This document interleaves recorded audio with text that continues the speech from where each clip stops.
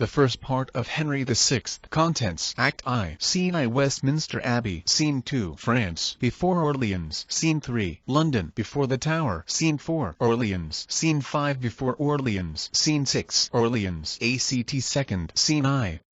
Before Orleans. Scene 2. Orleans. Within the town. Scene 3. Auvergne. The Countess Castle. Scene 4. London. The Temple Garden. Scene 5. The Tower of London. ACT third. Scene I. London. The Parliament House. Scene 2. France. Before Rouen. Scene 3. The plains near Rouen. Scene 4. Paris. The Palace. ACT fourth. Scene I. Paris. The Palace. Scene 2. Before Bordeaux. Scene 3. Plains in Gascony. Scene 4. Other plains in Gascony. Scene 5. The English camp near Bordeaux.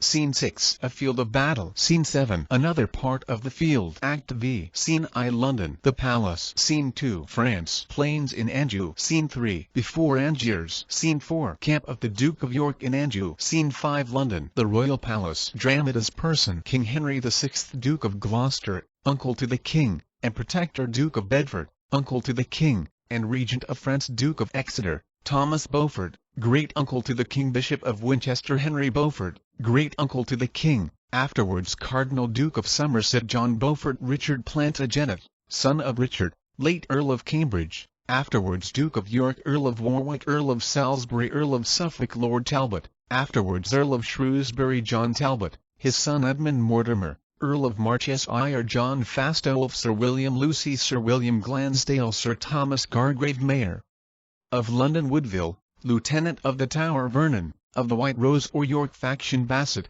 of the Red Rose or Lancaster faction a lawyer Mortimer Jailers Charles, Dauphin, and afterwards King of France Rainier, Duke of Anjou, and titular King of Naples Duke of Burgundy Duke of Alençon Bastard of Orleans Governor of Paris Master Gunner of Orleans and Boy, his son General of the French forces in Bordeaux a French sergeant a porter and old shepherd, father to Joan La Pucelle Margaret, daughter to Rainier, afterwards married to King Henry Countess of Auvergne Joan La Pucelle, commonly called Joan of Arc. Lords, warders of the Tower, heralds, officers, soldiers, messengers, and attendants. Fiends appearing to Joan La Pucelle. Scene, partly in England and partly in France. Act I. Scene I. Westminster Abbey. Dead March. Enter the funeral of King Henry V, attended on by the Duke of Bedford, Regent of France, the Duke of Gloucester, Protector, the Duke of Exeter, the Earl of Warwick, the Bishop of Winchester, the Duke of Somerset with heralds, and see Bedford hung be the heavens with black, yield day to night comets, importing change of times and states, brandish your crystal tresses in the sky, and with them skirts the bad revolting stars that have consented unto Henry death, King Henry V.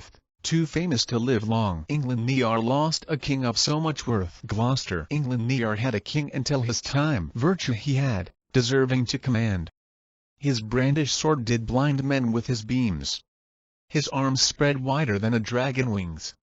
His sparkling eyes, replete with wrathful fire, more dazzled and drove back his enemies than midday sun fierce spent against their faces. What should I say? His deeds exceed all speech. He ne'er lift up his hand but conquered. Exeter. We mourn in black.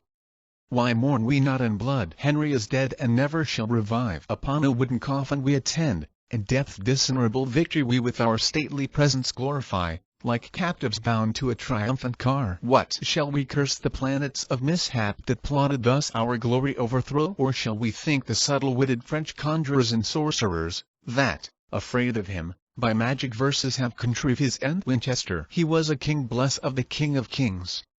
Unto the French the dreadful judgment day so dreadful will not be as was his sight. The battles of the Lord of Hosts he fought, the church prayers made him so prosperous. Gloucester. The church, where is it? Had not churchman Bray, his thread of life had not so soon decay. None do you like but an effeminate prince, whom like a schoolboy you may overawe. Winchester. Gloucester. Wait, are we like? Thou art protector, and lookest to command the prince and realm. Thy wife is proud. She holdeth thee in awe more than God or religious churchman may. Gloucester. Name not religion, for thou lovest the flesh, and ne'er throughout the year to church thou go'st, except it be to pray against thy foes. Bedford. Cease these jars, and rest your minds in peace. Let to the altar. Heralds, wait on us. Instead of gold, we'll offer up our arms, since arms avail not, now that Henry dead. Posterity, await for wretched years, when at their mother's moist eyes babes shall suck, or I'll be made a nourish of salt tears, and none but women left to wail the dead. Henry V, thy ghost I invocate, prosper this realm, keep it from civil broils, combat with adverse planets in the heavens. A far more glorious star thy soul will make than Julius Caesar or Bright. Enter a messenger. Messenger, my honorable lords, health to you all. Sad tidings bring I to you out of France, of loss, of slaughter, and discomfiture. Gien, Champagne, Rheims, Rouen, Orleans, Paris, Geysers, Poitiers, are all quite lost. Bedford, what say'st thou, man, before dead Henry course? Speak softly, or the loss of those great towns will make him burst his lead and rise from death. Gloucester, is Paris lost? Is Rouen yielded up? If Henry were recalled to life again, these news would cause him once more yield the ghost. Exeter, how were they lost? What treachery was us? Messenger, no treachery, but want of men and money. Amongst the soldiers this is muttered, that here you maintained several factions, and whilst a field should be dispatched and fought, you are disputing of your generals. One would have lingering wars with little cost. Another would fly swift, but wanteth wings. A third thinks, without expense at all, by guileful fair words peace may be obtained. Awake, awake, English nobility! Let not sloth dim your honour's new begot crop. Are the flower de luces in your arms? Of England coat one half is cut away. He exits Exeter. Were our tears wanting to this funeral, these tidings would call forth their flowing tides. Bedford, me they concern. Regent, I am of France. Give me my steeled coat. I'll fight for France. Away with these disgraceful wailing robes. Wounds will I lend the French instead of eyes, to weep their intermissive miseries. Enter to them another messenger. Messenger, lords, view these letters full of bad missions. France is revolted from the English quite, except some petty towns of no import. The Dauphin Charles is crowned king in Rheims. The bastard of Orleans with him is joined. Rainier, Duke of Anjou, doth take his part. The Duke of Alençon flieth to his side. He exits Exeter. The Dauphin crowned king. All fly to him. Oh, whither shall we fly from this reproach? Gloucester, we will not fly but to our enemies' throats. Bedford, if thou be slack, I'll fight it out. Bedford, Gloucester, why doubt thou of my forwardness? An army have I muster in my thoughts, wherewith already France is overrun. Enter another messenger. Messenger, my gracious lords, to add to your laments, wherewith you now bedeck King Henry hearse, I must inform you of a dismal fight betwixt the stout Lord Talbot and the French. Winchester, what? Wherein Talbot overcame, is so? Messenger, oh no, wherein Lord Talbot was overthrown. The circumstance I'll tell you more at large. The 10th of August last this dreadful lord, retiring from the siege of Orleans, having full scarce 6,000 in his troop, by 23,000 of the French was round encompassed and set upon. No leisure had he to enrank his men. He wanted pikes to set before his archers. Instead whereof sharp stakes pluck out of hedges they pitched in the ground confusedly to keep the horsemen off from breaking in. More than 3 hours the fight continued, where valiant Talbot, above human thought, enacted wonders with his sword and lance. Hundreds he sent to hell, and none durst stand him. Here, there, and everywhere, Enrag he slew. The French exclaimed the devil was in arms. All the whole army stood aghast on him. His soldiers, spying his undaunted spirit, a Talbot, cried out amain, and rushed into the bowels of the battle. Here had the conquest fully been sealed up if Sir John Fastolfe had not played the coward. He, being in the vanward, plagued behind with purpose to relieve and follow them, cowardly fled, not having struck one stroke. Hence grew the general wrack and massacre. Enclosed were they with their enemies. A base Walloon, to win the Dauphin grace, thrust Talbot with a spear into the back, whom all France, with their chief assembled strength, durst not presume to look once in the face. Bedford, is Talbot slain? Then I will slay myself, for living idly here, in pomp and ease, whilst such a worthy leader, wanting aid, unto his dastard foeman is betray. Messenger, oh no, he lives, but is took prisoner, and Lord Scales with him, and Lord Hungerford. Most of the rest slaughter or took likewise. Bedford, his ransom there is none but I shall pay. I'll hale the Dauphin headlong from his throne. His crown shall be the ransom of my friend. 4 of their lords I'll change for one of ours. Farewell, my masters. To my task will I. Bonfires in France forthwith I am to make to keep our great St. George feast withal. 10,000 soldiers with me I will take, whose bloody deeds shall make all Europe quake. Messenger, so you had need. For Orleans is besieged, the English army is grown weak and faint. The Earl of Salisbury craveth supply and hardly keeps his men from mutiny, since they, so few, watch such a multitude. He exits Exeter. Remember, lords, your oaths to Henry sworn, either to quell the Dauphin utterly, or bring him in obedience to your yoke. Bedford. I do remember it, and here take my leave to go about my preparation. Exit Gloucester. I'll to the Tower with all the haste I can to view artillery and munition. And then I will proclaim young Henry king. Exit Exeter. To Eltham will I, where the young king is, being ordained the special governor. And for his safety there I'll best devise. Exit Winchester. Each hath his place and function to attend. I am left out. For me nothing remains. But long I will not be Jack out of office. The king from Eltham I intend to steal, and sit at chief astern of public weal. Exeunt. Scene 2. France. Before Orleans. Sound a flourish. Enter Charles, Alanan and Regnier, marching with drum and soldiers. Charles. Mars is true moving, even as in the heavens so in the earth, to this day is not known. Late did he shine upon the English side. Now we are victors. Upon us he smiles. What towns of any moment but we have at pleasure here we lie near Orleans, otherwhiles the famish English, like pale ghosts, faintly besiege us 1 hour in a month. Alanan. They want their porridge and their fat bold beeves. Either they must be deeded like mules and have their provender tied to their mouths, or piteous they will look, like drowned mice. Regnier. Let raise the siege. Why live we idly here? Talbot is taken, whom we wont to fear. Remaineth none but mad-brained Salisbury, and he may well in fretting spend his gall.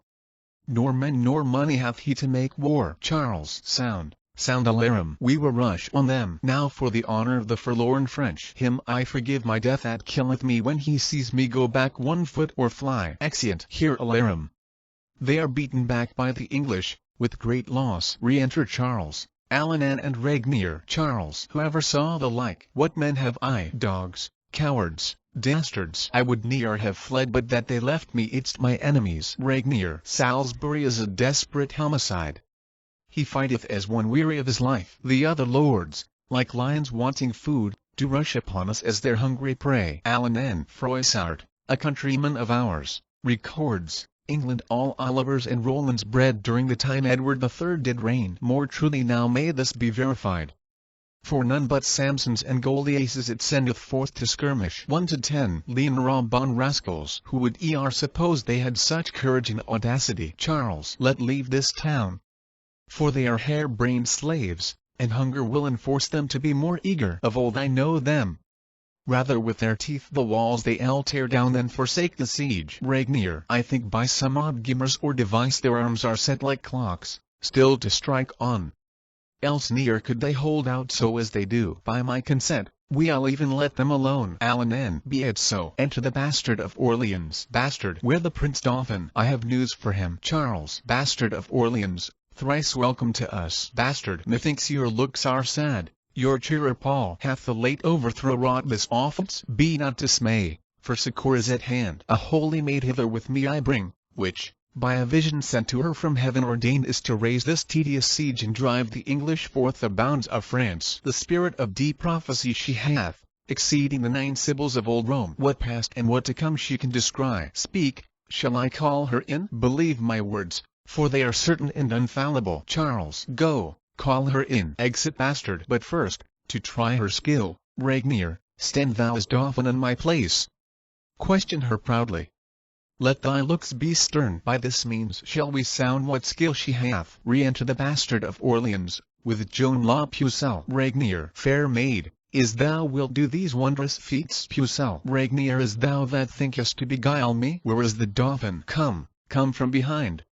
I know thee well, though never seen before. Be not amazed, there nothing hid from me. In private will I talk with thee apart. Stand back, you lords, and give us leave awhile. Regnier. She takes upon her bravely at first. Pucelle. Dauphin, I am by birth a shepherd daughter, my wit untrained in any kind of art. Heaven and Our Lady gracious hath it pleased to shine on my contemptible estate. Lo, whilst I waited on my tender lambs, and to sun parching heat display my cheeks, Godmother deigned to appear to me, and in a vision full of majesty will me to leave my base vocation and free my country from calamity. Her aid she promised and assured success. In complete glory she revealed herself.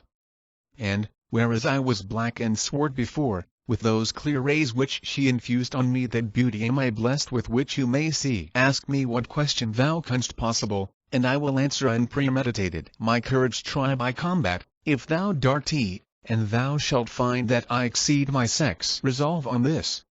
Thou shalt be fortunate if thou receive me for thy warlike mate. Charles, thou hast astonished me with thy high terms. Only this proof I'll of thy valour make, in single combat thou shalt buckle with me, and if thou vanquishest, thy words are true.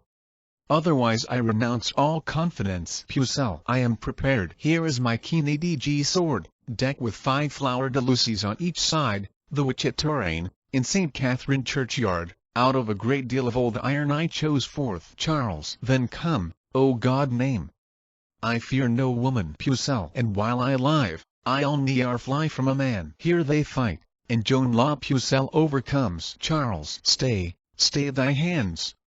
Thou art an Amazon, and fightest with the sword of Deborah. Pucelle, Christ Mother helps me, else I were too weak. Charles, Hoar helps thee, is thou that must help me. Impatiently I burn with thy desire.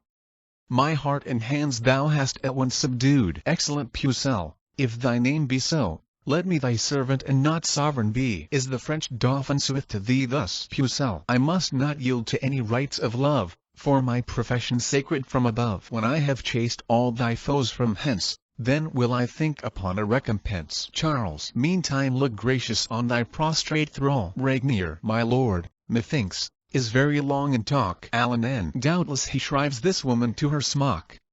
Else ne'er could he so long protract his speech. Regnier, shall we disturb him, since he keeps no mean? Alanan, he may mean more than we poor men do know. These women are shrewd tempters with their tongues. Regnier, my lord, where are you? What devise you on? Shall we give over Orleans, or no? Pucelle, why, no, I say. Distrustful recreants, fight till the last gasp. I will be your guard. Charles, what she says I'll confirm. We'll fight it out. Pucelle, a sign am I to be the English scourge. This night the siege assuredly I'll raise. Expect St. Martin summer, halcyon days, since I have entered into these wars. Glory is like a circle in the water, which never ceaseth to enlarge itself till by broad spreading it disperse to naught. With Henry death the English circle ends.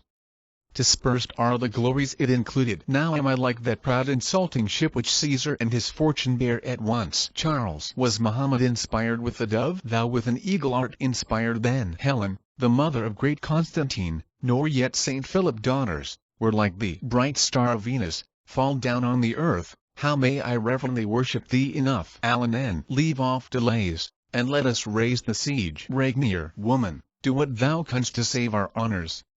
Drive them from Orleans and be immortalized. Charles, presently we'll try. Come, let away about it. No prophet will I trust if she prove false. Exeunt. Scene 3. London. Before the Tower. Enter the Duke of Gloucester with his servingmen in blue coats. Gloucester, I am come to survey the Tower this day. Since Henry death, I fear, there is conveyance. Where be these warders that they wait not here? Open the gates.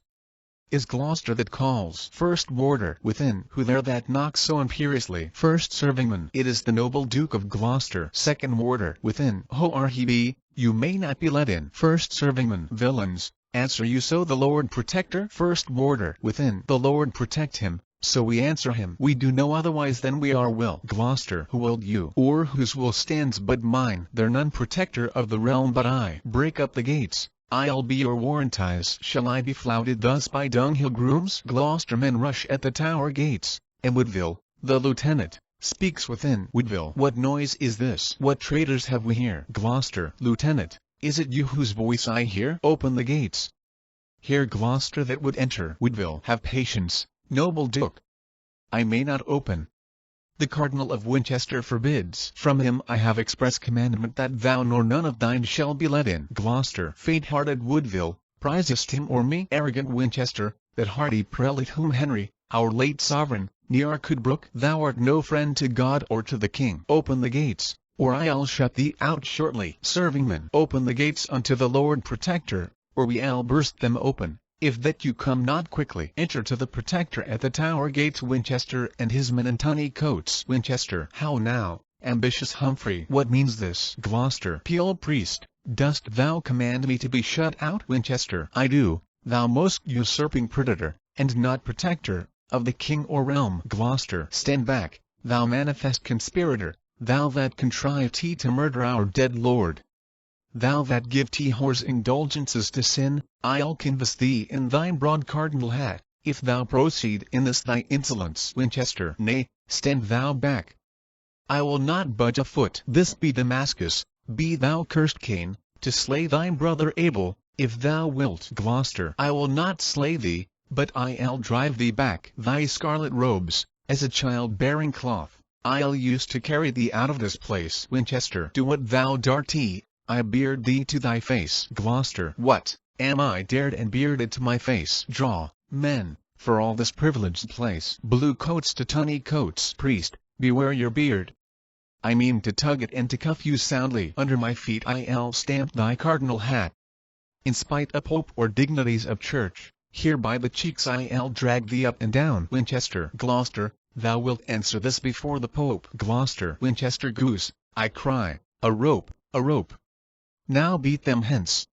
Why do you let them stay? Thee I'll chase hence, thou wolf in sheep array. Out, tawny coats. Out, scarlet hypocrite. Here Gloucester men beat out the cardinal men, and enter in the hurly-burly the mayor of London and his officers. Mayor. Fie, lords, that you, being supreme magistrates, thus contumely should break the peace. Gloucester. Peace, mayor. Thou know little of my wrongs. Here Beaufort, that regards nor God nor king, hath here distrained the Tower to his use. Winchester. Here Gloucester, a foe to citizens, one that still motions war and never peace, overcharging your free purses with large fines.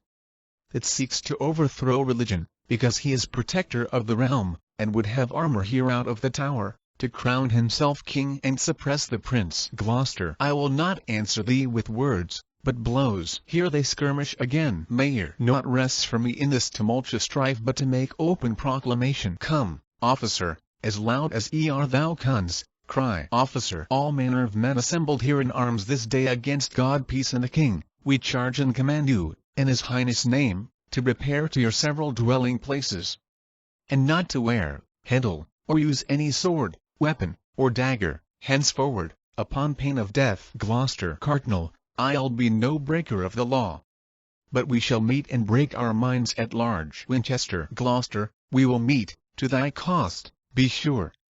Thy hard blood I will have for this day work. Mayor. I'll call for clubs, if you will not away this cardinal more hardy than the devil. Gloucester. Mayor. Farewell. Thou dost but what thou mayst. Winchester. Abominable Gloucester, guard thy head, for I intend to have it ere long. Exeunt, severally, Gloucester and Winchester with their servingmen. Mayor. See the coast clear, and then we will depart. Good God, these nobles should such stomachs bear. I myself fight not once in 40 year. Exeunt. Scene 4. Orleans. Enter, on the walls, a master gunner and his boy. Master gunner. Sirrah, thou know how Orleans is besieged, and how the English have the suburbs won. Boy. Farther, I know, and oft have shot at them, how unfortunate I miss my aim. Master gunner. But now thou shalt not be thou ruled by me. Chief master gunner am I of this town. Something I must do to procure me grace. The Prince Espials have informed me how the English, in the suburbs close entrench, wont, through a secret grate of iron bars in yonder tower, to overpeer the city, and thence discover how with most advantage they may vex us with shot or with assault. To intercept this inconvenience, a piece of ordnance aimed it I have placed, and even these 3 days have I watch, if I could see them. Now do thou watch, for I can stay no longer. If thou spy any, run and bring me word, and thou shalt find me at the governor. Exit. Boy. Farther, I warrant you. Take you no care. I'll never trouble you if I may spy them. Exit. Enter, on the turrets, Salisbury and Talbot, Sir William Glansdale, Sir Thomas Gargrave and others. Salisbury. Talbot, my life, my joy, again return. How wert thou handled, being prisoner? Or by what means got thou to be released? Discourse, I prithee, on this turret top. Talbot. The Duke of Bedford had a prisoner called the brave Lord Ponton de Centrales. For him was I exchanged and ransomed. But with a baser man of arms by far, once in contempt they would have barter me, which I disdaining scorn, and craved death rather than I would be so vile esteem. In fine, redeem I was as I desired. But oh, the treacherous fast wolf wounds my heart, whom with my bare fists I would execute if I now had him brought into my power. Salisbury. Yet tell thou not how thou wert entertained. Talbot. With scoffs and scorns and contumelious taunts. In open market-place produced they me to be a public spectacle to all. Here, said they, is the terror of the French, the scarecrow that affrights our children so. Then broke I from the officers that led me, and with my nails dig stones out of the ground to hurl at the beholders of my shame. My grisly countenance made others fly. None durst come near for fear of sudden death. In iron walls they deemed me not secure. So great fear of my name amongst them were spread that they supposed I could rend bars of steel and spurn in pieces posts of adamant. Wherefore a guard of chosen shot I had, that walk about me every minute while. And if I did but stir out of my bed, ready they were to shoot me to the heart. Enter the boy with a linstock. Salisbury. I grieve to hear what torments you endured, but we will be revenged sufficiently. Now it is supper time in Orleans. Here, through this grate, I count each one and view the Frenchmen how they fortify. Let us look in. The sight will much delight thee. Sir Thomas Gargrave and Sir William Glansdale, let me have your express opinions where is best place to make our battery next. Gargrave. I think, at the north gate, for there stand Lords Glansdale and I, here, at the bulwark of a bridge. Talbot. For aught I see, the city must be famished, or with light skirmishes enfeebled. Here they shoot, and Salisbury and Gargrave fall down. Salisbury. O Lord, have mercy on us, wretched sinners. Gargrave. O Lord, have mercy on me, woeful man. Talbot. What chance is this that suddenly hath crossed us? Speak, Salisbury. At least, if thou canst speak. How far thou, mirror of all martial men? One of thy eyes and thy cheek side struck off. Accursed tower, accursed fatal hand that hath contrived this woeful tragedy. In 13 battles Salisbury o'ercame. Henry the Fifth he first trained to the wars. Whilst any trump did sound, or drum struck up, his sword did ne'er leave striking of the field. Yet lived thou, Salisbury, though thy speech doth fail. One eye thou hast to look to heaven for grace. The sun with one eye vieweth all the world. Heaven, be thou gracious to none alive, if Salisbury wants mercy at thy hands. Sir Thomas Gargrave, hast thou any life? Speak unto Talbot. Nay, look up to him. Bear his body. I will help to bury it. Exeunt some with the body of Gargrave. Salisbury, cheer thy spirit with this comfort, thou shalt not die. Whiles he beckons with his hand and smiles on me, as who should say, when I am dead and gone, remember to avenge me on the French. Plantagenet, I will. And, like thee, Nero, play on the lute, beholding the towns burn. Wretched shall France be only in thy name. Hear an alarum, and it thunders and lightens. What stir is this? What tumult in the heavens? Whence cometh this alarum and the noise? Enter a messenger. Messenger. My lord, the French have gathered head. The Dauphin, with one Joan la Pucelle join, a holy prophetess new risen up, is come with a great power to raise the siege. Here Salisbury lifteth himself up and groans. Talbot. Hear how dying Salisbury doth groan. It irks his heart he cannot be revenged. Frenchmen, I'll be a Salisbury to you. Pucelle or Puzzle, Dauphin or Dogfish, your hearts I'll stamp out with my horse heels and make a quagmire of your mingled brains. Convey we Salisbury into his tent, and then we'll try what these dastard Frenchmen dare. Alarum. Exeunt. Scene 5 before Orleans. Here an alarum again, and Talbot pursueth the Dauphin and driveth him. Then enter Joan la Pucelle, driving Englishmen before her, and exit after them. Then re-enter Talbot. Talbot. Where is my strength, my valour, and my force? Our English troops retire, I cannot stay them. A woman clad in armour chaseth them. Enter la Pucelle. Here she comes. I'll have a bout with thee. Devil or devil damn, I'll conjure thee. Blood will I draw on thee, thou art a witch, and straightway give thy soul to him thou served. Pucelle. Come, is only I that must disgrace thee. Here they fight. Talbot. Heavens, can you suffer hell so to prevail? My breast I'll burst with straining of my courage, and from my shoulders crack my arms asunder, but I will chastise this high-minded strumpet. They fight again. Pucelle. Talbot. Farewell. thy hour is not yet come. I must go victual Orleans forthwith. A short alarum. Then enter the town with soldiers. Ortake me, if thou canst. I scorn thy strength. Go, go, cheer up thy hungry starved men. Help Salisbury to make his testament. This day is ours, as many more shall be. Exit Talbot. My thoughts are whirled like a potter wheel. I know not where I am, nor what I do. A witch by fear, not force, like Hannibal, drives back our troops and conquers as she lists. So bees with smoke and doves with noisome stench are from their hives and houses driven away. They call us for our fierceness, English dogs. Now like to whelps we crying run away. A short alarum. Hark, countrymen, either renew the fight, or tear the lions out of England coat.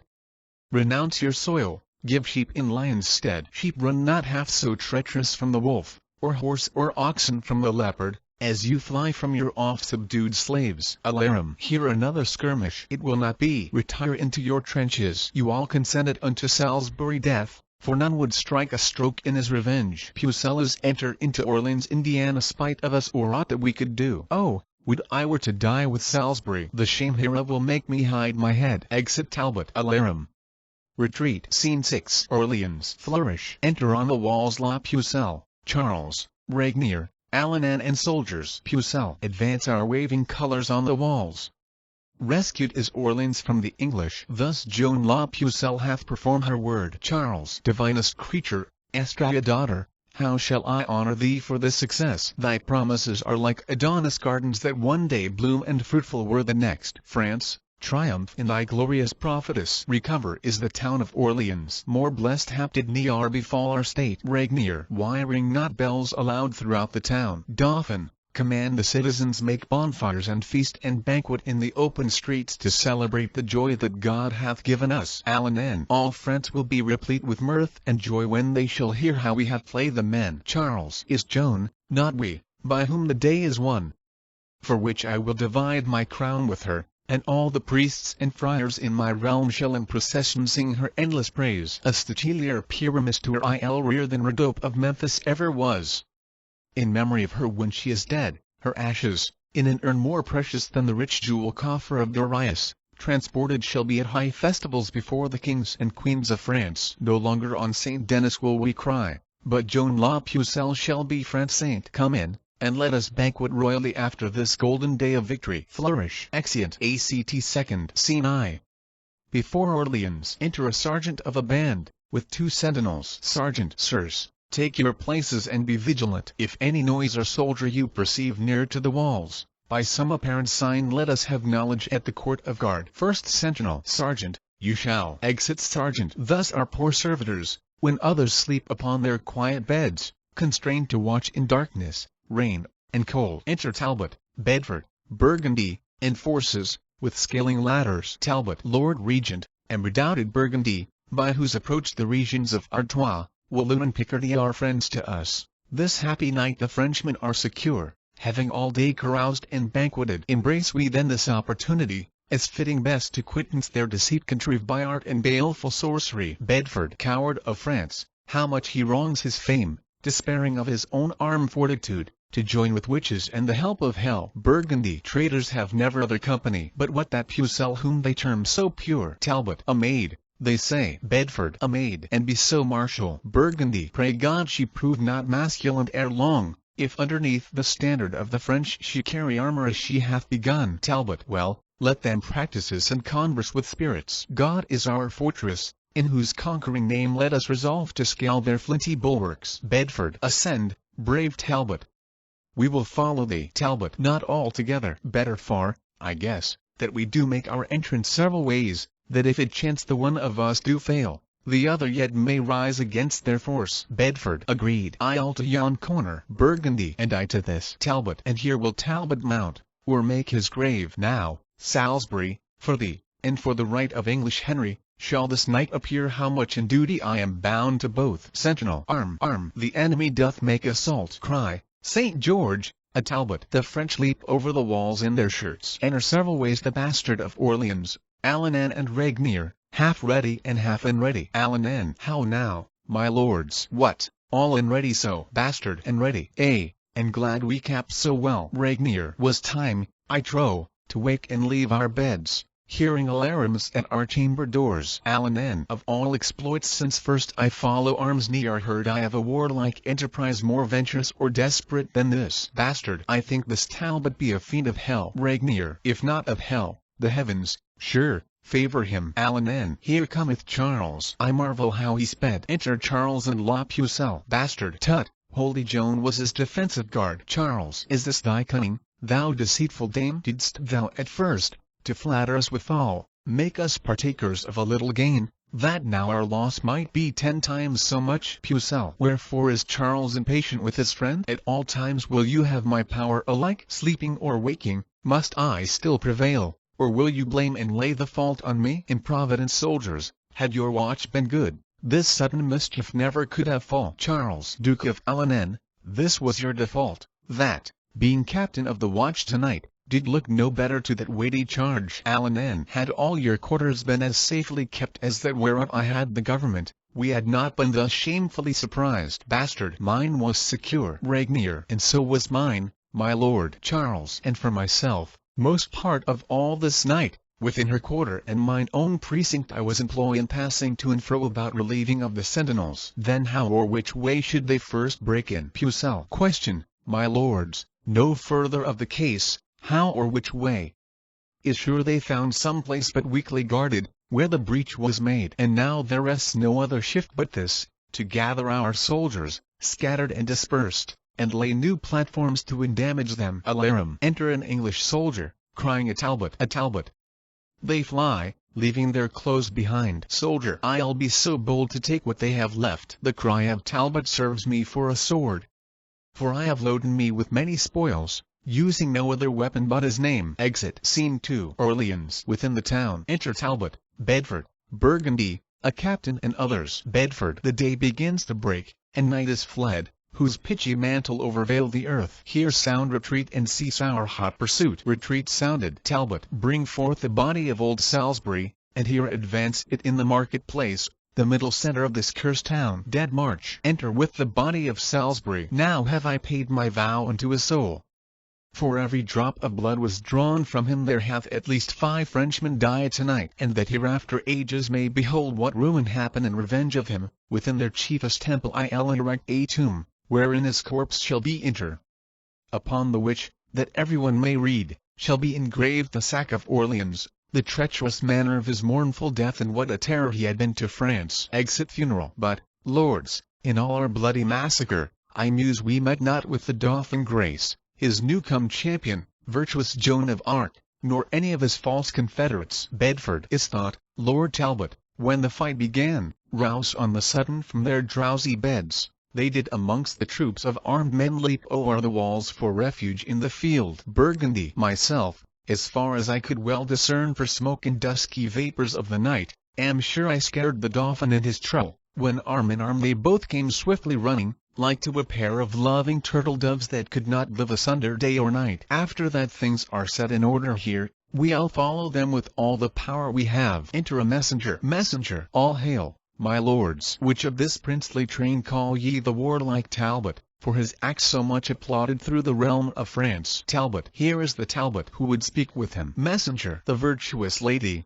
Countess of Auvergne, with modesty admiring thy renown, by me entreats, great lord, thou wouldst vouchsafe to visit her poor castle where she lies, that she may boast she hath beheld the man whose glory fills the world with loud report. Burgundy. Is it even so? Nay, then I see our wars will turn unto a peaceful comic sport, when ladies crave to be encounter with. You may not, my lord, despise her gentle suit. Talbot. Ne'er trust me then. For when a world of men could not prevail with all their oratory, yet hath the woman kindness overruled, and therefore tell her I return great thanks, and in submission will attend on her. Will not your honors bear me company? Bedford. No, truly, it is more than manners will. And I have heard it said, unbidden guests are often welcomest when they are gone. Talbot. Well then, alone, since there no remedy, I mean to prove this lady courtesy. Come hither, Captain. Whispers. You perceive my mind? Captain. I do, my lord, and mean accordingly. Exeunt. Scene 3. Auvergne. The Countess' castle. Enter the Countess and her porter. Countess. Porter, remember what I gave in charge. And when you have done so, bring the keys to me. Porter. Madam, I will exit. Countess, the plot is laid. If all things fall out right, I shall as famous be by this exploit as Scythian Thamyris by Cyrus' death. Great is the rumor of this dreadful knight, and his achievements of no less account. Fain would mine eyes be witness with mine ears, to give their censure of these rare reports. Enter messenger and Talbot. Messenger. Madam, according as your ladyship desired, by message craved, so is Lord Talbot come. Countess, and he is welcome. What, is this the man? Messenger. Madam, it is. Countess, is this the scourge of France? Is this the Talbot? So much fear abroad that with his name the mothers still their babes. I see report is fabulous and false. I thought I should have seen some Hercules, a second Hector, for his grim aspect, and large proportion of his strong knit limbs. Alas, this is a child, a silly dwarf. It cannot be this weak and riffled shrimp should strike such terror to his enemies. Talbot. Madam, I have been bold to trouble you, but since your ladyship is not at leisure, I'll sort some other time to visit you. Countess. What means he now? Go ask him whither he goes. Messenger. Stay, my Lord Talbot, for my lady craves to know the cause of your abrupt departure. Talbot. Marry, for that she in a wrong belief, I go to certify her. Talbot. Here. Enter porter with keys. Countess. If thou be he, then art thou prisoner. Talbot. Prisoner. To whom? Countess. To me, bloodthirsty lord. And for that cause I train thee to my house. Long time thy shadow hath been thrall to me, for in my gallery thy picture hangs. But now the substance shall endure the like, and I will chain these legs and arms of thine, that hast by tyranny these many years wasted our country, slain our citizens, and sent our sons and husbands captivate. Talbot. Ha, ha, ha. Countess. Laughest thou, wretch? Thy mirth shall turn to moan. Talbot. I laugh to see your ladyship so fond to think that you have aught but Talbot shadow whereon to practice your severity. Countess. Why, art not thou the man? Talbot. I am indeed. Countess. Then have I substance too? Talbot. No, no, I am but shadow of myself. You are deceived, my substance is not here. For what you see is but the smallest part and least proportion of humanity. I tell you, madam, were the whole frame here, it is of such a spacious lofty pitch your roof were not sufficient to contain. Countess. This is a riddling merchant for the nonce. He will be here, and yet he is not here. How can these contrarieties agree? Talbot. That will I show you presently. Winds his horn. Drums strike up. A peal of ordnance. Enter soldiers. How say you, madam? Are you now persuaded that Talbot is but shadow of himself? These are his substance, sinews, arms and strength, with which he yoketh your rebellious necks, razeth your cities and subverts your towns, and in a moment makes them desolate. Countess. Victorious Talbot, pardon my abuse. I find thou art no less than fame hath bruited, and more than may be gathered by thy shape. Let my presumption not provoke thy wrath, for I am sorry that with reverence I did not entertain thee as thou art. Talbot. Be not dismay, fair lady, nor misconstrue the mind of Talbot, as you did mistake the outward composition of his body. What you have done hath not offended me, nor other satisfaction do I crave, but only, with your patience, that we may taste of your wine and see what cates you have, for soldiers' stomachs always serve them well. Countess. With all my heart, and think me honored to feast so great a warrior in my house. Exeunt. Scene 4. London. The Temple Garden. Enter the Earls of Somerset, Suffolk, and Warwick. Richard Plantagenet, Vernon and another lawyer. Plantagenet. Great lords and gentlemen, what means this silence? Dare no man answer in a case of truth? Suffolk. Within the Temple Hall we were too loud. The garden here is more convenient. Plantagenet. Then say at once if I maintain the truth, or else was wrangling Somerset in th error? Suffolk. Faith, I have been a truant in the law and never yet could frame my will to it, and therefore frame the law unto my will. Somerset. Judge you, my lord of Warwick, then, between us. Warwick. Between two hawks, which flies the higher pitch? Between two dogs, which hath the deeper mouth? Between two blades, which bears the better temper? Between two horses, which doth bear him best? Between two girls, which hath the merriest eye? I have perhaps some shallow spirit of judgment, but in these nice sharp quillets of the law, good faith, I am no wiser than a daw. Plantagenet. Tut, tut, here is a mannerly forbearance. The truth appears so naked on my side that any purblind eye may find it out. Somerset. And on my side it is so well apparel, so clear, so shining and so evident, that it will glimmer through a blind man eye. Plantagenet. Since you are tongue-tied and so loath to speak, in dumb significance proclaim your thoughts. Let him that is a true-born gentleman and stands upon the honor of his birth, if he suppose that I have pleaded truth, from off this briar pluck a white rose with me. Somerset. Let him that is no coward nor no flatterer, but dare maintain the party of the truth, pluck a red rose from off this thorn with me. Warwick. I love no colours, and without all colour of base insinuating flattery I pluck this white rose with Plantagenet. Suffolk. I pluck this red rose with young Somerset, and say withal I think he held the right. Vernon. Stay,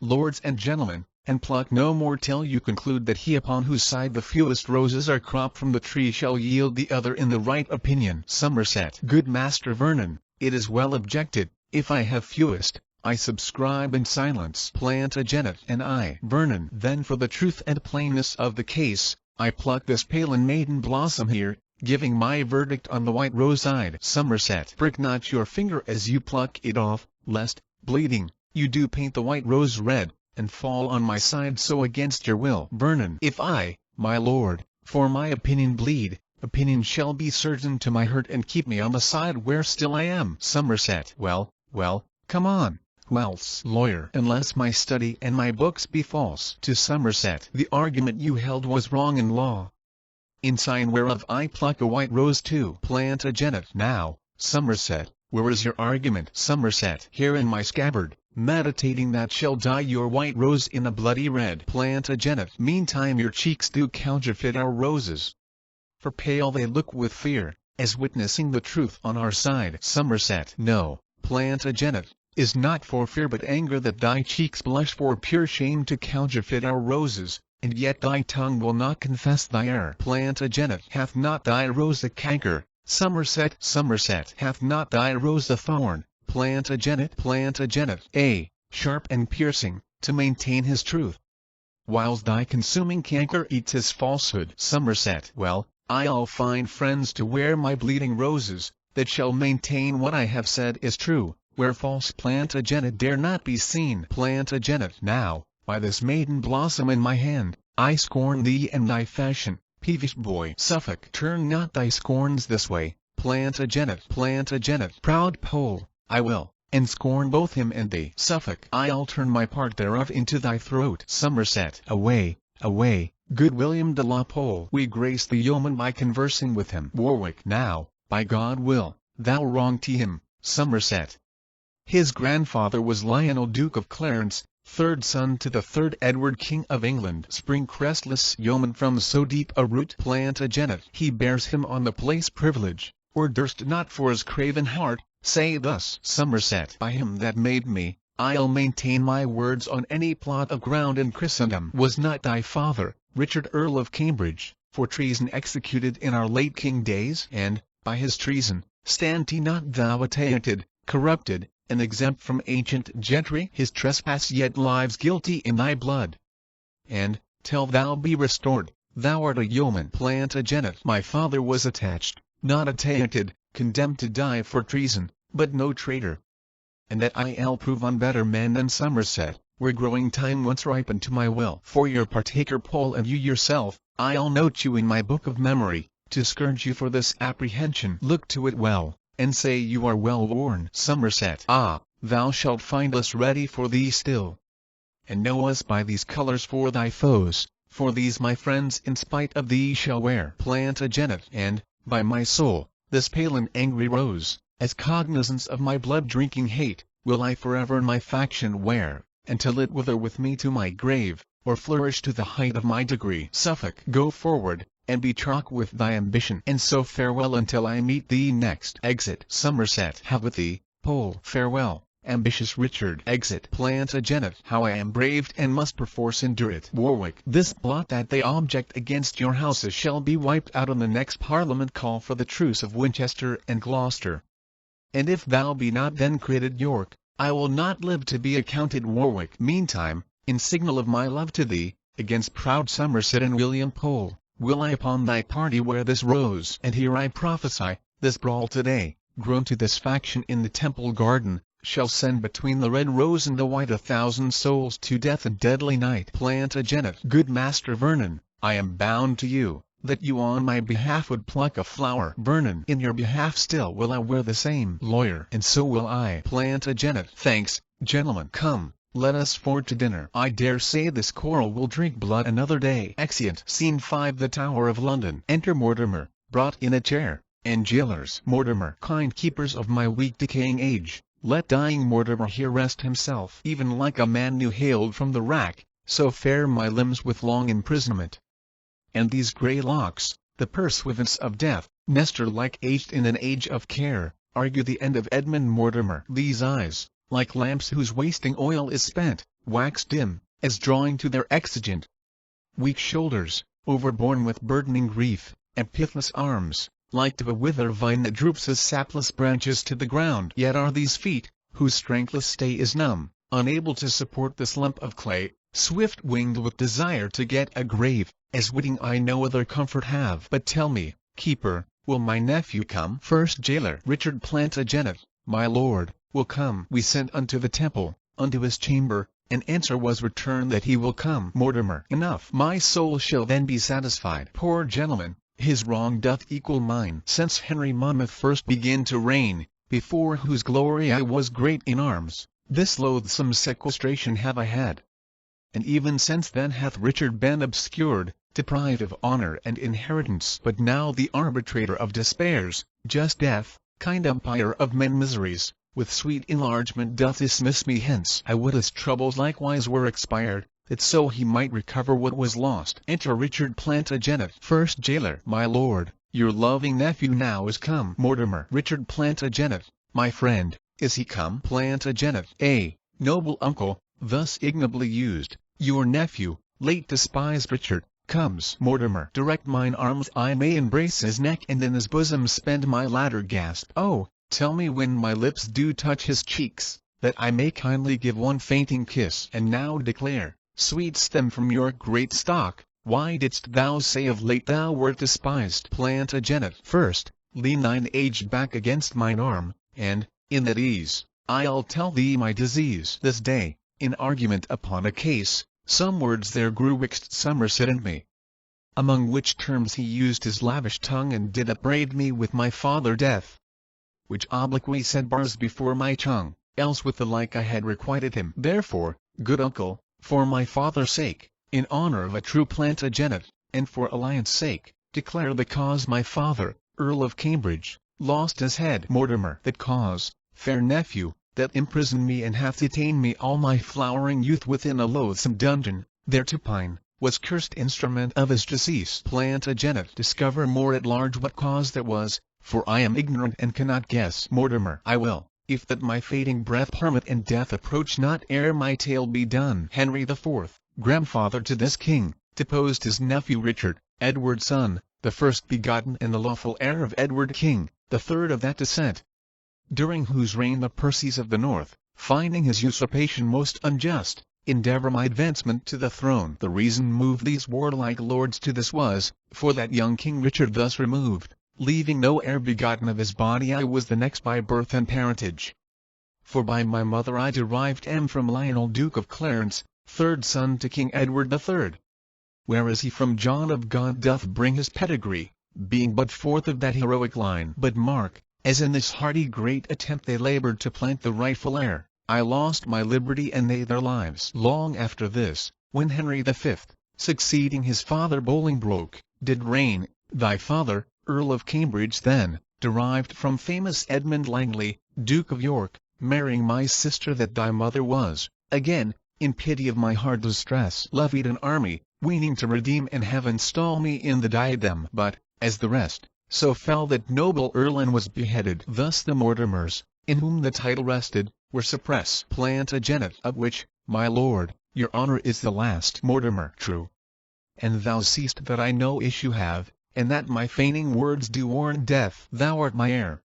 The rest I wish thee gather, but yet be wary in thy studious care. Plantagenet. Thy grave admonishments prevail with me, but yet methinks, my father execution was nothing less than bloody tyranny. Mortimer. With silence, nephew, be thou politic. Strong fixed is the house of Lancaster, and like a mountain, not to be removed. But now thy uncle is removing hence, as princes do their courts when they are cloy with long continuance in a settled place. Plantagenet. O uncle, would some part of my young years might but redeem the passage of your age. Mortimer. Thou dost then wrong me, as that slaughterer doth which giveth many wounds when one will kill. Mourn not, except thou sorrow for my good. Only give order for my funeral. And so farewell, and fair be all thy hopes, and prosperous be thy life, and peace and war. Dies. Plantagenet. And peace, no war, befall thy parting soul. In prison hast thou spent a pilgrimage, and like a hermit overpast thy days. Well, I will lock his counsel in my breast, and what I do imagine, let that rest. Keepers, convey him hence, and I myself will see his burial better than his life. Exeunt jailers, bearing out the body of Mortimer. Here dies the dusky torch of Mortimer, choked with ambition of the meaner sort. And for those wrongs, those bitter injuries, which Somerset hath offered to my house, I doubt not but with honour to redress.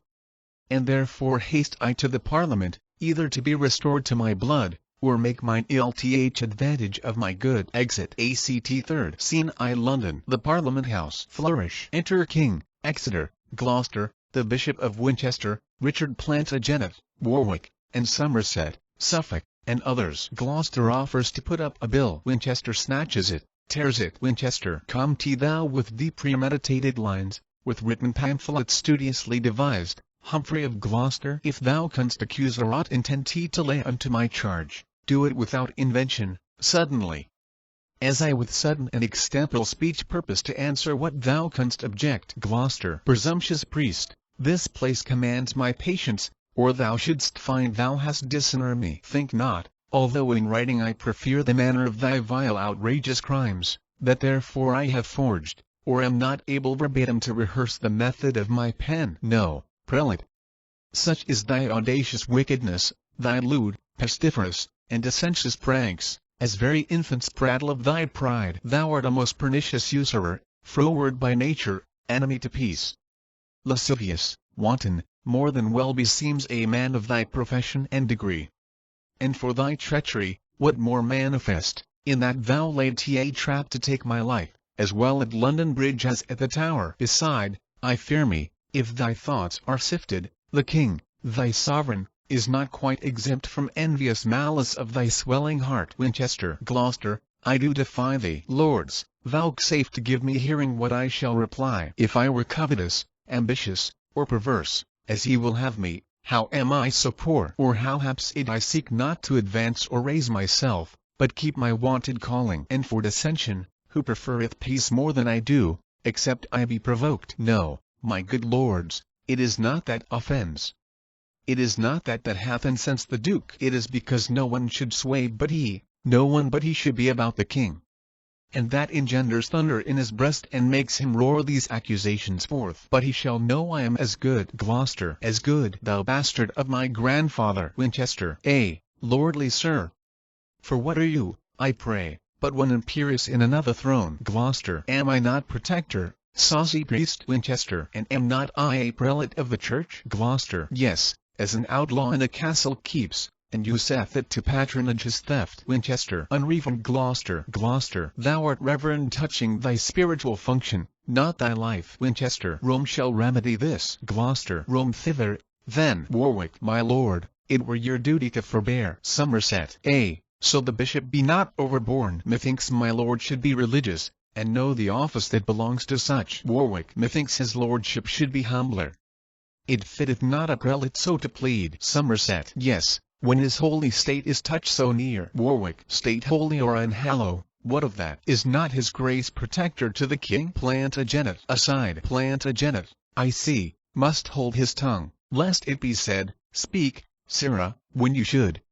Must your bold verdict enter talk with lords? Else would I have a fling at Winchester. King Henry. Uncles of Gloucester and of Winchester, the special watchmen of our English weal, I would prevail, if prayers might prevail, to join your hearts in love and amity. Oh, what a scandal is it to our crown that two such noble peers as ye should jar! Believe me, lords, my tender years can tell civil dissension is a viperous worm that gnaws the bowels of the commonwealth. A noise within, down with the tawny coats. What tumult this! Warwick. An uproar, I dare warrant, begun through malice of the bishop men. A noise again, stones. stones. Enter Mayor. Mayor. Oh, my good lords, and virtuous Henry, pity the city of London, pity us. The Bishop and the Duke of Gloucester, men, forbidden late to carry any weapon, have filled their pockets full of pebble stones and, banding themselves in contrary parts, do pelt so fast at one another pate that many have their giddy brains knocked out. Our windows are broke down in every street, and we for fear compelled to shut our shops. Enter servingmen in skirmish with bloody pates. King Henry, we charge you, on allegiance to ourself, to hold your slaughtering hands and keep the peace. Pray, Uncle Gloucester, mitigate the strife. First servingman, nay, if we be forbidden stones, we'll fall to it with our teeth. Second servingman, do what ye dare, we are as resolute. Skirmish again. Gloucester, you of my household, leave this peevish broil, and set this unaccustomed fight aside. Third servingman, my lord, we know your grace to be a man just and upright, and, for your royal birth, inferior to none but to his majesty. And ere that we will suffer such a prince, so kind a father of the commonweal, to be disgraced by an inkhorn mate, we and our wives and children all will fight and have our bodies slaughtered by thy foes. First servingman, and the very parings of our nails shall pitch a field when we are dead. Begin again. Gloucester, stay, I say. And if you love me, as you say you do, let me persuade you to forbear a while. King Henry, oh, how this discord doth afflict my soul. Can you, my Lord of Winchester, behold my sighs and tears, and will not once relent? Who should be pitiful, if you be not? Or who should study to prefer a peace if holy churchmen take delight in broils? Warwick, yield, my Lord Protector. Yield, Winchester. Except you mean with obstinate repulse to slay your sovereign and destroy the realm. You see what mischief and what murder too, hath been enacted through your enmity. Then be at peace, except ye thirst for blood. Winchester, he shall submit, or I will never yield. Gloucester, compassion on the king commands me stoop, or I would see his heart out, ere the priest should ever get that privilege of me. Warwick, behold, my Lord of Winchester, the Duke hath banished moody discontented fury, as by his smooth brows it doth appear. Why look you still so stern and tragical? Gloucester, here, Winchester, I offer thee my hand. King Henry, fie, Uncle Beaufort, I have heard you preach that malice was a great and grievous sin. And will not you maintain the thing you teach, but prove a chief offender in the same? Warwick, sweet king, the bishop hath a kindly gird. For shame, my Lord of Winchester, relent. What, shall a child instruct you what to do? Winchester, well, Duke of Gloucester, I will yield to thee. Love for thy love and hand for hand I give. Gloucester, aside. But, I fear me, with a hollow heart. See here, my friends and loving countrymen, this token serveth for a flag of truce betwixt ourselves and all our followers, so help me God, as I dissemble not. Winchester, aside. So help me God, as I intend it not. King Henry, O loving uncle, kind Duke of Gloucester, how joyful am I made by this contract. Away, my masters, trouble us no more, but join in friendship, as your lords have done. First servingman, content. I'll to the surgeon. Second servingman, and so will I. Third servingman, and I will see what physic the tavern affords. Exeunt servingman, Mayor, and see. Warwick, accept this scroll, most gracious sovereign, which in the right of Richard Plantagenet we do exhibit to your majesty. Gloucester, well urged, my Lord of Warwick. 4. Sweet prince, and if your grace mark every circumstance, you have great reason to do Richard right, especially for those occasions at Eltham Place I told your majesty. King Henry, and those occasions, uncle, were force. Therefore, my loving lords, our pleasure is that Richard be restored to his blood. Warwick, let Richard be restored to his blood. So shall his father wrongs be recompensed. Winchester, as will the rest, so willeth Winchester. King Henry, if Richard will be true, not that alone but all the whole inheritance I give that doth belong unto the house of York, from whence you spring by lineal descent. Plantagenet, thy humble servant vows obedience and humble service till the point of death. King Henry, stoop then and set your knee against my foot. And in regulation of that duty done I gird thee with the valiant sword of York. Rise, Richard, like a true Plantagenet, and rise created princely Duke of York. Plantagenet, and so thrive Richard as thy foes may fall. And as my duty springs, so perish they that grudge one thought against your majesty. Welcome, High Prince, the mighty Duke of York. Somerset, aside. Perish, base prince, ignoble Duke of York, Gloucester. Now will it best avail your majesty to cross the seas and to be crowned in France. The presence of a king engenders love amongst his subjects and his loyal friends, as it disanimates his enemies. King Henry. When Gloucester says the word, King Henry goes. For friendly counsel cuts off many foes. Gloucester. Your ships already are in readiness. Senate. Flourish. Exeunt all but Exeter. Exeter. We may march in England or in France, not seeing what is likely to ensue. This late dissension grown betwixt the peers burns under fain ashes of forged love, and will at last break out into a flame. Its festered members rot but by degree till bones and flesh and sinews fall away, so will this base and envious discord breed. And now I fear that fatal prophecy which in the time of Henry named the Fifth was in the mouth of every sucking babe, that Henry born at Monmouth should win all, and Henry born at Windsor lose all, which is so plain that Exeter doth wish his days may finish ere that hapless time. Exit. Scene 2. France. Before Rouen. Enter La Pucelle with 4 soldiers with sacks upon their backs. Pucelle. These are the city gates, the gates of Rouen, through which our policy must make a breach. Take heed, be wary how you place your words. Talk like the vulgar sort of market men that come to gather money for their corn. If we have entrance, as I hope we shall, and that we find the slothful watch but weak, I'll by a sign give notice to our friends, that Charles the Dauphin may encounter them. First soldier. Our sacks shall be a mean to sack the city, and we be lords and rulers over Rouen. Therefore we all knock. Knocks. Watch within. Qui est La Pucelle? Paysans, La Palvers gens de France, poor market folks that come to sell their corn. Watch. Enter, go in. The market bell is rung. Pucelle. Now, Rouen, I'll shake thy bulwarks to the ground. Exeunt. Enter Charles, the bastard of Orleans, Alan Regnier and forces. Charles. Saint Denis bless this happy stratagem, and once again we all sleep secure in Rouen. Bastard. Here enter Pucelle and her practisans. Now she is there, how will she specify here is the best and safest passage in? Regnier. By thrusting out a torch from yonder tower, which, once discern, shows that her meaning is, no way to that, for weakness, which she enter. Enter La Pucelle, on the top, thrusting out a torch burning. Pucelle. Behold, this is the happy wedding torch that joineth Rouen unto her countrymen, but burning fatal to the Talbonites. Exit. Bastard. See, noble Charles, the beacon of our friend. The burning torch, in yonder turret stands. Charles. Now shine it like a comet of revenge, a prophet to the fall of all our foes. Regnier. Defer no time, delays have dangerous ends. Enter and cry, the Dauphin.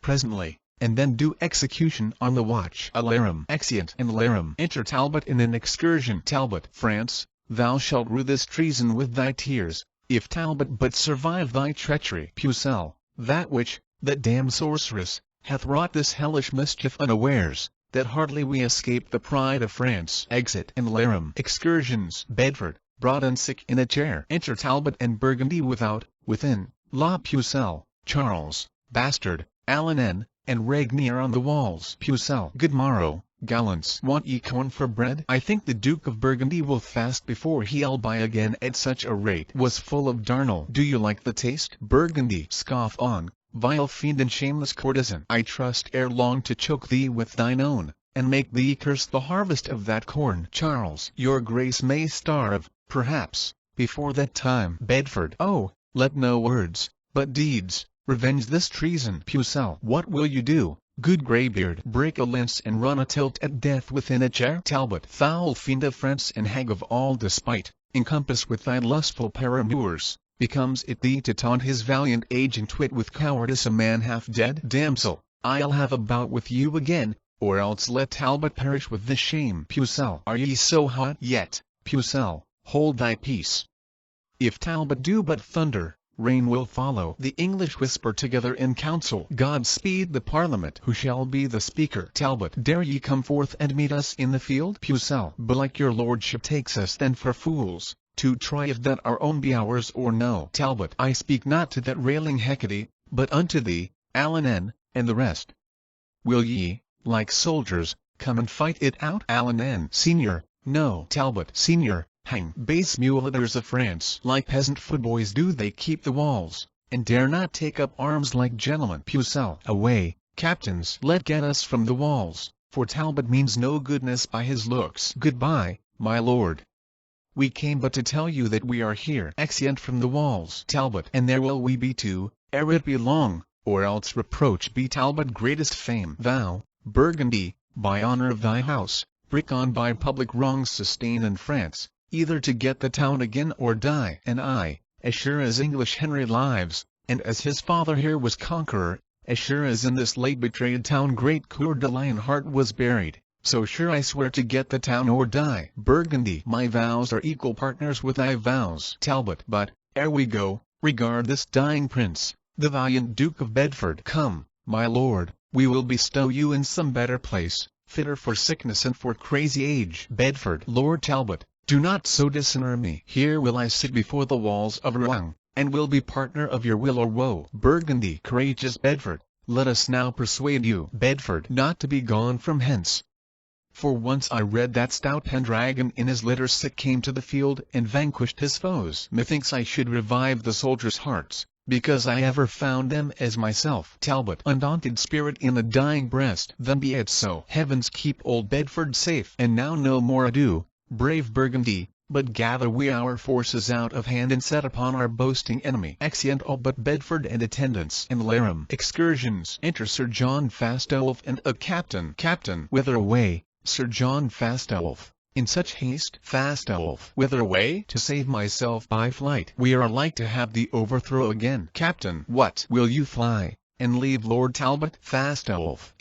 All the Talbots in the world, to save my life. Exit. Captain. Cowardly knight, ill fortune follow thee. Exit. Retreat. Excursions. La Pucelle, Alanan and Charles fly. Bedford. Now, quiet soul, depart when heaven please, for I have seen our enemies overthrow. What is the trust or strength of foolish man? They that of late were daring with their scoffs are glad and fain by flight to save themselves. Bedford dies, and is carried in by two in his chair. And Laram. Enter Talbot, Burgundy and the rest. Talbot. Lost, and recover in a day again. This is a double honour, Burgundy. Yet heavens have glory for this victory. Burgundy. Warlike and martial Talbot, Burgundy enshrines thee in his heart, and there erects thy noble deeds as valor monuments. Talbot. Thanks, gentle Duke. But where is Pucelle now? I think her old familiar is asleep now where the bastard braves, and Charles his gleeks. What, all amort? Rouen hangs her head for grief that such a valiant company are fled. Now will we take some order in the town,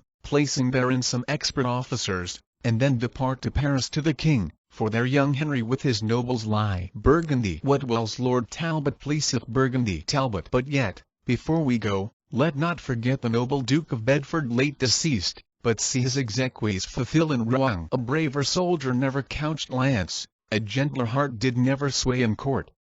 But kings and mightiest potentates must die, for that the end of human misery. Exeunt. Scene 3. The plains near Rouen. Enter Charles, the bastard of Orleans, Alanan, La Pucelle and forces. Pucelle. Dismay not, princes, at this accident, nor grieve that Rouen is so recovered. Care is no cure, but rather corrosive, for things that are not to be remedied. Let frantic Talbot triumph for a while and like a peacock sweep along his tail.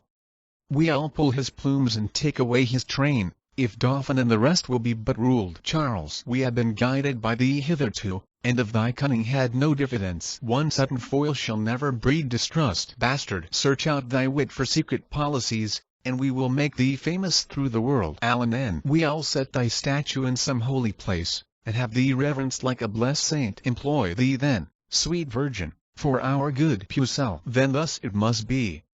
This doth Joan devise, by fair persuasions mixed with sugar words we will entice the Duke of Burgundy to leave the Talbot and to follow us. Charles. Marry, sweeting, if we could do that, France were no place for Henry warriors.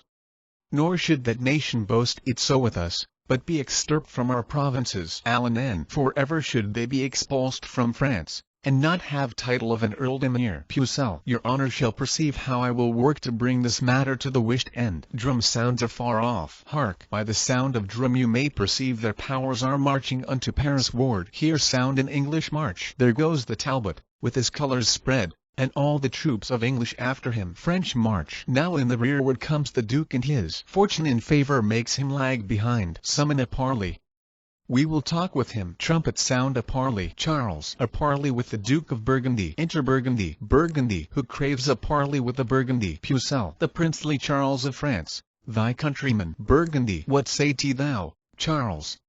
For I am marching hence. Charles, speak, Pucelle, and enchant him with thy words. Pucelle, brave Burgundy, undoubted hope of France, stay, let thy humble handmaid speak to thee. Burgundy, speak on, but be not over tedious. Pucelle, look on thy country, look on fertile France, and see the cities and the towns defaced by wasting ruin of the cruel foe. As looks the mother on her lowly babe when death doth close his tender dying eyes, see the pining malady of France.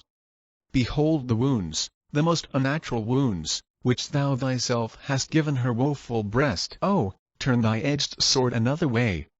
Strike those that hurt, and hurt not those that help. One drop of blood drawn from thy country bosom should grieve thee more than streams of foreign gore. Return thee therefore with a flood of tears, and wash away thy country-stained spots. Burgundy, either she hath bewitched me with her words, or nature makes me suddenly relent. Pucelle, besides, all French and France exclaims on thee, doubting thy birth and lawful progeny. Who joined thou with but with a lordly nation that will not trust thee but for profit's sake? When Talbot hath set footing once in France, and fashioned thee the instrument of ill, who then but English Henry will be lord, and thou be thrust out like a fugitive? Call we to mind, and mark but this for proof, was not the Duke of Orleans thy foe? And was he not in England prisoner? But when they heard he was thine enemy, they set him free without his ransom paid, in spite of Burgundy and all his friends. See then, thou fight against thy countrymen, and join with them will be thy slaughtermen. Come, come, return, thou wandering lord. Charles and the rest will take thee in their arms. Burgundy, I am vanquished. These hardy words of hers have battered me like roaring cannon shot, and made me almost yield upon my knees. Forgive me, country, and sweet countrymen, and, lords, accept this hearty kind embrace. My forces and my power of men are yours. So, farewell, Talbot. I'll no longer trust thee. Pucelle, aside. Done like a Frenchman, turn and turn again. Charles, welcome, brave Duke. Thy friendship makes us fresh, bastard, and doth beget new courage in our breasts. Alan and Pucelle hath bravely played her part in this, and doth deserve a coronet of gold. Charles, now let us on, my lords, and join our powers, and seek how we may prejudice the foe. Exeunt. Scene 4. Paris. The palace. Enter the King, Gloucester, Bishop of Winchester, Exeter, York, Warwick and Vernon, Suffolk, Somerset, Basset and others. To them, with the soldiers, Talbot. Talbot, my gracious prince, and honourable peers, hearing of your arrival in this realm, I have a while given truce unto my wars to do my duty to my sovereign. In sign whereof, this arm, that hath reclaimed to your obedience 50 fortresses, 12 cities and 7 walled towns of strength, beside 500 prisoners of esteem, lets fall a sword before your highness' feet, and with submissive loyalty of heart ascribes the glory of his conquest God first to my God, and next unto your grace. Kneels King Henry. Is this the Lord Talbot, Uncle Gloucester, that hath so long been resident in France? Gloucester. Yes, if it please your majesty, my liege. King Henry. Welcome, brave captain and victorious lord. When I was young, as yet I am not old, I do remember how my father said a stouter champion never handled sword. Long since we were resolved of your truth, your faithful service, and your toil in war. Yet never have you tasted our reward, or been rewarded with so much as thanks, because till now we never saw your face. Therefore, stand up. And for these good deserts we here create your Earl of Shrewsbury, and in our coronation take your place. Senate. Flourish. Exeunt all but Vernon and Basset. Vernon. Now, sir, to you that were so hot at sea, disgracing of these colours that I wear in honour of my noble lord of York, dart thou maintain the former words thou spake? Basset. Yes, sir, as well as you dare patronage the envious barking of your saucy tongue against my lord the Duke of Somerset. Vernon. Sirrah, thy lord I honour as he is. Basset. Why, what is he? As good a man as York. Vernon. Hark ye. Not so, in witness, take ye that strikes him. Basset. Villain, thou knowest the law of arms is such that whoso draws a sword, is present death, or else this blow should broach thy dearest blood. But I yell unto his majesty, and crave I may have liberty to venge this wrong. When thou shalt see I'll meet thee to thy cost. Vernon. Well, miscreant, I'll be there as soon as you. And, after it, beat you sooner than you would. Exeunt. Act 4th. Scene I. Paris. The palace. Enter the King, Gloucester, Bishop of Winchester, Talbot, Exeter, York, and Warwick. Suffolk, Somerset, the Governor of Paris, and others. Gloucester. Lord Bishop, set the crown upon his head. Winchester. God save King Henry, of that name the 6th. Gloucester. Now, Governor of Paris, take your oath, that you elect no other king but him. Esteem none friends but such as are his friends, and none your foes but such as shall pretend malicious practices against his state. This shall ye do, so help you righteous God. Enter Sir John Fastolfe. Fastolfe. My gracious sovereign, as I rode from Calais, to haste unto your coronation, a letter was delivered to my hands, read to your grace from Th Duke of Burgundy. Talbot. Shame to the Duke of Burgundy and thee. I vow, base knight, when I did meet thee next, to tear the garter from thy craven leg, plucking it off. Which I have done, because unworthily thou wast installed in that high degree. Pardon me, princely Henry, and the rest. This dastard, at the battle of Patay, when but in all I was 6,000 strong, and that the French were almost 10 to 1, before we met or that a stroke was given, like to a trusty squire did run away. In which assault we lost 1,200 men. Myself and divers gentlemen beside were there surprised and taken prisoners. Then judge, great lords, if I have done amiss, or whether that such cowards ought to wear this ornament of knighthood, yea or no. Gloucester. To say the truth, this fact was infamous and ill beseeming any common man, much more a knight, a captain, and a leader. Talbot. When first this order was ordained, my lords, knights of the Garter were of noble birth, valiant and virtuous, full of hearty courage, such as were grown to credit by the wars. Not fearing death nor shrinking for distress, but always resolute in most extremes. He then that is not furnish in the sword doth but usurp the sacred name of knight, profaning this most honorable order, and should, if I were worthy to be judge, be quite degraded, like a hedge-born swain that doth presume to boast of gentle blood. King Henry. Stain to thy countrymen, thou here to thy doom be packing, therefore, thou that wast a knight. Henceforth we banish thee on pain of death. Exit. Fastolfe. And now, my Lord Protector, view the letter sent from our uncle, Duke of Burgundy. Gloucester. What means his grace, that he hath changed his style? No more but, plain and bluntly, to the king. Hath he forgot he is his sovereign, or doth this churlish superscription pretend some alteration in goodwill? What here reads I have, upon a special cause, moved with compassion of my country wrack, together with the pitiful complaints of such as your oppression feeds upon, forsaken your pernicious faction and join with Charles, the rightful king of France. O monstrous treachery! Can this be so, that an alliance, amity, and oaths, there should be found such false dissembling guile? King Henry. What? Doth my uncle Burgundy revolt? Gloucester. He doth, my lord, and is become your foe. King Henry. Is that the worst this letter doth contain? Gloucester. It is the worst, and all, my lord, he writes. King Henry. Why, then, Lord Talbot there shall talk with him and give him chastisement for this abuse. How say you, my lord, are you not content? Talbot. Content, my liege. Yes, but that I'm prevented, I should have begged I might have been employed. King Henry. Then gather strength and march unto him straight. Let him perceive how ill we brook his treason, and what offence it is to flout his friends. Talbot. I go, my lord, in heart desiring still you may behold confusion of your foes. Exit. Enter Vernon and Basset. Vernon. Grant me the combat, gracious sovereign. Basset. And me, my lord, grant me the combat too. York. This is my servant.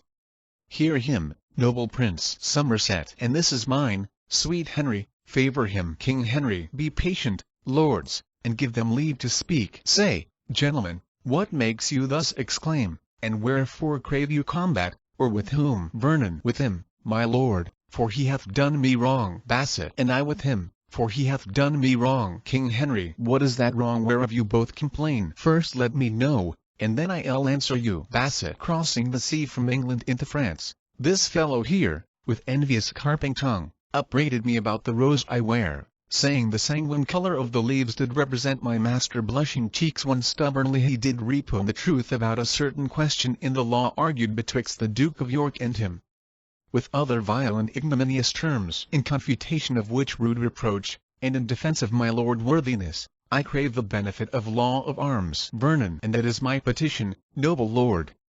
For though he seem with forged quaint conceit to set a gloss upon his bold intent, yet no, my lord, I was provoked by him, and he first took exceptions at this badge, pronouncing that the paleness of this flower bewray the faintness of my master heart. York will not this malice, Somerset, be left. Somerset, your private grudge, my lord of York, will out, though ne are so cunningly you smother it. King Henry, good lord, what madness rules in brain-sick men, when for so slight and frivolous a cause such factious emulations shall arise. Good cousins both, of York and Somerset, quiet yourselves, I pray, and be at peace. York, let this dissension first be tried by fight, and then your highnesses shall command a peace. Somerset, the quarrel toucheth none but us alone. Betwixt ourselves let us decide it then. York, there is my pledge. Accept it. Somerset, Vernon, nay, let it rest where it began at first. Basset, confirm it so. Mine honourable lord. Gloucester, confirm it so. Confounded be your strife, and perish ye, with your audacious prate. Presumptuous vassals, are you not ashamed with this immodest clamorous outrage to trouble and disturb the king and us? And you, my lords, methinks you do not well to bear with their perverse objections, much less to take occasion from their mouths to raise a mutiny betwixt yourselves. Let me persuade you take a better course. Exeter, it grieves his highness. Good my lords, be friends. King Henry, come hither, you that would be combatants, henceforth I charge you, as you love our favour, quite to forget this quarrel and the cause. And you, my lords, remember where we are, in France, amongst a fickle wavering nation.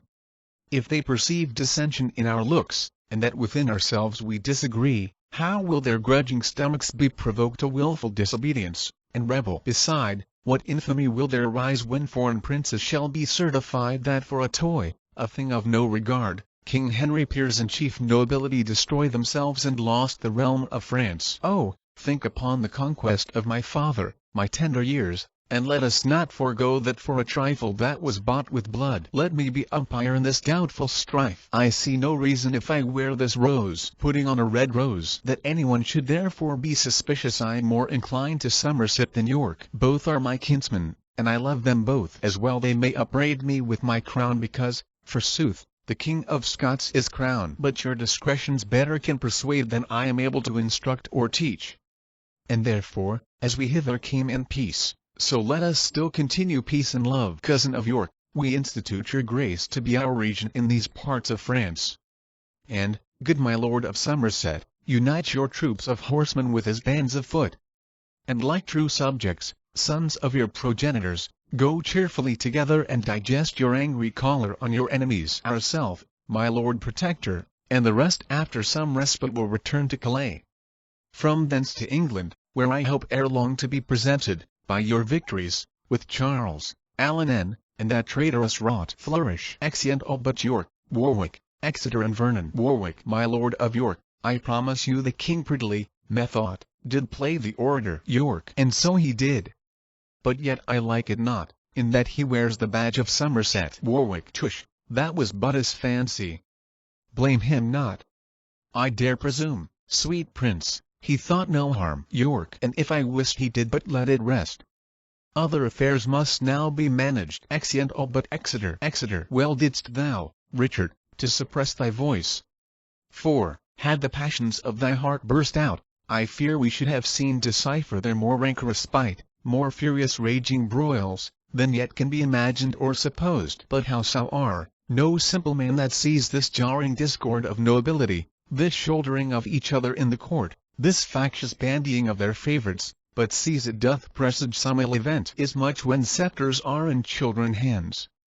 But more when envy breeds unkind division, there comes the ruin, there begins confusion. Exit. Scene 2. Before Bordeaux. Enter Talbot with trump and drum. Talbot. Go to the gates of Bordeaux. Trumpeter. Summon their general unto the wall. Trumpet sounds. Enter general and others aloft. English John Talbot, captains, calls you forth, servant in arms to Harry King of England. And thus he would, open your city gates, be humble to us, call my sovereign yours, and do him homage as obedient subjects, and I'll withdraw me and my bloody power. But if you frown upon this proffer peace, you tempt the fury of my 3 attendants, lean famine, quartering steel, and climbing fire, who in a moment even with the earth shall lay your stately and air-braving towers, if you forsake the offer of their love. General, thou ominous and fearful owl of death, our nation terror and their bloody scourge. The period of thy tyranny approacheth on us. Thou canst not enter but by death. 4. I protest, we are well fortified and strong enough to issue out and fight. If thou retire, the Dauphin, well appointed, stands with the snares of war to tangle thee. On either hand thee there are squadrons pitched to wall thee from the liberty of flight. And no way canst thou turn thee for redress, but death doth front thee with apparent spoil, and pale destruction meets thee in the face. 10,000 French have told and the sacrament arrive their dangerous artillery upon no Christian soul but English Talbot. Lo, there thou stand a breathing valiant man of an invincible unconquered spirit. This is the latest glory of thy praise that I, thy enemy, do thee withal. For ere the glass, that now begins to run, finish the process of his sandy hour, these eyes, that see thee now well colored, shall see thee wither, bloody, pale, and dead. Drum afar off. Hark, hark, the Dauphin drum, a warning bell, sings heavy music to thy timorous soul, and mine shall ring thy dire departure out. Exeunt General, etc. Talbot. He fables not. I hear the enemy out, some light horsemen, and peruse their wings. Oh, negligent and heedless discipline! How are we park and bounded in a pale, a little herd of England timorous deer, mazed with a yelping kennel of French curs. If we be English deer, be then in blood, not rascal-like, to fall down with a pinch, but rather, moody mad and desperate stags, turn on the bloody hounds with heads of steel and make the cowards stand aloof at bay. Sell every man his life as dear as mine, and they shall find dear of us, my friends. God and St. George, Talbot and England right, prosper our colours in this dangerous fight. Exeunt. Scene 3. Plains in Gascony. Enter a messenger that meets York. Enter York with trumpet and many soldiers. York. Are not the speedy scouts returned again that dogged the mighty army of the Dauphin? Messenger. They are returned, my lord, and give it out that he is marched to Bordeaux with his power, to fight with Talbot. As he marched along, by your espials were discovered 2 mightier troops than that the Dauphin led, which joined with him and made their march for Bordeaux. Exit. York. A plague upon that villain Somerset that thus delays my promised supply of horsemen that were levied for the siege. Renowned Talbot doth expect my aid, and I am lauded by a traitor villain and cannot help the noble Chevalier. God comfort him in this necessity. If he miscarry, farewell wars in France. Enter Sir William Lucy. Lucy, thou princely leader of our English strength, never so needful on the earth of France, spur to the rescue of the noble Talbot, who now is girdled with a waist of iron, and hem about with grim destruction. To Bordeaux, warlike Duke. To Bordeaux, York. Else farewell, Talbot, France, and England honour. York. O God, that Somerset, who in proud heart doth stop my cornets, were in Talbot place. So should we save a valiant gentleman by forfeiting a traitor and a coward. Mad ire and wrathful fury makes me weep that thus we die while remiss traitors sleep. Lucy. Oh, send some succour to the distressed lord. York. He dies, we lose.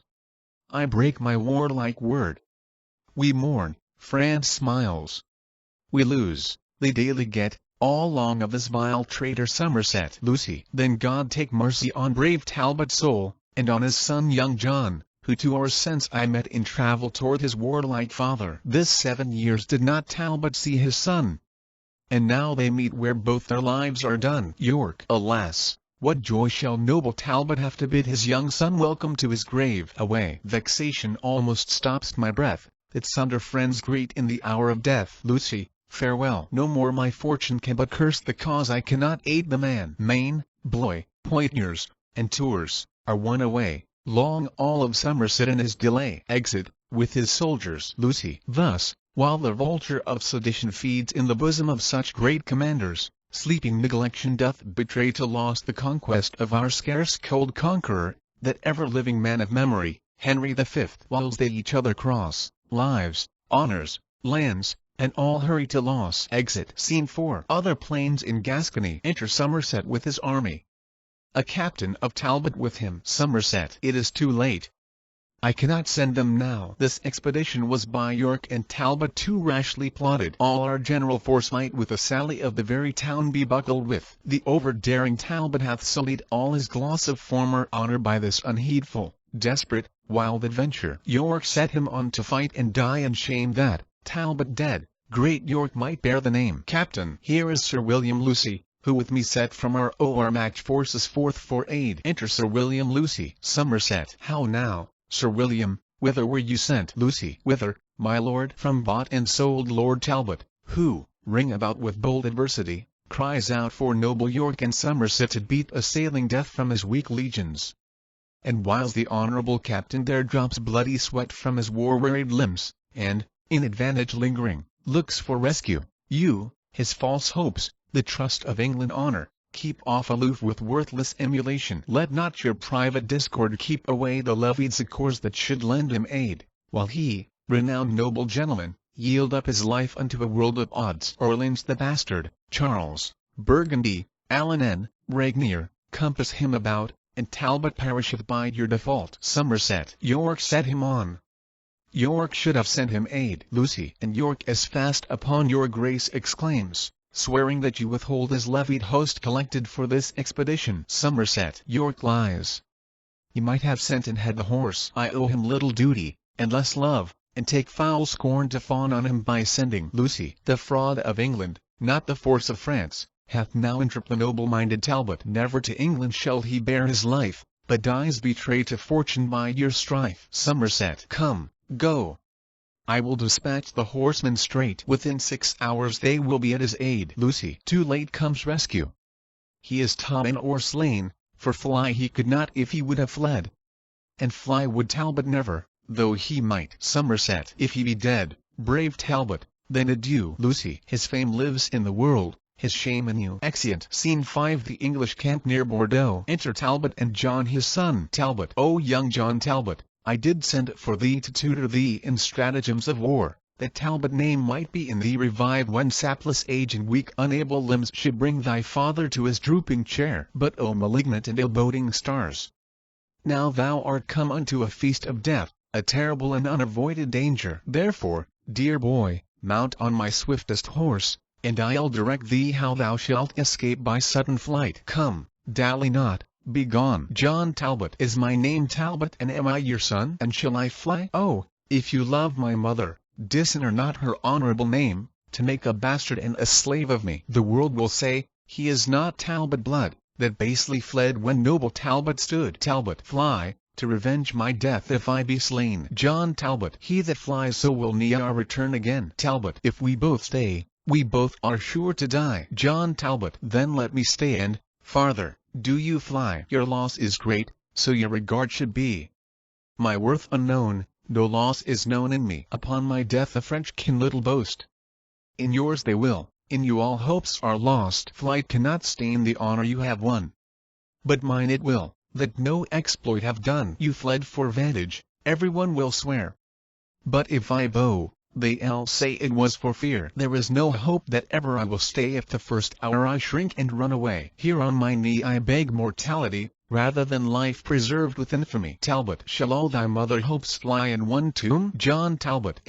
Rather than I'll shame my mother womb. Talbot. Upon my blessing, I command thee go. John Talbot. To fight I will, but not to fly the foe. Talbot. Part of thy father may be saved in thee. John Talbot. No part of him but will be shame in me. Talbot. Thou never hadst renown, nor canst not lose it. John Talbot. Yes, your renowned name shall flight abuse it. Talbot. Thy father charge shall clear thee from that stain. John Talbot. You cannot witness for me, being slain. If death be so apparent, then both fly. Talbot. And leave my followers here to fight and die. My age was never tainted with such shame. John Talbot. And shall my youth be guilty of such blame? No more can I be sever from your side than can yourself in twain divide. Stay, go, do what you will, the like do I.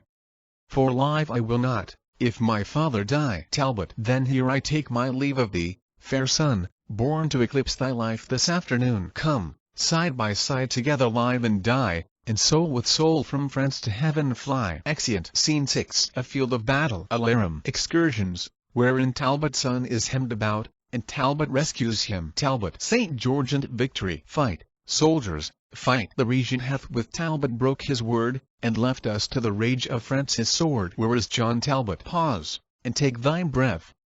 I gave thee life and rescued thee from death. John Talbot. Oh, twice my father, twice am I thy son. The life thou gav'st me first was lost and done. Tell with thy warlike sword, despite of fate, to my determined time thou gav'st new date. Talbot, when from the Dauphin crest thy sword struck fire, it warmed thy father heart with proud desire of bold-faced victory. Then let an age, quicken with youthful spleen and warlike rage, beat down Alanin, Orleans, Burgundy, and from the pride of Gallia rescued thee. The ireful bastard Orleans, that drew blood from thee, my boy, and had the maidenhood of thy first fight, I soon encountered, and, interchanging blows, I quickly shed some of his bastard blood, and in disgrace bespoke him thus: contaminated, base, in misbegotten blood I spill of thine, mean and right poor, for that pure blood of mine, which thou didst force from Talbot, my brave boy.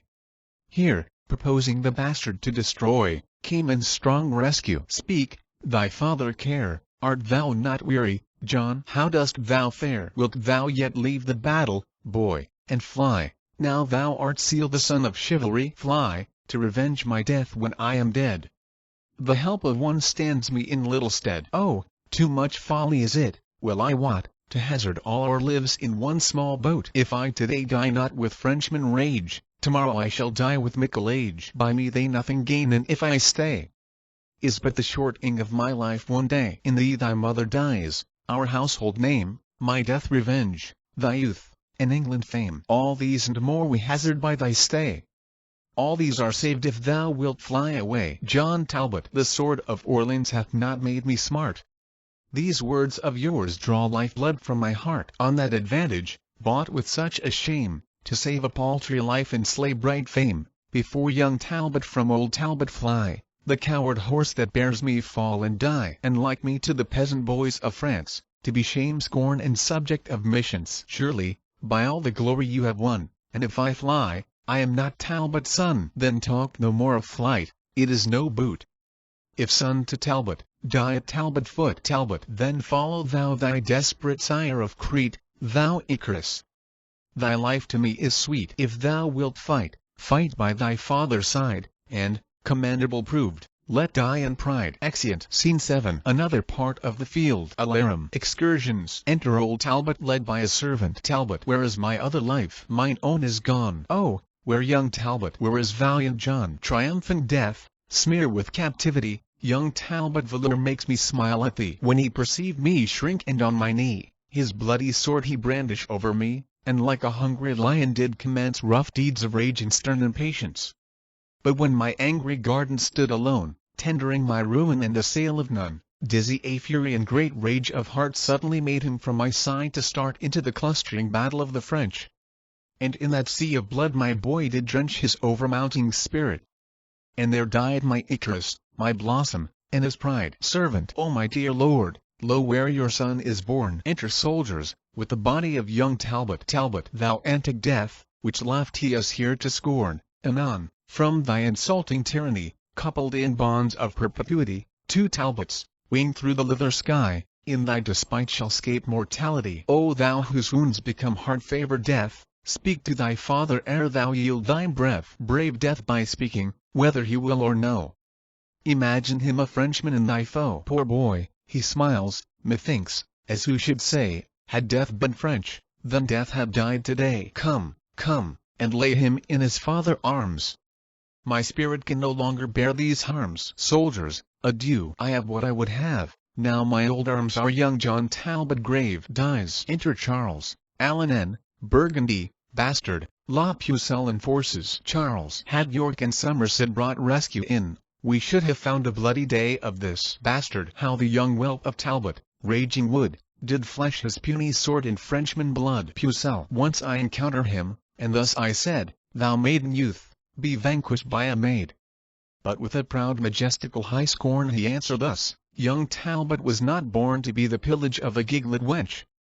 So, rushing in the bowels of the French, he left me proudly, as unworthy fight. Burgundy. Doubtless he would have made a noble knight. See, where he lies unhearsed in the arms of the most bloody nurser of his harms. Bastard. Hew them to pieces, hack their bones asunder, whose life was England glory, Gallia wonder. Charles. Oh, no, forbear. For that which we have fled during the life, let us not wrong a dead. Enter Sir William Lucy and a French herald. Lucy. Herald, conduct me to the Dauphin tent, to know who hath obtained the glory of the day. Charles. On what submissive message art thou sent? Lucy. Submission, Dauphin, is a mere French word. We English warriors wot not what it means. I come to know what prisoners thou hast ta'en, and to survey the bodies of the dead. Charles. For prisoners asked thou hell our prison is. But tell me whom thou seek. Lucy. But where the great Alcides of the field, valiant Lord Talbot, Earl of Shrewsbury, created for his rare success in arms, great Earl of Washford, Waterford,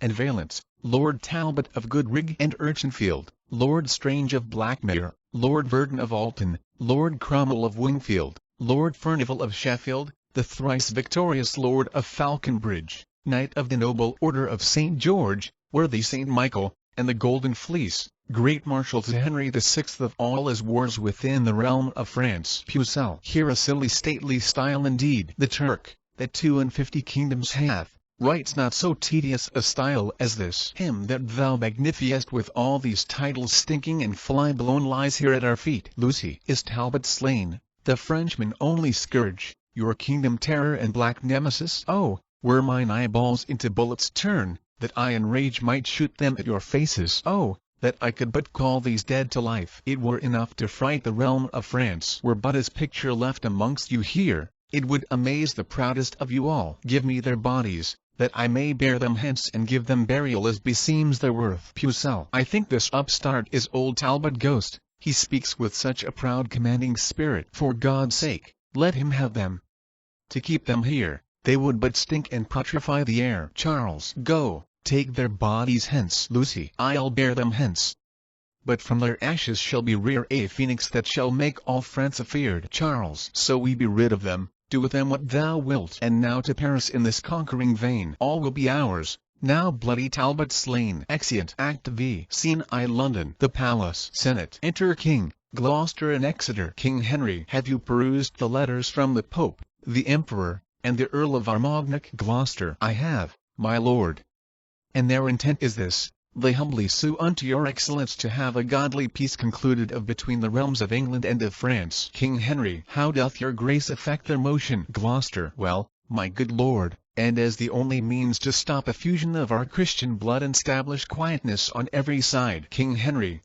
Mary, uncle, for I always thought it was both impious and unnatural that such humanity and bloody strife should reign among professors of one faith. Gloucester. Beside, my lord, the sooner to effect and surer bind this knot of amity, the Earl of Armagnac, near knit to Charles, a man of great authority in France, proffers his only daughter to your grace in marriage, with a large and sumptuous dowry. King Henry. Marriage, uncle. Alas, my years are young, and fitter is my study and my books than wanton dalliance with a paramour. Yet call th ambassadors, and, as you please, so let them have their answers every one. I shall be well content with any choice tends to God glory and my country weal. Enter Winchester in cardinal habit, a legate and 2 ambassadors. Exeter. What, is my lord of Winchester install and call unto a cardinal degree? Then I perceive that will be verified. Henry V did sometime prophesy, if once he come to be a cardinal, he'll make his cap co-equal with the crown. King Henry. My lords ambassadors, your several suits have been considered and debated on. Your purpose is both good and reasonable,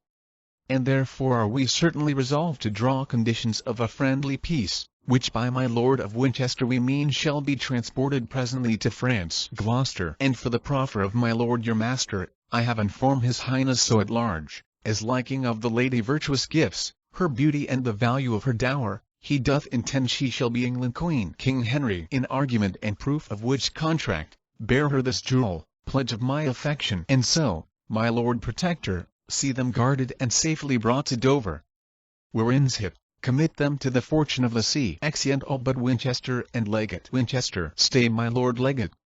You shall first receive the sum of money which I promised should be delivered to his holiness for clothing me in these grave ornaments. Legate. I will attend upon your lordship leisure. Winchester. Aside. Now Winchester will not submit, I trow, or be inferior to the proudest peer. Humphrey of Gloucester. Thou shalt well perceive that neither in birth or for authority, the bishop will be overborne by thee. I'll either make thee stoop and bend thy knee, or sack this country with a mutiny. Exeunt. Scene 2. France. Plains in Anjou. Enter Charles, Burgundy, Alain, Bastard, Regnier, La Pucelle and forces. Charles. These news, my lords, may cheer our drooping spirits. Is said the stout Parisians do revolt and turn again unto the warlike French. Alain then march to Paris, royal Charles of France, and keep not back your powers and alliance. Pucelle, peace be amongst them, if they turn to us. Else ruin combat with their palaces. Enter Scout. Scout, success unto our valiant general, and happiness to his accomplices. Charles, what tidings send our scouts? I prithee, speak. Scout, the English army, that divided was into two parties, is now conjoined in one, and means to give you battle presently. Charles, somewhat too sudden, sirs, the warning is. But we will presently provide for them. Burgundy, I trust the ghost of Talbot is not there. Now he is gone, my lord, you need not fear. Pucelle, of all base passions, fear is most accursed. Command the conquest, Charles, it shall be thine. Let Henry fret and all the world repine. Charles, then on, my lords, and France be fortunate. Exeunt. Scene 3. Before Angiers. Alarum. Excursions. Enter La Pucelle. Pucelle. The regent conquers, and the Frenchmen fly. Now help, ye charming spells and pariaps, and ye choice spirits that admonish me, and give me signs of future accidents. Thunder, you speedy helpers, that are substitutes under the lordly monarch of the north, appear and aid me in this enterprise. Enter fiends. This speed and quick appearance argues proof of your accustomed diligence to me. Now, ye familiar spirits that are culled out of the powerful regions under earth, help me this once, that France may get the field. They walk and speak not. Oh, hold me not with silence over long. Where I was wont to feed you with my blood, I'll lop a member off and give it you in earnest of a further benefit. So you do condescend to help me now. They hang their heads. No hope to have redress. My body shall pay recompense if you will grant my suit. They shake their heads. Cannot my body nor blood sacrifice entreat you to your wonted furtherance? Then take my soul,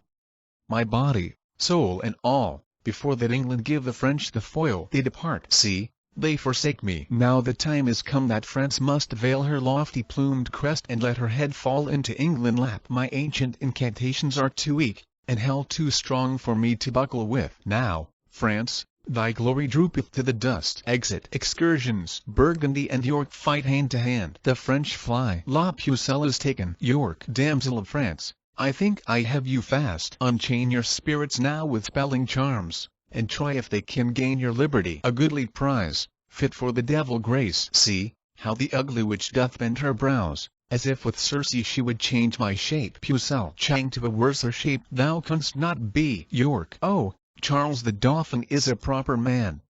No shape but his can please your dainty eye. Pucelle, a plaguing mischief light on Charles and thee, and may ye both be suddenly surprised by bloody hands, in sleeping on your beds. York, fell banning hag, enchantress, hold thy tongue. Pucelle, I prithee, give me leave to curse a while. York, curse, miscreant, when thou come to the stake. Exeunt. Alarum. Enter Suffolk with Margaret in his hand. Suffolk, be what thou wilt, thou art my prisoner. Gazes on her. O fairest beauty, do not fear nor fly, for I will touch thee but with reverent hands. I kiss these fingers for eternal peace, and lay them gently on thy tender side. Who art thou? Say, that I may honor thee. Margaret. Margaret my name, and daughter to a king, the King of Naples. Ho, so thou art. Suffolk. An earl I am, and Suffolk am I call. Be not offended, nature miracle, thou art allotted to be tall and by me. So doth the swan her downy cygnets save, keeping them prisoner underneath her wings. Yet, if the servile usage once offend,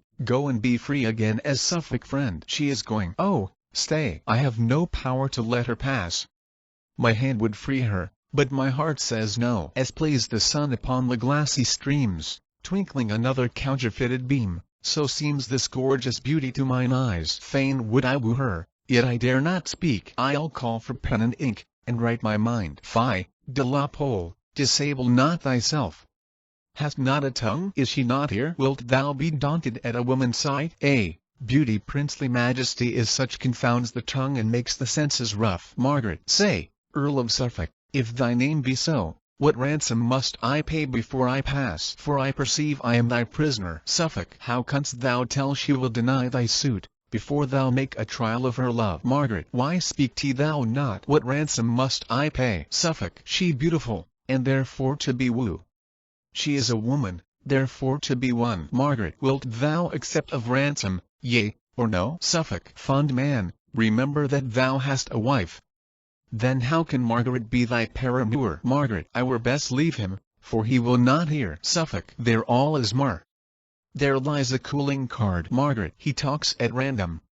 Sure, the man is mad. Suffolk, and yet a dispensation may be had. Margaret, and yet I would that you would answer me. Suffolk, I'll win this lady. Margaret, for whom? Why, for my king. Tush, that I wouldn't think. Margaret, he talks of wood. It is some carpenter. Suffolk, yet so my fancy may be satisfied, and peace established between these realms. But there remains a scruple in that too.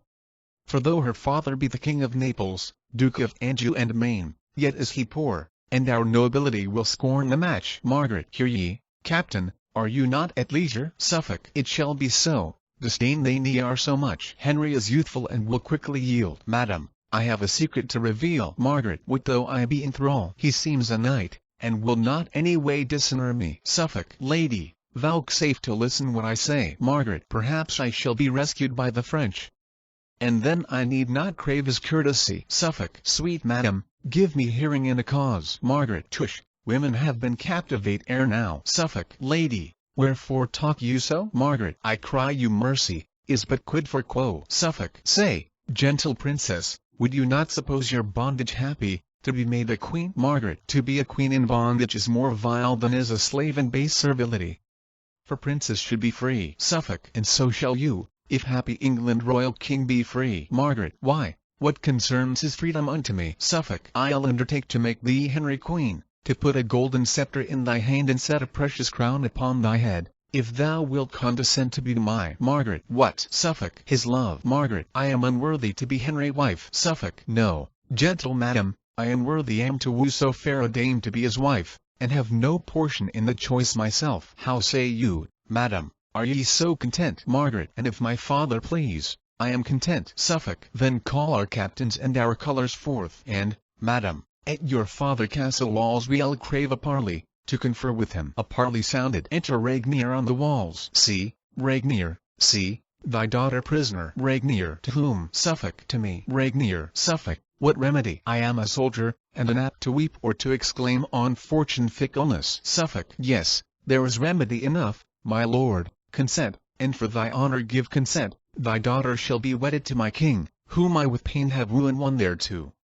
And this her easy held imprisonment hath gained thy daughter princely liberty. Regnier, speaks Suffolk as he thinks. Suffolk, fair Margaret knows that Suffolk doth not flatter, face, or feign. Regnier, upon thy princely warrant, I descend to give the answer of thy just demand. Exit from the walls. Suffolk, and here I will expect thy coming. Trumpets sound. Enter Regnier. Below. Regnier, welcome, brave Earl, into our territories. Command in Anjou what your honour pleases. Suffolk, thanks, Regnier, happy for so sweet a child, fit to be made companion with a king. What answer makes your grace unto my suit? Regnier, since thou dost deign to woo her little worth to be the princely bride of such a lord, upon condition I may quietly enjoy mine own, the country Maine and Anjou, free from oppression or the stroke of war, my daughter shall be Henry, if he please. Suffolk, that is her ransom. I deliver her. In those 2 counties I will undertake your grace shall well and quietly enjoy. Regnier, and I again, in Henry royal name, as deputy unto that gracious king, give thee her hand for sign of plighted faith. Suffolk, Regnier of France, I give thee kingly thanks, because this is in traffic of a king. Aside, and yet, methinks, I could be well content to be mine own attorney in this case. I'll over then to England with this news, and make this marriage to be solemnized. So, farewell, Regnier. Set this diamond safe in golden palaces, as it becomes. Regnier, I do embrace thee as I would embrace the Christian prince, King Henry, were he here. Margaret, farewell, my lord. Good wishes, praise, and prayers shall Suffolk ever have of Margaret. Going. Suffolk, farewell, sweet madam. But hark you, Margaret, no princely commendations to my king? Margaret, such commendations as becomes a maid, a virgin and his servant, say to him. Suffolk, words sweetly placed and modestly directed. But, madam, I must trouble you again, no loving token to his majesty? Margaret, yes, my good lord. A pure and spotted heart, never yet taint with love, I send the king. Suffolk, and this withal kisses her. Margaret, that for thyself I will not so presume to send such peevish tokens to a king. Exeunt Regnier and Margaret. Suffolk, oh, wert thou for myself, but, Suffolk, stay. thou mayst not wander in that labyrinth. There minotaurs and ugly treasons lurk. Solicit Henry with her wondrous praise. Bethink thee on her virtues that surmount, and natural graces that extinguish art. Repeat their semblance often on the seas, that, when thou come to kneel at Henry's feet, thou mayst bereave him of his wits with wonder. Exit Scene 4. Camp of the Duke of York in Anjou. Enter York, Warwick and others. York. Bring forth that sorceress condemned to burn. Enter La Pucelle, guarded, and a shepherd. Shepherd. Ah, Joan, this kills thy father hard outright. Have I sought every country far and near, and, now it is my chance to find thee out, must I behold thy timeless cruel death? Ah, Joan, sweet daughter Joan, I'll die with thee. Pucelle. Decrepit miser, base ignoble wretch, I am descended of a gentler blood. Thou art no father nor no friend of mine. Shepherd. Out, out, my lords, as please you, is not so. I did beget her, all the parish knows. Her mother liveth yet, can testify she was the first fruit of my bachelorship. Warwick. Graceless, wilt thou deny thy parentage? York. This argues what her kind of life hath been, wicked and vile. And so her death concludes. Shepherd. Fie, Joan, that thou wilt be so obstacle. God knows thou art a collop of my flesh, and for thy sake have I shed many a tear. Deny me not, I prithee, gentle Joan. Pucelle. Peasant, avaunt. You have suborned this man of purpose to obscure my noble birth. Shepherd. Is true, I gave a noble to the priest the morn that I was wedded to her mother. Kneel down and take my blessing. Good my girl, wilt thou not stoop? Now cursed be the time of thy nativity. I would the milk thy mother gave thee when thou suckest her breast had been a little ratsbane for thy sake. Or else, when thou didst keep my lambs afield, I wish some ravenous wolf had eaten thee. Dost thou deny thy father, cursed drab? Oh, burn her, burn her. Hanging is too good. Exit York. Take her away, for she hath lived too long, to fill the world with vicious qualities. Pucelle. First, let me tell you whom you have condemned, not one begotten of a shepherd's swain, but issued from the progeny of kings. Virtuous and holy, chosen from above, by inspiration of celestial grace, to work exceeding miracles on earth. I never had to do with wicked spirits. But you, that are polluted with your lusts, stained with the guiltless blood of innocence, corrupt and tainted with 1,000 vices, because you want the grace that others have, you judge it straight a thing impossible to compass wonders but by help of devils. No, misconceived. Joan of Arc hath been a virgin from her tender infancy, chaste and immaculate in very thought, whose maiden blood, thus rigorously effused, will cry for vengeance at the gates of heaven. York. Away with her to execution. Warwick. And hark ye, sirs, because she is a maid, spare for no faggots. Let there be enow. Place barrels of pitch upon the fatal stake, that so her torture may be shortened. Pucelle. Will nothing turn your unrelenting hearts? Then, Joan, discover thine infirmity, that warranteth by law to be thy privilege. I am with child, ye bloody homicides. Murder not then the fruit within my womb, although ye hail me to a violent death. York. Now heaven forfend the holy maid with child. Warwick. The greatest miracle that ye wrought. Is all your strict preciseness come to this? York. She and the dauphin have been juggling. I did imagine what would be her refuge. Warwick. Well, go to. We'll have no bastards live, especially since Charles must father it. Pucelle. You are deceived.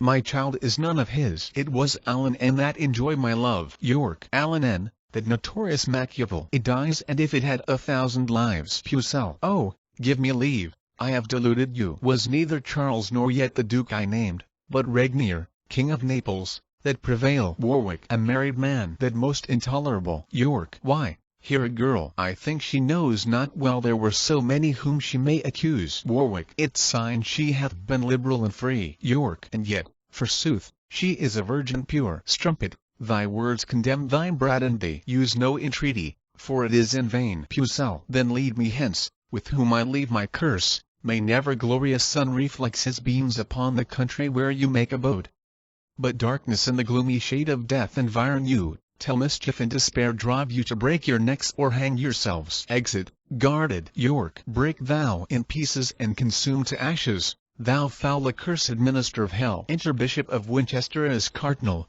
Attended. Winchester. Lord Regent, I do greet your excellence with letters of commission from the king. For know, my lords, the states of Christendom, moved with remorse of these outrageous broils, have earnestly implored a general peace betwixt our nation and the aspiring French.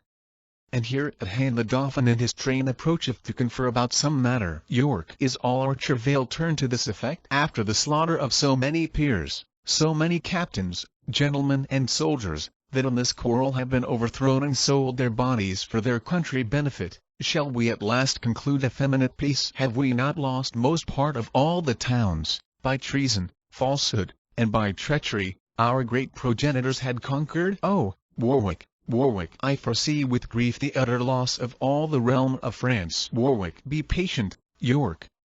If we conclude a peace, it shall be with such strict and severe covenants as little shall the Frenchmen gain thereby. Enter Charles, Alan, Bastard, Regnier and others. Charles, since, lords of England, it is thus agreed that peaceful truces shall be proclaimed in France, we come to be informed by yourselves what the conditions of that league must be. York, speak, Winchester, for boiling choler chokes the hollow passage of my poisoned voice by sight of these our baleful enemies. Winchester, Charles, and the rest. It is enacted thus, that, in regard King Henry gives consent, of mere compassion and of lenity, to ease your country of distressful war, and suffer you to breathe in fruitful peace, you shall become true liegemen to his crown. And, Charles, upon condition thou wilt swear to pay him tribute and submit thyself, thou shalt be placed as viceroy under him, and still enjoy the regal dignity. Alan, must he be then as shadow of himself, adorn his temples with a coronet,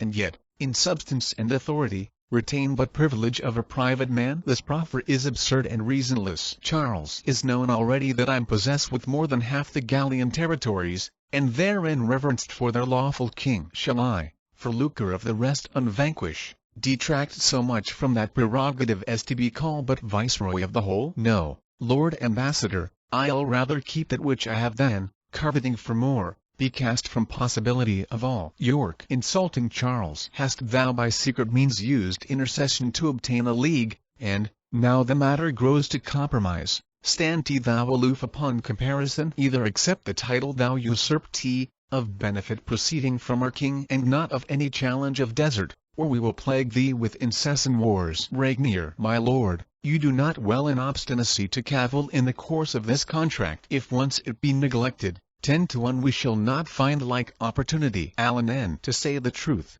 it is your policy to save your subjects from such massacre and ruthless slaughters as are daily seen by our proceeding in hostility. And therefore take this compact of a truce, although you break it when your pleasure serves. Warwick, how say'st thou, Charles? Shall our condition stand? Charles, it shall. Only reserve you claim no interest in any of our towns of garrison. York, then swear allegiance to his majesty, as thou art knight, never to disobey nor be rebellious to the crown of England, thou, nor thy nobles, to the crown of England. Charles and the rest give tokens of fealty. So, now dismiss your army when ye please. Hang up your ensigns, let your drums be still, for here we entertain a solemn peace. Exeunt. Scene 5. London. The Royal Palace. Enter Suffolk in conference with the King, Gloucester and Exeter. King Henry. Your wondrous rare description, noble Earl, of beauteous Margaret hath astonished me. Her virtues graced with external gifts do breed love-settled passions in my heart, and like as rigour of tempestuous gusts provokes the mightiest hulk against the tide, so am I driven by breath of her renown either to suffer shipwreck or arrive where I may have fruition of her love. Suffolk. Tush, my good lord, this superficial tale is but a preface of her worthy praise. The chief perfections of that lovely dame, had I sufficient skill to utter them, would make a volume of enticing lines, able to ravish any dull conceit. And, which is more, she is not so divine, so full replete with choice of all delights, but with as humble lowliness of mind she is content to be at your command. Command, I mean, of virtuous chaste intents, to love and honor Henry as her lord King Henry, and otherwise will Henry ne'er presume. Therefore, my lord protector, give consent that Margaret may be England royal queen. Gloucester. So should I give consent to flatter sin. You know, my lord, your highness is betrothed unto another lady of esteem. How shall we then dispense with that contract, and not deface your honor with reproach? Suffolk. As doth a ruler with unlawful oaths, or one that, at a triumph having vowed to try his strength, forsaketh yet the lists by reason of his adversary odds. A poor earl daughter is unequal odds, and therefore may be broke without offence. Gloucester. Why, What, I pray, is Margaret more than that? Her father is no better than an earl, although in glorious titles he excel. Suffolk. Yes, my lord, her father is a king, the King of Naples and Jerusalem, and of such great authority in France as his alliance will confirm our peace, and keep the Frenchmen in allegiance. Gloucester. And so the Earl of Armagnac may do, because he is near kinsman unto Charles. Exeter. Beside, his wealth doth warrant a liberal dower, where Regnier sooner will receive than give. Suffolk. A dower, my lords? Disgrace not so your king, that he should be so abject, base, and poor, to choose for wealth and not for perfect love. Henry is able to enrich his queen, and not to seek a queen to make him rich. So worthless peasants bargain for their wives, as market men for oxen, sheep, or horse. Marriage is a matter of more worth than to be dealt in by a attorneyship.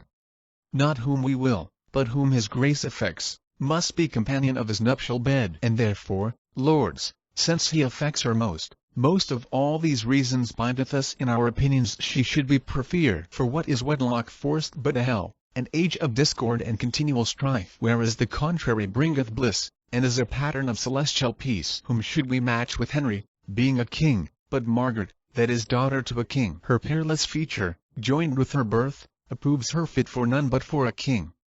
Her valiant courage and undaunted spirit, more than in women commonly is seen, will answer our hope and issue of a king. For Henry, son unto a conqueror, is likely to beget more conquerors, if with a lady of so high resolve as is fair Margaret he be linked in love. Then yield, my lords, and here conclude with me that Margaret shall be queen, and none but she. King Henry, whether it be through force of your report, my noble lord of Suffolk, or for that my tender youth was never yet attainted with any passion of inflaming love, I cannot tell. But this I am assured, I feel such sharp dissension in my breast, such fierce alarums both of hope and fear, as I am sick with working of my thoughts. Take therefore shipping post, my lord, to France. Agree to any covenants, and procure that Lady Margaret do vouchsafe to come to cross the seas to England and be crowned King Henry faithful and anointed queen. For your expenses and sufficient charge, among the people gather up a tenth. Be gone, I say. For till you do return, I rest perplexed with 1,000 cares. And you, good uncle, banish all offence. If you do censure me by what you were, not what you are, I know it will excuse this sudden execution of my will, and so conduct me where, from company, I may revolve and ruminate my grief. Exit. Gloucester. Grief, I fear me, both at first and last. Exeunt Gloucester and Exeter. Suffolk. Thus Suffolk hath prevail. And thus he goes, as did the youthful Paris once to Greece, with hope to find the like event in love, but prosper better than the Trojan did. Margaret shall now be queen, and rule the king. But I will rule both her, the king, and realm. Exit. The second part of King Henry VI. Dramatis Personae. King Henry VI. Humphrey, Duke of Gloucester, his uncle Cardinal Beaufort, Bishop of Winchester, great-uncle to the king. Richard Plantagenet, Duke of York. Edward and Richard, his sons. Duke of Somerset, Duke of Suffolk, Duke of Buckingham. Lord Clifford, young Clifford, his son. Earl of Salisbury, Earl of Warwick. Lord Scales, Lord Say. Sir Humphrey Stafford, William Stafford, his brother. Sir John Stanley Vaux. Matthew Gough, a lieutenant, a shipmaster, a master's mate, and Walter Whitmore. 2 gentlemen, prisoners with Suffolk. John Hume, John Southwell. 2 priests. Roger Bolingbroke, a conjurer, a spirit raised by him. Thomas Horner, an armourer. Peter, his man. Clerk of Chatham. Mayor of St. Albans. Sunder Simcox, an impostor. Alexander Iden, a Kentish gentleman. Jack Cade, a rebel. George Bevis, John Holland, Dick the Butcher, Smith the Weaver. Michael, and C., followers of Cade. 2 murderers. Margaret, queen to King Henry. Eleanor, Duchess of Gloucester. Marjorie Jourdain, a witch. Wife to Simcox. Lords, ladies, and attendants. Petitioners, aldermen, a herald, a beadle, a sheriff, officers, citizens, prentices, falconers, guards, soldiers, messengers, and scene. England. Act I. Scene I. London. The palace. Flourish of trumpets. Then hautboys enter the king, Duke Humphrey of Gloucester, Salisbury, Warwick, and Cardinal Beaufort, on the one side. The Queen, Suffolk, York, Somerset, and Buckingham, On the other, Suffolk, as by your high imperial majesty I had in charge at my depart for France, as procurator to your excellence to marry Princess Margaret for your grace, so, in the famous ancient city tours, in presence of the kings of France and Sicily, the Dukes of Orleans, Calabar, Bretagne, and Alençon, 7 earls, 12 barons, and 20 reverend bishops, I have performed my task, and was espoused and humbly now upon my bended knee in sight of England and her lordly peers deliver up my title in the Queen to your most gracious hands, that are the substance of that great shadow I did represent, the happiest gift that ever Marquis gave, the fairest Queen that ever King received. King Henry, Suffolk, arise, welcome, Queen Margaret. I can express no kinder sign of love than this kind kiss, O Lord, that lends me life. Lend me a heart replete with thankfulness, for thou hast given me in this piteous face a world of earthly blessings to my soul. If sympathy of love unite our thoughts, Queen, great King of England, and my gracious Lord, the mutual conference that my mind hath had by day, by night, waking and in my dreams, in courtly company or at my beads with you, mine alder-leafest sovereign, makes me the bolder to salute my King with ruder terms, such as my wit affords, and overjoy of heart doth minister. King Henry, her sight did ravish, but her grace in speech, her words why clad with wisdom's majesty, makes me from wandering fall to weeping joys. Such is the fullness of my heart's content. Lords, with one cheerful voice welcome my love. ALL. Kneeling long live Queen Margaret, England's happiness. Queen, we thank you all. Flourish. Suffolk, my Lord Protector, so it please your grace. Here are the articles of contracted peace between our sovereign and the French King Charles for 18 months concluded by consent. Gloucester reads imprimis, it is agreed between the French King Charles and William de la Pole, Marquis of Suffolk, ambassador for Henry King of England, that the said Henry shall espouse the Lady Margaret, daughter unto Rainier King of Naples, Sicilia and Jerusalem, and crown her Queen of England ere the 30th of May next ensuing. Item, that the Duchy of Anjou and the County of Maine shall be released and delivered to the King her father. Lets the paper fall. King Henry, uncle, how now? Gloucester, pardon me, gracious lord. Some sudden qualm hath struck me at the heart and dimmed mine eyes, that I can read no further. King Henry, uncle of Winchester, I pray read on. Cardinal reads item, it is further agreed between them that the Duchies of Anjou and Maine shall be released and delivered over to the King her father, and she sent over of the King of England's own proper cost and charges, without having any dowry. King Henry, they please us well. Lord Marquis, kneel down. We here create thee the first Duke of Suffolk, and gird thee with the sword. Cousin of York, we here discharge your grace from being regent ith parts of France, till term of 18 months. Be full expert. Thanks, Uncle Winchester. Gloucester,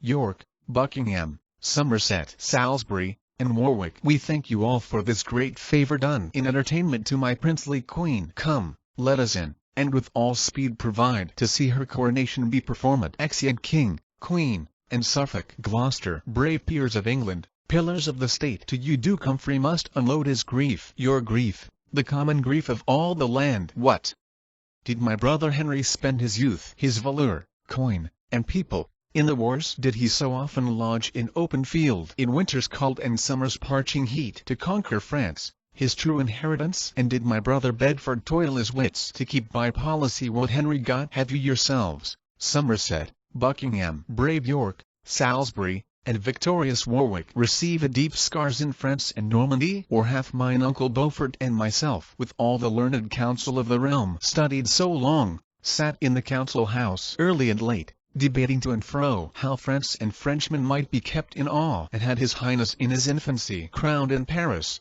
in despite of foes? And shall these labors and these honors die? Shall Henry's conquest, Bedford's vigilance, your deeds of war, and all our counsel die? O peers of England, shameful is this league, fatal this marriage, cancelling your fame, blotting your names from books of memory, raising the characters of your renown, defacing monuments of conquered France, undoing all, as all had never been. Cardinal nephew, what means this passionate discourse, this peroration with such circumstance? For France, 'tis ours, and we will keep it still. Gloucester, uncle, we will keep it if we can, but now it isn't possible we should. Suffolk, the new May-Duke that rules the roast hath given the Duchy of Anjou and Maine unto the poor King Rainier, whose large style agrees not with the leanness of his purse. Salisbury, now, by the death of him that died for all these counties, were the keys of Normandy. But wherefore weeps Warwick, my valiant son Warwick, for grief that they are past recovery. For were there hope to conquer them again, my sword should shed hot blood,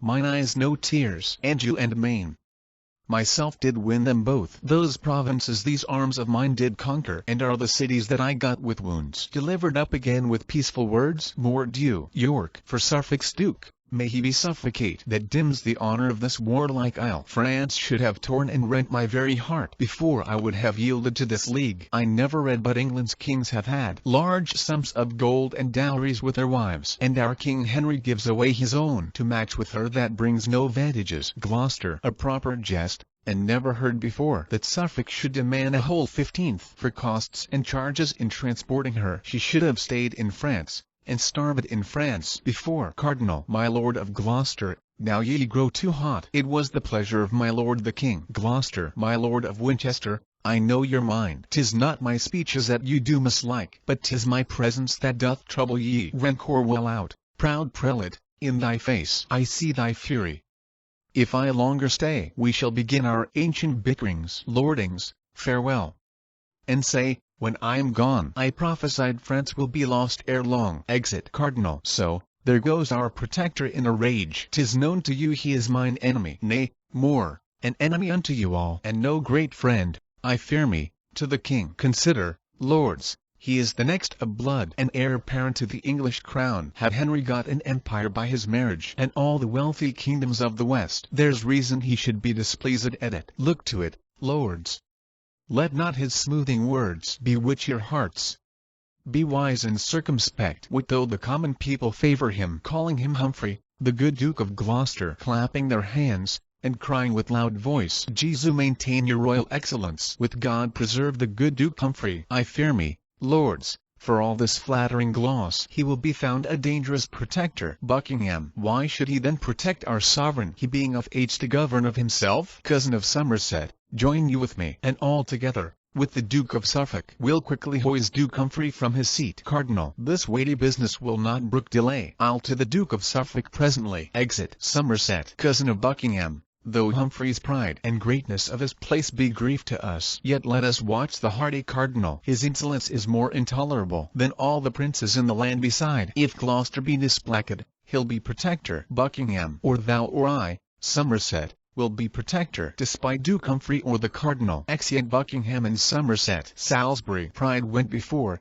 ambition follows him. While these do labour for their own preferment, behoves it us to labour for the realm. I never saw but Humphrey Duke of Gloucester did bear him like a noble gentleman. Oft have I seen the hardy cardinal, more like a soldier than a man o' th church, as stout and proud as he were lord of all, swear like a ruffian and demean himself unlike the ruler of a commonweal. Warwick, my son, the comfort of my age, thy deeds, thy plainness, and thy housekeeping hath won the greatest favour of the commons, excepting none but good Duke Humphrey, and, brother York, thy acts in Ireland in bringing them to civil discipline, thy late exploits done in the heart of France, when thou wert regent for our sovereign, have made thee feared and honoured of the people. Join we together for the public good in what we can, to bridle and suppress the pride of Suffolk and the cardinal, with Somerset's and Buckingham's ambition, and, as we may, cherish Duke Humphrey's deeds, while they do tend the profit of the land. Warwick, so God help Warwick, as he loves the land and common profit of his country. York, and so says York aside, for he hath greatest cause. Salisbury, then let's make haste away and look unto the Main. Warwick, unto the Main. O father, Maine is lost, that Maine which by main force Warwick did win, and would have kept so long as breath did last. Main chance,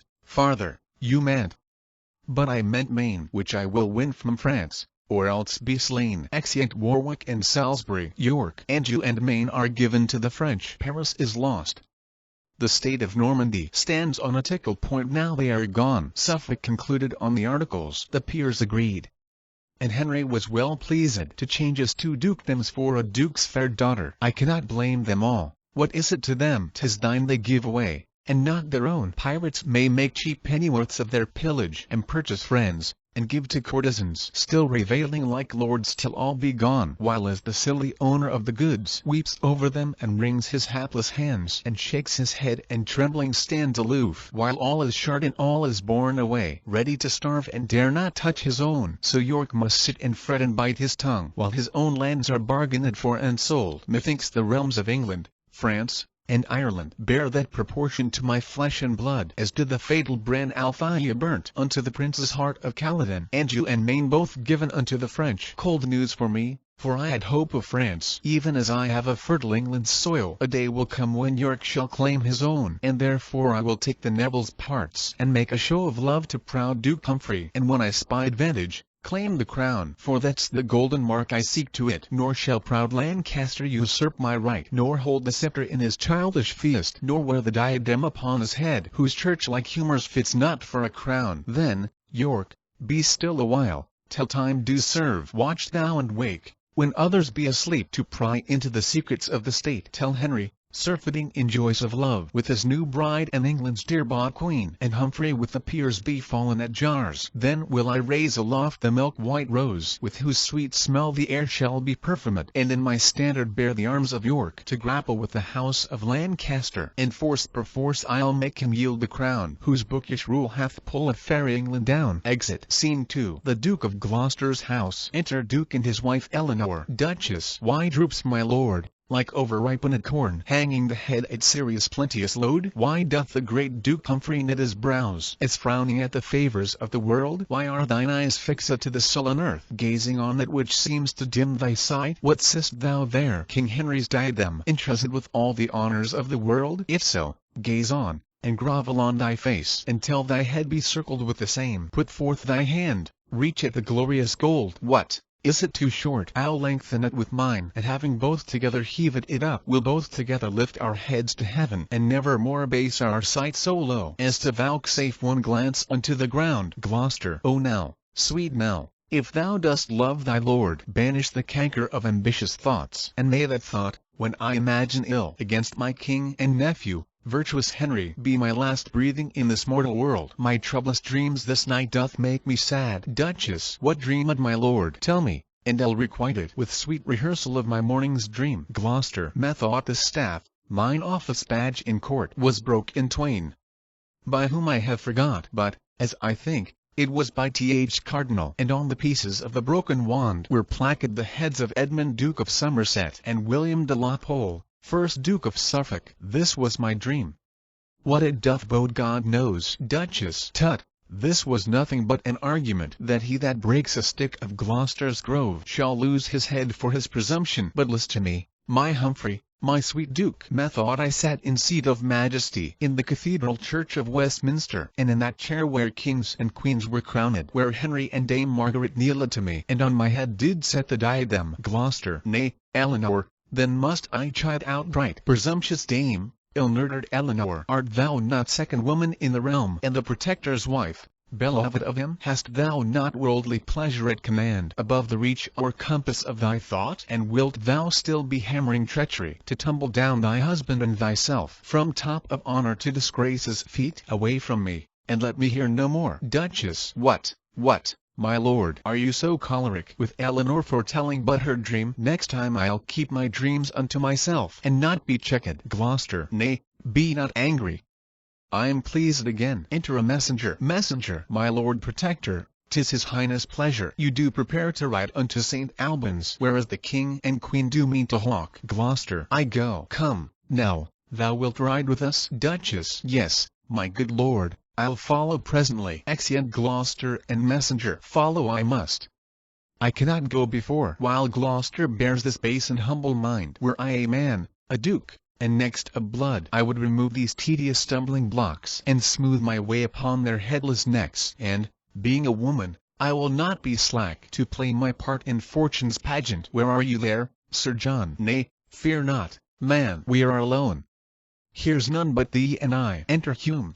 Jesus preserve your royal majesty. Duchess. What sayest thou? Majesty. I am but Grace. Hume. But, by the grace of God and Hume's advice, your Grace's title shall be multiplied. Duchess. What sayest thou? Man. Hast thou as yet conferred with Marjorie Jourdain, the cunning witch of Eye, with Roger Bolingbroke, the conjurer? And will they undertake to do me good? Hume. This they have promised, to show your highness a spirit raid from depth of underground that shall make answer to such questions as by your grace shall be propounded him. Duchess. It is enough. I'll think upon the questions. When from St. Albans we do make return, we'll see these things effected to the full. Here, Hume, take this reward. Make merry, man, with thy confederates in this weighty cause. Exit. Hume must make merry with the Duchess Gold. Merry, and shall. But, how now, Sir John Hume? Seal up your lips and give no words but mum. The business asketh silent secrecy. Dame Eleanor gives gold to bring the witch. Gold cannot come amiss were she a devil. Yet have I gold flies from another coast. I dare not say from the rich cardinal and from the great and new-made Duke of Suffolk. Yet I do find it so. For, to be plain, they, knowing Dame Eleanor's aspiring humour, have hired me to undermine the Duchess and buzz these conjurations in her brain. They say a crafty knave does need no broker. Yet am I Suffolk and the Cardinal's broker. Hume, if you take not heed, you shall go near to call them both a pair of crafty knaves. Well, so it stands. And thus, I fear, at last Hume's knavery will be the Duchess' wreck, and her attainder will be Humphrey's fall. Sort how it will, I shall have gold for all. Exit. Scene 3. London. The palace. Enter 3 or 4 petitioners. Peter, the armourer's man, being one. First petitioner. My masters, let's stand close. My Lord Protector will come this way by and by, and then we may deliver our supplications in the quill. Second petitioner. Mary, the Lord protect him, for he's a good man. Jesus bless him. Enter Suffolk and Queen. First petitioner. Here it comes, methinks, and the Queen with him. I'll be the first, sure. Second petitioner. Come back, fool. This is the Duke of Suffolk and not my Lord Protector. Suffolk. How now, fellow? Wouldst anything with me? First petitioner. I pray, my lord, pardon me. I took ye for my Lord Protector. Queen. Reads to my Lord Protector.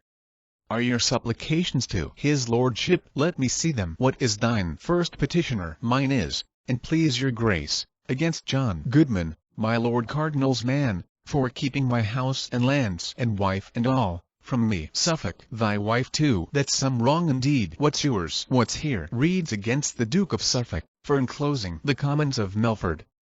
How now, Sir Knave? Second petitioner. Alas, sir, I am but a poor petitioner of our whole township. Peter, presenting his petition against my master, Thomas Horner, for saying that the Duke of York was rightful heir to the crown. Queen. What sayest thou? Did the Duke of York say he was rightful heir to the crown? Peter. That my master was? No, forsooth. My master said that he was, and that the king was an usurper. Suffolk. Who is there? Enter servant. Take this fellow in, and send for his master with a pursuivant presently. We'll hear more of your matter before the king. Exit servant with Peter. Queen. And as for you, that love to be protected under the wings of our Protector's grace, begin your suits anew, and sue to him. Tears the supplications away, base cullions. Suffolk. Let them go. Come, let's be gone. Exeunt. Queen. My Lord of Suffolk, say, is this the guise? Is this the fashions in the court of England? Is this the government of Britain's isle? And this the royalty of Albion's king? What? Shall King Henry be a pupil still under the surly Gloucester's governance? Am I a queen in title and in style, and must be made a subject to a duke? I tell thee, Poole, when in the city tours thou rannest a tilt in honour of my love, and stol'st away the ladies' hearts of France, I thought King Henry had resembled thee in courage, courtship, and proportion. But all his mind is bent to holiness, to number Ave Marys on his beads. His champions are the prophets and apostles, his weapons, holy saws of sacred writ. His study is his tilt yard, and his loves are brazen images of canonized saints. I would the college of the cardinals would choose him pope, and carry him to Rome, and set the triple crown upon his head. That were a state fit for his holiness. Suffolk. Madam, be patient. As I was cause your highness came to England, so will I in England work your grace's full content. Queen. Beside the hardy Protector, have we Beaufort, the imperious churchman, Somerset, Buckingham, and grumbling York. And not the least of these but can do more in England than the king. Suffolk. And he of these that can do most of all cannot do more in England than the Nevilles. Salisbury and Warwick are no simple peers. Queen. Not all these lords do vex me half so much as that proud dame, the Lord Protector's wife. She sweeps it through the court with troops of ladies, more like an empress than Duke Humphrey's wife. Strangers in court do take her for the queen. She bears a duke's revenues on her back, and in her heart she scorns our poverty. Shall I not live to be avenged on her? Contemptuous base-born callid as she is, she vaunted mongst her minions t'other day. The very train of her worst wearing gown was better worth than all my father's lands, till Suffolk gave 2 dukedoms for his daughter. Suffolk. Madam, myself have limit a bush for her, and placket a choir of such enticing birds that she will like to listen to the lays and never mount to trouble you again. So, let her rest, and, madam, list to me, for I am bold to counsel you in this. Although we fancy not the cardinal, yet must we join with him and with the lords till we have brought Duke Humphrey in disgrace. As for the Duke of York,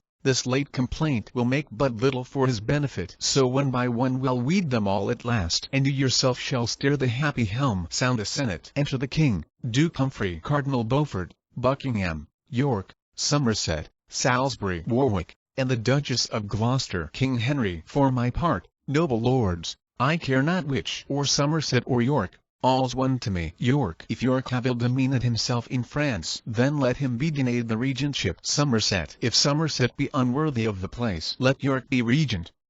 I will yield to him. Warwick. Whether your grace be worthy, yea or no, dispute not that.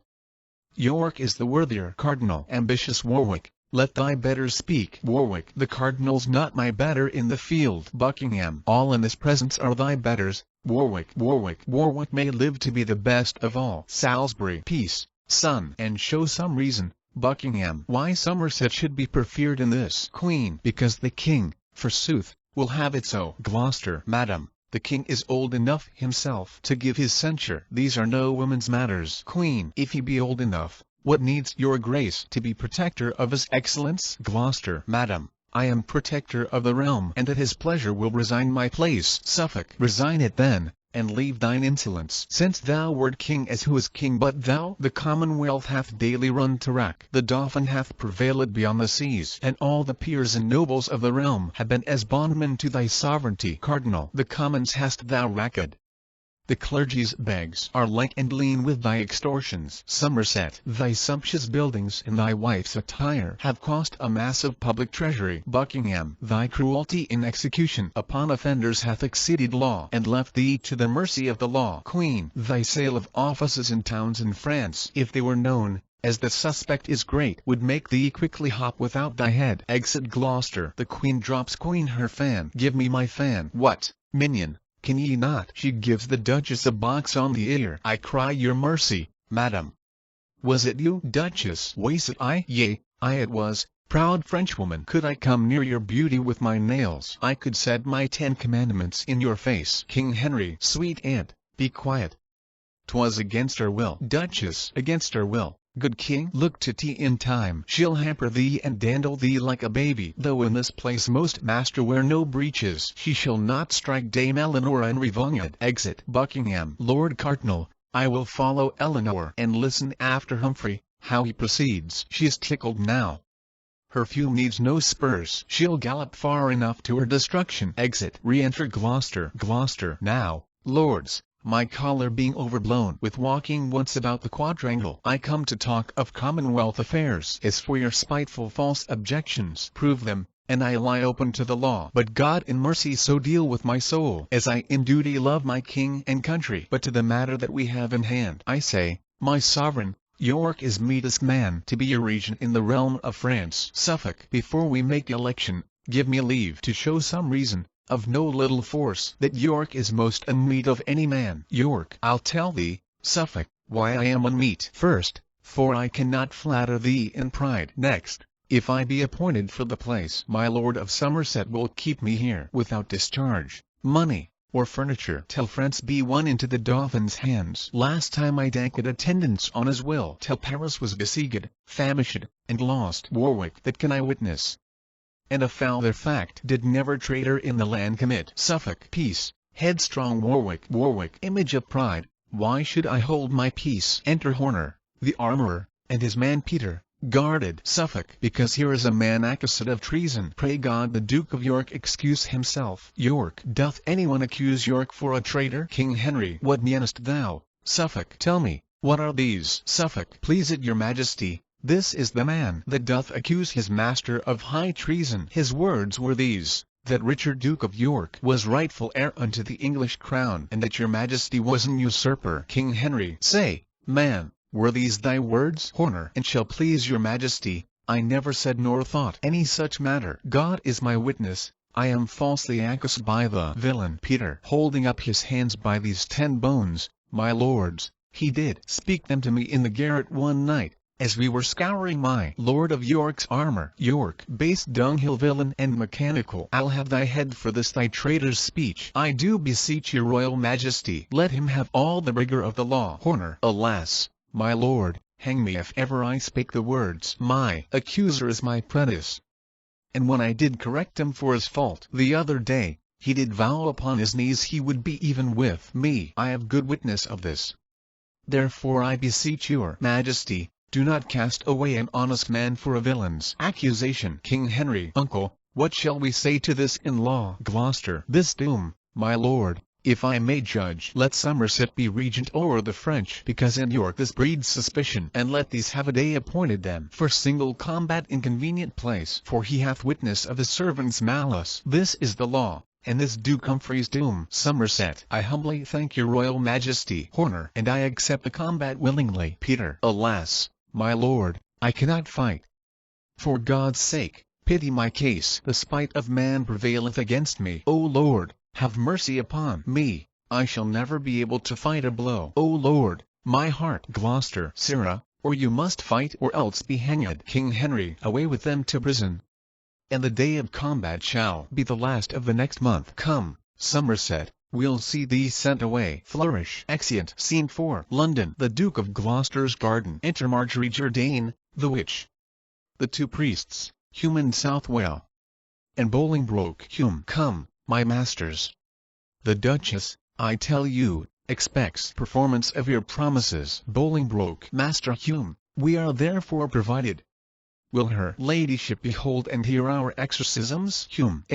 What else? Fear you not her courage? Bolingbroke. I have heard her reported to be a woman of an invincible spirit. But it shall be convenient, Master Hume, that you be by her aloft while we be busy below. And so I pray you go in God's name, and leave us. Exit Hume. Mother Jourdain, be you prostrate and grovel on the earth. John Southwell, read you.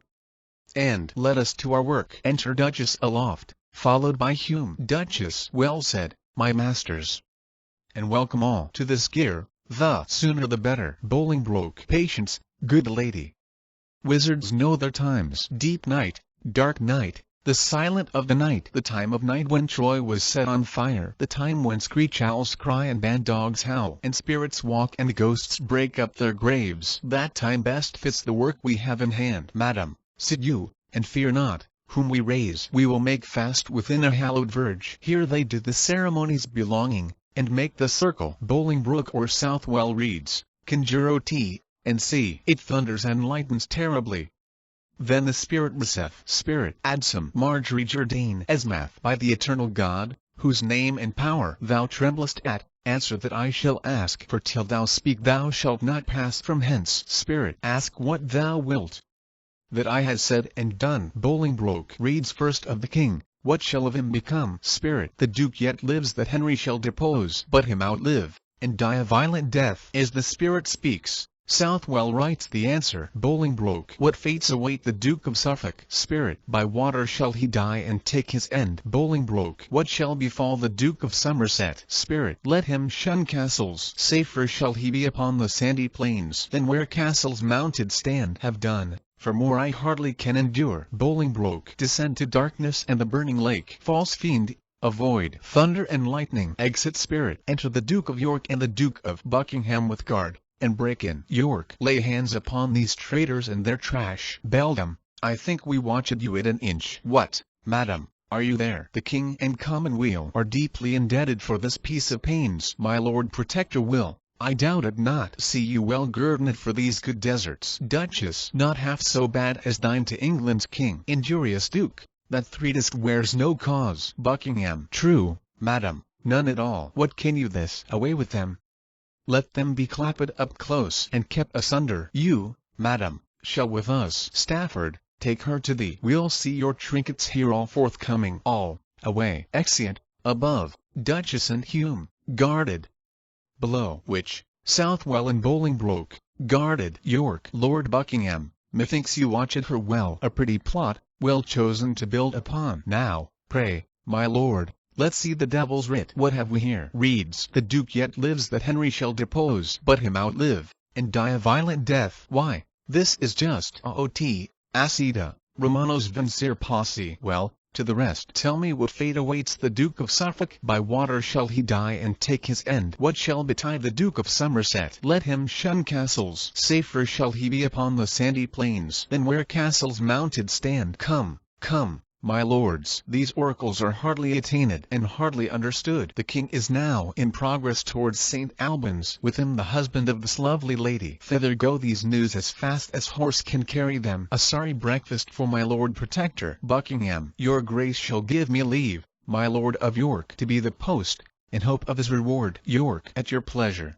my good lord. Who's within there? Ho! Enter a serving man. Invite my lords of Salisbury and Warwick to sup with me tomorrow night. Away. Exeunt. Act second. Scene I. St. Albans. Enter the king, queen, Gloucester, cardinal, and Suffolk, with falconers lowing. Queen. Believe me, lords, for flying at the brook I saw not better sport these 7 years' day. Yet, by your leave, the wind was very high, and 10 to 1 old Joan had not gone out. King Henry. But what a point, my lord, your falcon made, and what a pitch she flew above the rest, to see how God and all his creatures works. Yea, men and birds are fain of climbing high. Suffolk. No marvel, and it like your majesty. My Lord Protector's hawks do tower so well. They know their master loves to be aloft, and bears his thoughts above his falcon's pitch. Gloucester. My lord, 'tis but a base ignoble mind that mounts no higher than a bird can soar. Cardinal. I thought as much. He would be above the clouds. Gloucester. My Lord Cardinal, how think you by that? Were it not good your grace could fly to heaven. King Henry. The treasury of everlasting joy. Cardinal. Thy heaven is on earth. Thine eyes and thoughts beat on a crown, the treasure of thy heart. Pernicious protector, dangerous peer, that smoothst it so with king and commonweal. Gloucester. What, Cardinal, is your priesthood grown peremptory? Tentane animus coelestibus ere? Churchman so hot. Good uncle, hide such malice. With such holiness can you do it? Suffolk. No malice, sir. No more than well becomes so good a quarrel and so bad a peer. Gloucester. As who, my lord? Suffolk. Why, as you, my lord, and like your lordly lord's protectorship. Gloucester. Why, Suffolk, England knows thine insolence. Queen. And thy ambition. Gloucester. King Henry. I prithee, peace, good queen, and wet not on these furious peers, for blessed are the peacemakers on earth. Cardinal. Let me be blessed for the peace I make against this proud protector with my sword. Gloucester. Aside to Cardinal Faith, holy uncle, would swear. Come to that. Cardinal. Aside to Gloucester Mary, when thou darest. Gloucester. Aside to Cardinal. Make up no factious numbers for the matter. In thine own person answer thy abuse. Cardinal. Aside to Gloucester where thou darest not peep. If thou darest this evening on the east side of the grove. King Henry. How now, my lords? Cardinal. Believe me, cousin Gloucester, had not your man put up the fowl so suddenly, we had had more sport. Aside to Gloucester. Come with thy two-hand sword. Gloucester. True, uncle. Cardinal. Aside to Gloucester. Are ye absent the east side of the grove? Gloucester. Aside to Cardinal. Cardinal, I am with you. King Henry. Why, how now, uncle Gloucester? Gloucester. Talking of hawking. Nothing else, my lord. Aside to Cardinal. Now, by God's mother, priest, I'll shave your crown for this, or all my fence shall fail. Cardinal. Aside to Gloucester. Metis, Tepsome. Protector, seat out well. Protect yourself. King Henry. The winds grow high. So dear stomachs, lords, how irksome is this music to my heart. When such strings jar, what hope of harmony? I pray, my lords, let me compound this strife. Enter a townsman of St. Albans, crying a miracle. Gloucester. What means this noise? Fellow, what miracle dost thou proclaim? Townsman. A miracle. A miracle. Suffolk. Come to the king, and tell him what miracle. Townsman. Forsooth, a blind man at St. Albans shrine within this half hour hath received his sight, a man that ne'er saw in his life before. King Henry. Now God be prayed that to believing souls gives light in darkness, comfort in despair. Enter the mayor of St. Albans and his brethren, bearing simcocks between two in a chair, his wife and a multitude following. Cardinal. Here comes the townsman on procession to present your highness with the man. King Henry. Great is his comfort in this earthly vale, although by his sight his sin be multiplied. Gloucester. Stand by, my masters.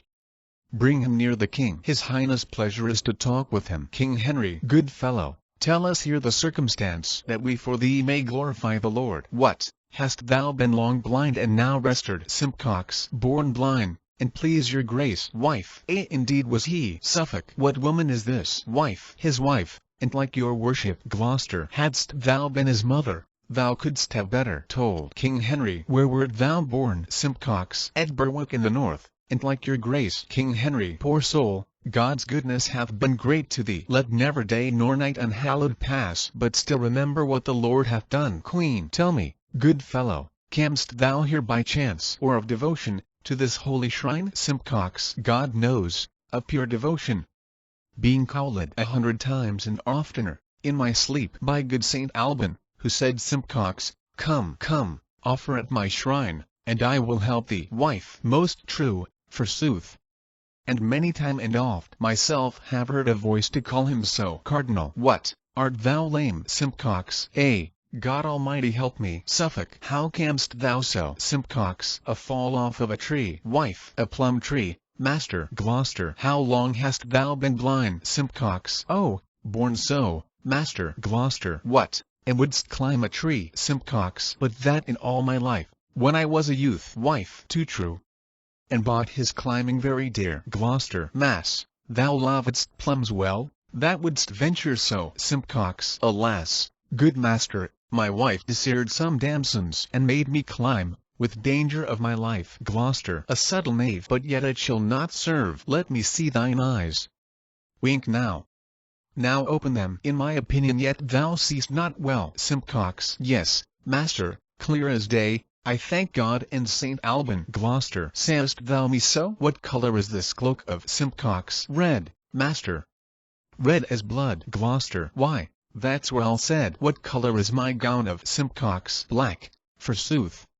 Coal black as jet. King Henry, why, then, thou knowst what color jet is of. Suffolk, and yet, I think, jet did he never see. Gloucester, the cloaks and gowns before this day in many. Wife, never before this day in all his life. Gloucester, tell me, sirrah, what's my name? Simcox, alas, master, I know not. Gloucester, what's his name? Simcox, I know not. Gloucester, nor his? Simcox, no, indeed, master. Gloucester, what's thine own name? Simcox, Sunder. Simcox, and if it please you, master. Gloucester, then, Sunder, sit there, the linest knave in Christendom. If thou hadst been born blind, thou mightst as well have known all our names as thus to name the several colors we do wear. Sight may distinguish of colors, but suddenly to nominate them all, it is impossible. My lords, Saint Alban here hath done a miracle. And would ye not think his cunning to be great that could restore this cripple to his legs again? Simcox, O master, that you could. Gloucester, my masters of Saint Albans, have you not beetles in your town, and things called rapes? Mayor, yes, my lord, if it please your grace. Gloucester, then send for one presently. Mayor, sirrah, go fetch the beetle hither straight. Exit an attendant. Gloucester, now fetch me a stool hither by and by. A stool brought now, sirrah. If you mean to save yourself from whipping, leap me over the stool and run away. Simcox, alas, master, I am not able to stand alone. You go about to torture me in vain. Enter a beetle with whips. Gloucester, well, sir, we must have you find your legs. Sirrah Beetle, whip him till he leap over that same stool. Beetle, I will, my lord. Come on, sirrah. Off with your doublet. Quickly. Simcox, alas, master, what shall I do? I am not able to stand. After the beetle hath hit him once, he leaps over the stool and runs away. And they follow and cry, a miracle. King Henry, O God, seest thou this, and bearest so long? Queen, it made me laugh to see the villain run. Gloucester, follow the knave, and take this drab away. Wife, alas, sir, we did it for pure need. Gloucester, let them be whipped through every market town till they come to Berwick, from whence they came. Exeunt Mayor, Beetle, wife, and see. Cardinal, Duke Humphrey has done a miracle today. Suffolk, true, made the lame to leap and fly away. Gloucester, but you have done more miracles than I. You made in a day, my lord, whole towns to fly. Enter Buckingham. King Henry, what tidings with our cousin Buckingham? Buckingham, such as my heart doth tremble to unfold. A sort of naughty persons, lewdly bent under the countenance and confederacy of Lady Eleanor, the Protector's wife, the ringleader and head of all this rout, had practiced dangerously against your state, dealing with witches and with conjurers, whom we have apprehended in the fact, raising up wicked spirits from underground, demanding of King Henry's life and death, and other of your Highness Privy Council, as more at large your Grace shall understand, Cardinal. And so, my Lord Protector, by this means your lady is forthcoming yet at London. This news, I think, hath turned your weapon's edge. 'Tis like, my lord, you will not keep your hour. Gloucester, ambitious churchman, leave to afflict my heart. Sorrow and grief have vanquished all my powers, and, vanquished as I am, I yield to the meanest groom. King Henry, O God, what mischiefs work the wicked ones, heaping confusion on their own heads thereby. Queen Gloucester, see here the tainture of thy nest, and look thyself be faultless, thou wert best. Gloucester, madam, for myself, to heaven I do appeal, how I have loved my king and commonweal, and for my wife I know not how it stands. Sorry I am to hear what I have heard. Noble she is, but if she have forgot honor and virtue, and conversed with such as, like to pitch, defile nobility, I banish her my bed and company, and give her as a prey to law and shame, that hath dishonored Gloucester's honest name. King Henry, well, for this night we will repose us here. Tomorrow toward London back again, to look into this business thoroughly, and call these foul offenders to their answers, and poise the cause and justice equal scales, whose beam stands sure,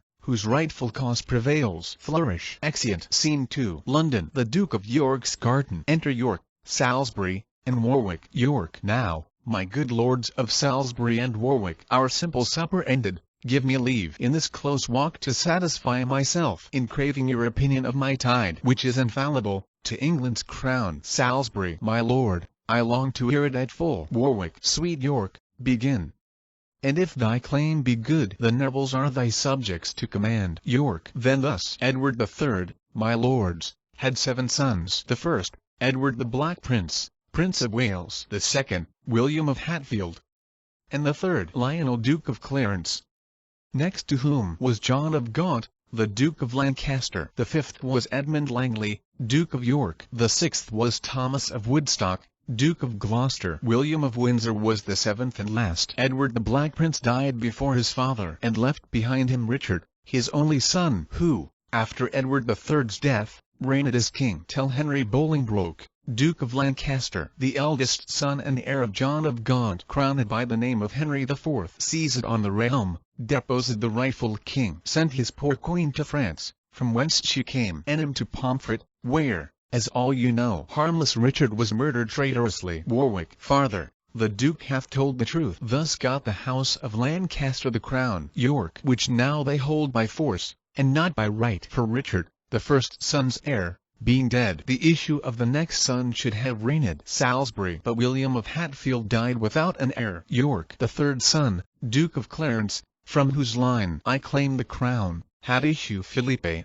a daughter who married Edmund Mortimer, Earl of March. Edmund had issue Roger, Earl of March. Roger had issue Edmund, Anne, and Eleanor. Salisbury. This Edmund, in the reign of Bolingbroke, as I have read, laid claim unto the crown, and, but for Owen Glendower, had been king, who kept him in captivity till he died. But, to the rest, York, his eldest sister, Anne, my mother, being heir unto the crown, married Richard Earl of Cambridge, who was to Edmund Langley, Edward III's fifth son. By her I claim the kingdom. She was heir to Roger Earl of March, who was the son of Edmund Mortimer, who married Philippe, sole daughter unto Lionel Duke of Clarence. So, if the issue of the elder son succeed before the younger, I am king. Warwick. What plain proceedings is more plain than this? Henry doth claim the crown from John of Gaunt, the fourth son. York claims it from the third. Till Lionel's issue fails, his should not reign. It fails not yet, but flourishes in thee and in thy sons, fair slips of such a stock. Then, Father Salisbury, kneel we together, and in this private plot be we the first that shall salute our rightful sovereign with honor of his birthright to the crown. Both. Long live our sovereign Richard, England's king. York. We thank you, lords, but I am not your king till I be crowned, and that my sword be stained with heart blood of the house of Lancaster. And that's not suddenly to be performed, but with advice and silent secrecy. Do you as I do in these dangerous days, wink at the Duke of Suffolk's insolence, at Beaufort's pride, at Somerset's ambition, at Buckingham, and all the crew of them, till they have snared the shepherd of the flock. That virtuous prince, the good Duke Humphrey, 'tis that they seek. And they, in seeking that, shall find their deaths. If York can prophesy, Salisbury, my lord, break we off. We know your mind at full. Warwick, my heart assures me that the Earl of Warwick shall one day make the Duke of York a king. York, and, nay Veal, this I do assure myself, Richard shall live to make the Earl of Warwick the greatest man in England but the king. Exeunt. Scene 3. London. A hall of justice. Sound trumpets. Enter the king and state, the queen, Gloucester, York, Suffolk, and Salisbury, with guard, to banish the Duchess. Enter, guarded, the Duchess of Gloucester, Marjorie Jourdain, Hume, Southwell, and Bolingbroke. King Henry. Stand forth, Dame Eleanor Cobham, Gloucester's wife. In sight of God and us, your guilt is great. Receive the sentence of the law for sins such as by God's book Radjudg to death. You 4. From hence to prison back again. From thence unto the place of execution, the which in Smithfield shall be burnt to ashes. And you 3 shall be strangled on the gallows. You, madam, for you are more nobly born, despoiled of your honor in your life, shall, after 3 days open penance done, live in your country here in banishment with Sir John Stanley in the Isle of Man. Duchess. Welcome is banishment. Welcome were my death. Gloucester. Eleanor, the law, thou seest, hath judged thee. I cannot justify whom the law condemns. Exeunt the Duchess and the other prisoners, guarded. Mine eyes are full of tears, my heart of grief. Ah, Humphrey, this dishonor in thine age will bring thy head with sorrow to the ground. I beseech your majesty give me leave to go. Sorrow would solace, and mine age would ease. King Henry. Stay, Humphrey Duke of Gloucester. Ere thou go, give up thy staff. Henry will to himself protector be, and God shall be my hope, my stay, my guide, and lantern to my feet. And go in peace, Humphrey, no less beloved than when thou wert protector to thy king. Queen. I see no reason why a king of years should be to be protected like a child. God and King Henry govern England's realm. Give up your staff, sir, and the king his realm. Gloucester. My staff. Here, noble Henry, is my staff. As willingly do I the same resign as ere thy father Henry made it mine, and even as willingly at thy feet I leave it as others would ambitiously receive it. Farewell, good king. When I am dead and gone, may honorable peace attend thy throne. Exit. Queen. Why, now is Henry king, and Margaret queen, and Humphrey Duke of Gloucester scarce himself that bears so shrewd a maim, 2 pulls at once. His lady banished and a limb lopped off. The staff of honor wrought, there let it stand where it best fits to be, in Henry's hand. Suffolk. Thus droops this lofty pine and hangs his sprays. Thus Eleanor's pride dies in her youngest days. York. Lords, let him go. Please it your majesty. This is the day appointed for the combat, and ready are the appellant and defendant, the armourer and his man, to enter the lists. So please your highness to behold the fight. Queen. Good my lord. For purposely therefore left I the court, to see this quarrel tried. King Henry. A God's name, see the lists and all things fit. Here let them end it, and God defend the right. York. I never saw a fellow worse bested or more afraid to fight than is the appellant, the servant of his armourer. My lords, enter at one door, Horner, the armourer, and his neighbours, drinking to him so much that he is drunk. And he enters with a drum before him and his staff with a sandbag fastened to it. And at the other door Peter, his man, with a drum and sandbag, and prentices drinking to him. First neighbour. Here, neighbour Horner, I drink to you in a cup of sack. And fear not, neighbour, you shall do well enough. Second neighbour. And here, neighbour, here's a cup of charnico. Third neighbour. And here's a pot of good double beer. Neighbour, drink, and fear not your man. Horner. Let it come, I faith, and I'll pledge you all. And a fig for Peter. First prentice. Here, Peter, I drink to thee, and be not afraid. Second prentice. Be merry, Peter, and fear not thy master. Fight for credit of the prentices. Peter. I thank you all. Drink, and pray for me, I pray you. For I think I have taken my last draught in this world. Here, Robin, and if I die, I give thee my apron. And, Will, thou shalt have my hammer. And here, Tom, take all the money that I have. O Lord, bless me, I pray God. For I am never able to deal with my master. He hath learned so much fence already. Salisbury. Come, leave your drinking and fall to blows. Sirrah, what's thy name? Peter. Peter, forsooth. Salisbury. Peter. What more? Peter. Thump. Salisbury. Thump. Then see thou thump thy master well. Horner. Masters, I am come hither, as it were, upon my man's instigation, to prove him a knave and myself an honest man. And touching the Duke of York, I will take my death. I never meant him any ill, nor the king, nor the queen. And therefore, Peter, have at thee with a downright blow. York. Dispatch this knave's tongue begins to double sound. Trumpets, alarum to the combatants. Alarum. They fight and Peter strikes him down. Horner. Hold, Peter, hold. I confess treason. Dies. York. Take away his weapon. Fellow. Thank God, and the good wine in thy master's way. Peter. O God, have I overcome mine enemies in this presence? O Peter, thou hast prevailed in right. King Henry. Go, take hence that traitor from our sight, for by his death we do perceive his guilt, and God in justice hath revealed to us the truth and innocence of this poor fellow, which he had thought to have murdered wrongfully. Come, fellow, follow us for thy reward. Sound a flourish. Exeunt. Scene 4. London. A street. Enter Duke Humphrey and his men, in mourning cloaks. Gloucester. Thus sometimes hath the brightest day a cloud, and after summer evermore succeeds barren winter, with his wrathful nipping cold. So cares and joys abound, as seasons fleet. Sirs, what's o'clock? Serving man. 10. My lord. Gloucester. 10 is the hour that was appointed me, to watch the coming of my punished duchess. Uneath may she endure the flinty streets, to tread them with her tender feeling feet. Sweet now, ilk in thy noble mind abrook, the abject people gazing on thy face with envious looks, laughing at thy shame, that erst did follow thy proud chariot wheels, when thou didst ride in triumph through the streets. But, soft, I think she comes, and I'll prepare my tear-stained eyes to see her miseries. Enter the Duchess of Gloucester in a white sheet and a taper burning in her hand, with Sir John Stanley, the sheriff, and officers. Serving man. So please your grace, we'll take her from the sheriff. Gloucester. No, stir not for your lives. Let her pass by. Duchess. Come you, my lord, to see my open shame? Now thou dost penance too. Look how they gaze. See how the giddy multitude do point and nod their heads and throw their eyes on thee. Ah, Gloucester, hide thee from their hateful looks, and, in thy closet pent up, rue my shame, and ban thine enemies, both mine and thine. Gloucester. Be patient, gentle now. Forget this grief. Duchess. Ah, Gloucester, teach me to forget myself, for whilst I think I'm thy married wife, and thou a prince, protector of this land, methinks I should not thus be led along, mailed up in shame, with papers on my back, and followed with a rabble that rejoice to see my tears and hear my deep-fed groans. The ruthless flint doth cut my tender feet, and when I start, the envious people laugh, and bid me be advised how I tread. Ah, Humphrey, can I bear this shameful yoke? Trowest thou that e'er I'll look upon the world, or count them happy that enjoy the sun? No.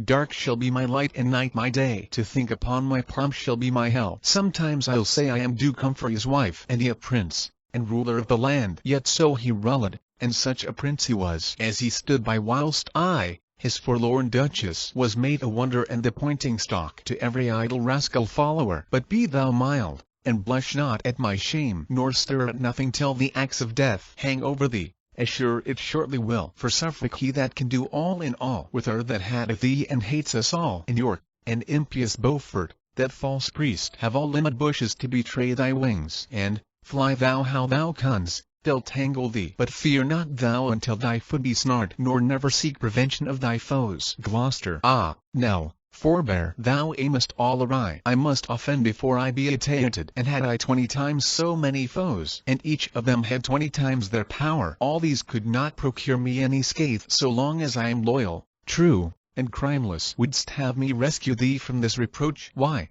yet thy scandal were not whipped away, but I in danger for the breach of law. Thy greatest help is quiet. Gentle now, I pray thee, sort thy heart to patience. These few days' wonder will be quickly worn. Enter a herald. Herald, I summon your grace to his majesty's parliament, holden at Bury the 1st of this next month. Gloucester. And my consent ne'er asked hereinbefore. This is close dealing. Well, I will be there. Exit herald. Mine now, I take my leave, and, Master Sheriff, let not her penance exceed the King's commission. Sheriff, and please your grace, here my commission stays, and Sir John Stanley is appointed now to take her with him to the Isle of Man. Gloucester. Must you, Sir John, protect my lady here? Stanley. So am I given in charge, May it please your grace, Gloucester, entreat her not the worse in that I pray you use her well. The world may laugh again, and I may live to do kindness if you do it her. And so, Sir John, farewell. Duchess. What, gone, my lord, and bid me not farewell? Gloucester. Witness my tears, I cannot stay to speak. Exeunt Gloucester and servants. Duchess. Art thou gone too? All comfort go with thee, for none abides with me. My joy is death, death, at whose name I oft have been afeard, because I wish this world's eternity. Stanley, I prithee go, and take me hence. I care not whither, for I beg no favour, only convey me where thou art commanded. Stanley. Why, madam, that is to the Isle of Man, there to be used according to your state. Duchess. That's bad enough, for I am but reproach. And shall I then be used reproachfully? Stanley. Like to a duchess and Duke Humphrey's lady, according to that state you shall be used. Duchess. Sheriff, farewell, and better than I fare, although thou hast been conduct of my shame. Sheriff. It is my office. And, madam, pardon me. Duchess. Farewell. Thy office is Dishergood. Come, Stanley, shall we go? Stanley. Madam, your penance done, throw off the sheet and go we to attire you for our journey. Duchess. My shame will not be shifted with my sheet. No, it will hang upon my richest robes and show itself. Attire me how I can. Go, lead the way. I long to see my prison. Exeunt. Act. 3rd Scene I.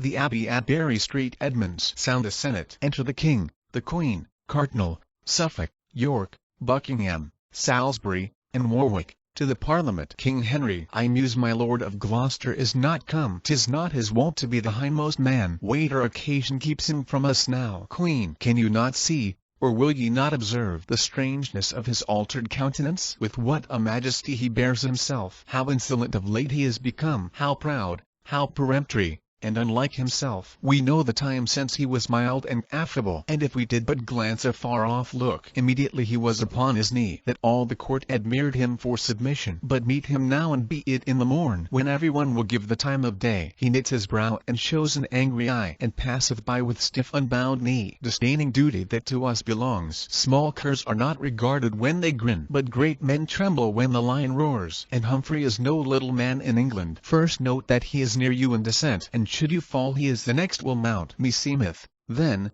it is no policy respecting what a rancorous mind he bears, and his advantage following your decease, that he should come about your royal person, or be admitted to your highness' council. By flattery hath he won the commons' hearts, and when he pleased to make commotion, 'tis to be feared they all will follow him. Now 'tis the spring, and weeds are shallow-rooted. Suffer them now, and they'll o'ergrow the garden, and choke the herbs for want of husbandry. The reverend care I bear unto my lord made me collect these dangers in the Duke. If it be fond, can it a woman's fear, which fear if better reasons can supplant? I will subscribe, and say I wronged the Duke. My Lord of Suffolk, Buckingham, and York, reprove my allegation if you can, or else conclude my words effectual. Suffolk. Well hath your highness seen into this Duke, and had I first been put to speak my mind, I think I should have told your grace's tale. The Duchess, by his subordination upon my life, began her devilish practices, or if he were not privy to those faults, yet by reputing of his high descent, as next the king he was successive heir, and such high vaunts of his nobility, did instigate the bedlam brain sick Duchess, by wicked means to frame our sovereign's fall. Smooth runs the water where the brook is deep, and in his simple show he harbours treason. The fox barks not when he would steal the lamb. No,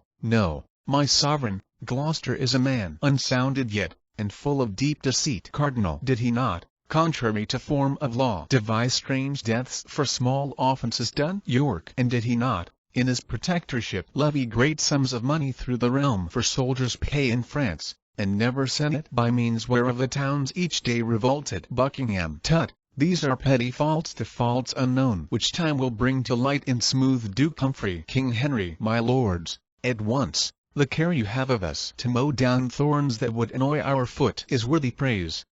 But shall I speak my conscience? Our kinsman Gloucester is as innocent from meaning treason to a royal person as is the sucking lamb or harmless dove. The Duke is virtuous, mild, and too well given to dream on evil or to work my downfall. Queen. Ah, what's more dangerous than this fond defiance? Seems he a dove? His feathers are but borrowed, for he's disposed as the hateful raven. Is he a lamb? His skin is surely lent him, for he's inclined as is the ravenous wolf, who cannot steal a shape that means deceit. Take heed, my lord. The welfare of us all hangs on the cutting short that fraudful man. Enter Somerset. Somerset. All health unto my gracious sovereign King Henry. Welcome, Lord Somerset. What news from France? Somerset. That all your interest in those territories is utterly bereft you. All is lost. King Henry. Cold news, Lord Somerset. But God's will be done. York. Aside, cold news for me. For I had hope of France as firmly as I hope for fertile England. Thus are my blossoms blasted in the bud, and caterpillars eat my leaves away. But I will remedy this gear ere long, or sell my title for a glorious grave. Enter Gloucester. Gloucester. All happiness unto my lord the king. Pardon, my liege, that I have stayed so long. Suffolk. Nay, Gloucester, know that thou art come too soon. Unless thou wert more loyal than thou art, I do arrest thee of high treason here. Gloucester. Well, Suffolk, thou shalt not see me blush, nor change my countenance for this arrest. A heart unspotted is not easily daunted. The purest spring is not so free from mud as I am clear from treason to my sovereign. Who can accuse me? Wherein am I guilty? York. 'Tis thought, my lord, that you took bribes of France, and, being protector, stayed the soldiers' pay, by means whereof his highness hath lost France. Gloucester. Is it but thought so? What are they that think it? I never robbed the soldiers of their pay, nor ever had one penny bribed from France. So help me God, as I have watched the night, night by night in studying good for England, that doit that ere I wrested from the king, or any groat I hoarded to my use, be brought against me at my trial day. No. Many a pound of mine own proper store, because I would not tax the needy commons, have I dispersed to the garrisons, and never asked for restitution. Cardinal. It serves you well, my lord, to say so much. Gloucester. I say no more than truth, so help me God. York. In your protectorship you did devise strange tortures for offenders, never heard of that England was defamed by tyranny. Gloucester. Why, 'tis well known that whiles I was protector, pity was all the fault that was in me, for I should melt at an offender's tears, and lowly words were ransom for their fault, unless it were a bloody murderer, or foul felonious thief that fleeked poor passengers. I never gave them condign punishment. Murder indeed, that bloody sin, I tortured above the felon, or what trespass else? Suffolk. My lord, these faults are easy, quickly answered, but mightier crimes are laid unto your charge, whereof you cannot easily purge yourself. I do arrest you in his highness' name, and here commit you to my lord cardinal, to keep until your further time of trial. King Henry. My lord of Gloucester, 'tis my special hope that you will clear yourself from all suspense. My conscience tells me you are innocent. Gloucester. Ah, gracious lord, these days are dangerous. Virtue is choked with foul ambition, and charity chosed hence by rancor's hand. Foul subornation is predominant, and equity exceal of your highness land. I know the complot is to have my life, and if my death might make this island happy, and prove the period of their tyranny, I would expend it with all willingness. But mine is made the prologue to their play, for thousands more that yet suspect no peril will not conclude their plotted tragedy. Beaufort's red sparkling eyes blab his heart's malice, and Suffolk's cloudy brow his stormy hate. Sharp Buckingham unburdens with his tongue the envious load that lies upon his heart, and dogged York, that reaches at the moon, whose overweening arm I have plucked back by false accuse doth level at my life. And you, my sovereign lady, with the rest causeless have laid disgraces on my head, and with your best endeavour have stirred up my leafless leech to be mine enemy. All of you have laid your heads together. Myself had notice of your conventicles, and all to make away my guiltless life. I shall not want false witness to condemn me, nor store of treasons to augment my guilt. The ancient proverb will be well affected. A staff is quickly found to beat a dog. Cardinal. My liege, his railing is intolerable. If those that care to keep your royal person from treason's secret knife and traitor's rage be thus upbraided, chid, and rated at, and the offender granted scope of speech, 'twill make them cool in zeal unto your grace. Suffolk. Hath he not put our sovereign lady here with ignominious words, though clerkily couched, as if she had suborned some to swear false allegations to overthrow his state queen? But I can give the loser leave to chide. Gloucester. Far truer spoke than meant. I lose indeed. Beshrew the winners, for they played me false, and well such losers may have leave to speak. Buckingham. He'll wrest the sense, and hold us here all day. Lord Cardinal, he is your prisoner. Cardinal. Sirs, take away the Duke, and guard him sure. Gloucester. Ah, thus King Henry throws away his crutch, before his legs be firm to bear his body. Thus is the shepherd beaten from thy side, and wolves are gnarling who shall gnaw thee first. Ah, that my fear were false! Ah, that it were! For, good King Henry, thy decay I fear. Exit, guarded. King Henry. My lords, what to your wisdom seemeth best, do or undo, as if ourself were here. Queen. What, will your highness leave the Parliament? King Henry. Margaret.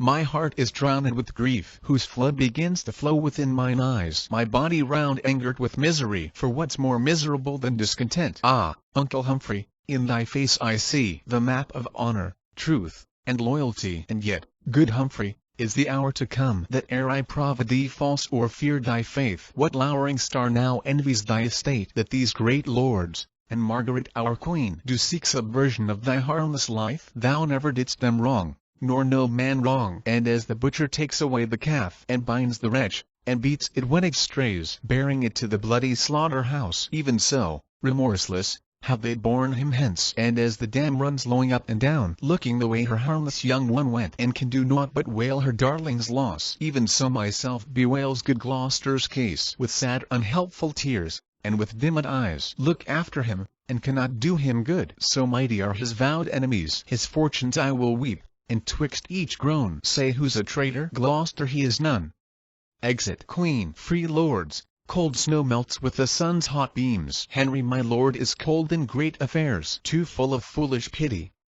And Gloucester's show beguiles him as the mournful crocodile with sorrow snares relenting passengers, or as the snake, rolled in a flowering bank with shining checkered slough, doth sting a child that for the beauty thinks it excellent. Believe me, lords, were none more wise than I, and yet herein I judge mine own wit good. This Gloucester should be quickly rid the world, to rid us from the fear we have of him. Cardinal. That he should die is worthy policy, but yet we want a colour for his death. 'Tis meet he be condemned by course of law. Suffolk. But, in my mind, that were no policy. The king will labour still to save his life, the commons haply rise to save his life, and yet we have but trivial argument more than mistrust, that shows him worthy death. York. So that, by this, you would not have him die. Suffolk. Ah, York, no man alive so fain as I. York. 'Tis York that hath more reason for his death. But, my lord cardinal, and you, my lord of Suffolk, say as you think, and speak it from your souls. Were it not all one an empty eagle were set to guard the chicken from a hungry kite, as plays Duke Humphrey for the king's protector? Queen. So the poor chicken should be sure of death. Suffolk. Madam,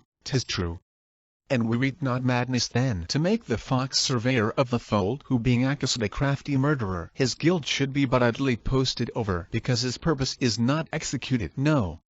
Let him die, in that he is a fox by nature, provid an enemy to the flock, before his chaps be stained with crimson blood, as Humphrey, provid by reasons, to my liege, and do not stand on quillets how to slay him, be it by gins, by snares, by subtlety, sleeping or waking, 'tis no matter how, so he be dead. For that is good deceit, which mates him first at first intends deceit. Queen. Thrice noble Suffolk, 'tis resolutely spoke. Suffolk. Not resolute, except so much were done, for things are often spoken seldom meant, but that my heart accordeth with my tongue, seeing the deed is meritorious, and to preserve my sovereign from his foe. Say but the word, and I will be his priest. Cardinal. But I would have him dead, my lord of Suffolk. Ere you can take due orders for a priest, say you consent and censure well the deed, and I'll provide his executioner. I tender so the safety of my liege. Suffolk. Here is my hand, the deed is worthy doing. Queen. And so say I. York. And I. And now we three have spoken. It skills not greatly who impugns our doom. Enter a post.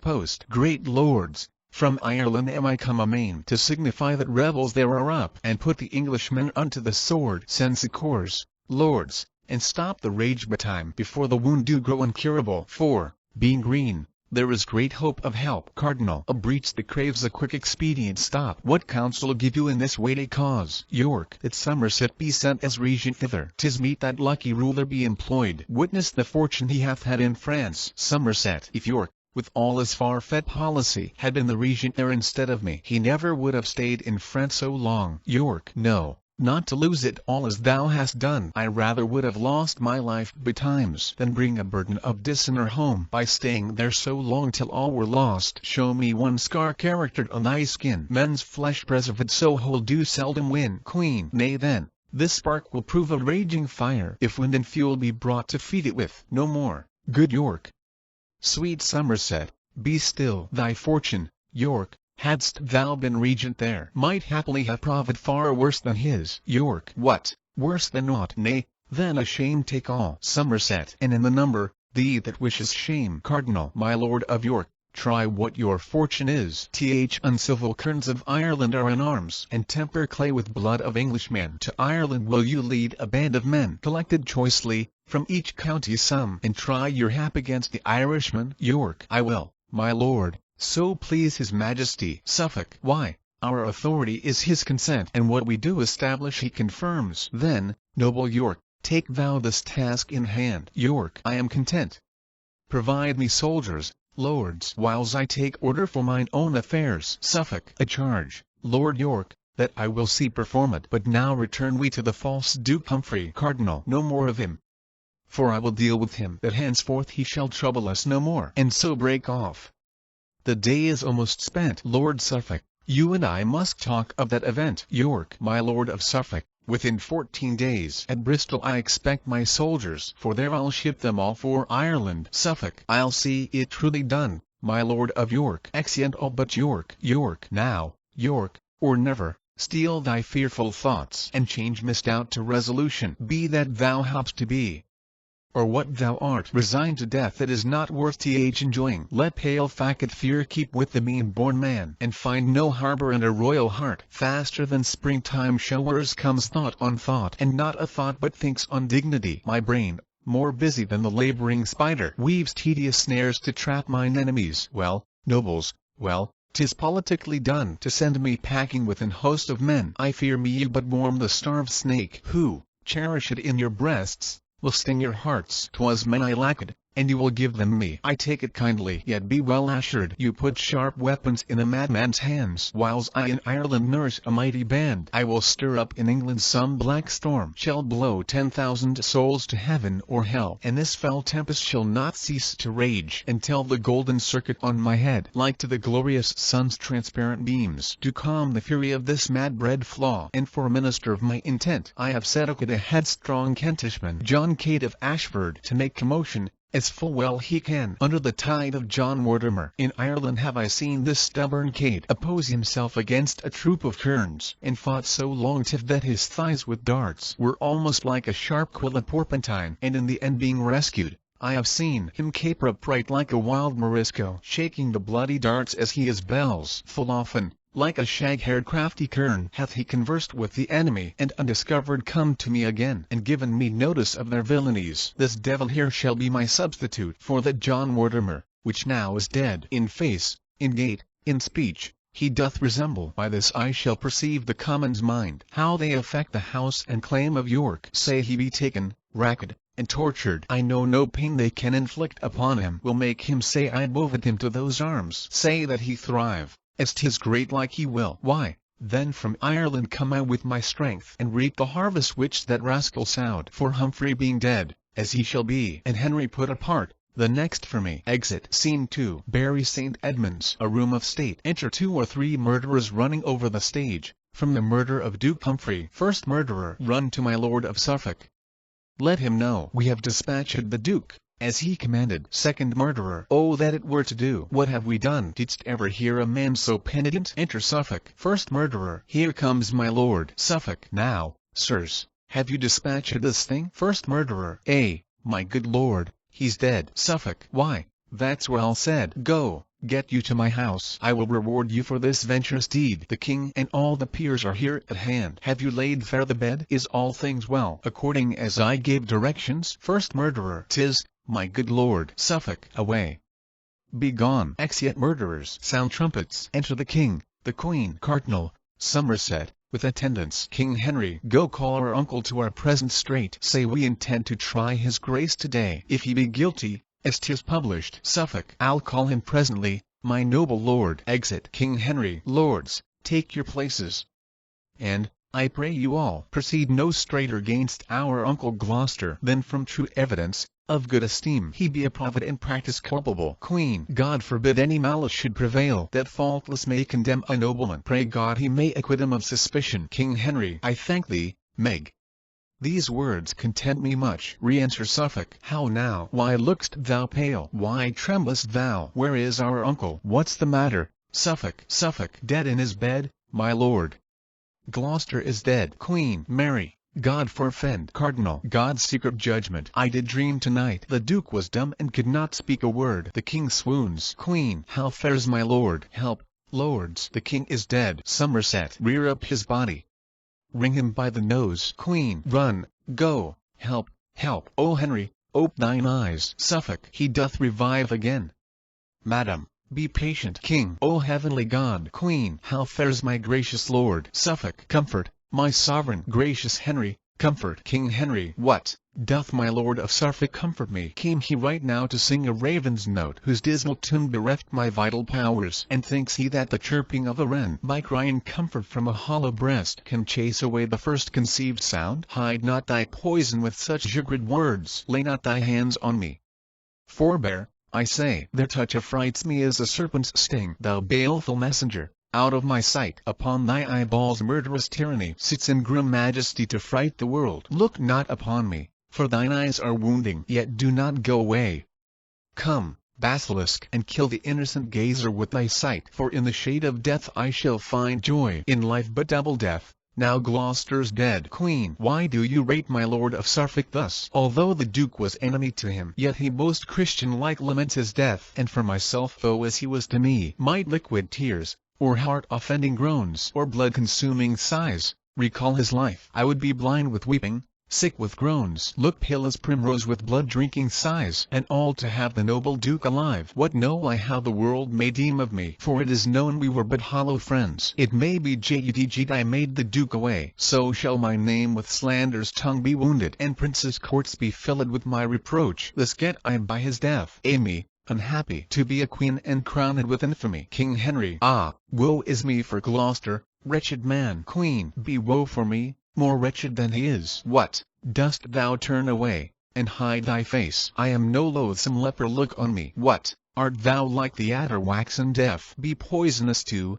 and kill thy forlorn queen. Is all thy comfort shut in Gloucester's tomb? Why, then Dame Margaret was ne'er thy joy. Erect a statue and worship it, and make my image but an alehouse sign. Was I for this nigh wrecked upon the sea, and twice by awkward wind from England's bank drove back again unto my native clime? What boded us but well forewarning wind did seem to say, seek not a scorpion's nest, nor set no footing on this unkind shore? What did I then but curse the gentle gusts, and he that loseth them forth their brazen caves, and bid them blow towards England's blessed shore, or turn our stern upon a dreadful rock? Yet Aeolus would not be a murderer, but left that hateful office unto thee. The pretty vaulting sea refused to drown me, knowing that thou wouldst have me drowned on shore, with tears as salt as sea through thy unkindness. The splitting rocks cowered in the sinking sands, and would not dash me with their ragged sides, because thy flinty heart, more hard than they, might in thy palace perish. Margaret, as far as I could ken thy chalky cliffs, when from thy shore the tempest beat us back, I stood upon the hatches in the storm, and when the dusky sky began to rob my earnest gaping sight of thy land's view, I took a costly jewel from my neck, a heart it was,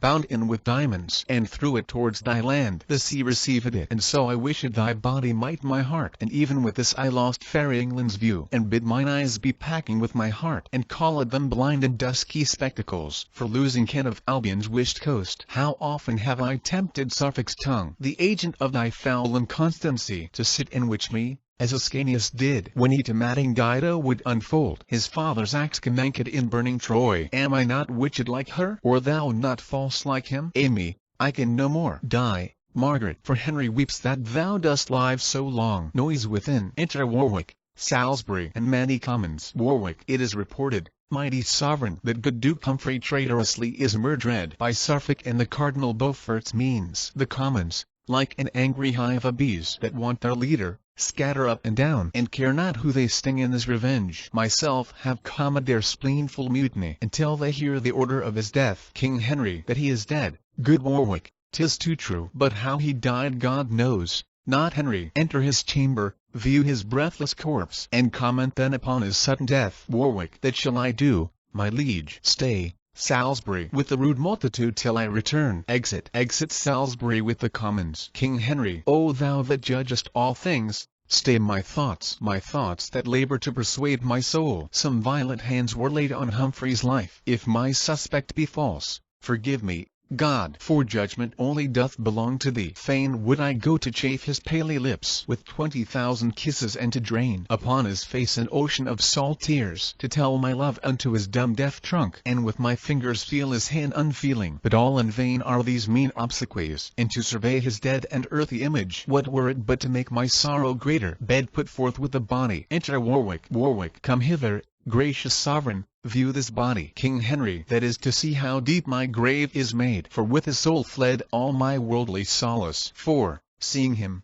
I see my life in death. Warwick, as surely as my soul intends to live with that dread king that took our state upon him to free us from his father's wrathful curse, I do believe that violent hands were laid upon the life of this thrice-famed Duke. Suffolk, a dreadful oath, sworn with a solemn tongue. What instance gives Lord Warwick for his vow? Warwick, see how the blood is settled in his face. Oft have I seen the timely parted ghost of ashy semblance, meagre, pale, and bloodless, being all descended to the labouring heart, who, in the conflict that it holds with death, attracts the same for aidance gainst the enemy, which with the heart there cools, and ne'er returneth to blush and beautify the cheek again. But see, his face is black and full of blood, his eyeballs further out than when he lived, staring full ghastly like a strangled man, his hair preared, his nostrils stretched with struggling, his hands abroad displayed, as one that grasped and tugged for life, and was by strength subdued. Look, on the sheets his hair, you see, is sticking. His well-proportionate beard made rough and rugged, like to the summer's cone by tempest lodged. It cannot be but he was murdered here. The least of all these signs were probable. Suffolk, why,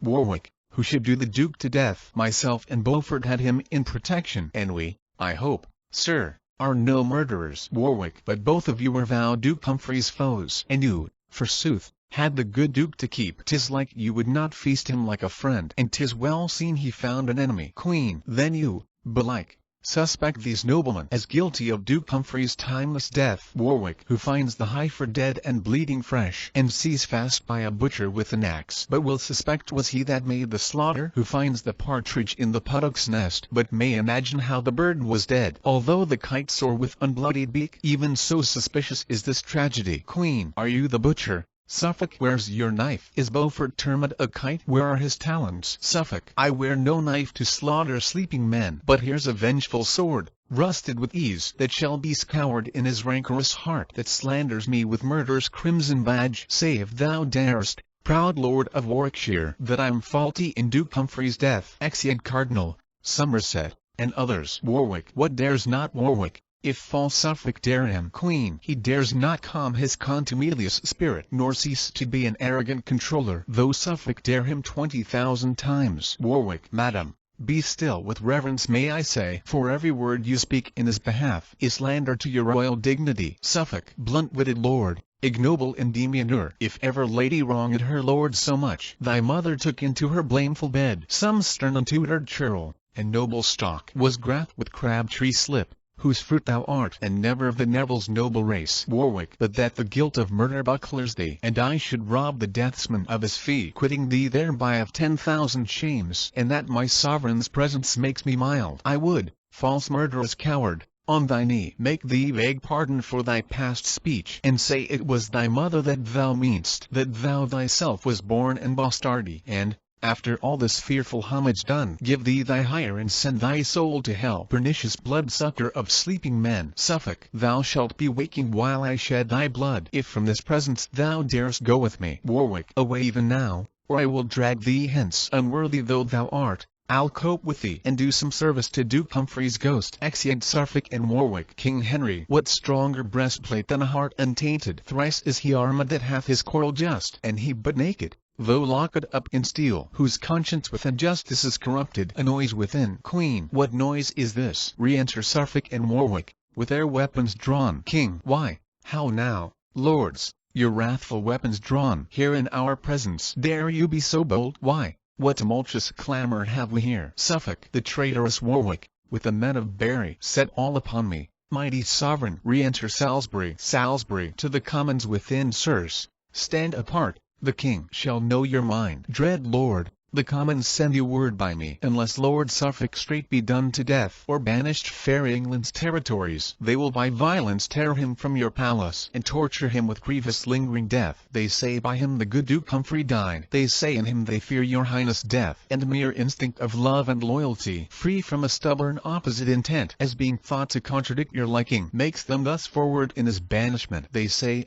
in care of your most royal person, that if your highness should intend to sleep, and charge that no man should disturb your rest, in pain of your dislike or pain of death, yet, notwithstanding such a strait edict, were there a serpent seen with forked tongue that slyly glided towards your majesty, it were but necessary you were whacked, lest, being suffered in that harmful slumber, the mortal worm might make the sleep eternal. And therefore do they cry, though you forbid, that they will guard you, or you will or no, from such fell serpents as false Suffolk is, with whose envenomed and fatal sting your loving uncle, 20 times his worth, they say, is shamefully bereft of life. Commons. Within an answer from the king, my lord of Salisbury, Suffolk. 'Tis like the Commons, rude unpolished hinds, could send such message to their sovereign. But you, my lord, were glad to be employed to show how quaint an orator you are. But all the honour Salisbury hath won is that he was the Lord Ambassador sent from a sort of tinkers to the king. Commons. Within an answer from the king,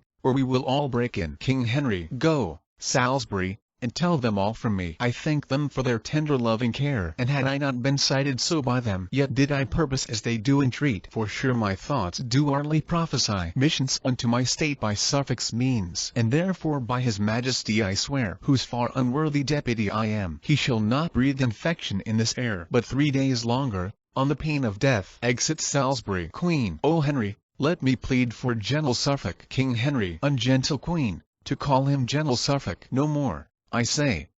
If thou dost plead for him, thou wilt but add increase unto my wrath. Had I but said, I would have kept my word. But when I swear, it is irrevocable. If after 3 days' space thou here beest found, on any ground that I am ruler of the world shall not be ransom for thy life. Come, Warwick, come, good Warwick, go with me. I have great matters to impart to thee. Exeunt all but Queen and Suffolk. Queen. Missions and sorrow go along with you. Heart's discontent and sour affliction be playfellows to keep you company. There's 2 of you. The devil make a 3rd, and 3-fold vengeance tend upon your steps. Suffolk. Cease, gentle Queen, these execrations, and let thy Suffolk take his heavy leave. Queen. Fie, coward woman and soft-hearted wretch, hast thou not spirit to curse thine enemy? Suffolk. A plague upon them. Wherefore should I curse them? Would curses kill as doth the mandrake's groan? I would invent as bitter searching terms, as cursed, as harsh, and horrible to hear, delivered strongly through my fixed teeth, with full as many signs of deadly hate, as lean faced envy in her loathsome cave. My tongue should stumble in mine earnest words, mine eyes should sparkle like the beaten flint, mine hair be fixed and end, as one distract.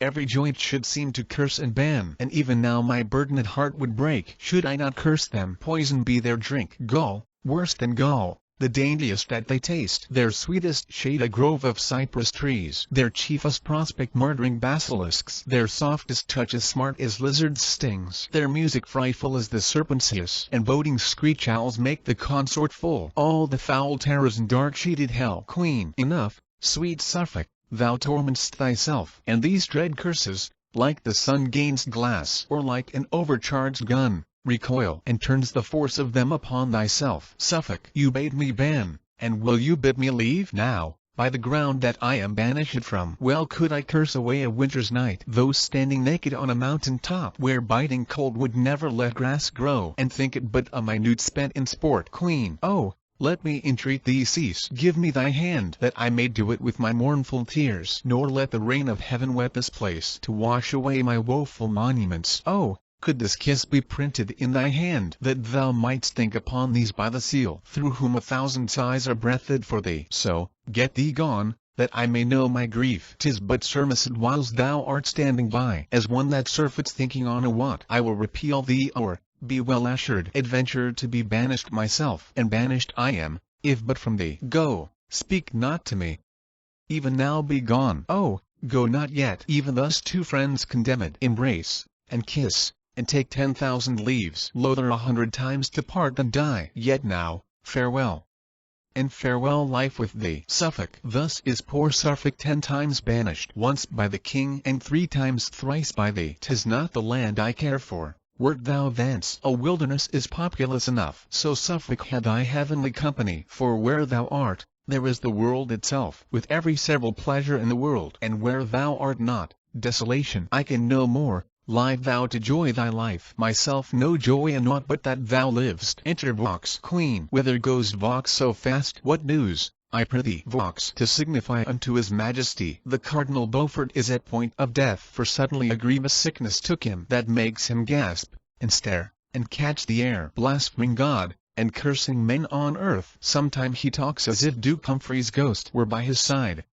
Sometime he calls the king, and whispers to his pillow, as to him, the secrets of his overcharged soul. And I am sent to tell his majesty that even now he cries aloud for him. Queen. Go tell this heavy message to the king. Exit Vox. Amy. What is this world? What news are these? But wherefore grieve I at an hour's poor loss? Omitting Suffolk's exile, my soul's treasure? Why only, Suffolk, mourn I not for thee? And with the southern clouds contend in tears. Theirs for the earth's increase, mine for my sorrows. Now get thee hence. The king, thou know'st, is coming. If thou be found by me, thou art but dead. Suffolk. If I depart from thee I cannot live, and in thy sight to die, what were it else but like a pleasant slumber in thy lap? Here could I breathe my soul into the air, as mild and gentle as the cradle babe dying with mother's dug between its lips. Where, from thy sight, I should be raging mad, and cry out for thee to close up mine eyes, to have thee with thy lips to stop my mouth. So shouldst thou either turn my flying soul, or I should breathe it so into thy body, and then it live it in sweet Elysium. To die by thee were but to die in jest. From thee to die were torture more than death. Oh,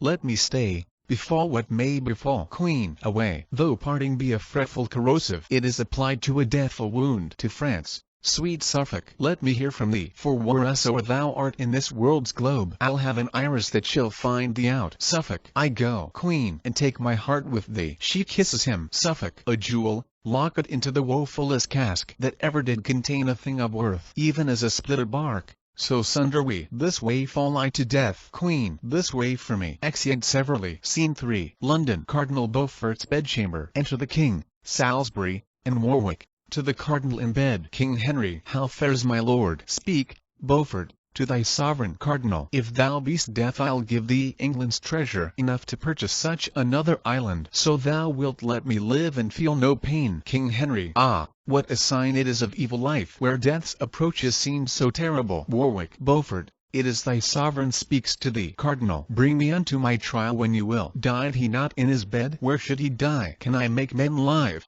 whether they will or no? Oh, torture me no more. I will confess. Alive again? Then show me where he is. I'll give £1,000 to look upon him. He hath no eyes, the dust hath blinded them. Comb down his hair. Look, look. It stands upright like lime twigs set to catch my winged soul. Give me some drink, and bid the apothecary bring the strong poison that I bought of him. King Henry. O thou eternal mover of the heavens, look with a gentle eye upon this wretch. Oh, beat away the busy meddling fiend that lays strong siege unto this wretch's soul, and from his bosom purge this black despair. Warwick. See how the pangs of death do make him grin. Salisbury. Disturb him not, let him pass peaceably. King Henry. Peace to his soul, if God's good pleasure be. Lord Cardinal, if thou think'st on heaven's bliss, hold up thy hand, make signal of thy hope. He dies, and makes no sign. O God, forgive him. Warwick. So bad a death argues a monstrous life. King Henry. Forbear to judge, for we are sinners all. Close up his eyes, and draw the curtain close, and let us all to meditation. Exeunt. Act 4th. Scene I.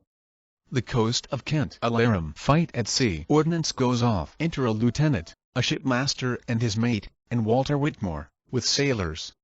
Suffolk and other gentlemen, as prisoners. Lieutenant. The gaudy, blabbing, and remorseful day is crept into the bosom of the sea, and now loud howling wolves arouse the jades that drag the tragic melancholy night, who with their drowsy, slow, and flagging wings clip dead men's graves, and from their misty jaws breathe foul contagious darkness in the air. Therefore bring forth the soldiers of our prize, for, whilst our pinnace anchors in the downs, here shall they make their ransom on the sand, or with their blood stain this discolored shore. Master, This prisoner freely give I thee, and thou that art his mate make boot of this. The other, Walter Whitmore, is thy share. First gentleman, what is my ransom, master? Let me know. Master, 1,000 crowns, or else lay down your head. Mate, and so much shall you give, or off goes yours. Lieutenant, what, think you much to pay 2,000 crowns, and bear the name and port of gentleman? Cut both the villains' throats, for died you shall. The lives of those which we have lost in fight be counterpoised with such a petty sum. First gentleman, I'll give it, sir, and therefore spare my life. Second gentleman, and so will I, and write home for it straight. Whitmore, I lost mine eye in laying the prize aboard to Suffolk, and therefore, to revenge it, shalt thou die. And so should these, if I might have my will. Lieutenant, be not so rash. Take ransom, let him live. Suffolk, look on my George, I am a gentleman. Rate me at what thou wilt, thou shalt be paid. Whitmore, and so am I. My name is Walter Whitmore. How now? Why start'st thou? What, doth death affright? Suffolk, thy name affrights me, in whose sound is death. A cunning man did calculate my birth, and told me that by water I should die. Yet let not this make thee be bloody-minded. Thy name is Gualtier, being rightly sounded. Whitmore, Gualtier or Walter, which it is I care not. Never yet did base dissenter blur our name, but with our sword we whipped away the blot. Therefore, when merchant-like I sell revenge, broke be my sword, my arms torn and defaced, and I proclaim it a coward through the world. Suffolk, stay, Whitmore, for thy prisoner is a prince. The Duke of Suffolk, William de la Pole. Whitmore, the Duke of Suffolk muffled up in rags. Suffolk, but these rags are no part of the Duke. Jove sometime went disguised, and why not I? Lieutenant, but Jove was never slain, as thou shalt be. Suffolk, obscure and lowly swain, King Henry's blood, the honorable blood of Lancaster, must not be shed by such a jaded groom. Hast thou not kissed thy hand and held my stirrup, bareheaded plodded by my footcloth mule, and thought thee happy when I shook my head? How often hast thou waited at my cup, fed from my trencher, kneeled down at the board when I have feasted with Queen Margaret? Remember it, and let it make thee crestfallen.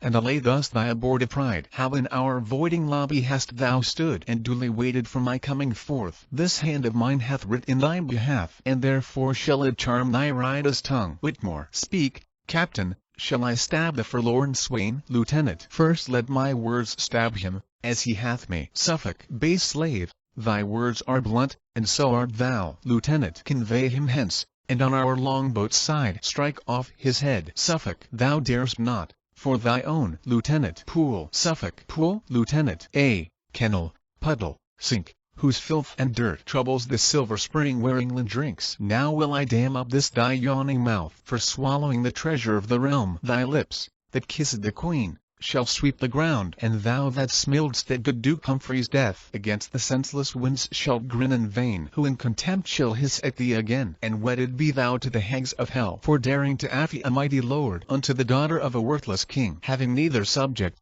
wealth, nor diadem. By devilish policy art thou grown great, and, like ambitious Scylla, overgorged with gobbets of thy mother's bleeding heart, by the Anjou and Maine were sold to France. The false revolting Normans thorough thee disdain to call us lord, and Picardy hath slain their governors, suppressed our forts, and sent the ragged soldiers wounded home. The princely Warwick, and the Nevilles all, whose dreadful swords were never drawn in vain, as hating thee, are rising up in arms. And now the house of York, thrust from the crown by shameful murder of a guiltless king, and lofty proud encroaching tyranny, burns with revenging fire, whose hopeful colours advance our half-faced sun, striving to shine under the which is writ Invitus Nubibus. The commons here in Kent are up in arms, and to conclude, reproach and beggary is crept into the palace of our king, and all by thee. Away, convey him hence. Suffolk, oh that I were a god, to shoot forth thunder upon these paltry, servile, abject drudges. Small things make base men proud. This villain here, being captain of a pinnace, threatens more than Bargillus, the strong Illyrian pirate. Drones suck not eagle's blood but rob beehives. It is impossible that I should die by such a lowly vassal as thyself. Thy words move rage and not remorse in me. I go with message from the Queen to France. I charge thee waft me safely across the channel. Lieutenant Walter Whitmore, come. Suffolk, I must waft thee to thy death. Suffolk, Gelidus Timor occupat artis, it is thee I fear. Whitmore, thou shalt have cause to fear before I leave thee. What, Are ye daunted now? Now will ye stoop? First gentleman, my gracious lord, entreat him, speak him fair. Suffolk's imperial tongue is stem and rough, used to command, and taught to plead for favor. Far be it we should honor such as these with humble suit. No, rather let my head stoop to the block than these knees bow to any save to the God of heaven and to my king. And sooner dance upon a bloody pole than stand uncovered to the vulgar groom. True nobility is exempt from fear. More can I bear than you dare execute. Lieutenant, hale him away, and let him talk no more. Suffolk, come, soldiers, show what cruelty ye can, that this my death may never be forgot. Great men oft die by vile Buzonians. A Roman sorter and bandito slave murdered sweet Tully. Brutus' bastard hand stabbed Julius Caesar. Savage islanders Pompey the Great. And Suffolk dies by pirates. Exit Walter with Suffolk, lieutenant. And as for these, whose ransom we have set, it is our pleasure one of them depart. Therefore come you with us, and let him go. Exeunt all but the first gentleman. Re-enter Whitmore with Suffolk's body. Whitmore, there let his head and lifeless body lie, until the queen his mistress bury it. Exit first gentleman. O barbarous and bloody spectacle! His body will I bear unto the king. If he revenge it not, yet will his friends. So will the queen, that living held him dear. Exit with the body. Scene 2. Blackheath. Enter George Bevis and John Holland. George, come and get thee a sword, thou maid of a laugh. They have been up these 2 days. John, they have the more need to sleep now. Then George, I tell thee Jackade the clothier means to dress the Commonwealth, and turn it, and set a new nap upon it. John, so he had need, for 'tis threadbare. Well, I say it was never merry world in England since gentlemen came up. George, O miserable age! Virtue is not regarded in handicraftsmen. John, the nobility think scorn to go in leather aprons. George, nay, more, the king's council are no good workmen. John, true. And yet it is said labor in thy vocation, which is as much to say as let the magistrates be laboring men. And therefore should we be magistrates. George, thou hast hit it. For there's no better sign of a brave mind than a hard hand. John, I see them.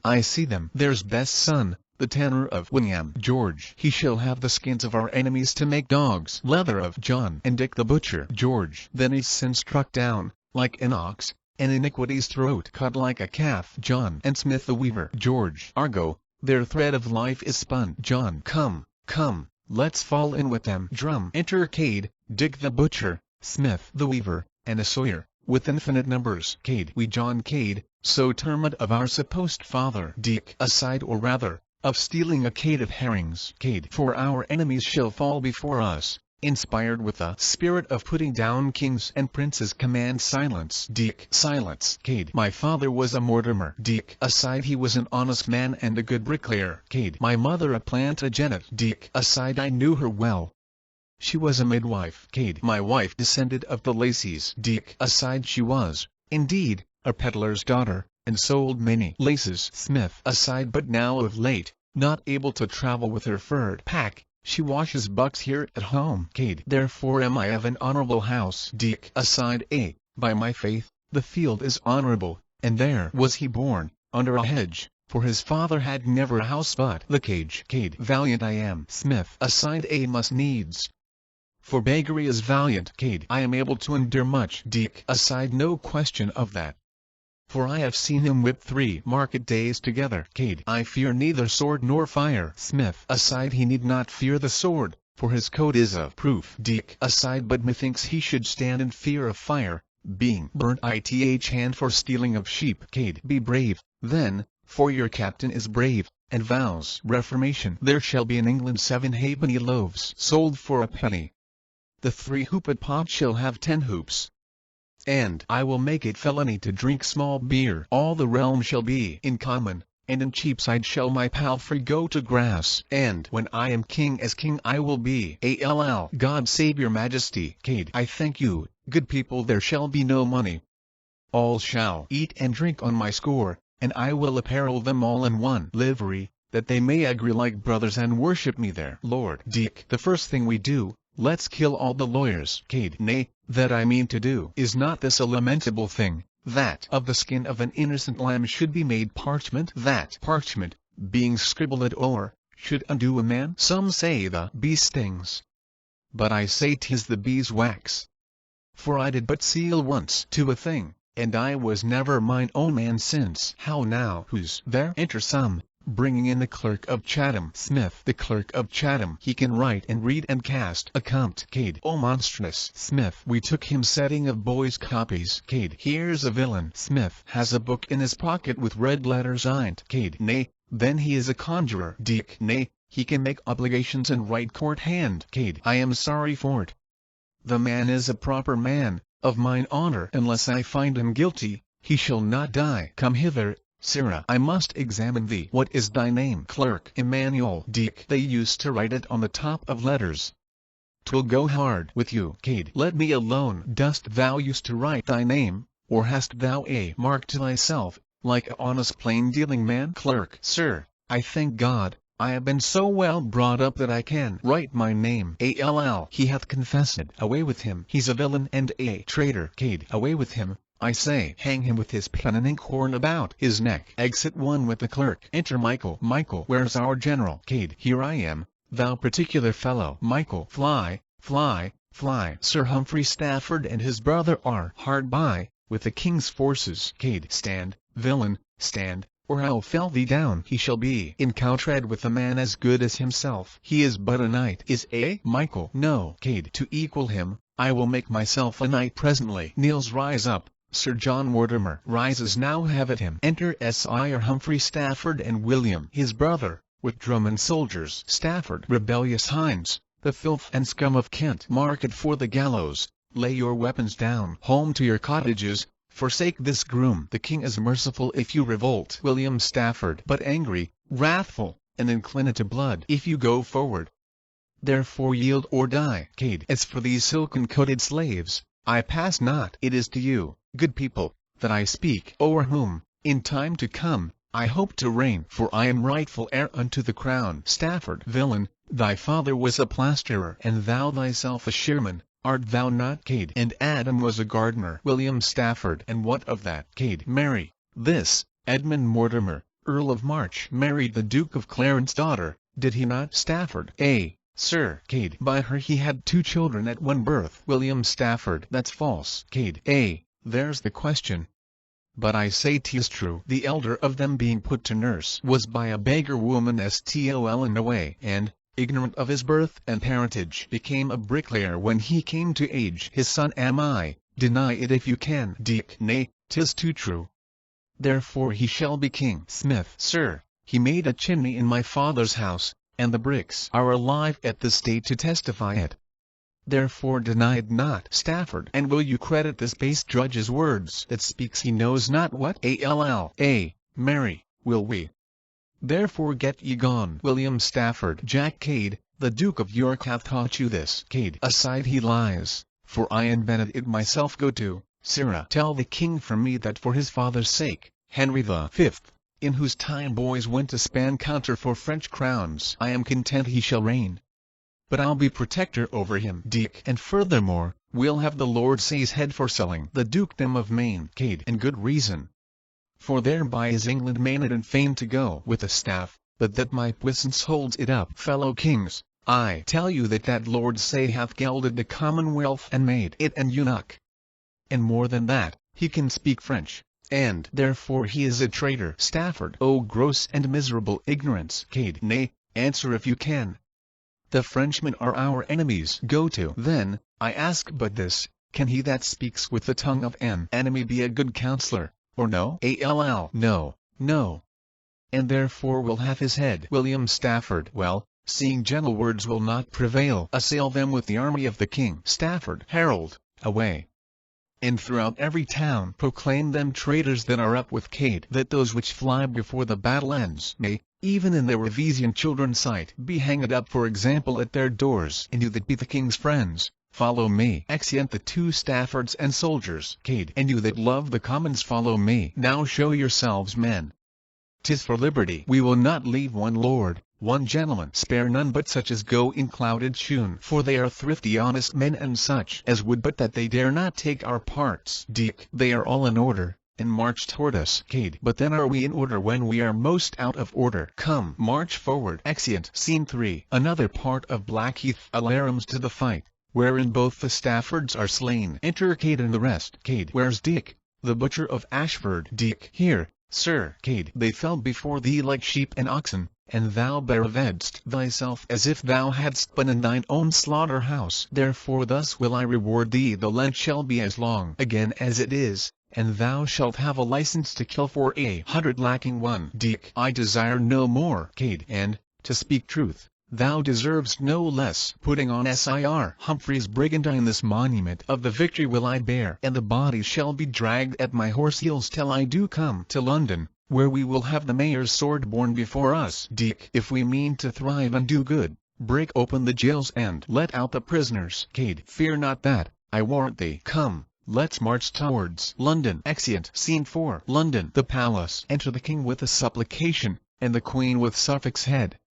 The Duke of Buckingham and the lords say, Queen, oft have I heard that grief softens the mind and makes it fearful and degenerate. Think therefore on revenge and cease to weep. But who can cease to weep, and look on this? Here may his head lie on my throbbing breast, but where's the body that I should embrace? Buckingham, what answer makes your grace to the rebels' supplication? King Henry, I'll send some holy bishop to entreat, for God forbid so many simple souls should perish by the sword, and I myself, rather than bloody war, shall cut them short. Will parley with Jack Cade their general. But stay, I'll read it over once again. Queen, ah, barbarous villains, hath this lovely face rolled like a wandering planet over me, and could it not enforce them to relent, that were unworthy to behold the same? King Henry, Lord, say, Jack Cade hath sworn to have thy head. Say, but I hope your highnesses shall have his. King Henry, how now, madam, still lamenting and mourning for Suffolk's death? I fear me, love, if that I had been dead, thou wouldst not have mourned so much for me. Queen, no,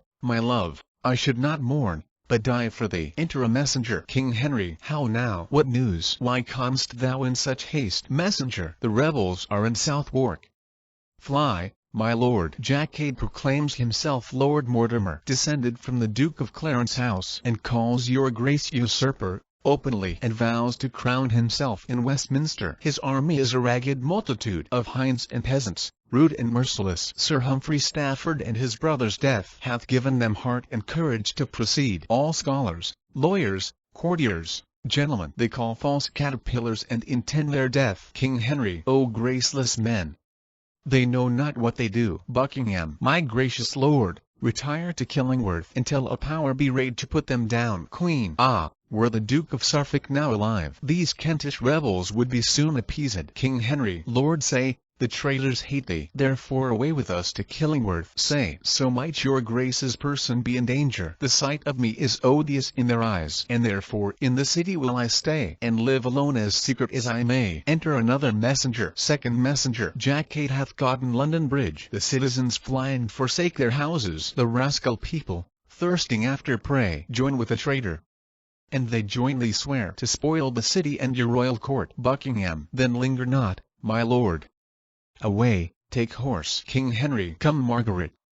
God, our hope, will succour us. Queen, my hope is gone, now Suffolk is decreased. King Henry, to Lord, say farewell, my lord, trust not the Kentish rebels. Buckingham, trust nobody, for fear you be betrayed. Say, the trust I have is in mine innocence, and therefore am I bold and resolute. Exeunt. Scene 5. London. The Tower. Enter Lord Scales upon the tower, walking. Then enter 2 or 3 citizens. Below. Scales, how now? Is Jack Cade slain? First citizen, no, my lord, nor likely to be slain.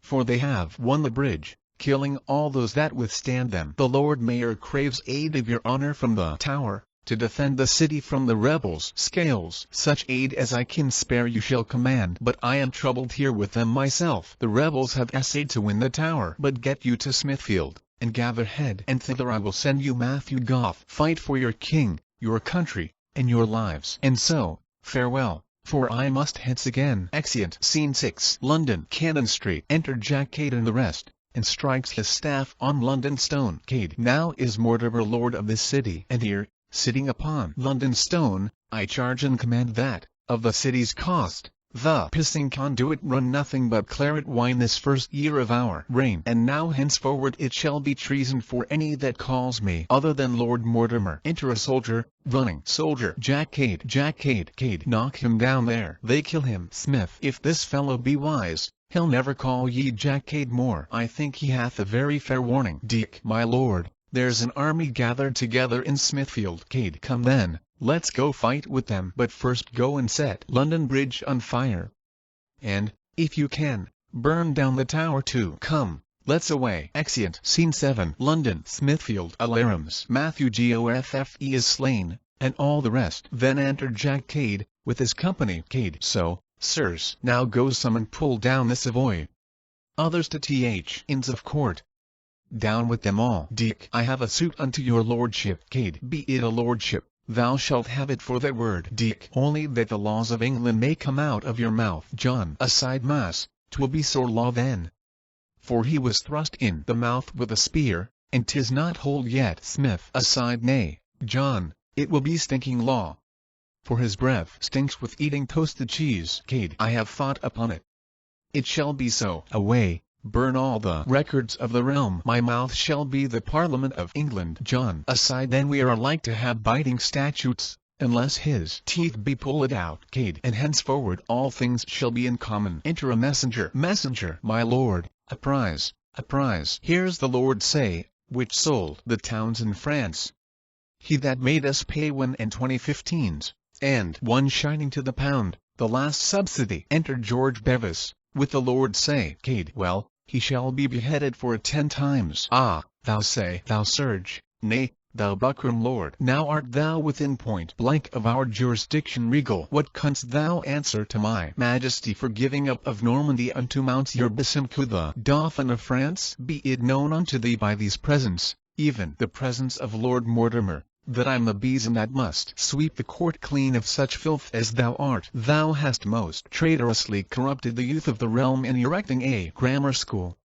And whereas, before, our forefathers had no other books but the score and the tally, thou hast caused printing to be essayed, and, contrary to the king, his crown, and dignity, thou hast built a paper mill. It will be proved to thy face that thou hast men about thee that usually talk of a noun and a verb, and such abominable words as no Christian ear can endure to hear. Thou hast appointed justices of peace, to call poor men before them about matters they were not able to answer. Moreover, thou hast put them in prison, and because they could not read, thou hast hanged them, when, indeed, only for that cause they have been most worthy to live. Thou dost ride in a footcloth, dost thou not? Say what of that? Cade, marry, thou oughtst not to let thy horse wear a cloak, when honester men than thou go in their hose and doublets. Dick, and work in their shirt too, as myself, for example, that am a butcher. Say you men of Kent. Dick, what say you of Kent? Say nothing but this,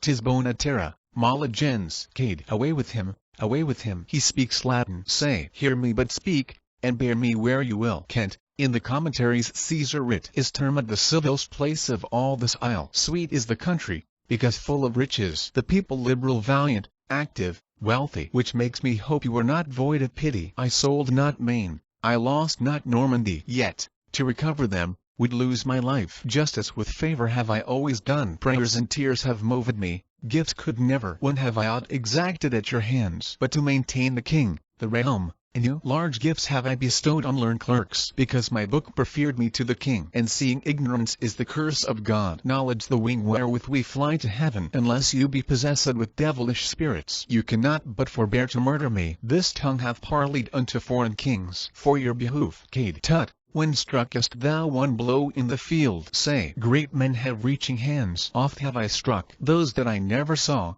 and struck them dead. George, O monstrous coward, what, to come behind folks? Say, these cheeks are pale for watching for your good. Cade, give him a box oth ear, and that will make em red again. Say, long sitting to determine poor men's causes hath made me full of sickness and diseases. Cade, ye shall have a hempen caudle then, and the help of hatchet. Dick, why dost thou quiver, man? Say, the palsy, and not fear, provokes me. Cade, nay, he nods at us, as who should say I'll be even with you.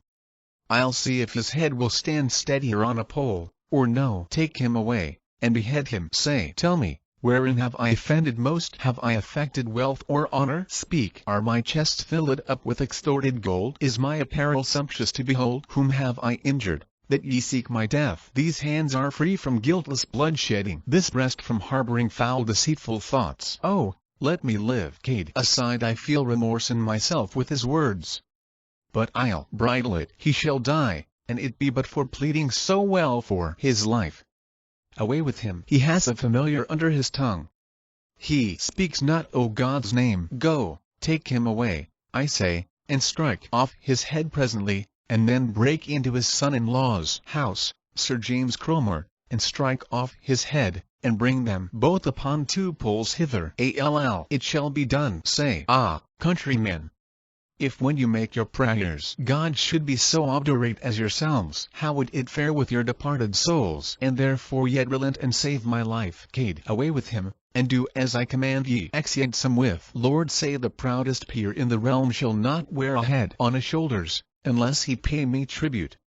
There shall not a maid be married, but she shall pay to me her maidenhead ere they have it. Men shall hold of me incapite. And we charge and command that their wives be as free as heart can wish or tongue can tell. Dick, my lord, when shall we go to Cheapside, and take up commodities upon our bills? Cade. Marry, presently. Oh, brave. Re-enter one with the heads. Cade. But is not this braver? Let them kiss one another, for they loved well when they were alive. Now part them again, lest they consult about the giving up of some more towns in France. Soldiers, defer the spoil of the city until night. For with these borne before us instead of maces will we ride through the streets, and at every corner have them kiss away. Exeunt. Scene 8. Southwark. Alarum retreat. Enter again Cade and all his rabblement. Cade. Up Fish Street. Down St. Magnus Corner. Kill and knock down. Throw them into Thames. Sound the parley. What noise is this I hear? Dare any be so bold to sound retreat or parley when I command them kill? Enter Buckingham and old Clifford, attended. Buckingham. Here they be that dare and will disturb thee, and therefore yet relent, and save my life. No, Cade, we come ambassadors from the king unto the commons whom thou hast misled, and here pronounce free pardon to them all that will forsake thee and go home in peace. Clifford. What say ye, countrymen? Will ye relent and yield to mercy whilst 'tis offered you, or let a rebel lead you to your deaths who loves the king, and will embrace his pardon? Fling up his cap and say God save his majesty, who hateth him and honours not his father. Henry V, that made all France to quake. Shake he his weapon at us and pass by. God save the king. God save the king. Cade. What, Buckingham and Clifford, are ye so brave? And you, base peasants, do ye believe him? Will you needs be hanged with your about your necks? Hath my sword therefore broke through London gates, that you should leave me at the White Hart in Southwark? I thought ye would never have given out these arms till you had recovered your ancient freedom. But you are all recreants and dastards, and delight to live in slavery to the nobility. Let them break your backs with burdens, take your houses over your heads, ravish your wives and daughters before your faces. For me, I will make shift for one. And so God's curse light upon you all. We'll follow Cade. We'll follow Cade. Clifford. Is Cade the son of Henry V, that thus you do exclaim you'll go with him? Will he conduct you through the heart of France, and make the meanest of you earls and dukes? Alas, he hath no home, no place to fly to, nor knows he how to live but by the spoil, unless by robbing of your friends and us. Were it not a shame that whilst you live at Jar, the fearful French, whom you late vanquished, should make a start o'erseas and vanquish you? Methinks already in the civil broil I see them lording it in London streets, crying Villego unto all they meet. Better 10,000 base-born Cades miscarry than you should stoop unto a Frenchman's mercy. To France, and get what you have lost. Spare England, for it is your native coast. Henry hath money. You are strong and manly. God on our side, doubt not of victory. A Clifford. A Clifford. We'll follow the king and Clifford. Cade. Was ever feather so lightly blown to and fro as this multitude? The name of Henry V hails them to 100 mischiefs, and makes them leave me desolate. I see them lay their heads together to surprise me. My sword make way for me, for here is no staying, in despite of the devils and hell, have through the very meddest of you. And heavens and honor be witness that no want of resolution in me, but only my followers' base and ignominious treasons, makes me betake me to my heels. Exit. Buckingham. What, is he fled? Go some, and follow him. And he that brings his head unto the king shall have 1,000 crowns for his reward. Exeunt some of them. Follow me, soldiers. We'll devise a mean to reconcile you all unto the king. Exeunt. Scene 9. Killing, Worth Castle. Sound trumpets. Enter king, queen, and Somerset. On the terrace. King Henry was ever king that joyed an earthly throne, and could command no more content than I. No sooner was I crept out of my cradle, but I was made a king. At 9 months old was never subject long to be a king, as I do long and wish to be a subject. Enter Buckingham and old Clifford. Buckingham. Health and glad tidings to your majesty. King Henry. Why, Buckingham, is the traitor Cade supersed, or is he but reared to make him strong? Enter, below, multitudes, with halters about their necks. Clifford. He is fled, my lord, and all his powers do yield. And humbly thus, with halters on their necks, expect your highness doom of life or death. King Henry. Then, heaven, set ope thy everlasting gates to entertain my vows of thanks and praise. Soldiers, this day have you redeemed your lives, and showed how well you love your prince and country. Continue still in this so good a mind. And Henry, though he be infortunate, assure yourselves, will never be unkind. And so, with thanks and pardon to you all, I do dismiss you to your several countries. ALL. God save the king. God save the king. Enter a messenger. Messenger. Please it your grace to be advertised. The Duke of York is newly come from Ireland, and with a puissant and a mighty power of gallowglasses and stout kerns, is marching hitherward in proud array, and still proclaimeth, as he comes along, his arms are only to remove from thee the Duke of Somerset, whom he terms a traitor. King Henry. Thus stands my state, twixt Cade and York distressed, like to a ship that, having scapped a tempest, is straightway calmed, and boarded with a pirate. But now is Cade driven back, his men dispersed, and now is York in arms to second him. I pray thee, Buckingham, go and meet him, and ask him what's the reason of these arms. Tell him I'll send Duke Edmund to the Tower, and Somerset, we will commit thee thither, until his army be dismissed from him. Somerset. My lord, I'll yield myself to prison willingly, or unto death, to do my country good. King Henry. In any case be not too rough in terms, for he is fierce and cannot brook hard language. Buckingham. I will, my lord, and doubt not so to deal, as all things shall redound unto your good. King Henry. Come, wife, let's in, and learn to govern better, for yet may England curse my wretched reign. Flourish. Exeunt. Scene 10. Kent. Iden's garden. Enter Cade. Cade. Fie on ambitions, fie on myself, that have a sword and yet am ready to famish. These 5 days have I hid me in these woods, and durst not peep out, for all the country is laid for me. But now am I so hungry that, if I might have a lease of my life for 1,000 years, I could stay no longer. Wherefore, on a brick wall have I climbed into this garden, to see if I can eat grass or pick a salad. Another while, which is not amiss to cool a man's stomach this hot weather. And I think this word salad was born to do me good. For many a time, but for a salad, my brain pain had been cleft with a brown bill. And many a time, when I have been dry, and bravely marching, it hath served me instead of a quart pot to drink in.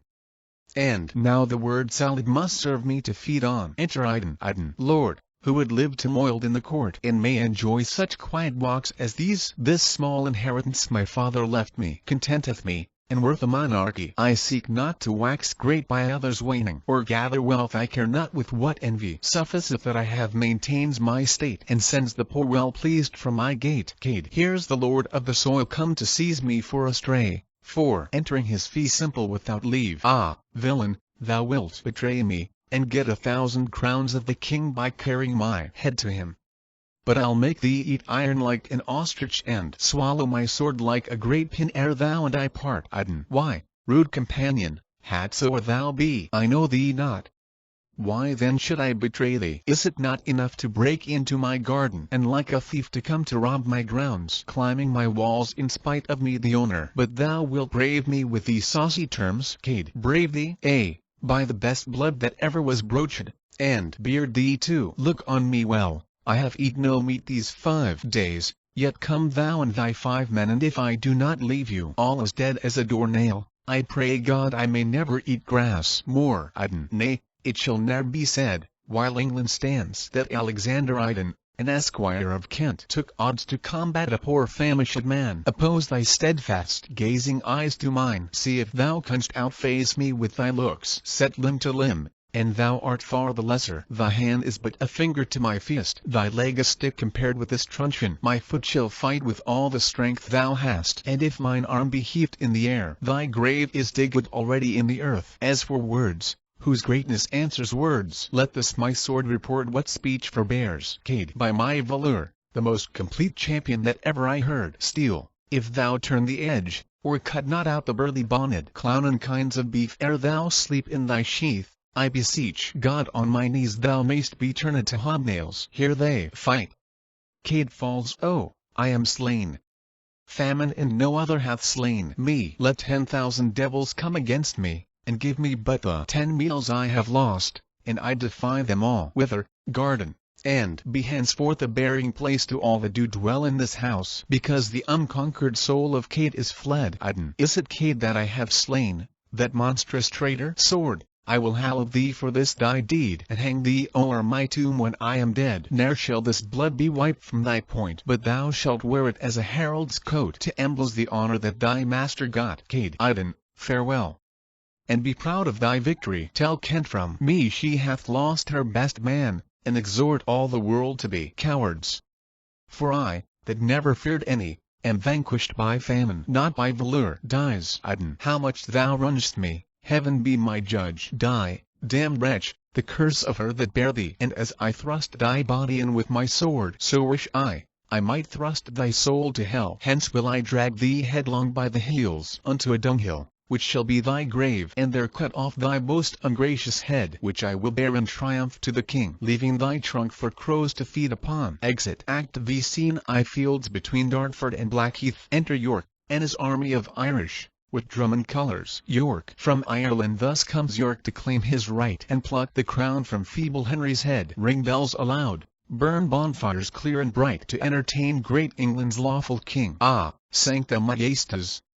Who would not by thee dare? Let them obey that knows not how to rule. This hand was made to handle naught but gold. I cannot give due action to my words, except a sword or sceptre balance it. A sceptre shall it have I a soul on which I'll toss the flower de luce of France. Enter Buckingham. Aside, whom have we here? Buckingham, to disturb me? The king hath sent him. Sure, I must dissemble. Buckingham. York, if thou meanest well I greet thee well. York. Humphrey of Buckingham, I accept thy greeting. Art thou a messenger, or come of pleasure? Buckingham. A messenger from Henry, our dread liege, to know the reason of these arms in peace, or why thou, being a subject as I am, against thy oath and true allegiance sworn, should raise so great a power without his leave, or dare to bring thy force so near the court. York. Aside, scarce can I speak, my choler is so great. Oh, I could hew up rocks and fight with flint. I am so angry at these abject terms. And now, like Ajax Telamonius, on sheep or oxen could I spend my fury. I am far better born than is the king, more like a king,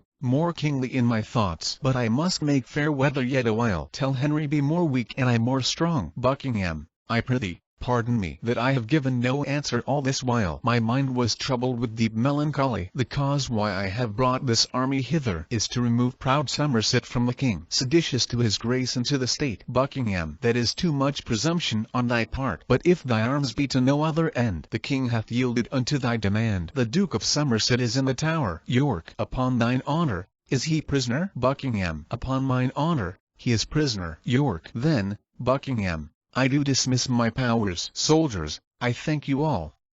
Disperse yourselves. Beat me tomorrow in St. George's Field. You shall have pay in everything you wish. And let my sovereign, virtuous Henry, command my eldest son, nay, all my sons, as pledges of my fealty and love. I'll send them all as willing as I live. Lands, goods, horse, armor, anything I have is his to use, so Somerset may die. Buckingham. York, I command this kind submission. We twain will go into his highness' tent. Enter the king, and attendants. King Henry. Buckingham. Doth York intend no harm to us, that thus he marketh with thee arm in arm? York. In all submission and humility York doth present himself unto your highness. King Henry. Then what intends these forces thou dost bring? York. To heave the traitor Somerset from hence, and fight against that monstrous rebel Cade, whose sense I heard to be discomfited. Enter Iden, with Cade's head. Iden. If one so rude and of so mean condition may pass into the presence of a king, lo, I present your grace a traitor's head, the head of Cade, whom I in combat slew. King Henry. The head of Cade. Great God, how just art thou! Oh, let me view his visage, being dead that living wrought me such exceeding trouble. Tell me, my friend, art thou the man that slew him? I was, and like your majesty King Henry. How art thou called, and what is thy degree? Alexander Iden, that's my name. A poor esquire of Kent that loves his king. Buckingham. So please it you, my lord, 'twere not amiss he were created knight for his good service. King Henry. Iden, kneel down. He kneels. Rise up a knight. We give thee for reward 1,000 marks. And will that thou thenceforth attend on us? Iden. May Iden live to merit such a bounty, and never live but true unto his liege. Enter the Queen and Somerset. King Henry. See, Buckingham. Somerset comes with th Queen. Go, bid her hide him quickly from the Duke. Queen. 4,000 Yorks. He shall not hide his head, but boldly stand in front him to his face. York. How now? Is Somerset at liberty? Then, York, and loose thy long imprisoned thoughts, and let thy tongue be equal with thy heart. Shall I endure the sight of Somerset? False king, why hast thou broken faith with me, knowing how hardly I can brook abuse? King, did I call thee? No, thou art not king, not fit to govern and rule multitudes, which darest not, no, nor canst not rule a traitor. That head of thine doth not become a crown. Thy hand is made to grasp a palmer's staff, and not to grace an awful princely sceptre. That gold must round anger these brows of mine, whose smile and frown, like to Achilles' spear, is able with the change to kill and cure. Here is a hand to hold a sceptre up, and with the same to act controlling laws. Give place. By heaven, thou shalt rule no more o'er him whom heaven created for thy ruler. Somerset. O monstrous traitor, I arrest thee. York. Of capital treason gainst the king and crown. Obey, audacious traitor. Kneel for grace. York. Wouldst have me kneel? First let me ask of these, if they can brook I bow a knee to man. Sirrah, call in my sons to be my bail. Exit attendant. I know, ere thy will have me go to ward, they'll pawn their swords for my enfranchisement. Queen. Call hither Clifford.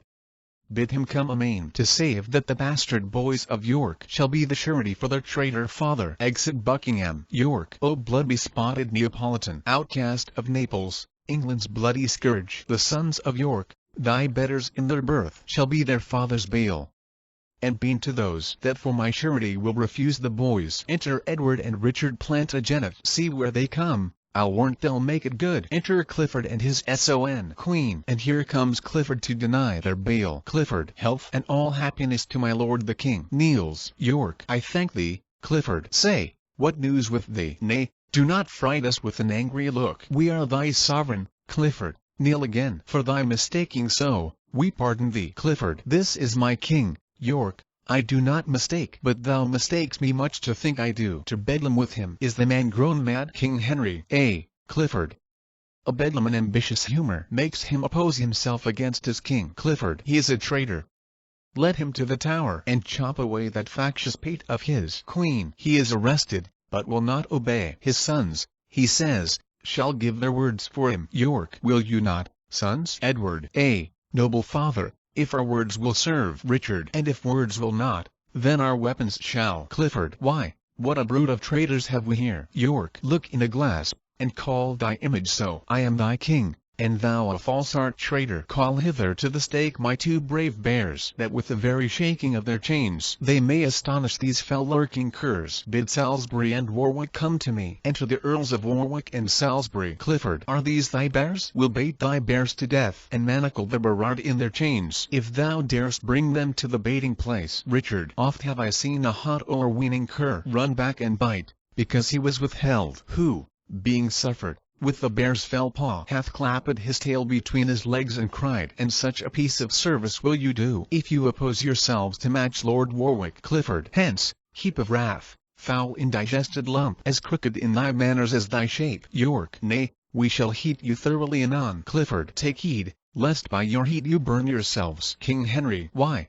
Warwick, hath thy knee forgot to bow? Old Salisbury, shame to thy silver hair, thou mad misleader of thy brain-sick son. What, wilt thou on thy deathbed play the ruffian, and seek for sorrow with thy spectacles? Oh, where is faith? Oh, where is loyalty? If it be banished from the frosty head, where shall it find a harbor in the earth? Wilt thou go dig a grave to find out war, and shame thine honorable age with blood? Why art thou old, and want'st experience? Or wherefore dost abuse it? if thou hast it, for shame in duty bend thy knee to me that bows unto the grave with mickle age. Salisbury, my lord, I have considered with myself the tide of this most renowned Duke, and in my conscience do repute his grace the rightful heir to England's royal seat. King Henry, hast thou not sworn allegiance unto me? Salisbury, I have. King Henry, canst thou dispense with heaven for such an oath? Salisbury, it is great sin to swear unto a sin, but greater sin to keep a sinful oath. Who can be bound by any solemn vow to do a murderous deed?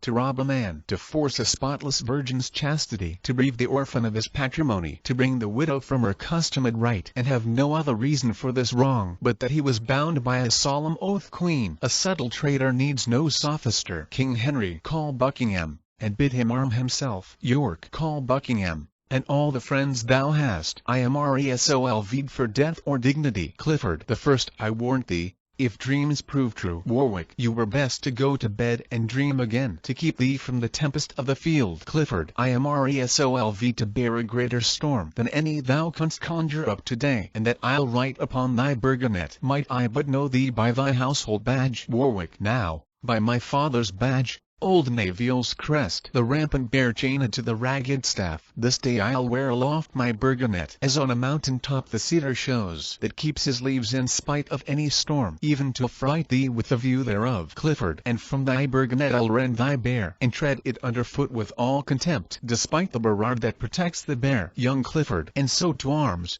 Victoria's father, to quell the rebels and their complices. Richard, fie! Charity, for shame, speak not in spite, for you shall sup with Jesu Christ tonight. Young Clifford, foul stigmatic, that's more than thou canst tell. Richard, if not in heaven, you'll surely sup in hell. Exeunt severally. Scene 2. St. Albans. Alarums to the battle. Enter Warwick. Warwick, Clifford of Cumberland, 'tis Warwick calls. And if thou dost not hide thee from the bear now, when the angry trumpet sounds alarum, and dead men's cries do fill the empty air. Clifford, I say, come forth and fight with me. Proud northern lord, Clifford of Cumberland. Warwick is hoarse with calling thee to arms. Enter York. How now, my noble lord?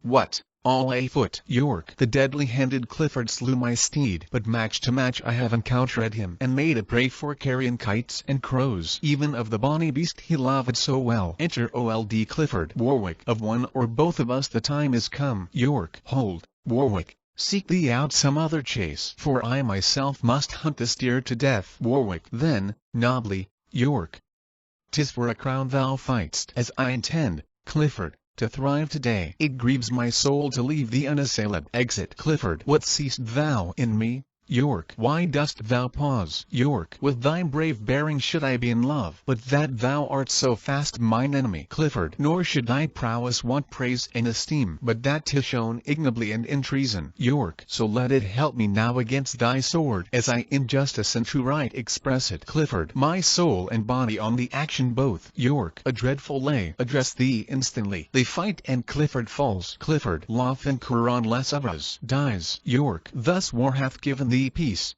for thou art still peace with his soul. Heaven, if it be thy will. Exit. Enter young Clifford. Young Clifford, shame and confusion, all is on the rout. Fear frames disorder, and disorder wounds where it should guard. O war, thou son of hell, whom angry heavens do make their minister, throw in the frozen bosoms of our part hot coals of vengeance. Let no soldier fly. He that is truly dedicate to war hath no self-love, nor he that loves himself hath not essentially, but by circumstance, the name of valor. Seize his father's body. Oh, let the vile world end, and the premised flames of the last day knit earth and heaven together. Now let the general trumpet blow his blast. Particularities and petty sounds to cease. Wast thou ordained, dear father, to lose thy youth in peace and to achieve the silver livery of advised age, and in thy reverence and thy chair days thus to die in ruffian battle? Even at this sight my heart is turned to stone, and while 'tis mine, it shall be stony. York, not our old man spares, no more will I their babes. Tears virginal shall be to me even as the dew to fire, and beauty, that the tyrant oft reclaims, shall to my flaming wrath be oil and flax. Henceforth I will not have to do with pity. Beat I an infant of the house of York, into as many gobbets will I cut it, as wild Medea young Absirus did. In cruelty will I seek out my fame. Come, Thou new ruin of old Clifford's house, as did Ennius old Anchises bear, so bear I thee upon my manly shoulders. But then Ennius bare a living load, nothing so heavy as these woes of mine. Exit with the body, enter Richard and Somerset to fight. Somerset is killed. Richard, so lie thou there, for underneath an alehouse paltry sign, the castle in St. Albans, Somerset hath made the wizard famous in his death. Sword, hold thy temper. Heart, be wrathful still. Priests pray for enemies, but princes kill. Exit, fight, excursions. Enter king, queen, and others. Queen, away, my lord, you are slow. For shame, away. King Henry, can we outrun the heavens? Good Margaret, stay. Queen, what are you made of? You'll nor fight nor fly. Now is it manhood, wisdom, and defense to give the enemy way, and to secure us by what we can, which can no more but fly. Alarum afar off. If you be 10, we then should see the bottom of all our fortunes. But if we haply scape, as well we may, if not through your neglect, we shall to London get, where you are loved, and where this breach now in our fortunes made may readily be stopped. Re-enter young Clifford. Young Clifford, but that my heart's on future mischief set, I would speak blasphemy ere bid you fly, but fly you must.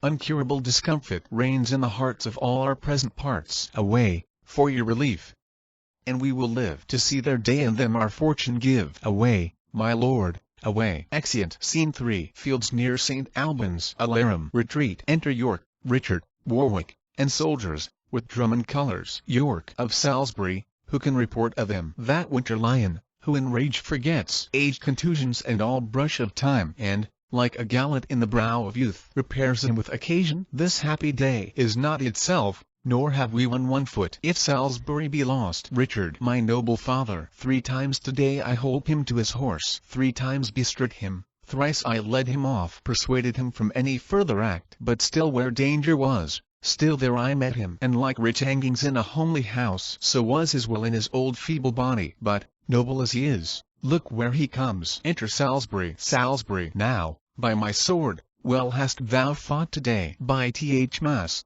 so did we all. I thank you, Richard. God knows how long it is I have to live, and it hath pleased him that 3 times today you have defended me from imminent death. Well, lords, we have not got that which we have. 'Tis not enough our foes are this time fled, being opposites of such repairing nature. York, I know our safety is to follow them, for, as I hear, the king is fled to London to call a present court of parliament. Let us pursue him ere the writs go forth. What says Lord Warwick? Shall we after them? Warwick, after them? Nay, before them, if we can. Now, by my faith, lords, 'twas a glorious day. St. Albans battle, won by famous York, shall be eternal as it in all age to come. Sound drum and trumpets, and to London all, and more such days as these to us befall. Exeunt. The third part of King Henry VI. Dramatis Personae. King Henry VI. Edward, Prince of Wales, his son Louis I, King of France, Duke of Somerset, Duke of Exeter, Earl of Oxford, Earl of Northumberland, Earl of Westmoreland, Lord Clifford, Richard Plantagenet,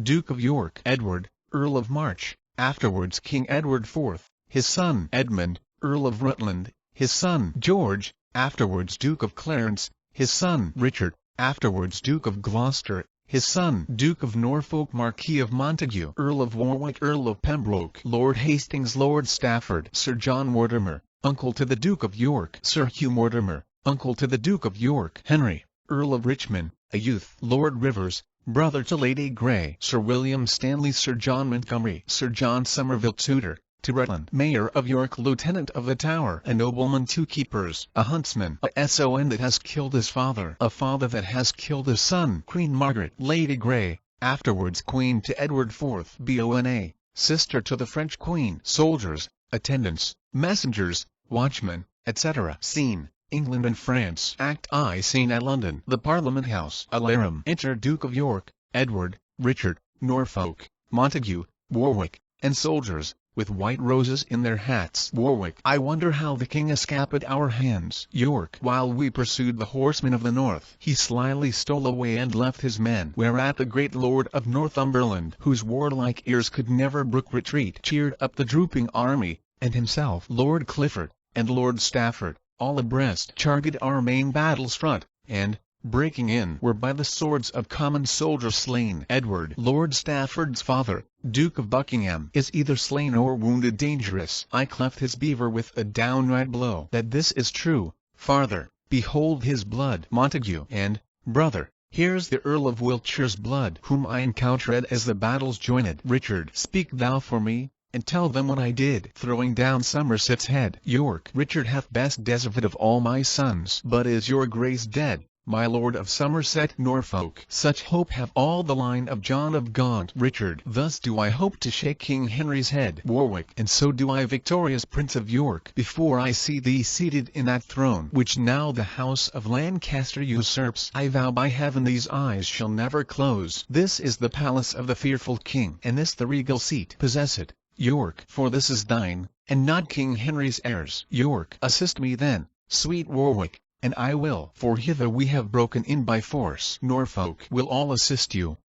He that flies shall die. York. Thanks, gentle Norfolk. Stay by me, my lords, and, soldiers, stay and lodge by me this night. They go up. Warwick. And when the king comes, offer him no violence, unless he seek to thrust you out perforce. York. The queen this day here holds her parliament, but little thinks we shall be of her counsel. By words or blows here let us win our right. Richard. Armed as we are, let's stay within this house. Warwick. The bloody parliament shall this be called, unless Plantagenet, Duke of York, be king. And bashful Henry deposed, whose cowardice hath made us by words to our enemies. York. Then leave me not, my lords. Be resolute. I mean to take possession of my right. Warwick. Neither the king, nor he that loves him best, the proudest he that holds up Lancaster, dare stir a wing if Warwick shake his bells. I'll plant Plantagenet, root him up who dares. Resolve thee, Richard. Claim the English crown. York occupies the throne. Flourish. Enter King Henry, Clifford, Northumberland, Westmoreland, Exeter, and others, with red roses in their hats. King Henry. My lords, look where the sturdy rebel sits, even in the chair of state. Belike he means, backed by the power of Warwick, that false peer, to aspire unto the crown and reign as king. Earl of Northumberland, he slew thy father and thine, Lord Clifford. And you both have vowed revenge on him, his sons, his favourites, and his friends. Northumberland. If I be not, heavens be revenged on me. Clifford. The hope thereof makes Clifford mourn and steal. Westmoreland. What, shall we suffer this? Let's pluck him down. My heart for anger burns, I cannot brook it. King Henry. Be patient, gentle Earl of Westmoreland. Clifford. Patience is for poltroons such as he. He durst not sit there had your father lived. My gracious lord, here in the parliament let us assail the family of York. Northumberland. Well hast thou spoken, cousin. Be it so. King Henry. Ah, know you not the city favours them, and they have troops of soldiers at their beck? Exeter. But when the Duke is slain they'll quickly fly. King Henry. Far be the thought of this from Henry's heart, to make a shambles of the Parliament House. Cousin of Exeter. Frowns, words, and threats shall be the war that Henry means to use. Thou factious Duke of York, descend my throne, and kneel for grace and mercy at my feet. I am thy sovereign. York. I am thine. Exeter. For shame, come down. He made thee Duke of York. York. 'Twas my inheritance, as the earldom was. Exeter. Thy father was a traitor to the crown. Warwick. Exeter. Thou art a traitor to the crown in following this usurping Henry. Clifford. Whom should he follow but his natural king? Warwick. True, Clifford. And that's Richard Duke of York. King Henry. And shall I stand, and thou sit in my throne? York. It must and shall be so. Content thyself. Warwick. Be Duke of Lancaster. Let him be king. Westmoreland. He is both king and Duke of Lancaster, and that the Lord of Westmoreland shall maintain. Warwick. And Warwick shall disprove it. You forget that we are those which chased you from the field, and slew your fathers, and with colours spread marched through the city to the palace gates. Northumberland. Yes, Warwick, I remember it to my grief, and, by his soul, thou and thy houses shall rue it. Westmoreland. Plantagenet, of thee, and these thy sons, thy kinsmen, and thy friends, I'll have more lives than drops of blood were in my father's veins. Clifford. Urge it no more, lest that instead of words I send thee, Warwick, such a messenger as shall revenge his death before I stir. Warwick. Poor Clifford, how I scorn his worthless threats. York. Will you show our title to the crown? If not, our swords shall plead it in the field. King Henry. What title hast thou, traitor, to the crown? Thy father was, as thou art, Duke of York. Thy grandfather, Roger Mortimer, Earl of March. I am the son of Henry V, who made the Dauphin and the French to stoop and seized upon their towns and provinces. Warwick, talk not of France, sith thou hast lost it all. King Henry, the Lord Protector, lost it, and not I. When I was crowned, I was but 9 months old. Richard, you are old enough now, and yet methinks you lose. Farther, tear the crown from the usurper's head. Edward, sweet father, do so. Set it on your head. Montague, good brother, as thou lovest and honourest arms, let's fight it out and not stand cavilling thus. Richard, sound drums and trumpets, and the king will fly. York, sons, peace. King Henry, peace thou. And give King Henry leave to speak. Warwick, Plantagenet shall speak first. Hear him, lords, and be you silent and attentive too, for he that interrupts him shall not live. King Henry, think'st thou that I will leave my kingly throne, wherein my grandsire and my father sat? No. First shall war and people this my realm, and their colours, often born in France and now in England to our heart's great sorrow, shall be my winding sheet. Why faint you, lords? My title's good, and better far than his. Warwick, prove it, Henry, and thou shalt be king. King Henry, Henry IV by conquest got the crown. York, 'twas by rebellion against his king. King Henry, aside, I know not what to say. My title's weak. Tell me, may not a king adopt an heir? York, what then? King Henry, and if he may, then am I lawful king. For Richard, in the view of many lords, resigned the crown to Henry IV, whose heir my father was, and I am his. York, he rose against him, being his sovereign, and made him to resign his crown perforce. Warwick, suppose, my lords, he did it unconstrained, think you 'twere prejudicial to his crown? Exeter, no. For he could not so resign his crown but that the next heir should succeed and reign. King Henry, art thou against us, Duke of Exeter? Exeter, his is the right, and therefore pardon me. York, why whisper you, my lords, and answer not? Exeter, my conscience tells me he is lawful king. King Henry, aside, all will revolt from me, and turn to him. Northumberland, Plantagenet, for all the claim thou layest, think not that Henry shall be so deposed. Warwick, deposed he shall be, in despite of all. Northumberland, thou art deceived. 'Tis not thy southern power of Essex, Norfolk, Suffolk, nor of Kent, which makes thee thus presumptuous and proud, can set the Duke up in despite of me. Clifford, King Henry, be thy title right or wrong, Lord Clifford vows to fight in thy defence. May that ground gape, and swallow me alive, where I shall kneel to him that slew my father. King Henry, O Clifford, how thy words revive my heart. York, Henry of Lancaster, resign thy crown. What mutter you, or what conspire you, lords? Warwick, do right unto this princely Duke of York, or I will fill the house with armed men, and over the chair of state, where now he sits, write up his title with usurping blood. He stamps with his foot and the soldiers show themselves. King Henry, my lord of Warwick, hear but one word. Let me for this my lifetime reign as king. York, confirm the crown to me and to mine heirs, and thou shalt reign in quiet while thou livest. King Henry, I am content. Richard Plantagenet, enjoy the kingdom after my decease. Clifford, what wrong is this unto the prince your son? Warwick, what good is this to England and himself? Westmoreland, base, fearful, and despairing Henry. Clifford, how hast thou injured both thyself and or us? Westmoreland, I cannot stay to hear these articles. Northumberland, nor I. Clifford, come, cousin, let us tell the Queen these news. Westmoreland, farewell, faint-hearted and degenerate king, in whose cold blood no spark of honour bides. Northumberland, be thou a prey unto the house of York, and die in bands for this unmanly deed. Clifford, in dreadful war mayst thou be overcome, or live in peace abandoned and despised. Exeunt Northumberland, Clifford, and Westmoreland. Warwick, turn this way, Henry, and regard them not. Exeter, they seek revenge, and therefore will not yield. King Henry, ah, Exeter. Warwick, why should you sigh, my lord? King Henry, not for myself, Lord Warwick, but my son, whom I unnaturally shall disinherit. But be it as it may, to York I here entail the crown, to thee and to thine heirs forever, conditionally, that here thou take an oath to cease the civil war, and, whilst I live, to honour me as thy king and sovereign, and neither by treason nor hostility to seek to put me down and reign thyself. York, this oath I willingly take, and will perform. Coming from the throne. Warwick, long live King Henry. Plantagenet, embrace him. King Henry, and long live thou, and these thy forward sons. York, now York and Lancaster are reconciled. Exeter, accursed be he that seeks to make them foes. Senate, here they come down. York, farewell, my gracious lord. I'll to my castle Warwick, and I'll keep London with my soldiers Norfolk, and I to Norfolk with my followers Montague, and I unto the sea, from whence I came. Exeunt the Yorkists. King Henry and I, with grief and sorrow, to the court. Enter Queen Margaret and the Prince of Wales. Exeter. Here comes the Queen, whose looks betray her anger. I'll steal away. King Henry. Exeter. So will I. Queen Margaret. Nay, go not from me.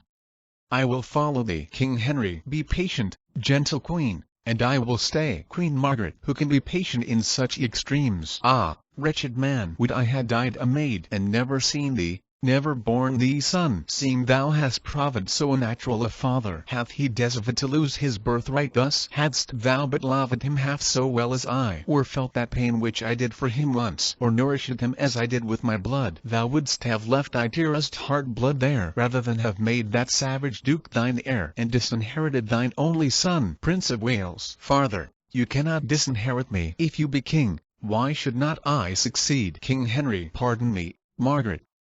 Pardon me, sweet son. The Earl of Warwick and the Duke enforced me. Queen Margaret. Enforced thee. Art thou king and wilt be forced? I shame to hear thee speak. Ah, timorous wretch! Thou hast undone thyself, thy son, and me, and given unto the house of York such head as thou shalt reign but by their sufferance, to entail him and his heirs unto the crown. What is it but to make thy sepulchre and creep into it far before thy time? Warwick is chancellor and the lord of Calais. Stern Falconbridge commands the narrow seas. The Duke is made protector of the realm, and yet shalt thou be safe? Such safety finds the trembling lamb environed with wolves. Had I been there, which am a silly woman, the soldiers should have tossed me on their pikes before I would have granted to that act. But thou preferst thy life before thine honor, and seeing thou dost, I here divorce myself both from thy table, Henry, and thy bed, until that act of Parliament be repealed whereby my son is disinherited. The northern lords that have forsworn thy colours will follow mine, if once they see them spread, and spread they shall be, to thy foul disgrace and utter ruin of the house of York. Thus do I leave thee. Come, son, let's away. Our army is ready. Come, we'll after them. King Henry. Stay, gentle Margaret, and hear me speak. Queen Margaret. Thou hast spoke too much already. Get thee gone. King Henry. Gentle son Edward, thou wilt stay with me? Queen Margaret. To be murdered by his enemies. Prince of Wales. When I return with victory from the field, I'll see your grace. Tell then I'll follow her. Queen Margaret. Come, son, away.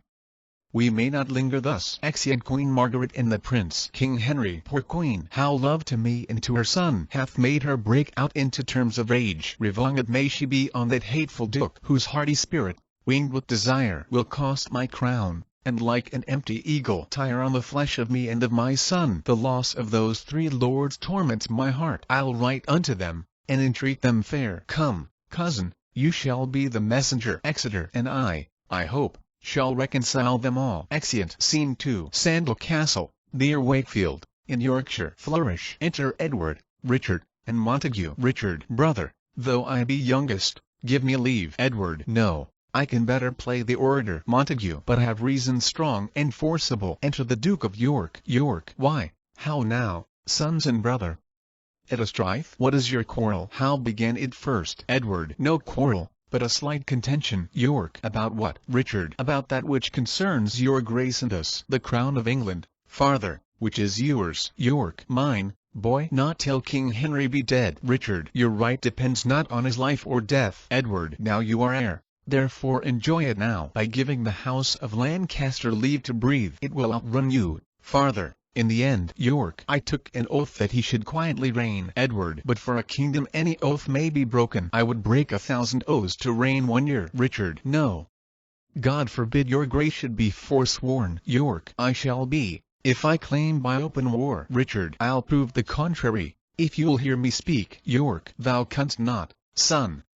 It is impossible. Richard. An oath is of no moment, being not took before a true and lawful magistrate that hath authority over him that swears. Henry had none, but did usurp the place. Then, seeing 'twas he that made you to depose, your oath, my lord, is vain and frivolous. Therefore, to arms. And, farther, Do but think how sweet a thing it is to wear a crown within whose circuit is Elysium and all that poets feign of bliss and joy. Why do we linger thus? I cannot rest until the white rose that I wear be dyed even in the lukewarm blood of Henry's heart. York. Richard. Enough. I will be king, or die. Brother, thou shalt to London presently and wed on Warwick to this enterprise. Thou, Richard, shalt to the Duke of Norfolk and tell him privily of our intent. You, Edward, shall unto my Lord Cobham, with whom the Kentishman will willingly rise. In them I trust, for they are soldiers, witty, courteous, liberal, full of spirit. While you are thus employed, what resteth more but that I seek occasion how to rise? And yet the king not privy to my drift, nor any of the house of Lancaster. Enter a messenger. But, stay, what news? Why comest thou in such post? Messenger. The queen with all the northern earls and lords intend here to besiege you in your castle. She is hard by with 20,000 men, and therefore fortify your hold, my lord. York. With my sword. What? Think'st thou that we fear them? Edward and Richard, you shall stay with me. My brother Montague shall post to London. Let noble Warwick, Cobham, and the rest whom we have left protectors of the king with powerful policy strengthen themselves, and trust not simple Henry nor his oaths. Montague. Brother, I go. I'll win them, fear it not. And thus most humbly I do take my leave. Exit. Enter Sir John and Sir Hugh Mortimer. York. Sir John and Sir Hugh Mortimer, mine uncles, you are come to Sandal in a happy hour. The army of the queen mean to besiege us. Sir John. She shall not need. We'll meet her in the field. York. What, with 5,000 men? Richard. With 500, farther, for a need. A woman's general.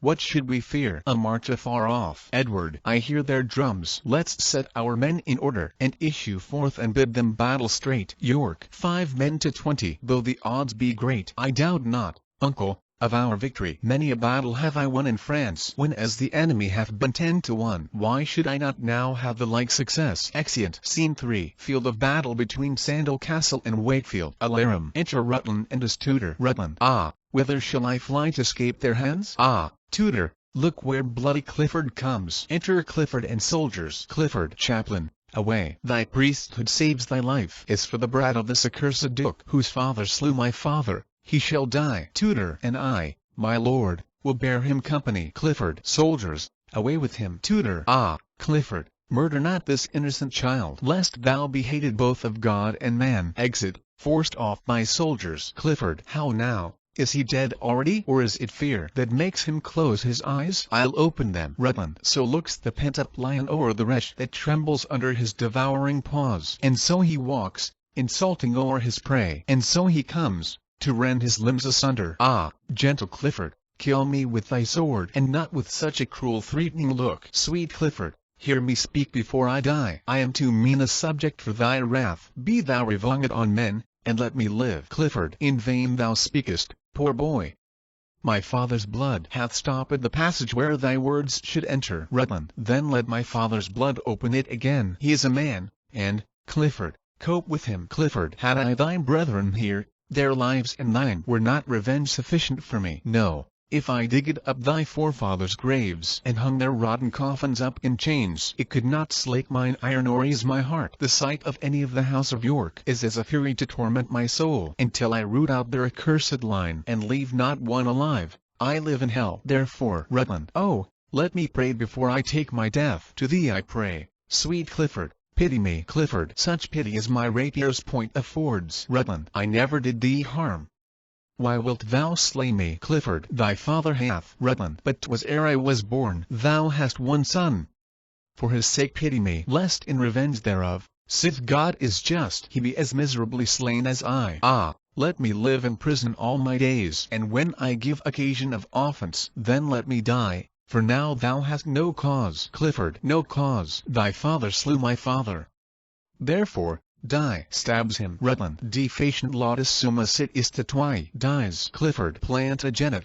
I come, Plantagenet. And this thy son's blood cleaving to my blade shall rust upon my weapon, till thy blood congealed with this, do make me wipe off both. Exit. Scene 4. Another part of the field. Alarum. Enter the Duke of York. York. The army of the Queen hath got the field. My uncles both are slain in rescuing me, and all my followers to the eager foe turn back and fly, like ships before the wind, or lambs pursued by hunger-starved wolves. My sons, God knows what hath against them, but this I know, they have demeaned themselves like men born to renown by life or death. 3 times did Richard make a lane to me, and thrice cried courage, farther, fight it out, and full as oft came Edward to my side with purple falcon, painted to the hilt in blood of those that had encountered him. And when the hardiest warriors did retire, Richard cried charge, and gave no foot of ground, and cried a crown, or else a glorious tomb, a sceptre, or an earthly sepulchre. With this we charged again, but alas, we bodged again,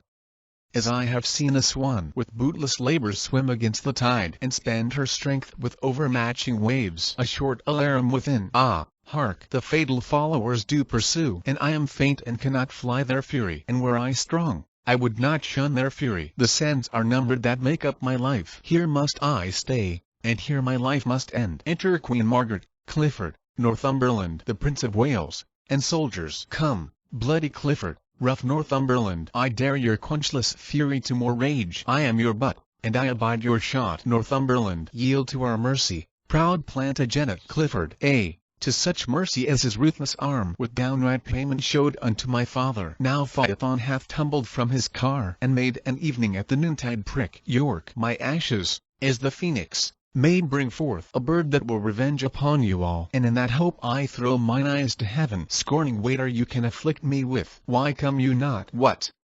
Multitudes, and fair Clifford. So cowards fight when they can fly no further. So doves do peck the falcon's piercing talons. So desperate thieves, all hopeless of their lives, breathe out invectives gainst the officers. York, O Clifford, but bethink thee once again, and in thy thought or in my former time, and, if thou couldst for blushing, view this face, and bite thy tongue that slanders him with cowardice, whose frown hath made thee faint and fly ere this. Clifford, I will not bandy with thee word for word, but buckler with thee blows, twice 2 for 1. Queen Margaret, hold, valiant Clifford. For 1,000 causes I would prolong a while the traitor's life. Wrath makes him deaf. Speak thou, Northumberland. Northumberland, hold, Clifford. Do not honor him so much to prick thy finger, though to wound his heart. What valour were it, when a cur doth grin for one to thrust his hand between his teeth, when he might spurn him with his foot away? It is war's prize to take all vantages, and 10 to 1 is no impeach of allure. They lay hands on York, who struggles. Clifford, so strives the woodcock with the gin. Northumberland, so doth the coney struggle in the net. York, so triumph thieves upon their conquered booty. So true men yield, with robbers so o'ermatched. Northumberland, what would your grace have done unto him now? Queen Margaret, brave warriors, Clifford and Northumberland, come, make him stand upon this molehill here, that wrought at mountains with outstretched arms, yet parted but the shadow with his hand. What? Was it you that would be England's king? Was it you that reviled in our parliament, and made a preachment of your high descent? Where are your mess of sons to back you now? The wanton Edward and the lusty George? And where's the valiant crookback prodigy, Dickie your boy, that with his grumbling voice was wont to cheer his dad in mutinies? Or, with the rest, where is your darling Rutland? Look, York, I stain at this napkin with the blood that valiant Clifford with his rapier's point made issue from the bosom of a boy. And if thine eyes can water for his death, I give thee this to dry thy cheeks withal. Alas, poor York! But that I hate thee deadly, I should lament thy miserable state. I prithee grieve to make me merry. York, what? Hath thy fiery heart so parched thine entrails, that not a tear can fall for Rutland's death? Why art thou patient, man? Thou shouldst be mad, and I to make thee mad do mock thee thus. Stamp, rave, and fret, that I may sing and dance. Thou wouldst be feed, I see, to make me sport. York cannot speak unless he wear a crown for York. And, lords, bow low to him. Hold you his hands whilst I do set it on, putting a paper crown on his head. Marry, sir, now looks he like a king. This is he that took King Henry's chair, and this is he was his adopted heir. But how is it that great Plantagenet is crowned so soon and broke his solemn oath? As I bethink me, you should not be king till our King Henry had shook hands with death. And will you pale your head in Henry's glory, and rob his temples of the diadem now in his life, against your holy oath? Oh, 'tis a fall too. Off with the crown, and with the crown his head, and, whilst we breathe, take time to do him dead. Clifford, that is my office, for my father's sake. Queen Margaret, nay, stay.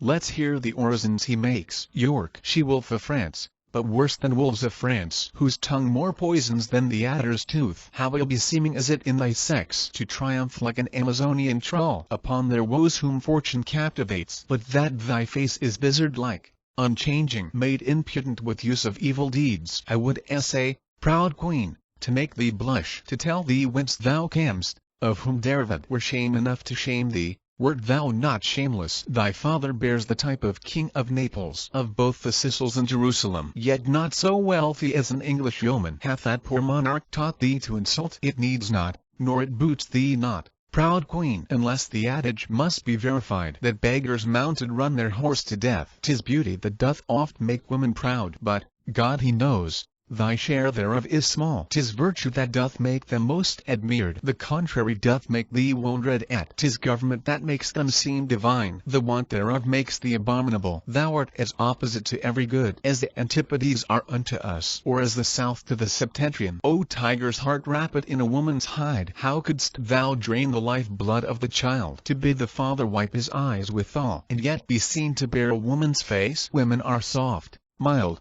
pitiful, and flexible. Thou stern, obdurate, flinty, rough, remorseless. Bidst thou me rage? Why, now thou hast thy wish. Wouldst have me weep? Why, now thou hast thy will. For raging wine blows up incessant showers, and when the rage allays, the rain begins. These tears are my sweet Rutland's obsequies, and every drop cries vengeance for his death. Gainst thee, fell Clifford, and thee, false Frenchwoman, Northumberland, beshrew me, but his passions move me so, that hardly can I check my eyes from tears. York, that face of his the hungry cannibals would not have touched, would not have stained with blood. But you are more inhuman, more inexorable, oh, 10 times more than tigers of Hyrcania. See, ruthless queen, a hapless father's tears. This cloth thou dippedst in blood of my sweet boy, and I with tears do wash the blood away. Keep thou the napkin, and go boast of this. And if thou tellest the heavy story right, upon my soul, the hearers will shed tears. Yea,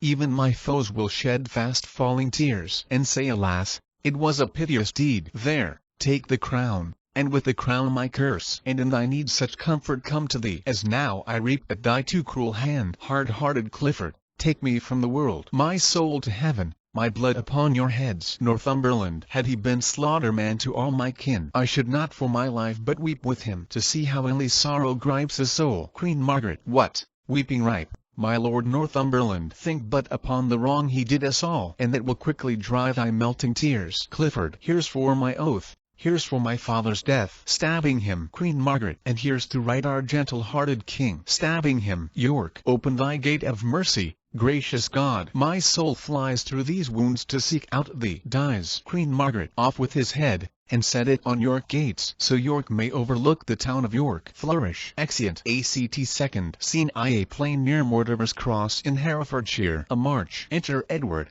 Richard, and their power. Edward. I wondered how our princely father scapped, or whether he be scapped away or no, from Clifford's and Northumberland's pursuit. Had he been ta'en, we should have heard the news. Had he been slain, we should have heard the news. Or had he scapped, methinks we should have heard the happy tidings of his good escape. How fares my brother? Why is he so sad? Richard. I cannot joy until I be resolved where our right valiant father is become. I saw him in the battle range about, and watched him how he singled Clifford forth. Methought he bore him in the thickest troop, as doth a lion in a herd of neat, or as a bear, encompassed round with dogs, who having pinched a few and made them cry, the rest stand all aloof and bark at him. So fared our father with his enemies, so fled his enemies my warlike father. Methinks 'tis prize enough to be a son. See how the morning opes her golden gates, and takes her farewell of the glorious sun. How well resembles it the prime of youth, trimmed like a younker prancing to his love. Edward. Dazzle mine eyes,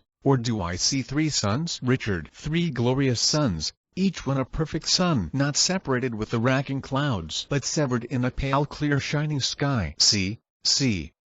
They join, embrace, and seem to kiss, as if they vowed some league inviolable. Now are they but one lamp, one light, one sun. In this the heaven figures some event. Edward. 'Tis wondrous strange, the like yet never heard of. I think it cites us, brother, to the field, that we, the sons of brave Plantagenet, each one already blazing by our meads, should notwithstanding join our lights together, and overshine the earth, as this the world waiter it bodes, henceforward will I bear upon my target 3 fair shining sons. Richard. Nay, bear 3 daughters by your leave I speak it. You love the breeder better than the male. Enter a messenger, blowing. But what art thou, whose heavy looks foretell some dreadful story hanging on thy tongue? Messenger. Ah, one that was a woeful looker on when as the noble Duke of York was slain, your princely father and my loving lord. Edward. Oh, speak no more, for I have heard too much. Richard. Say how he died, for I will hear it all. Messenger. And Baron he was with many foes, and stood against them as the hope of Troy against the Greeks that would have untread Troy. But Hercules himself must yield to odds, and many strokes, though with a little axe, hews down and fells the hardest timbered oak. By many hands your father was subdued, but only slaughtered by the ireful arm of unrelenting Clifford and the Queen, who crowned the gracious Duke in high despite, laughed in his face. And when with grief he wept, the ruthless Queen gave him to dry his cheeks a napkin steeped in the harmless blood of sweet young Rutland, by rough Clifford slain. And after many scorns, many foul taunts, they took his head, and on the gates of York they set the same. And there it doth remain, the saddest spectacle that e'er I viewed. Edward. Sweet Duke of York, our prop to lean upon. Now thou art gone, we have no staff, no stay. O Clifford, boisterous Clifford, thou hast slain the flower of Europe for his chivalry, and treacherously hast thou vanquished him. For hand to hand he would have vanquished thee. Now my soul's palace is become a prison. Ah, would she break from hence, that this my body might in the ground be closed up in rest. For never henceforth shall I joy again. Never, oh never, shall I see more joy. Richard. I cannot weep, for all my body's moisture scarce serves to quench my furnace-burning heart. Nor can my tongue unload my heart's great burden. For self-same wind that I should speak withal is kindling coals that fires all my breast, and burns me up with flames that tears would quench. To weep is to make less the depth of grief. Tears then for babes, blows and revenge for me. Richard, I bear thy name. I'll avenge thy death, or die renowned by attempting it. Edward. His name that valiant Duke hath left with thee, his dukedom and his chair with me is left. Richard. Nay, if thou be the princely eagle's bird, show thy descent by gazing gainst the sun. For chair and dukedom, throne and kingdom, say either that is thine, or else thou wert not his. March. Enter Warwick, Montague, and their army. Warwick. How now, fair lords? What fare? What news abroad? Richard. Great Lord of Warwick, if we should recount our baleful news and at each word's deliverance stab poinards in our flesh till all were told, the words would add more anguish than the wounds. O valiant lord, the Duke of York is slain. Edward. O Warwick, Warwick, that Plantagenet which held thee dearly as his soul's redemption is by the stern Lord Clifford done to death. Warwick. 10 days ago I drowned these news in tears, and now, to add more measure to your woes, I come to tell you things have then befallen. After the bloody fray at Wakefield fought, where your brave father breathed his latest gasp, tidings, as swiftly as the posts could run, were brought me of your loss and his depart. I, then in London, keeper of the king, mustered my soldiers, gathered flocks of friends, and very well appointed, as I thought, marched toward St. Albans to intercept the Queen, bearing the king in my behalf along. For by my scouts I was advertised that she was coming with a full intent to dash our late decree in Parliament touching King Henry's oath and your succession. Short tale to make, we at St. Albans met, our battles joined, and both sides fiercely fought. But whether 'twas the coldness of the king, who looked full gently on his warlike queen, that robbed my soldiers of their heated spleen, or whether 'twas report of her success, or more than common fear of Clifford's rigor, who thunders to his captives blood and death, I cannot judge. But, to conclude with truth, their weapons like the lightning came and went. Our soldiers, like the night owl's lazy flight, or like an idle thresher with a flail, fell gently down, as if they struck their friends. I cheered them up with justice of our cause, with promise of high pay and great rewards, but all in vain. They had no heart to fight, and we in them no hope to win the day, so that we fled, the king unto the Queen. Lord George your brother, Norfolk, and myself in haste post haste are come to join with you. For in the marches here we heard you were making another head to fight again. Edward. Where is the Duke of Norfolk, gentle Warwick? And when came George from Burgundy to England? Warwick. Some 6 miles off. The Duke is with the soldiers. And for your brother, he was lately sent from your kind aunt, Duchess of Burgundy, with aid of soldiers to this needful war. Richard. 'Twas odds, belike, when valiant Warwick fled. Oft have I heard his praises in pursuit, but ne'er till now his scandal of retire. Warwick, nor now my scandal. Richard, dost thou hear? For thou shalt know this strong right hand of mine can pluck the diadem from faint Henry's head, and wring the awful sceptre from his fist, were he as famous and as bold in war as he is famed for mildness, peace, and prayer. Richard, I know it well, Lord Warwick. Blame me not, 'tis love I bear thy glories makes me speak. But in this troublous time what's to be done? Shall we go throw away our coats of steel, and wrap our bodies in black mourning gowns, numbering our Ave Marys with our beads? Or shall we on the helmets of our foes tell our devotion with revengeful arms? If of the last, say ay, and to it, Lords. Warwick, why? Therefore Warwick came to seek you out, and therefore comes my brother Montague. Attend me, Lords. The proud insulting Queen, with Clifford and the haught Northumberland, and of their feather many mo proud birds, have wrought the easy melting King like wax. He swore consent to your succession, his oath enrolled in the Parliament, and now to London all the crew are gone, to frustrate both his oath and what beside may make against the House of Lancaster. Their power, I think, is 30,000 strong. Now with the help of Norfolk and myself, with all the friends that thou, brave Earl of March, amongst the loving Welshmen canst procure, will but amount to 25,000. Why, via to London will we march amain, and once again bestride our foaming steeds, and once again cry charge upon our foes, but never once again turn back and fly. Richard, now methinks I hear great Warwick speak, ne'er may he live to see a sunshine day that cries retire. If Warwick bid him stay, Edward, Lord Warwick, on thy shoulder will I lean, and when thou failst as God forbid the hour, must Edward fall, which peril heaven forfend. Warwick, no longer Earl of March, but Duke of York, the next degree is England's royal throne, for King of England shalt thou be proclaimed in every borough as we pass along, and he that throws not up his cap for joy shall for the fault make forfeit of his head. King Edward, valiant Richard, Montague, stay we no longer dreaming of renown, but sound the trumpets and about our task. Richard, then, Clifford, were thy heart as hard as steel, as thou hast shown it flinty by thy deeds, I come to pierce it or to give thee mine. Edward, then strike up drums. God and St. George for us. Enter a messenger. Warwick, how now? What news? Messenger, the Duke of Norfolk sends you word by me. The Queen is coming with a puissant host, and craves your company for speedy counsel. Warwick, why, then it sorts. Brave warriors, let's away. Exeunt. Scene 2. Before York. Flourish. Enter King Henry, Queen Margaret, the Prince of Wales, Clifford, Northumberland, with drum and trumpets. Queen Margaret. Welcome, my lord, to this brave town of York. Yonder's the head of that arch-enemy that sought to be encompassed with your crown. Doth not the object cheer your heart, my lord? King Henry. As the rocks cheer them that fear their wreck. To see this sight, it irks my very soul. Withhold revenge, dear God. 'Tis not my fault, nor wittingly have I infringed my vow. Clifford, my gracious liege, this too much lenity and harmful pity must be laid aside. To whom do lions cast their gentle looks? Not to the beast that would usurp their den, whose hand is that the forest bear doth lick, not his that spoils her young before her face, who scapes the lurking serpent's mortal sting, not he that sets his foot upon her back. The smallest worm will turn, being trodden on, and doves will peck in safeguard of their brood. Ambitious York did level at thy crown, thou smiling while he knit his angry brows. He, but a duke, would have his son a king, and raise his issue like a loving sire. Thou, being a king, blessed with a goodly son, didst yield consent to disinherit him, which argued thee a most unloving father. Unreasonable creatures feed their young, and though man's face be fearful to their eyes, yet, in protection of their tender ones, who hath not seen them even with those wings, which sometime they have used with fearful flight, make war with him that climbed unto their nest, offering their own lives in their young's defense. For shame, my liege,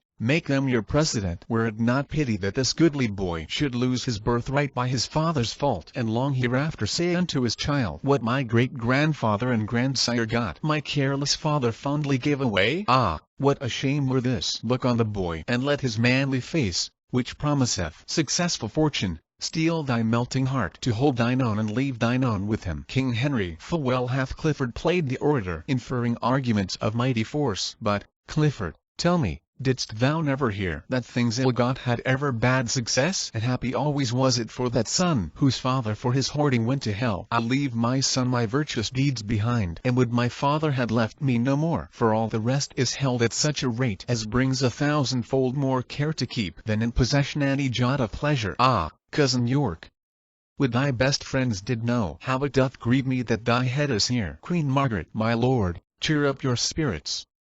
Our foes are nigh, and this soft courage makes your followers faint. You promised knighthood to our forward son. Unsheathe your sword and dub him presently. Edward, kneel down. King Henry. Edward Plantagenet, arise a knight and learn this lesson. Draw thy sword and write. Prince of Wales. My gracious father, by your kingly leave, I'll draw it as a parent to the crown, and in that quarrel use it to the death. Clifford. Why, that is spoken like a toward prince. Enter a messenger. Messenger. Royal commanders, be in readiness, for with a band of 30,000 men comes Warwick, backing of the Duke of York, and in the towns, as they do march along, proclaims him king, and many fly to him. Darraign your battle, for they are at hand. Clifford. I would your highness would depart the field. The queen hath best success when you are absent. Queen Margaret. Good my lord, and leave us to our fortune. King Henry. Why, that's my fortune too. Therefore I'll stay. Northumberland. Be it with resolution, then, to fight. Prince of Wales. My royal father, cheer these noble lords, and hearten those that fight in your defence. Unsheathe your sword, good father. Cry St. George. March. Enter Edward, George, Richard, Warwick, Norfolk, Montague, and soldiers. Edward. Now, perjured Henry, wilt thou kneel for grace, and set thy diadem upon my head, or bide the mortal fortune of the field? Queen Margaret. Go rate thy minions, proud insulting boy. Becomes it thee to be thus bold in terms before thy sovereign and thy lawful king? Edward. I am his king, and he should bow his knee. I was adopted heir by his consent. Since when, his oath is broke. For, as I hear, you that are king, though he do wear the crown, have counselled him by new act of parliament to blot out me and put his own son in. Clifford. And reason too. Who should succeed the father but the son? Richard. Are you there, butcher? Oh, I cannot speak. Clifford. Crookback, here I stand to answer thee, or any he, the proudest of thy sword. Richard. 'Twas you that killed young Rutland, was it not? Clifford. And old York, and yet not satisfied. Richard. For God's sake, lords, give signal to the fight. Warwick. What saddest thou, Henry? Wilt thou yield the crown? Queen Margaret. Why, how now, long tongued Warwick, dare you speak? When you and I met at St. Albans last, your legs did better service than your hands. Warwick. Then 'twas my turn to fly, and now 'tis thine. Clifford. You said so much before, and yet you fled. Warwick. 'Twas not your valour, Clifford, drove me thence. Northumberland. No, nor your manhood that durst make you stay. Richard. Northumberland, I hold thee reverently. Break off the parley, for scarce I can refrain the execution of my big swollen heart upon that Clifford, that cruel child killer. Clifford. I slew thy father. Calledst thou him a child? Richard. Like a dastard and a treacherous coward, as thou didst kill our tender brother Rutland. But ere sunset I'll make thee curse the deed. King Henry. Have done with words, my lords, and hear me speak. Queen Margaret. Defy them then, or else hold close thy lips. King Henry. I prithee give no limits to my tongue. I am a king, and privileged to speak. Clifford. My liege, the wound that bred this meeting here cannot be cured by words. Therefore be still. Richard. Then, executioner, unsheathe thy sword. By him that made us all, I am resolved that Clifford's manhood lies upon his tongue. Edward. Say, Henry, shall I have my right, or no? 1,000 men have broke their fasts today that ne'er shall dine unless thou yield the crown. Warwick. If thou deny, their blood upon thy head. For York in justice puts his armour on. Prince of Wales. If that be right which Warwick says is right, there is no wrong, but everything is right. Richard. Whoever got thee, there thy mother stands. For well I wot thou hast thy mother's tongue. Queen Margaret. But thou art neither like thy sire nor dam, but like a foul misshapen stigmatic, marked by the destinies to be avoided, as venom toads or lizards' dreadful stings. Richard. Iron of Naples hid with English guilt, whose father bears the title of a king, as if a channel should be called the sea. Shamest thou not, knowing whence thou art extraught to let thy tongue detect thy base-born heart? Edward. A wisp of straw was worth 1,000 crowns to make the shameless callet know herself. Helen of Greece was fairer far than thou, although thy husband may be Menelaus, and ne'er was Agamemnon's brother wronged by that false woman as this king by thee. His father revealed in the heart of France, and tamed the king,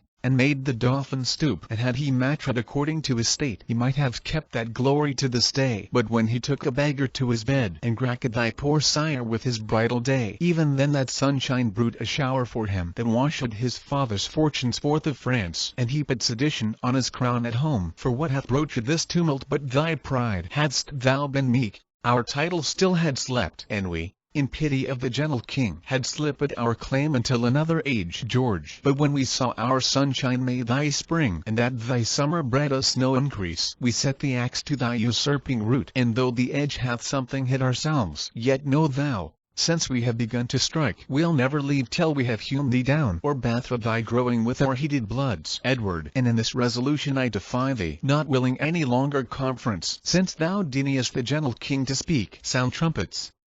Let our bloody colours wave, and either victory or else a grave. Queen Margaret. Stay, Edward. Edward. No, wrangling woman, we'll no longer stay. These words will cost 10,000 lives this day. Exeunt. Scene 3. A field of battle between Towton and Saxton, in Yorkshire. Alarum. Excursions. Enter Warwick. Warwick. Forspent with toil, as runners with a race, I lay me down a little while to breathe. For strokes received and many blows repaid have robbed my strong knit sinews of their strength. In spite of spite needs must I rest a while. Enter Edward, running. Edward. Smile, gentle heaven, or strike, ungentle death. For this world frowns, and Edward's sun is clouded. Warwick. How now, my lord? What hap? What hope of good? Enter George. George. Our hap is lost, our hope but sad despair. Our ranks are broke, and ruin follows us. What counsel give you? Whither shall we fly? Edward. Bootless is flight, they follow us with wings, and weak we are, and cannot shun pursuit. Enter Richard. Richard. Ah, Warwick, why hast thou withdrawn thyself? Thy brother's blood the thirsty earth hath drunk. Broached with the steely point of Clifford's lance, and in the very pangs of death he cried, like to a dismal clangor heard from far. Warwick. Revenge, brother, revenge my death. So, underneath the belly of their steeds that stained their fetlocks in its smoking blood, the noble gentleman gave up the ghost. Warwick. Then let the earth be drunken with our blood. I'll kill my horse, because I will not fly. Why stand we like soft-hearted women here, wailing our losses, whiles the foe doth rage, and look upon, as if the tragedy were played in jest by counterfeiting actors? Here on my knee I vow to God above, I'll never pause again, never stand still, till either death hath closed these eyes of mine, or fortune given me measure of revenge. Edward. O Warwick, I do bend my knee with thine, and in this vow do chain my soul to thine. And ere my knee rise from the earth's cold face, I throw my hands, mine eyes, my heart to thee. Thou setter up and plucker down of kings, beseeching thee, if with thy will it stands, that to my foes this body must be prey, yet that thy brazen gates of heaven may ope, and give sweet passage to my sinful soul. Now, lords, take leave until we meet again, where'er it be, in heaven or on earth. Richard. Brother, give me thy hand. And, gentle Warwick, let me embrace thee in my weary arms. I that did never weep now melt with woe, that winter should cut off our springtime so. Warwick. Away, away. Once more, sweet lords, farewell. George. Yet let us all together to our troops, and give them leave to fly that will not stay, and call them pillars that will stand to us. And if we thrive, promise them such rewards as victors wear at the Olympian games. This may plant courage in their quailing breasts, for yet is hope of life and victory. For slow no longer make we handsome aim. Exeunt. Scene 4. Another part of the field. Excursions. Enter Richard and Clifford. Richard. Now, Clifford, I have singled thee alone. Suppose this arm is for the Duke of York, and this for Rutland, both bound to revenge. Wert thou environed with a brazen wall? Clifford. Now, Richard, I am with thee here alone. This is the hand that stabbed thy father York, and this the hand that slew thy brother Rutland. And here's the heart that triumphs in their death, and cheers these hands that slew thy sire and brother, to execute the like upon thyself. And so, have it thee. They fight. Enter Warwick. Clifford flies. Richard. Nay, Warwick, single out some other chase, for I myself will hunt this wolf to death. Exeunt. Scene 5. Another part of the field. Alarum. Enter King Henry alone. King Henry. This battle fares like to the morning's war, when dying clouds contend with growing light. What time the shepherd, blowing of his nails, can neither call it perfect day nor night. Now sways it this way, like a mighty sea, forked by the tide to combat with the wind. Now sways it that way, like the self-same sea, forked to retire by fury of the wind. Sometime the flood prevails, and then the wind. Now one the better, then another best, both tugging to be victors, breast to breast, yet neither conqueror nor conquered. So is the equal poise of this fell war. Here on this small hill will I sit me down, to whom God will, there be the victory. For Margaret my queen, and Clifford too, have chid me from the battle, swearing both they prosper best of all when I am thence. Would I were dead, if God's goodwill were so. For what is in this world but grief and woe? O God!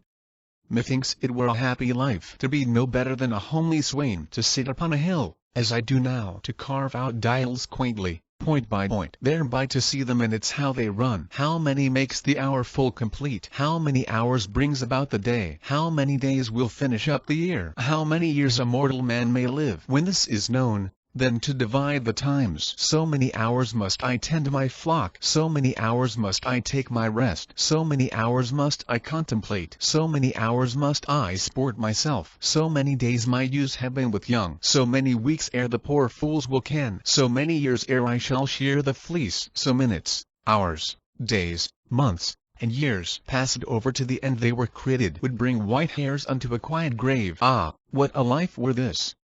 How sweet! How lovely! Gives not the hawthorn bush a sweeter shade to shepherds looking on their silly sheep than doth a rich embroidered canopy to kings that fear their subjects' treachery? Oh yes, it doth.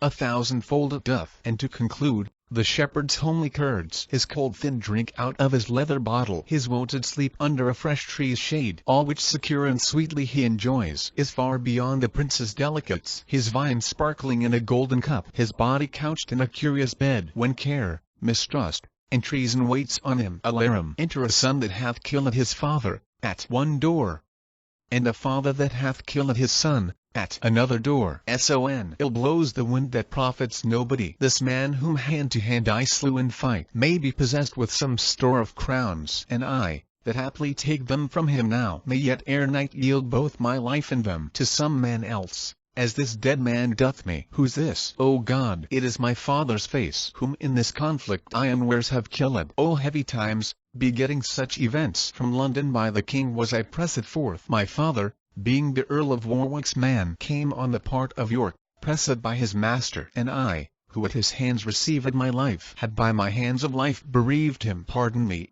God, I knew not what I did, and pardon, farther, for I knew not thee. My tears shall wipe away these bloody marks, and no more words till they have flowed their fill. King Henry. O piteous spectacle! O bloody times! Whiles lions war in battle for their dens, poor harmless lambs abide their enmity. Weep, wretched man! I'll aid thee tear for tear, and let our hearts and eyes, like civil war, be blind with tears and break orchard with grief. Enter father, bearing of his son. Farther, thou that so stoutly hath resisted me, give me thy gold, if thou hast any gold, for I have bought it with 100 blows. But let me see, is this our foeman's face? Ah, no, no, no, no, it is mine only son. Ah, boy, if any life be left in thee, throw up thine eye. See what showers arise, blown with the windy tempest of my heart, upon thy wounds, that kills mine eye and heart. Oh, pity, God, this miserable age! What stratagems, how fell, how butcherly, erroneous, mutinous, and unnatural, this deadly quarrel daily doth beget. O boy, thy father gave thee life too soon, and hath bereft thee of thy life too late. King Henry. Woe above woe!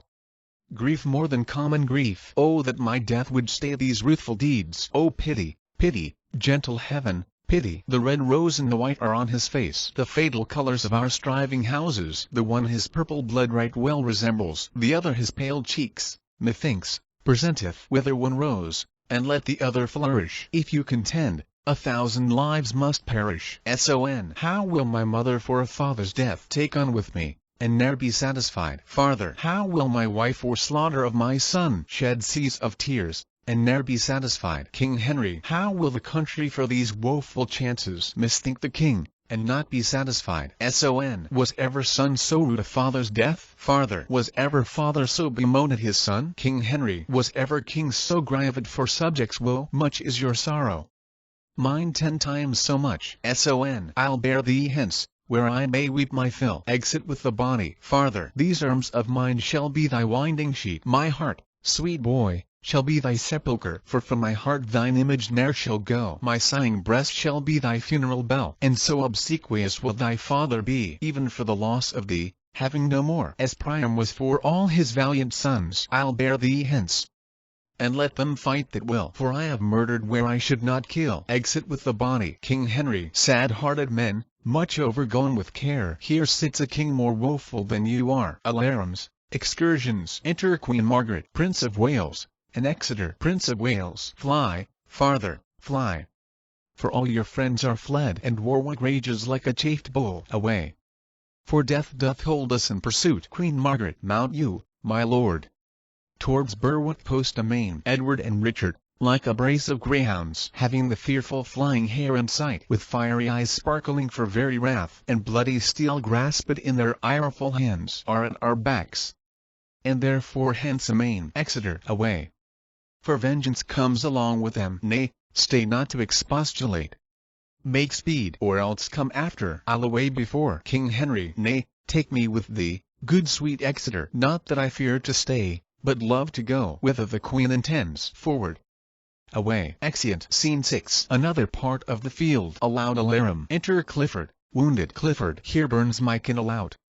Here it dies, which, whiles it lasted, gave King Henry light. O Lancaster, I fear thy overthrow more than my body's parting with my soul. My love and fear glued many friends to thee, and, now I fall, thy tough commixture melts. Impairing Henry, strengthening misproud York. The common people swarm like summer flies. And whither fly the gnats but to the sun? And who shines now but Henry's enemies? O Phoebus, hadst thou never given consent that Phaethon should check thy fiery steeds, thy burning car never had scorched the earth. And, Henry, hadst thou swayed as kings should do, or as thy father and his father did, giving no ground unto the house of York, they never then had sprung like summer flies. I and 10,000 in this luckless realm had left no mourning widows for our death, and thou this day hadst kept thy chair in peace. For what doth cherish weeds but gentle air, and what makes robbers bold but too much lenity? Bootless are plaints, and cureless are my wounds. No way to fly,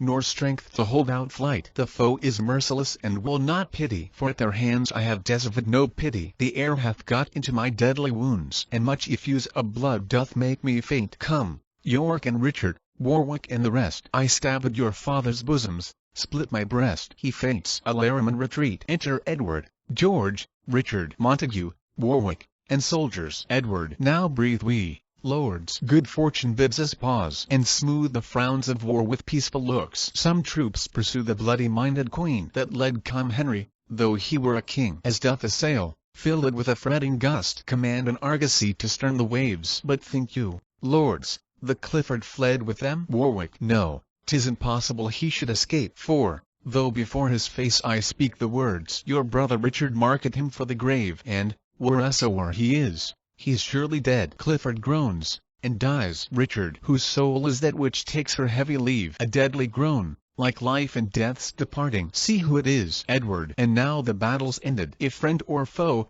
let him be gently used. Richard. Revoke that doom of mercy, for 'tis Clifford who, not contented that he lopped the branch in hewing Rutland when his leaves put forth, but set his murdering knife unto the root from whence that tender spray did sweetly spring. I mean our princely father, Duke of York. Warwick. From off the gates of York fetch down the head, your father's head, which Clifford placed there. Instead whereof let this supply the room. Measure for measure must be answered. Edward. Bring forth that fatal screech owl to our house, that nothing sung but death to us and ours. Now death shall stop his dismal threatening sound, and his ill-boding tongue no more shall speak. Warwick. I think his understanding is bereft. Speak, Clifford. Dost thou know who speaks to thee? Dark cloudy death o'ershades his beams of life, and he nor sees nor hears us what we say. Richard. Oh, would he did! And so, perhaps, he doth. 'Tis but his policy to counterfeit, because he would avoid such bitter taunts which in the time of death he gave our father. George. If so thou think'st, vex him with eager words. Richard. Clifford. ask mercy and obtain no grace. Edward Clifford, repent in bootless penitence. Warwick Clifford, devise excuses for thy faults. George, while we devise fell tortures for thy faults. Richard, thou didst love York, and I am son to York. Edward, thou pitiedst Rutland, I will pity thee. George, where's Captain Margaret, to fence you now? Warwick, they mock thee. Clifford, swear as thou wast wont. Richard, what, not an oath? Nay, then the world goes hard when Clifford cannot spare his friends an oath. I know by that he's dead, and by my soul, if this right hand would buy 2 hours' life, that I in all despite might rail at him, this hand should chop it off, and with the issuing blood stifle the villain whose unstanched thirst York and young Rutland could not satisfy. Warwick, but he's dead. Off with the traitor's head, and rear it in the place your father stands. And now to London with triumphant march, there to be crowned England's royal king. From whence shall Warwick cut the sea to France, and ask the Lady Bona for thy queen. So shalt thou sinew both these lands together, and, having France thy friend, thou shalt not dread the scattered foe that hopes to rise again. For though they cannot greatly sting to hurt, yet look to have them buzz to offend thine ears. First will I see the coronation, and then to Brittany I'll cross the sea, to effect this marriage, so it please my lord. Edward, even as thou wilt, sweet Warwick, let it be. For in thy shoulder do I build my seat, and never will I undertake the thing wherein thy counsel and consent is wanting. Richard, I will create thee Duke of Gloucester, and George, of Clarence. Warwick, as ourself shall do and undo as him pleaseth best. Richard, let me be Duke of Clarence, George of Gloucester, for Gloucester's dukedom is too ominous. Warwick, tut, that's a foolish observation. Richard, be Duke of Gloucester. Now to London, to see these honours in possession. Exeunt. Act. 3rd Scene I. A chase in the north of England. Enter 2 keepers, with crossbows in their hands. First keeper, under this thick grown brake we'll shroud ourselves, for through this lawn anon the deer will come, and in this covert will we make our stand, calling the principal of all the deer. Second keeper, I'll stay above the hill, so both may shoot. First keeper, that cannot be. This noise of thy crossbow will scare the herd, and so my shoot is lost. Here stand we both, and aim we at the best, and, for the time shall not seem tedious, I'll tell thee what befell me on a day, in the self-place where now we mean to stand. Second keeper, here comes a man. Let's stay till he be past. Enter King Henry, disguised, with a prayer book. King Henry, from Scotland Mistoln, even a pure love to greet mine own land with my wishful sight. No, Harry, 'tis no land of thine. Thy place is filled, thy sceptre wrung from thee, thy balm washed off wherewith thou wast anointed. No bending knee will call thee Caesar now. No humble suitors press to speak for right. No, not a man comes for redress of thee. For how can I help them and not myself? First keeper, here's a deer whose skin's a keeper's fee. This is the quondam king. Let's seize upon him. King Henry, let me embrace thee, sour adversity, for wise men say it is the wisest course. Second keeper, why linger we? Let us lay hands upon him. First keeper, forbear a while. We'll hear a little more. King Henry, my queen and son are gone to France for aid, and, as I hear, the great commanding Warwick is thither gone to crave the French king's sister to wife for Edward. If this news be true, poor queen and son, your labour is but lost, for Warwick is a subtle orator, and Louis a prince soon won with moving words. By this account, then, Margaret may win him, for she's a woman to be pitied much. Her sighs will make a battery in his breast, her tears will pierce into a marble heart. The tiger will be mild while she doth mourn, and Nero will be tainted with remorse to hear and see her plaints, her brinish tears. But she's come to beg, Warwick, to give. She, on his left side, craving aid for Henry. He, on his right, asking a wife for Edward. She weeps, and says her Henry is deposed. He smiles, and says his Edward is installed. That she, poor wretch, for grief can speak no more. Whiles Warwick tells his title, smooths the wrong, inferreth arguments of mighty strength, and in conclusion wins the king from her with promise of his sister, and what else, to strengthen and support King Edward's place. O Margaret, thus 'twill be. And thou, poor soul, art then forsaken, as thou went'st forlorn. Second keeper, say, what art thou that talk'st of kings and queens? King Henry, more than I seem, and less than I was born to. A man at least, for less I should not be. And men may talk of kings, and why not I? Second keeper, but thou talk'st as if thou wert a king. King Henry, why, so I am in mind. And that's enough. Second keeper, but, if thou be a king, Where is thy crown? King Henry, my crown is in my heart, not on my head, not decked with diamonds and Indian stones, not to be seen. My crown is called a content. A crown it is that seldom kings enjoy. Second keeper, well, if you be a king crowned with content, your crown content, and you must be contented to go along with us. For as we think you are the king, King Edward hath deposed, and we his subjects, sworn in all allegiance, will apprehend you as his enemy. King Henry, but did you never swear, and break an oath? Second keeper, no, never such an oath. Nor will not now. King Henry, where did you dwell when I was king of England? Second keeper, here in this country, where we now remain. King Henry, I was anointed king at 9 months old. My father and my grandfather were kings, and you were sworn true subjects unto me. And tell me, then, have you not broke your oaths? First keeper, no, for we were subjects but while you were king. King Henry, why, am I dead? Do I not breathe the man? Ah, simple men, you know not what you swear. Look, as I blow this feather from my face, and as the air blows it to me again, obeying with my wind when I do blow, and yielding to another when it blows, commanded always by the greater gust. Such is the lightness of you common men. But do not break your oaths. For of that sin my mild entreaty shall not make you guilty. Go where you will, the king shall be commanded, and be you kings, command, and I'll obey. First keeper, we are true subjects to the king, King Edward. King Henry, so would you be again to Henry if he were seated as King Edward is. First keeper, we charge you, in God's name and the king's, to go with us unto the officers. King Henry, in God's name, lead.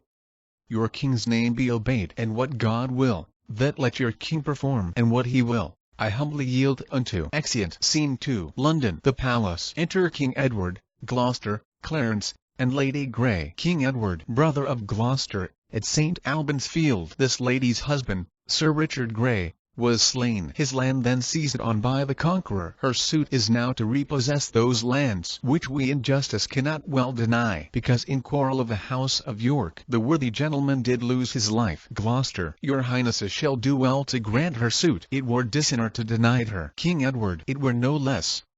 But yet I'll make a pause. Gloucester, aside to Clarence, yea, is it so? I see the lady hath a thing to grant before the king will grant her humble suit. Clarence, aside to Gloucester, he knows the game. How true he keeps the wind. Gloucester, aside to Clarence, silence. King Edward, widow, we will consider of your suit, and come some other time to know our mind. Lady Grey, right gracious lord, I cannot brook delay. May it please your highness to resolve me now, and what your pleasure is shall satisfy me. Gloucester, aside, widow, that I'll warrant you all your lands, and if what pleases him shall pleasure you, fight closer, or, good faith, you'll catch a blow. Clarence, aside to Gloucester, I fear her not, unless she chance to fall. Gloucester, aside to Clarence, God forbid that, for he'll take vantages. King Edward, how many children hast thou, widow? Tell me. Clarence, aside to Gloucester, I think he means to beg a child of her. Gloucester, aside to Clarence, nay, then whip me. He'll rather give her to Lady Grey. 3. My most gracious lord. Gloucester, aside, you shall have, for if you'll be rowled by him. King Edward, 'twere pity they should lose their father's lands. Lady Grey, be pitiful, dread lord, and grant it. Then King Edward, lords, give us leave. I'll try this widow's wit. Gloucester, aside, good leave have you.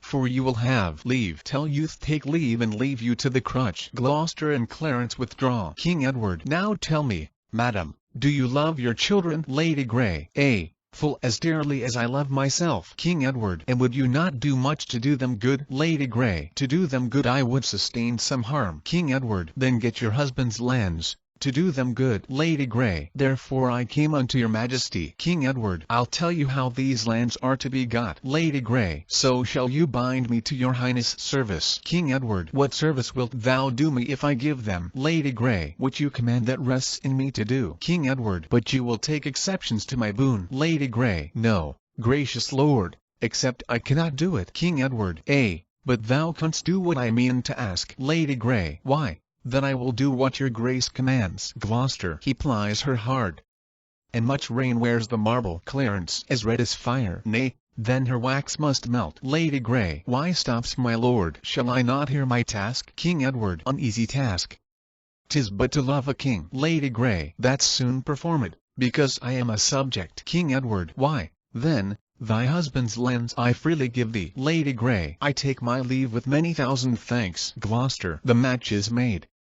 She seals it with a curtsy. King Edward, but stay thee, 'tis the fruits of love I mean. Lady Grey, the fruits of love I mean, my loving liege. King Edward, but, I fear me, in another sense. What love, think'st thou, I sue so much to get? Lady Grey, my love till death, my humble thanks, my prayers. That love which virtue begs and virtue grants. King Edward, no, by my troth, I did not mean such love. Lady Grey, why, then you mean not as I thought you did. King Edward, but now you partly may perceive my mind. Lady Grey, my mind will never grant what I perceive. Your Highness aims at, if I aim aright. King Edward, to tell thee plain, I aim to lie with thee. Lady Grey, to tell you plain, I had rather lie in prison. King Edward, why, then thou shalt not have thy husband's lands. Lady Grey, why, then mine honesty shall be my dower, for by that loss I will not purchase them. King Edward, therein thou wrongest thy children mightily. Lady Grey, herein your Highness wrongs both them and me. But,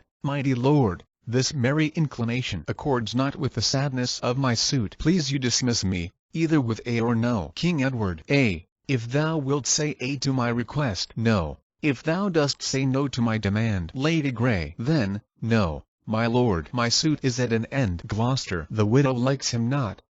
She knits her brows. Clarence, he is the bluntest wooer in Christendom. King Edward, aside her looks doth argue her replete with modesty. Her words doth show her wit incomparable. All her perfections challenge sovereignty. One way or other, she is for a king, and she shall be my love, or else my queen. Say that King Edward take thee for his queen. Lady Grey, 'tis better said than done. My gracious lord, I am a subject fit to jest withal, but far unfit to be a sovereign. King Edward, sweet widow, by my state I swear to thee, I speak no more than what my soul intends, and that is to enjoy thee for my love. Lady Grey, and that is more than I will yield unto. I know I am too mean to be your queen, and yet too good to be your concubine. King Edward, you cavil, widow. I did mean my queen. Lady Grey, 'twill grieve your grace my sons should call you father. King Edward. No more than when my daughters call thee mother. Thou art a widow, and thou hast some children, and, by God's mother, I, being but a bachelor, have other some. Why, 'tis a happy thing to be the father unto many sons. Answer no more, for thou shalt be my queen. Gloucester, the ghostly father now hath done his shrift. Clarence, when he was made a shriver, 'twas for shrift. King Edward, brothers, you muse what chat we two have had. Gloucester, the widow likes it not, for she looks very sad. King Edward, you'd think it strange if I should marry her. Clarence, to who, my lord? King Edward, why, Clarence, to myself. Gloucester, that would be 10 days' wonder at the least. Clarence, that's a day longer than a wonder lasts. Gloucester, by so much is the wonder in extremes. King Edward, well, jest on, brothers. I can tell you both, her suit is granted for her husband's lands. Enter a nobleman. Nobleman, my gracious lord, Henry your foe is taken and brought your prisoner to your palace gate. King Edward, see that he be conveyed unto the Tower. And go we, brothers, to the man that took him, to question of his apprehension. Widow, go you along. Lords, use her honorably. Exeunt all but Gloucester. Gloucester, Edward will use women honorably. Would he were wasted, marrow, bones, and all that from his loins no hopeful branch may spring to cross me from the golden time I look for. And yet, between my soul's desire and me, the lustful Edward's title buried is Clarence, Henry, and his son young Edward, and all the unlooked-for issue of their bodies to take their rooms ere I can place myself. A cold premeditation for my purpose. Why, then I do but dream on sovereignty, like one that stands upon a promontory, and spies a far-off shore where he would tread, wishing his foot were equal with his eye, and chides the sea that sunders him from thence, saying he'll lay it dry to have his way. So do I wish the crown, being so far off, and so I chide the means that keeps me from it, and so I say I'll cut the causes off, flattering me with impossibilities. My eyes too quick, my heart o'erween's too much, unless my hand and strength could equal them. Well, say there is no kingdom then for Richard. What other pleasure can the world afford? I'll make my heaven in a lady's lap, and deck my body in gay ornaments. And which sweet ladies with my words and looks? O miserable thought!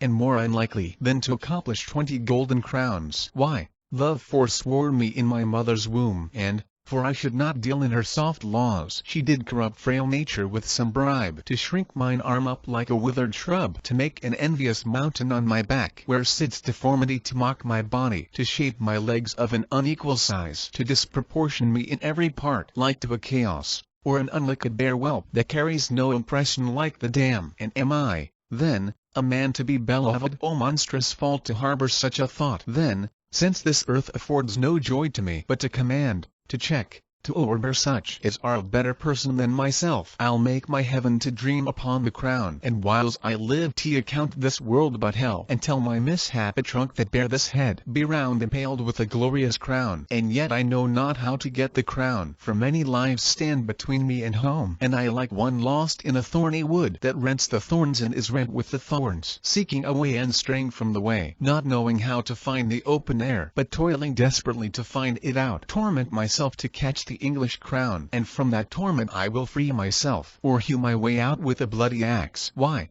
I can smile, and murder whiles I smile, and cry content to that which grieves my heart, and wet my cheeks with artificial tears, and frame my face to all occasions. I'll drown more sailors than the mermaid shall, I'll slay more gazers than the basilisk, I'll play the orator as well as Nestor, deceive more slyly than Ulysses could, and, like a Sinon, take another Troy. I can add colors to the chameleon, change shapes with Protheus for advantages, and set the murderous Machiavel to school. Can I do this, and cannot get a crown? Tut, were it farther off, I'll pluck it down. Exit. Scene 3. France. The King's Palace. Flourish. Enter Louis the French King, his sister Bona, his Admiral Cola Bourbon, Prince Edward, Queen Margaret, and the Earl of Oxford. Louis sits, and riseth up again. Louis. Fair Queen of England, worthy Margaret, sit down with us. It ill befits thy state and birth that thou shouldst stand while Louis doth sit. Queen Margaret. No, mighty King of France. Now Margaret must strike her sail and learn a while to serve where kings command. I was,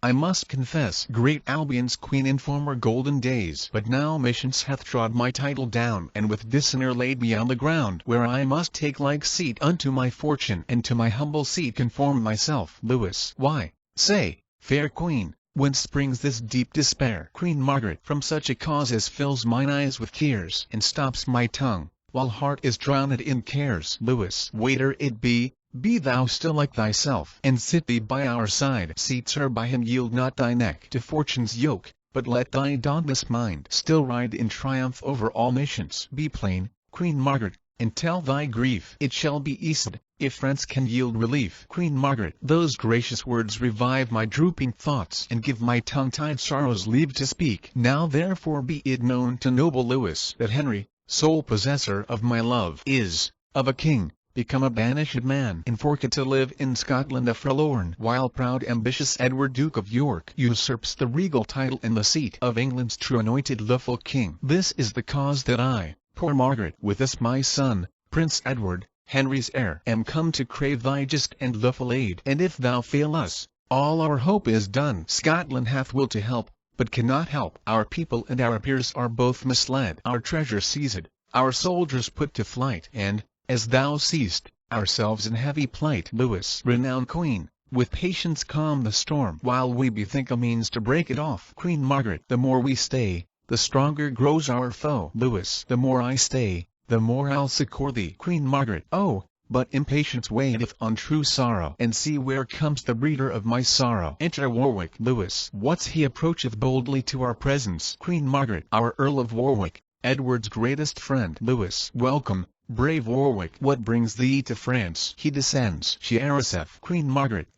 Now begins a second storm to rise, for this is he that moves both wind and tide. Warwick. From worthy Edward, King of Albion, my lord and sovereign, and thy vowed friend, I come, in kindness and unfeigned love, first to do greetings to thy royal person, and then to crave a league of amity, and lastly to confirm that amity with nuptial knot, if thou vouchsafe to grant that virtuous Lady Bona, thy fair sister, to England's king in lawful marriage. Queen Margaret. Aside if that go forward, Henry's hope is done. Warwick. To Bona. And, gracious madam, in our king's behalf I am commanded, with your leave and favour, humbly to kiss your hand, and with my tongue to tell the passion of my sovereign's heart, where fame, late entering at his heedful ears, hath placed thy beauty's image in thy virtue. Queen Margaret. King Louis and Lady Bona, hear me speak before you answer Warwick. His demand springs not from Edward's well-meant honest love, but from deceit bred by necessity. For how can tyrants safely govern home, unless abroad they purchase great alliance? To prove him tyrant this reason may suffice, that Henry liveth still.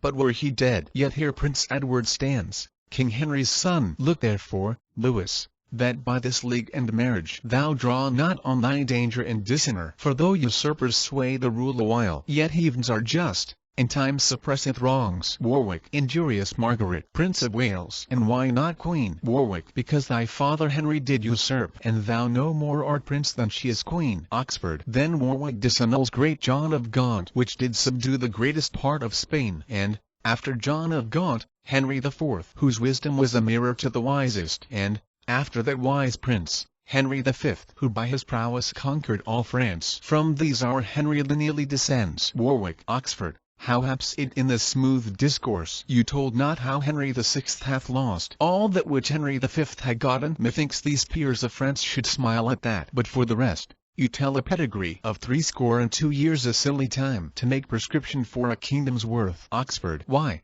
Warwick, canst thou speak against thy liege whom thou abidest 36 years, and not betray thy treason with a blush? Warwick. Can Oxford that did ever fence the right now buckler falsehood with a pedigree? For shame. Leave Henry, and call Edward king. Oxford. Call him my king by whose injurious doom my elder brother, the Lord Aubrey Vere, was done to death.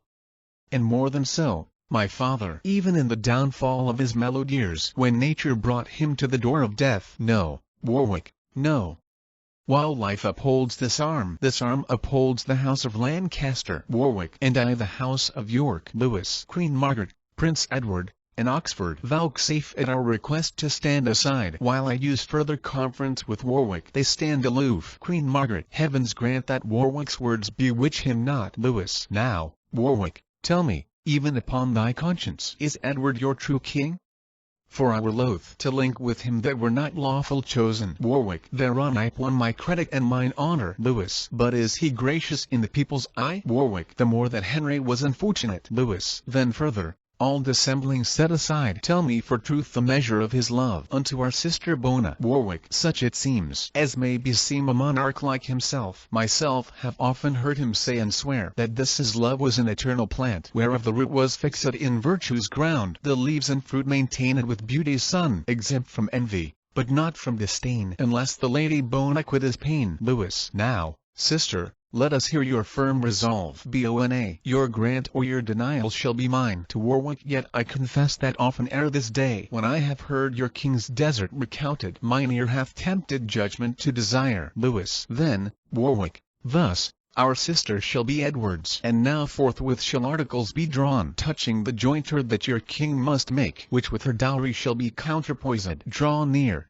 Queen Margaret, and be a witness that Bona shall be wife to the English king, Prince of Wales, to Edward, but not to the English king. Queen Margaret. Deceitful Warwick, it was thy device by this alliance to make void my suit before thy coming. Lewis was Henry's friend. Lewis. And still is friend to him and Margaret. But if your title to the crown be weak, as may appear by Edward's good success, then 'tis but reason that I be released from giving aid which late I promised. Yet shall you have all kindness at my hand that your estate requires and mine can yield. Warwick. Henry now lives in Scotland at his case, where having nothing can he lose. And as for you yourself, our quondam queen, you have a father able to maintain you, and better 'twere you troubled him than France. Queen Margaret. Peace, impudent and shameless Warwick, proud setter up and puller down of kings. I will not hence tell with my talk and tears, both full of truth, I make King Louis behold thy sly conveyance and thy lord's false love, for both of you are birds of self same feather. Post blowing a horn within. Lewis. Warwick.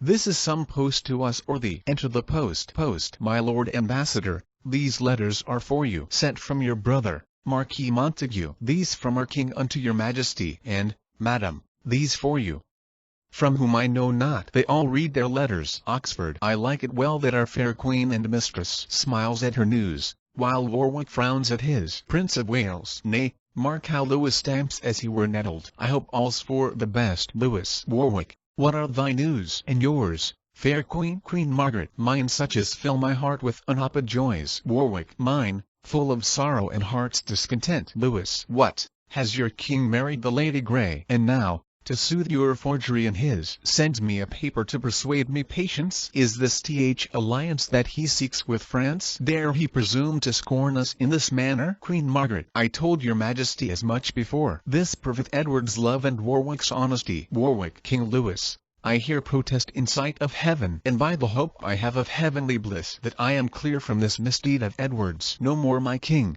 for he dishonours me, but most himself, if he could see his shame. Did I forget that by the house of York my father came untimely to his death? Did I let pass abuse done to my niece? Did I impale him with the regal crown? Did I put Henry from his native right? And am I guerdoned at the last with shame? Shame on himself. For my desert is honor, and to repair my honor lost for him, I here renounce him and return to Henry. My noble queen, let former grudges pass, and henceforth I am thy true servitor. I will revenge his wrong to Lady Bona, and replant Henry in this former state. Queen Margaret. Warwick, these words have turned my hate to love, and I forgive and quite forget old faults. Enjoy that thou becomest King Henry's friend. Warwick, so much his friend, his unfeigned friend, that if King Louis vouchsafe to furnish us with some few bands of chosen soldiers, I'll undertake to land them on our coast, and force the tyrant from his seat by war. 'Tis not his new-made bride shall succour him. And as for Clarence, as my letters tell me, he's very likely now to fall from him, for matching more for wanton lust than honor, or than for strength and safety of our country. Bona, dear brother, how shall Bona be revenged but by thy help to this distressed queen? Queen Margaret. Renowned prince, how shall poor Henry live unless thou rescue him from foul despair? Bona, my quarrel and this English queen's are one. Warwick and mine, fair Lady Bona, joins with yours, Louis, and mine with hers, and thine, and Margaret's. Therefore, at last, I firm am resolved you shall have aid. Queen Margaret. Let me give humble thanks for all at once. Louis. Then, England's messenger, return in post, and tell false Edward, thy supposed king, that Louis of France is sending over maskers to revel it with him and his new bride. Thou seest what's past. Go fear thy king withal. Bona. Tell him, and hope he'll prove a widower shortly. I'll wear the willow garland for his sake. Queen Margaret. Tell him my mourning weeds are laid aside, and I am ready to put armor on. Warwick. Tell him from me that he hath done me wrong, and therefore I'll uncrown him ere it be long. There's thy reward.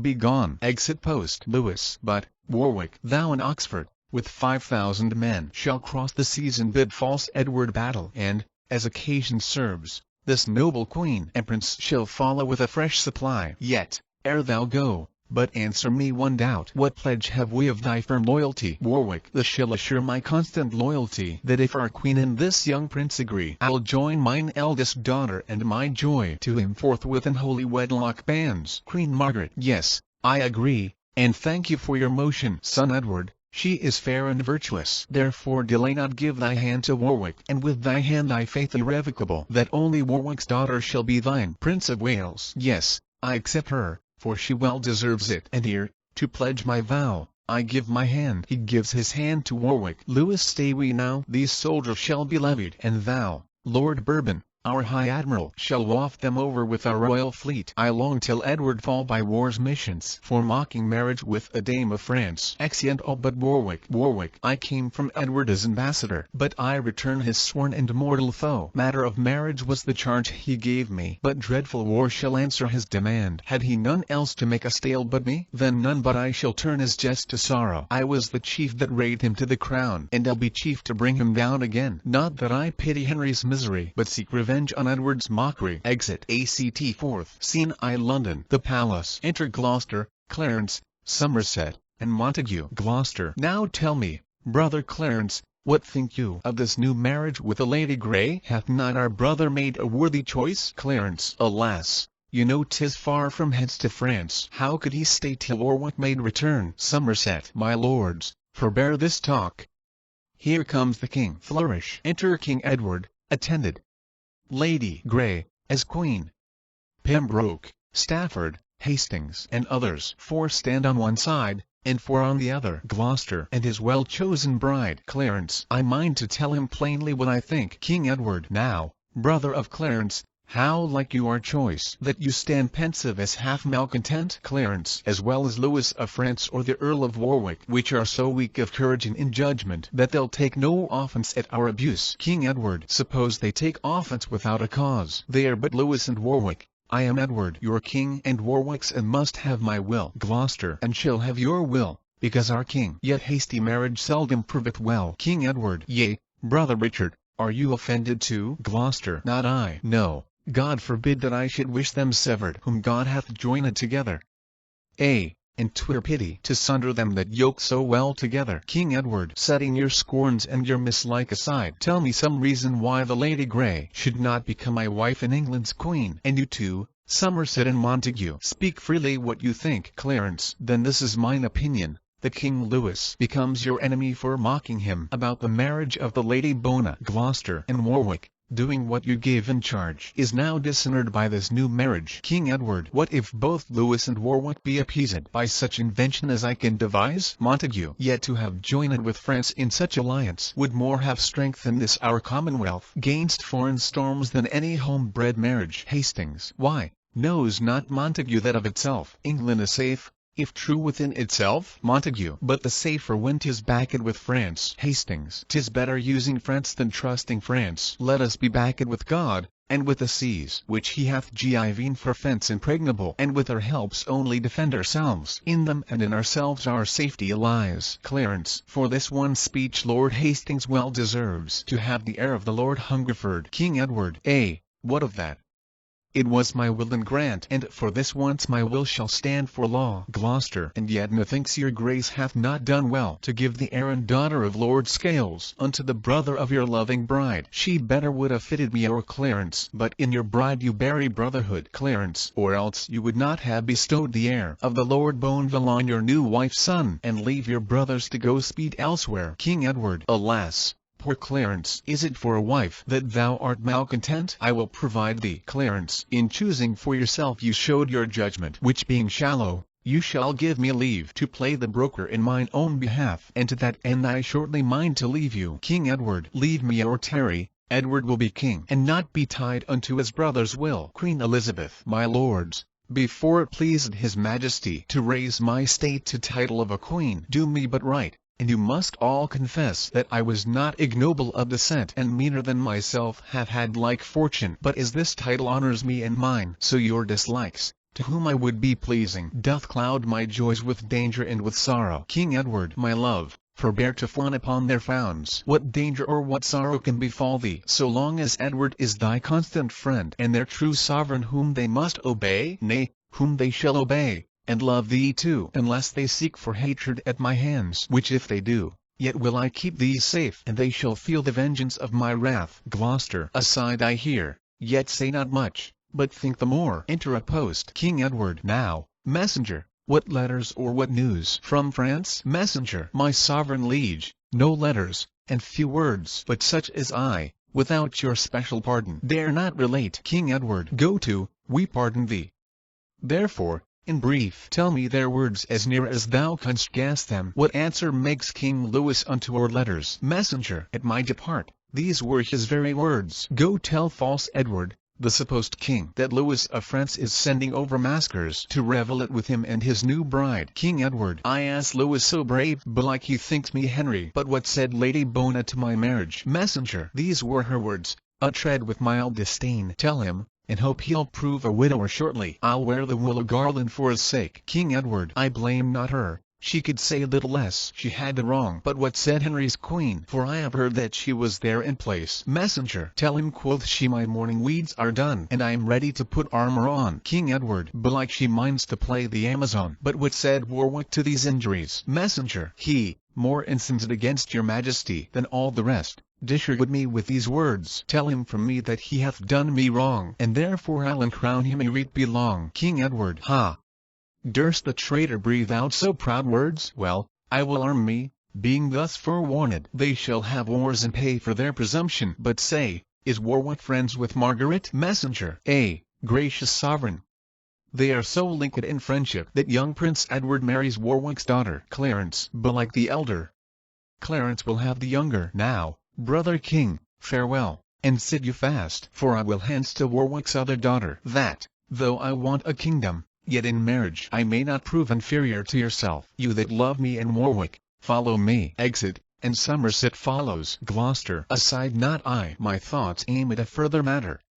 I stay not for the love of Edward but the crown. King Edward. Clarence and Somerset both gone to Warwick. Yet am I armed against the worst can happen, and haste is needful in this desperate case. Pembroke and Stafford, you in our behalf go levy men and make prepare for war. They are all ready, or quickly will be landed. Myself in person will straight follow you. Exeunt Pembroke and Stafford. But ere I go, Hastings and Montague resolve my doubt. You twain, of all the rest, are near to Warwick by blood and by alliance. Tell me if you love Warwick more than me. If it be so, then both depart to him. I rather wish you foes than hollow friends. But if you mind to hold your true obedience, give me assurance with some friendly vow that I may never have you in suspect. Montague. So God help Montague as he proves true. Hastings. And Hastings as he favours Edward's cause. King Edward. Now, brother Richard, will you stand by us? Gloucester. In despite of all that shall withstand you. King Edward. Why, so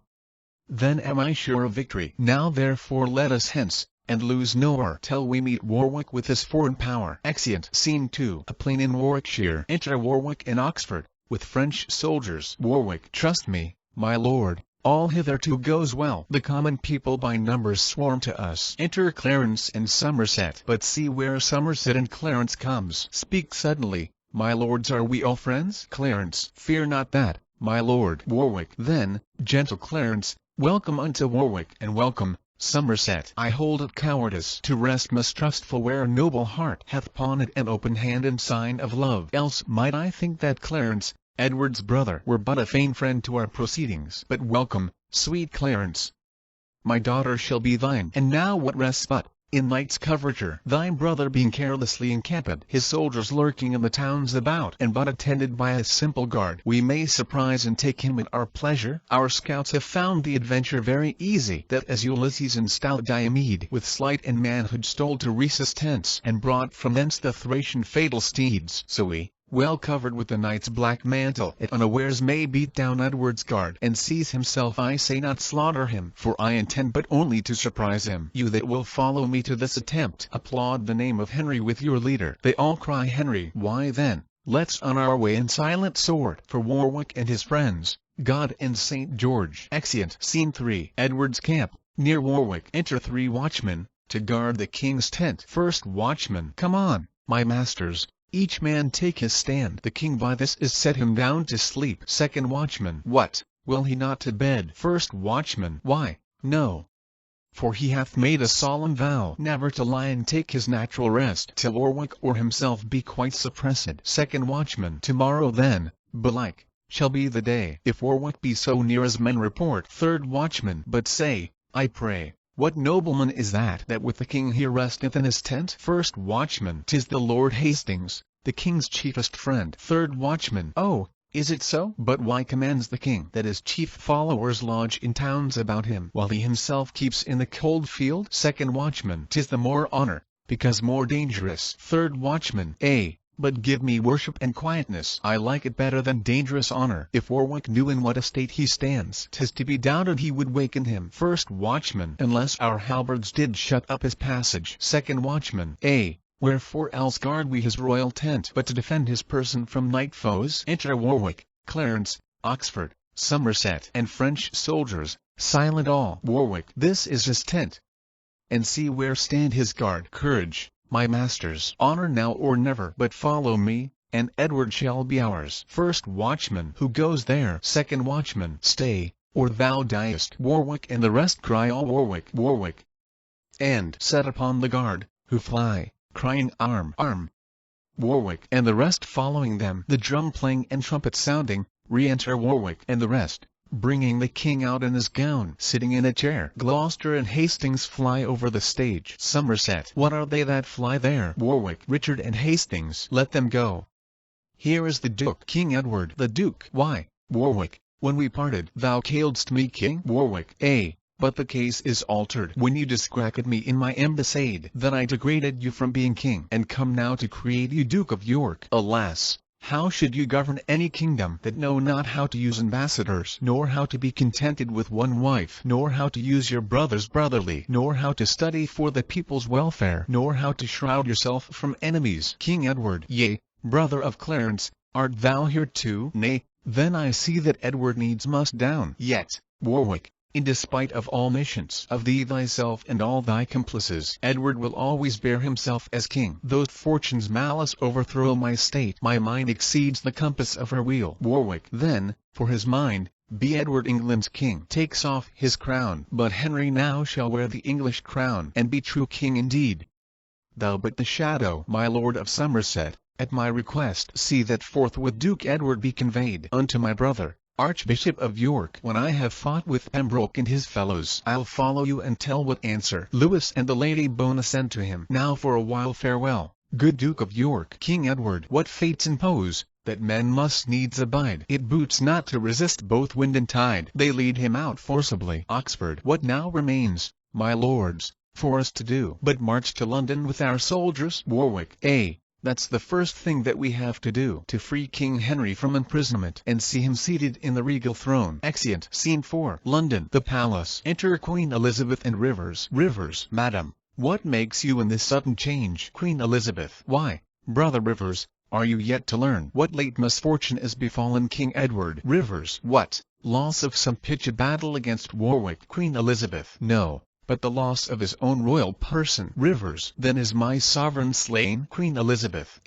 Almost slain, for he is taken prisoner, either betrayed by falsehood of his guard, or by his foes surprised unawares, and, as I further have to understand, is new committed to the Bishop of York, fell Warwick's brother, and by that our foe. Rivers. These news, I must confess, are full of grief. Yet, gracious madam, bear it as you may. Warwick may lose that now hath won the day. Queen Elizabeth. Till then, fair hope must hinder life's decay, and I the rather wean me from despair, for love of Edward's offspring in my womb. This is it that makes me bridle passion, and bear with mildness my misfortune's cross.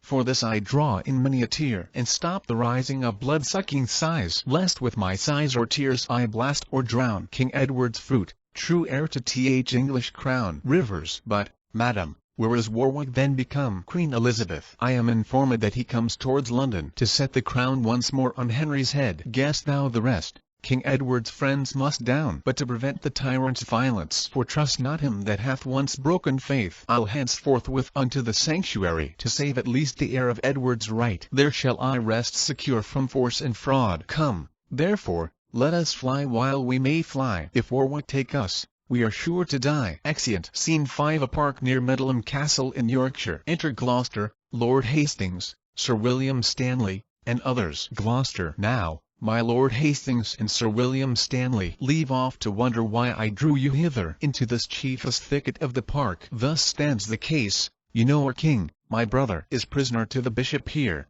at whose hands he hath good usage and great liberty, and often but attended with weak guard comes hunting this way to disport himself. I have advertised him by secret means, that if about this hour he make this way, under the colour of his usual game, he shall here find his friends, with horse and men, to set him free from his captivity. Enter King Edward and a huntsman with him. Huntsman. This way, my lord.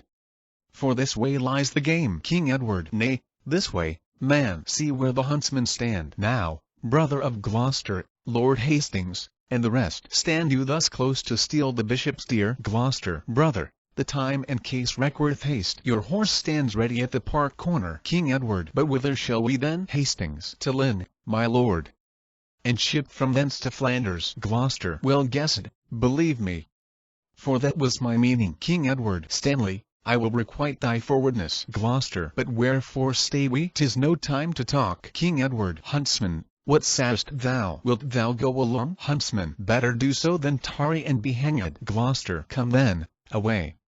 Let's ha no more ado. King Edward. Bishop, farewell. Shield thee from Warwick's frown, and pray that I may repossess the crown. Exeunt. Scene 6. London. The Tower. Flourish. Enter King Henry, Clarence, Warwick, Somerset, young Henry, Earl of Richmond, Oxford, Montague, Lieutenant of the Tower, and attendants. King Henry. Master Lieutenant, now that God and friends have shaken Edward from the regal seat, and turned my captive state to liberty, my fear to hope, my sorrows unto joys. At our enlargement what are thy due fees? Lieutenant, subjects may challenge nothing of their sovereigns, but if an humble prayer may prevail, I then crave pardon of your majesty. King Henry, for what?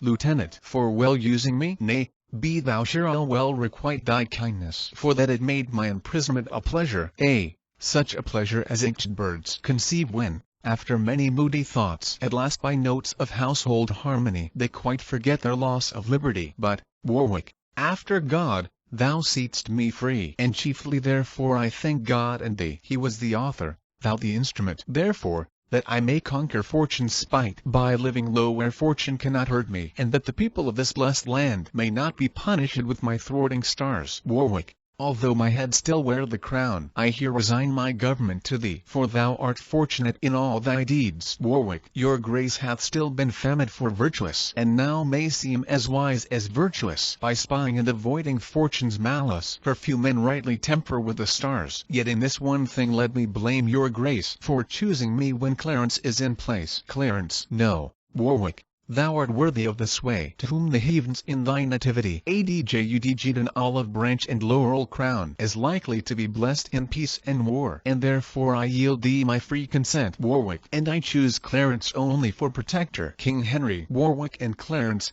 give me both your hands. Now join your hands, and with your hands your hearts, that no dissension hinder government. I make you both protectors of this land, while I myself will lead a private life, and in devotion spend my latter days, to sin's rebuke and my Creator's praise. Warwick, what answers Clarence to his sovereign's will? Clarence, that he consents. If Warwick yield consent, for on thy fortune I repose myself. Warwick, why, then, though loath, yet must I be content. We'll yoke together, like a double shadow to Henry's body, and supply his place, I mean, in bearing weight of government, while he enjoys the honor and his ease. And, Clarence, now then it is more than needful forthwith that Edward be pronounced a traitor, and all his lands and goods confiscated. Clarence, what else? And that succession be determined. Warwick, therein Clarence shall not want his part. King Henry, but, with the first of all your chief affairs, let me entreat, for I command no more, that Margaret your queen and my son Edward be sent for to return from France with speed, for till I see them here, by doubtful fear, my joy of liberty is half eclipsed. Clarence, it shall be done, my sovereign, with all speed. King Henry, my lord of Somerset, what youth is that of whom you seem to have so tender care? Somerset, my liege, it is young Henry, Earl of Richmond. King Henry, come hither. England's hope lays his hand on his head. If secret powers suggest but truth to my divining thoughts, this pretty lad will prove our country's bliss. His looks are full of peaceful majesty, his head by nature framed to wear a crown, his hand to wield a scepter, and himself likely in time to bless a regal throne. Make much of him, my lords, for this is he. Must help you more than you are hurt by me. Enter a post. Warwick, what news, my friend? Post, that Edward is escaped from your brother and fled, as he hears since, to Burgundy. Warwick, unsavory news, but how made he escape? Post, he was conveyed by Richard Duke of Gloucester and the Lord Hastings, who attended him in secret ambush on the forest side, and from the bishop's huntsmen rescued him, for hunting was his daily exercise. Warwick, my brother was too careless of his charge, but let us hence, my sovereign, to provide a salve for any sore that may betide. Exeunt all but Somerset, Richmond, and Oxford. Somerset, my lord, I like not of this flight of Edward's, for doubtless Burgundy will yield him help, and we shall have more wars before it be long. As Henry's late presaging prophecy did glad my heart with hope of this young Richmond, so doth my heart misgive me, in these conflicts, what may befall him to his harm and ours. Therefore, Lord Oxford, to prevent the worst, forthwith will send him hence to Brittany till storms be past of civil enmity. Oxford, for if Edward repossess the crown, 'tis like that Richmond with the rest shall down. Somerset, it shall be so. He shall to Brittany come. Therefore, let's about it speedily. Exeunt. Scene 7. Before York. Flourish. Enter King Edward, Gloucester, Hastings, and soldiers. King Edward. Now, brother Richard, Lord Hastings, and the rest. Yet thus far fortune maketh us amends, and says that once more I shall interchange my win state for Henry's regal crown. Well have we passed and now repassed the seas, and brought desired help from Burgundy. What then remains, we being thus arrived from Ravensper haven before the gates of York, but that we enter, as into our dukedom Gloucester, the gates made fast. Brother, I like not this, for many men that stumble at the threshold are well foretold that danger lurks within. King Edward. Tush, man, abodements must not now affright us. By fair or foul means we must enter in, for hither will our friends repair to us. Hastings. My liege, I'll knock once more to summon them. Enter, on the walls, the Mayor of York and his brethren. Mayor. My lords, we were forewarned of your coming, and shut the gates for safety of ourselves. For now we owe allegiance unto Henry. King Edward. But, Master Mayor, if Henry be your king, yet Edward at the least is Duke of York. Mayor. True, my good lord. I know you for no less. King Edward. Why, and I challenge nothing but my dukedom, as being well content with that alone. Gloucester. Aside, but when the fox hath once got on his nose, he'll soon find means to make the body follow. Hastings. Why, Master Mayor, why stand you in a doubt? Open the gates. We are King Henry's friends. Mayor. Say you so? The gates shall then be opened. He descends. Gloucester. A wise stout captain, and soon persuaded. Hastings. The good old man would fain that all were well, so 'twere not long of him. But being in dread, I doubt not, but we shall soon persuade both him and all his brothers unto reason. Enter, below, the mayor and 2 aldermen. King Edward. So, Master Mayor, these gates must not be shut but in the night or in the time of war. What?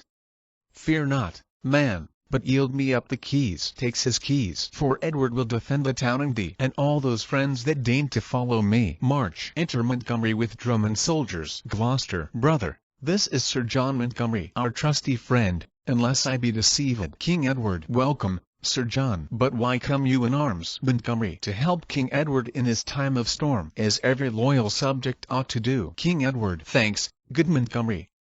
But we now forget our title to the crown, and only claim our dukedom till God please to send the rest. Montgomery. Then fare you well, for I will hence again. I came to serve a king and not a duke. Drummer, strike up, and let us march away. The drum begins to march. King Edward. Nay, stay, Sir John, a while, and we'll debate by what safe means the crown may be recovered. Montgomery. What talk you of debating? In few words, if you'll not here proclaim yourself our king, I'll leave you to your fortune and be gone. To keep them back that come to succor you. Why shall we fight, if you pretend no title? Gloucester. Why, brother, wherefore stand you on nice points? King Edward. When we grow stronger, then we'll make our claim. Till then 'tis wisdom to conceal our meaning. Hastings. Away with scrupulous wit. Now arms must rule. Gloucester. And fearless minds climb soonest unto crowns. Brother, we will proclaim you out of hand. The bruit thereof will bring you many friends. King Edward. Then be it as you will, for 'tis my right, and Henry but usurps the diadem. Montgomery.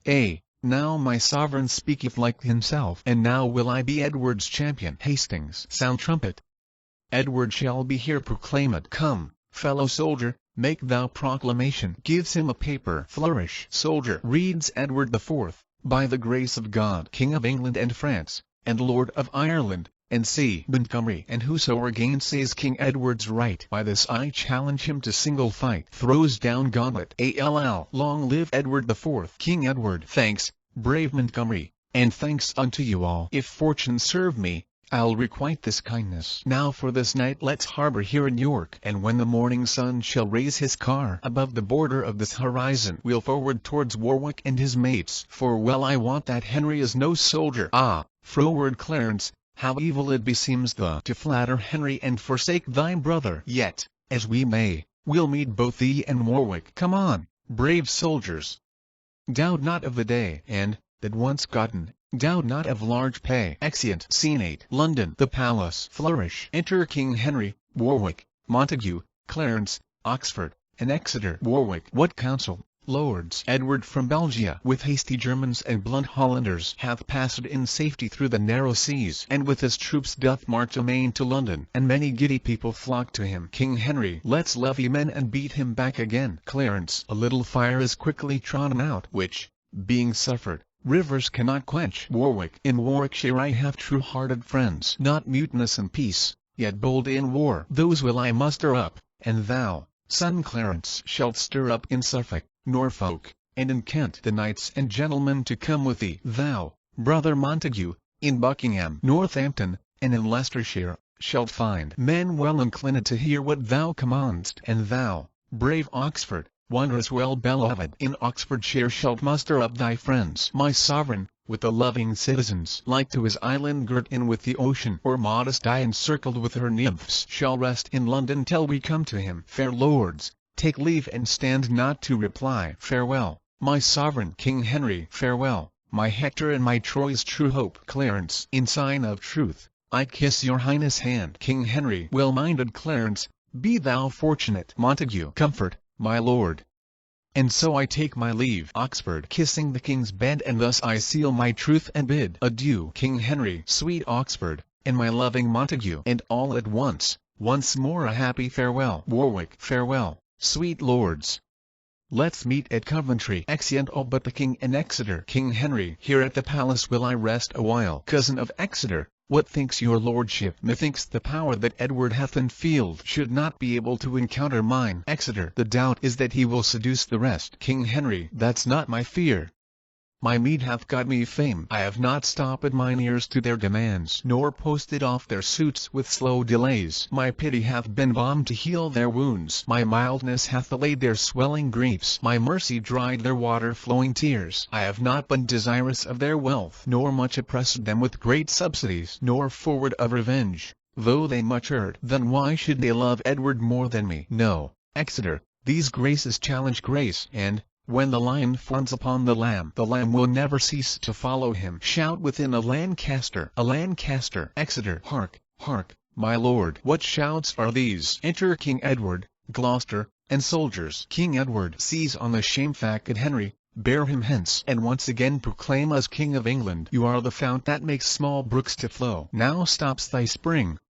My sea shall suck them dry, and swell so much the higher by their ebb. Hence with him to the Tower. Let him not speak. Exeunt some with King Henry, and, lords, towards Coventry bend we our course, where peremptory Warwick now remains. The sun shines hot, and, if we use delay, cold biting winter mars our hopped fort. Hay. Gloucester. Away betimes, before his forces join, and take the great grown traitor unawares. Brave warriors, march amain towards Coventry. Exeunt. Act V. Scene I. Coventry. Enter Warwick, the mayor of Coventry, 2 messengers, and others upon the walls. Warwick. Where is the post that came from valiant Oxford? How far hence is thy lord, mine honest fellow? First messenger. By this at Dunsmore, marching hitherward. Warwick. How far off is our brother Montague? Where is the post that came from Montague? Second messenger. By this at Daventry, with a puissant troop. Enter Sir John Somerville. Warwick. Say, Somerville, what says my loving son? And by thy guess how nigh is Clarence now? Somerville. At Southam I did leave him with his forces, and do expect him here some 2 hours hence. Drumheard. Warwick. Then Clarence is at hand. I hear his drum. Somerville. It is not his, my lord. Here Southam lies. The drum your honour hears marketh from Warwick. Warwick. Who should that be? But like unlooked for friends. Somerville. They are at hand, and you shall quickly know. March. Flourish. Enter King Edward, Gloucester, and soldiers. King Edward. Go, trumpet, to the walls, and sound a parle. Gloucester. See how the surly Warwick mans the wall. Warwick. O unbid spite, is sportful Edward come? Where slept our scouts, or how are they settled, that we could hear no news of his repair? King Edward. Now, Warwick, wilt thou ope the city gates? Speak gentle words, and humbly bend thy knee. Call Edward king, and at his hands beg mercy, and he shall pardon thee these outrages. Warwick. Nay, rather, wilt thou draw thy forces hence? Confess who set thee up and plucked thee down. Call Warwick patron, and be penitent, and thou shalt still remain the Duke of York. Gloucester. I thought, at least, he would have said the king. Or did he make the jest against his will? Warwick. Is not a dukedom, sir, a goodly gift? Gloucester.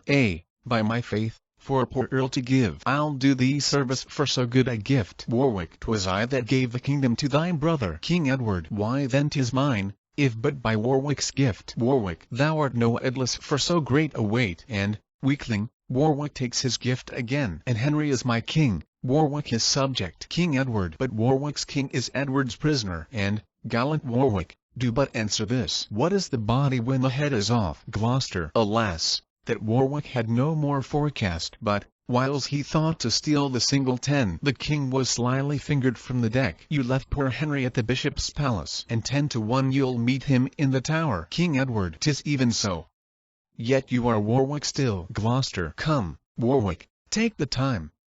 Kneel down, kneel down, nay, when? Strike now, or else the iron cools. Warwick, I had rather chop this hand off at a blow, and with the other fling it at thy face, than bear so low a sail to strike to thee. King Edward, sail how thou canst, have wind and tie thy friend. This hand, fast wound about thy coal-black hair, shall, whiles thy head is warm and new cut off, write in the dust this sentence with thy blood. Wine-changing Warwick now can change no more. Enter Oxford, with drum and colours. Warwick, O cheerful colours, see where Oxford comes. Oxford, Oxford, Oxford, for Lancaster. He and his forces enter the city. Gloucester, the gates are open, let us enter too. King Edward, so other foes may set upon our backs. Stand we in good array, for they no doubt will issue out again and bid us battle. If not, the city being but of small defence, will quietly rouse the traitors in the same. Warwick, oh, welcome, Oxford, for we want thy help. Enter Montague, with drum and colours. Montague, Montague, Montague, for Lancaster. He and his forces enter the city. Gloucester, thou and thy brother both shall by this treason, even with the dearest blood your bodies bear. King Edward, the harder matched, the greater victory. My mind presageth happy gain and conquest. Enter Somerset, with drum and colours. Somerset, Somerset, Somerset, for Lancaster. He and his forces enter the city. Gloucester, two of thy name, both Dukes of Somerset, have sold their lives unto the house of York, and thou shalt be the third, if the sword hold. Enter Clarence, with drum and colours. Warwick, and lo where George of Clarence sweeps along, of force enough to bid his brother battle, with whom an upright zeal to right prevails more than the nature of a brother's love. Clarence, Clarence, Clarence, for Lancaster. King Edward, at too brute wilt thou stab Caesar too? A parley, Sirrah, to George of Clarence sound the parley. Richard and Clarence whisper. Warwick, come, Clarence, come. Thou wilt if Warwick call. Clarence, taking the red rose from his hat and throwing it at Warwick. Father of Warwick, know you what this means? Look here, I throw my infamy at thee. I will not ruinate my father's house, who gave his blood to line the stones together and set up Lancaster. Why, trowest thou, Warwick, that Clarence is so harsh, so blunt, unnatural, to bend the fatal instruments of war against his brother and his lawful king? Perhaps thou wilt object my holy oath. To keep that oath were more impiety than Jephthah when he sacrificed his daughter. I am so sorry for my trespass made, that, to deserve well at my brother's hands, I here proclaim myself thy mortal foe. With resolution wheresoe'er I meet thee, as I will meet thee, if thou stir abroad to plague thee for thy foul misleading me. And so, proud-hearted Warwick, I defy thee, and to my brother turn my blushing cheeks. Pardon me, Edward, I will make amends. And, Richard, do not frown upon my faults, for I will henceforth be no more unconstant. King Edward, now welcome more, and 10 times more beloved than if thou never hadst deserved our hate. Gloucester, welcome, good Clarence. This is brother-like. Warwick, O passing traitor, perjured and unjust. King Edward, what, Warwick, wilt thou leave thy town and fight, or shall we beat the stones about thine ears? Warwick, alas, I am not cooped here for defence. I will away towards Barnet presently, and bid thee battle, Edward, if thou darest. King Edward, yes, Warwick, Edward dares and leads the way. Lords, to the field.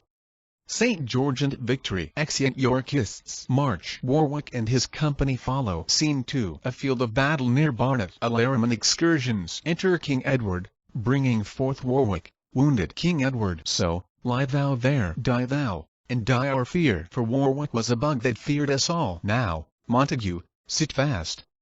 I seek for thee, that Warwick's bones may keep thine company. Exit. Warwick, ah, who is nigh? Come to me, friend or foe, and tell me who is victor, York or Warwick. Why ask I that? My mangled body shows my blood, my want of strength. My sick heart shows that I must yield my body to the earth, and, by my fall, the conquest to my foe. Thus yields the cedar to the axe's edge, whose arms gave shelter to the princely eagle, under whose shade the ramping lion slept, whose top branch overpeered Job's spreading tree, and kept low shrubs from winter's powerful wind. These eyes, that now are dimmed with death's black veil, have been as piercing as the midday sun, to search the secret treasons of the world. The wrinkles in my brows, now filled with blood, were licked off to kingly sepulchres. For who lived king, but I could dig his grave? And who durst smile when Warwick bent his brow? Lo now my glory smeared in dust and blood. My parks, my walks, my manners, that I had, even now forsake me. And of all my lands is nothing left me but my body's length. What is pomp, rule, reign, but earth and dust, and live we how we can, yet die we must. Enter Oxford and Somerset. Somerset. Ah, Warwick, Warwick! Wert thou as we are, we might recover all our loss again. The Queen from France hath brought up puissant power. Even now we heard the news. Ah, couldst thou fly, Warwick? Why then, I would not fly. Ah, Montague, if thou be there, sweet brother, take my hand, and with thy lips keep in my soul awhile. Thou lovest me not. For, brother, if thou didst, thy tears would wash this cold congealed blood that glues my lips and will not let me speak. Come quickly, Montague, or I am dead. Somerset. Ah, Warwick! Montague hath breathed his last, and to the latest gasp cried out for Warwick, and said, Commend me to my valiant brother. And more he would have said, and more he spoke, which sounded like a clamour in a vault that might not be distinguished. But at last I well might hear, delivered with a groan, Oh farewell, Warwick, Warwick! Sweet rest of soul! Fly, lords, and save yourselves, for Warwick bids you all farewell, to meet in heaven. Dies Oxford. Away, away, to meet the Queen's great power. Here they bear away his body. Scene 3. Another part of the field. Flourish. Enter King in triumph, with Gloucester, Clarence, and the rest. King Edward. Thus far our fortune keeps an upward course, and we are gracked with wreaths of victory. But in the midst of this bright shining day, I spy a black, suspicious, threatening cloud that will encounter with our glorious sun ere he attain his easeful western bed. I mean, my lords, those powers that the Queen hath raised in Gallia have arrived at our coast, and, as we hear, march on to fight with us. Clarence. A little gale will soon disperse that cloud, and blow it to the source from whence it came. Thy very beams will dry those vapours up, for every cloud engenders not a storm. Gloucester. The Queen is valued 30,000 strong, and Somerset, with Oxford, fled to her. If she have time to breathe, be well assured her faction will be full as strong as ours. King Edward. Are advertised by our loving friends that they do hold their course toward Tewkesbury. We, having now the best at Barnet Field, will thither straight, for willingness rids way. And as we march our strength will be augmented in every county as we go along. Strike up the drum, cry courage, and away. Exeunt. Scene 4. Plains where Tewkesbury. Flourish. March. Enter Queen Margaret, Prince Edward, Somerset, Oxford, and soldiers. Queen Margaret. Great lords, wise men ne'er sit and wail their loss, but cheerily seek how to redress their harms. What though the mast be now blown overboard, the cable broke, the holding anchor lost, and half our sailors swallowed in the flood, yet lives our pilot still. Is it meet that he should leave the helm and, like a fearful lad, with tearful eyes add water to the sea, and give more strength to that which hath too much? Whilst, in his moan, the ship splits on the rock, which industry and courage might have saved. Ah, what a shame! Ah, what a fault were this! Say Warwick was our anchor. What of that? And Montague our topmast? What of them, our slaughtered friends the tackles? What of these? Why, is not Oxford here another anchor, and Somerset another goodly mast? The friends of France our shrouds and tacklings, and, though unskilful, why not Ned and I for once allowed the skilful pilot's charge? We will not from the helm to sit and weep, but keep our course, though the rough wind say no. From shelves and rocks that threaten us with wreck, as good to chide the waves as speak them fair. And what is Edward but a ruthless sea? What Clarence but a quicksand of deceit? And Richard but a ragged fatal rock? All these the enemies to our poor bark. Say you can swim? Alas, 'tis but a while. Tread on the sand. Why, there you quickly sink. Bestride the rock.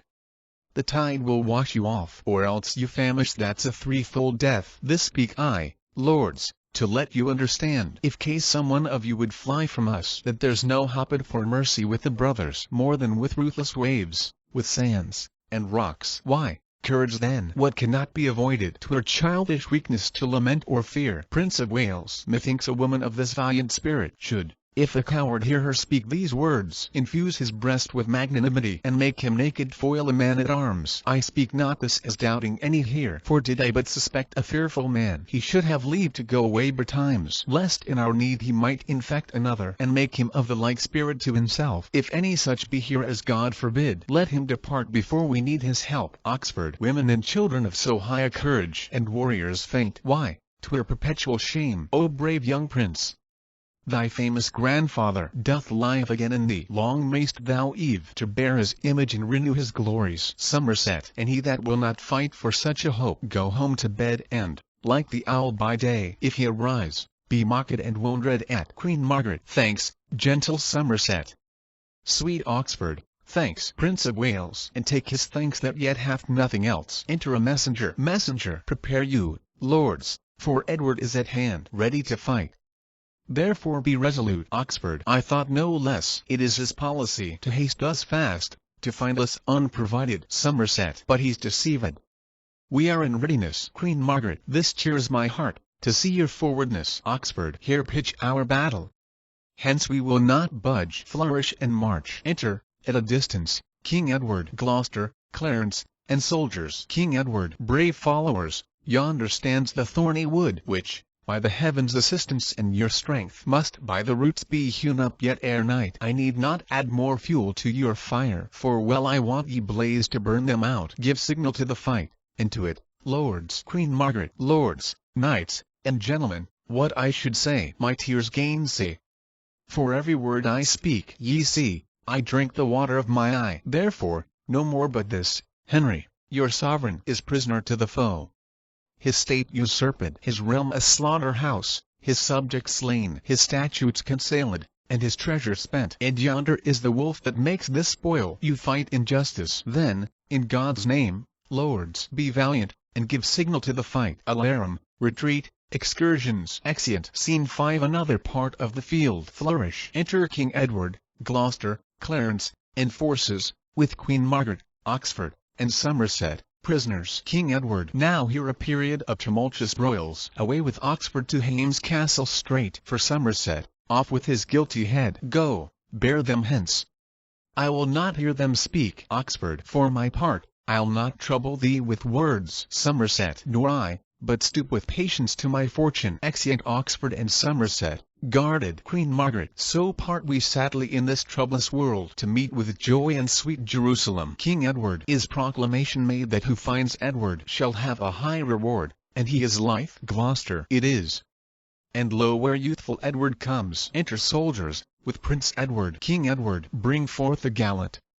Let us hear him speak. What, can so young a man begin to prick? Edward. What satisfaction canst thou make for bearing arms, for stirring up my subjects, and all the trouble thou hast turned me to? Prince of Wales. Speak like a subject, proud ambitious York. Suppose that I am now my father's mouth. Resign thy chair, and where I stand kneel thou, whilst I propose the self-same words to the which, traitor, thou wouldst have me answer to. Queen Margaret. Ah, that thy father had been so resolved. Gloucester. That you might still have worn the petticoat, and ne'er have stolen the breech from Lancaster. Prince of Wales. Let Aesop fable in a winter's night. His currish riddle sorts not with this place. Gloucester. By heaven, brat, I'll plague ye for that word. Queen Margaret. Thou wast born to be a plague to men. Gloucester. For God's sake, take away this captive scold. Prince of Wales. Nay, take away this scolding crookback rather. King Edward. Peace, wilful boy, or I will charm your tongue. Clarence. Untutored lad, thou art too malapert. Prince of Wales. I know my duty. You are all undutiful. Lascivious Edward, and thou perjured George, and thou misshapen Dick, I tell ye all, I am your better, traitors as ye are, and thou usurpst my father's right and mine. King Edward. Take that, the likeness of this railer here. Stabs him. Gloucester. Sprawl'st thou? Take that, to end thy agony. Stabs him. Clarence. And there's for twitting me with perjury. Stabs him. Queen Margaret. Oh, kill me too. Gloucester. Marry, and shall. Offers to kill her. King Edward. Hold, Richard, hold. For we have done too much. Gloucester. Why should she live to fill the world with words? King Edward. What, doth she swoon? Use means for her recovery. Gloucester. Clarence. Excuse me to the king my brother. I'll hence to London on a serious matter. Ere ye come there, be sure to hear some news. Clarence. What? What? Gloucester. The Tower. The Tower. Exit. Queen Margaret. O Ned, sweet Ned, speak to thy mother. Boy, canst thou not speak? O traitors! Murderers! They that stabbed Caesar shed no blood at all, did not offend, nor were not worthy blame. If this foul deed were by to equal it, he was a man. This, in respect, a child. And men ne'er spend their fury on a child. What's worse than murderer, that I may name it? No, no, my heart will burst, and if I speak, and I will speak, that so my heart may burst. Butchers and villains, bloody cannibals, how sweet a plan have you untimely cropped. You have no children, butchers, if you had. The thought of them would have stirred up remorse. But if you ever chance to have a child look in his youth to have him so cut off as deathsman, you have rid this sweet young prince King Edward away with her. Go, bear her hence perforce. Queen Margaret, nay, never bear me hence. Dispatch me here. Here sheathe thy sword. I'll pardon thee my death. What, wilt thou not? Then, Clarence, do it thou. Clarence, by heaven, I will not do thee so much ease. Queen Margaret, good Clarence, do. Sweet Clarence, do thou do it. Clarence, didst thou not hear me swear I would not do it? Queen Margaret, but thou usest to forswear thyself. 'Twas sin before, but now 'tis charity. What? Wilt thou not? Where is that devil's butcher, hard-favoured Richard? Richard, where art thou? Thou art not here. Murder is thy alms deed. Petitioners for blood thou ne'er putest back. King Edward, away, I say. I charge ye bear her hence. Queen Margaret, so come to you and yours as to this prince. Exit, led out forcibly. King Edward, where's Richard gone? Clarence, to London, all in post. And, as I guess, to make a bloody supper in the Tower. King Edward, he's sudden, if a thing comes in his head. Now march we hence, discharge the common sort with pay and thanks. And let's away to London, and see our gentle queen how well she fares. By this, I hope, she hath the son for me. Exeunt. Scene 6. London. The Tower. Enter King Henry and Gloucester with the lieutenant. On the walls. Gloucester. Good day, my lord. What, at your book so hard? King Henry. My good lord, my lord, I should say rather 'tis sin to flatter. Good was little better. Good Gloucester and good devil were alike, and both preposterous. Therefore, not good Lord Gloucester. Sirrah, leave us to ourselves. We must confer. Exit Lieutenant. King Henry. So flies the reckless shepherd from the wolf. So first the harmless sheep doth yield his fleece, and next his throat unto the butcher's knife. What scene of death hath Roscius now to act? Gloucester. Suspicion always haunts the guilty mind. The thief doth fear each bush and officer. King Henry. The bird that hath been limed in a bush, with trembling wings misdubbed hath every bush. And I, the hapless male to one sweet bird, have now the fatal object in my eye, where my poor young was limbed, was caught, and killed. Gloucester. Why, what a peevish fool was that of Crete that taught his son the office of a fowl, and yet, for all his wings, the fool was drowned. King Henry. I, Daedalus. My poor boy, Icarus, thy father, Minos, that denied our course, the sun that seared the wings of my sweet boy, thy brother Edward. And thyself, the sea, whose envious gulf did swallow up his life. Ah, kill me with thy weapon, not with words. My breast can better brook thy dagger's point than can my ears that tragic history. But wherefore dost thou come? Is it for my life? Gloucester. Think'st thou I am an executioner? King Henry. A persecutor I am sure thou art. If murdering innocents be executing, why, then thou art an executioner. Gloucester. Thy son I killed for his presumption. King Henry. Hadst thou been killed when first thou didst presume, thou hadst not lived to kill a son of mine. And thus I prophesy, that many a thousand, which now mistrust no parcel of my fear, and many an old man's sigh, and many a widow's, and many an orphan's waters standing eye, men for their sons, wives for their husbands, orphans for their parents' timeless death, shall rue the hour that ever thou wast born. The owl shrieked at thy birth an evil sign, the night crow cried, a boding luckless time. Dogs howled, an hideous tempest shook down trees. The raven rooked her on the chimney's top, and chattering pies in dismal discord sung. Thy mother felt more than a mother's pain, and yet brought forth less than a mother's hope, to wit, an indigest deformed lump, not like the fruit of such a goodly tree. Teeth hadst thou in thy head when thou wast born, to signify thou cam'st to bite the world. And if the rest be true which I have heard, thou cam'st. Gloucester. I'll hear no more. Die, prophet, in thy speech. Stabs him. For this, amongst the rest, was I ordained. King Henry. And for much more slaughter after this. Oh, God forgive my sins and pardon thee. Dies. Gloucester. What, will the aspiring blood of Lancaster sink in the ground? I thought it would have mounted. See how my sword weeps for the poor king's death. Oh, may such purple tears be always shed from those that wish the downfall of our house. If any spark of life be yet remaining, down, down to hell. And say I sent thee thither. Stabs him again. I, that have neither pity, love, nor fear. Indeed, 'tis true that Henry told me of, for I have often heard my mother say, I came into the world with my legs forward. Had I not reason, think ye, to make haste and seek their ruin that usurped our right? The midwife wondered, and the women cried, Oh, Jesus bless us, he is born with teeth. And so I was, which plainly signified that I should snarl, and bite, and play the dog. Then, since the heavens have shaped my body so, let hell make crooked my mind to answer it. I have no brother, I am like no brother. And this word love, which greybeards call divine, be resident in men like one another, and not in me. I am myself alone. Clarence, beware.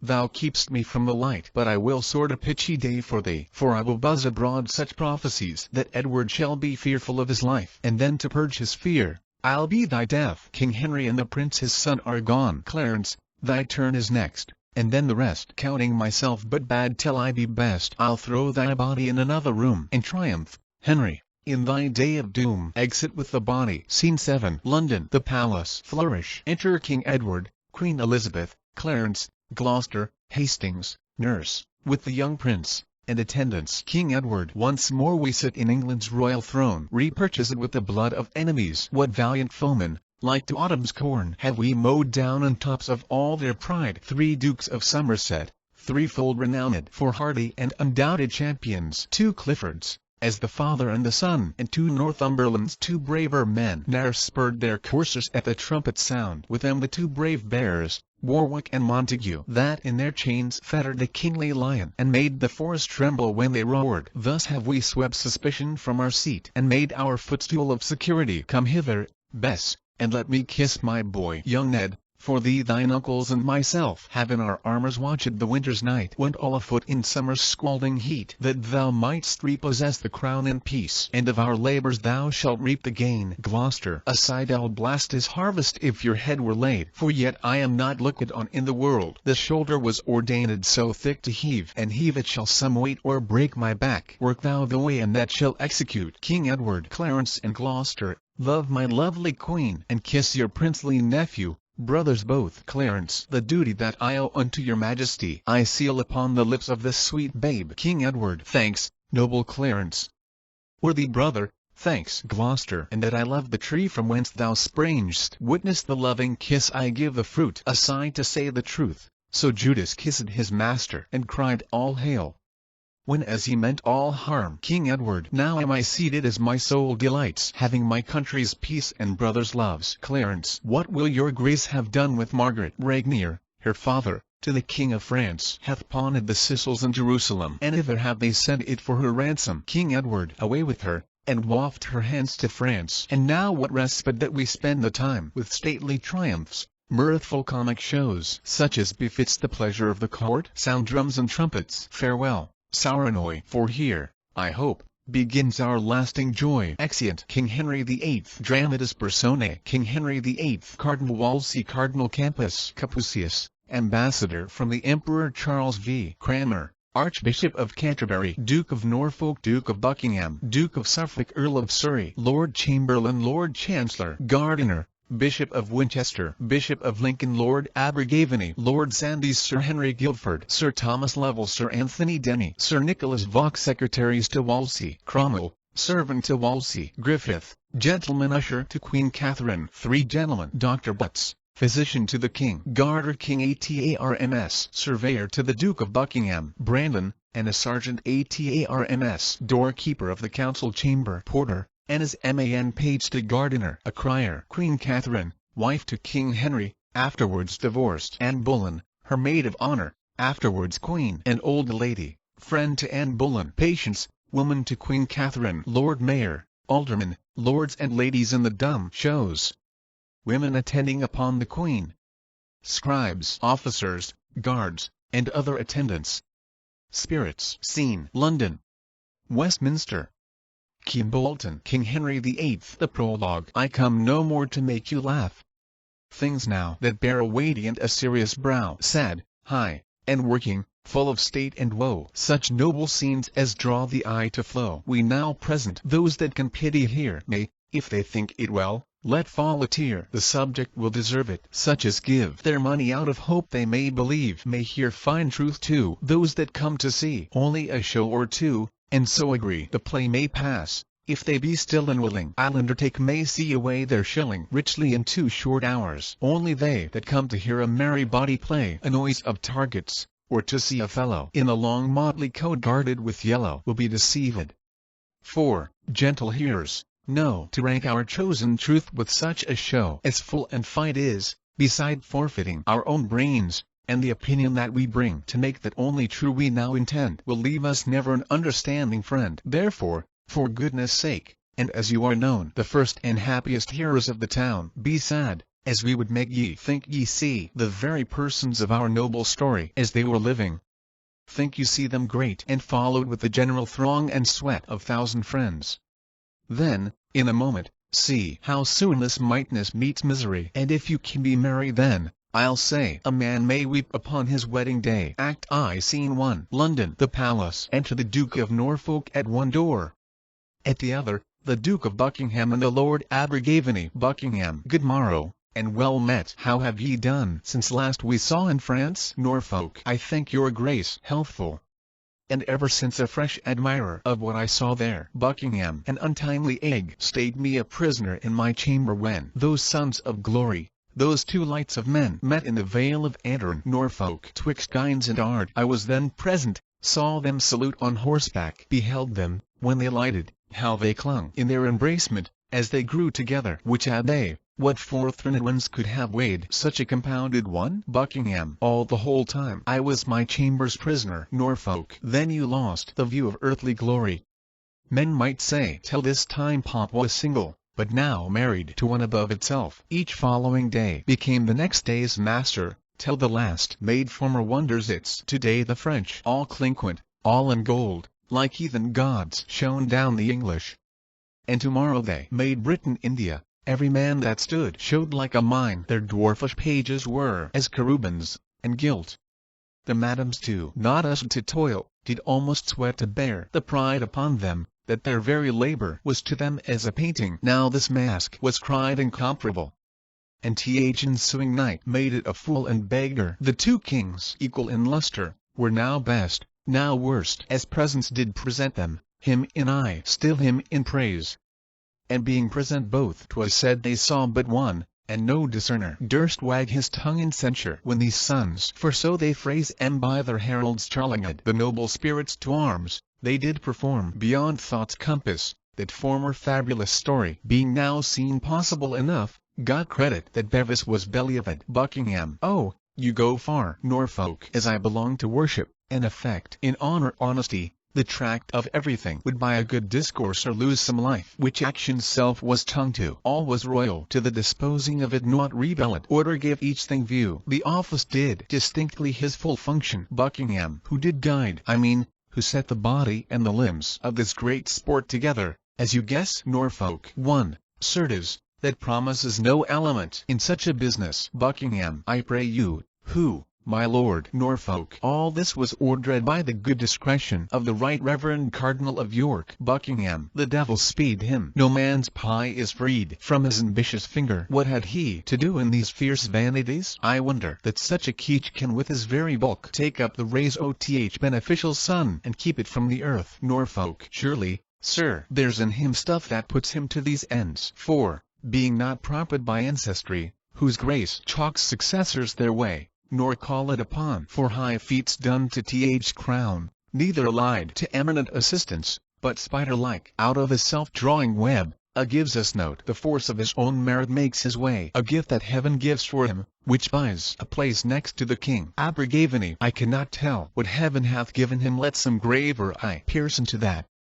But I can see his pride peep through each part of him. Whence has he that? If not from hell, the devil is a niggard, or has given all before, and he begins a new hell in himself. Buckingham. Why the devil, upon this French going out, took he upon him without the privity o' th king to appoint who should attend on him? He makes up the file of all the gentry, for the most part such to whom as great a charge as little honor he meant to lay upon. And his own letter the honorable board of council out must fetch him in he papers. Abergavenny. I do know kinsmen of mine, 3 at the least, that have by this so sickened their estates that never they shall abound as formerly. Buckingham. Oh, many have broke their backs with laying manners on em for this great journey. What did this vanity but minister communication of a most poor issue? Norfolk. Grievingly I think the peace between the French and us not values the cost that did conclude it. Buckingham. Every man, after the hideous storm that followed, was a thing inspurred, and, not consulting, broke into a general prophecy that this tempest dashing the garment of this peace, aboded the sudden breach on't Norfolk which is budded out. For France hath flawed the league, and hath attached our merchants' goods at Bordeaux. Abergavenny is it therefore. Ambassador is selenkled Norfolk. Mary, is it Abergavenny a proper tide of a peace, and purchase it at a superfluous rate. Buckingham. Why, all this business our reverend cardinal carried Norfolk. Like it your grace, the state takes notice of the private difference betwixt you and the cardinal. I advise you, and take it from a heart that wishes towards you honor and plenteous safety, that you read the cardinal's malice and his potency together, to consider further, that what his high hatred would effect wants not a minister in his power. You know his nature, that he's revengeful, and I know his sword hath a sharp edge. It's long, and it may be said it reaches far, and where 'twill not extend, thither he darts it. Bosom up my counsel, you'll find it wholesome. Lo, where comes that rock that I advise your shunning? Enter Cardinal Wolsey, the purse borne before him, certain of the guard, and 2 secretaries with papers. The cardinal in his passage fixeth his eye on Buckingham, and Buckingham on him, both full of disdain. Wolsey, the Duke of Buckingham, surveyor. Ha! Where's his examination? Secretary. Here, so please you. Wolsey, is he in person ready? Secretary. Please your grace. Wolsey, well, we shall then know more, and Buckingham shall lessen this big look. Exeunt Wolsey and his train. Buckingham. This butcher's cur is venom-mouthed, and I have not the power to muzzle him. Therefore best not wake him in his slumber. A beggar's book outworth a noble's blood. Norfolk. What, are you chaffed? Ask God for temperance.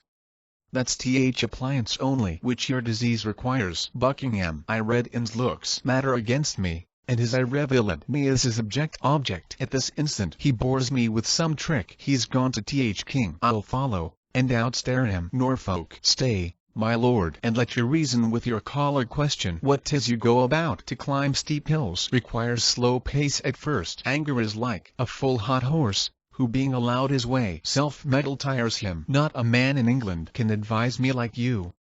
Be to yourself as you would to your friend. Buckingham. I'll to the king. And from a mouth of honor quite cry down this Ipswich fellow's insolence, or proclaim there's difference in no persons. Norfolk. Be advised, heat not a furnace for your foe so hot that it do send yourself. We may outrun by violent swiftness that which we run at, and lose by overrunning. Know you not the fire that mounts the liquor tilt run o'er, in seeming to augment it wastes it? Be advised, I say again, there is no English soul more stronger to direct you than yourself. If with the sap of reason you would quench or but allay the fire of passion. Buckingham. Sir, I am thankful to you, and I'll go along by your prescription.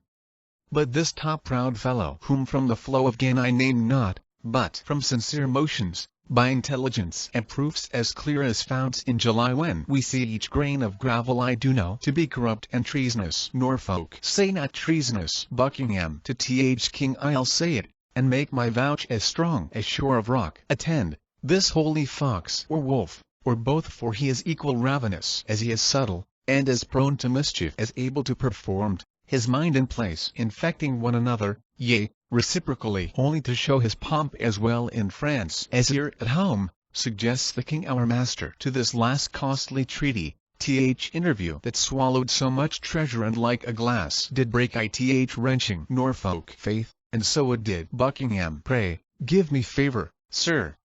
This cunning cardinal the articles combination drew as himself pleased, and they were ratified as he cried. Thus let be to as much end as give a crutch to dead. But our Count Cardinal has done this, and 'tis well.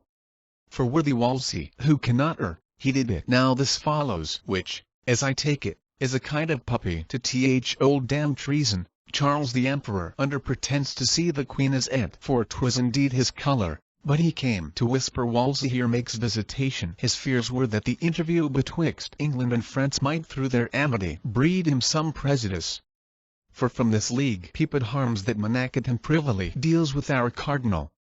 And, as I trow, which I do well, for I am sure the Emperor paid ere he promised, whereby his suit was granted ere it was asked. But when the way was made and paved with gold, the Emperor thus desired that he would please to alter the king's course and break the foresaid peace. Let the king know as soon he shall by me, that thus the cardinal does buy and sell his honour as he pleases and for his own advantage. Norfolk, I am sorry to hear this of him, and could wish he were something mistaken. Ain't Buckingham, no, not a syllable. I do pronounce him in that very shape. He shall appear in proof. Enter Brandon, a sergeant ATARMS before him, and 2 or 3 of the guard. Brandon, your office, sergeant. Execute it. Sergeant, sir, my lord the Duke of Buckingham, and Earl of Hereford, Stafford, and Northampton, I arrest thee of high treason, in the name of our most sovereign King. Buckingham, lo you, my lord, the net has fallen upon me. I shall perish under device and practice. Brandon, I am sorry to see you tam from liberty,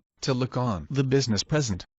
'Tis his highness' pleasure you shall to Th Tower. Buckingham, it will help nothing to plead mine innocence, for that dye is on me which makes my wits part black. The will of heaven be done in this and all things. I obey. O my lord Abergavenny, fare you well. Brandon, nay, he must bear you company to Abergavenny. The king is pleased you shall to Th Tower, till you know how he determines further. Abergavenny, as the duke said, the will of heaven be done, and the king's pleasure by me obeyed. Brandon, here is warrant from the king to attach Lord Montacute and the bodies of the duke's confessor, John de Lockhart, 1 Gilbert Peck, his chancellor. Buckingham, so, these are the limbs OTH plot. No more, I hope. Brandon, a monk OTH Chartres. Buckingham, oh, Nicholas Hopkins. Brandon, he. Buckingham, my surveyor is false. The our great cardinal hath showed him gold.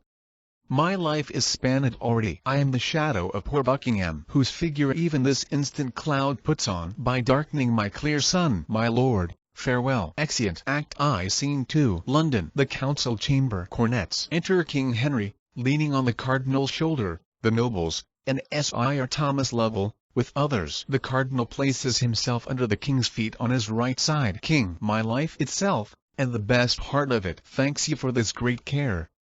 I stood ith level of a full charge of confederacy, and give thanks to you the Trocadit. Let be called before us that gentleman of Buckingham's in person. I'll hear his confessions justify and point by point the treasons of his master. He shall again relate. A noise within, crying room for the Queen. Enter the Queen, ushered by the Dukes of Norfolk and Suffolk.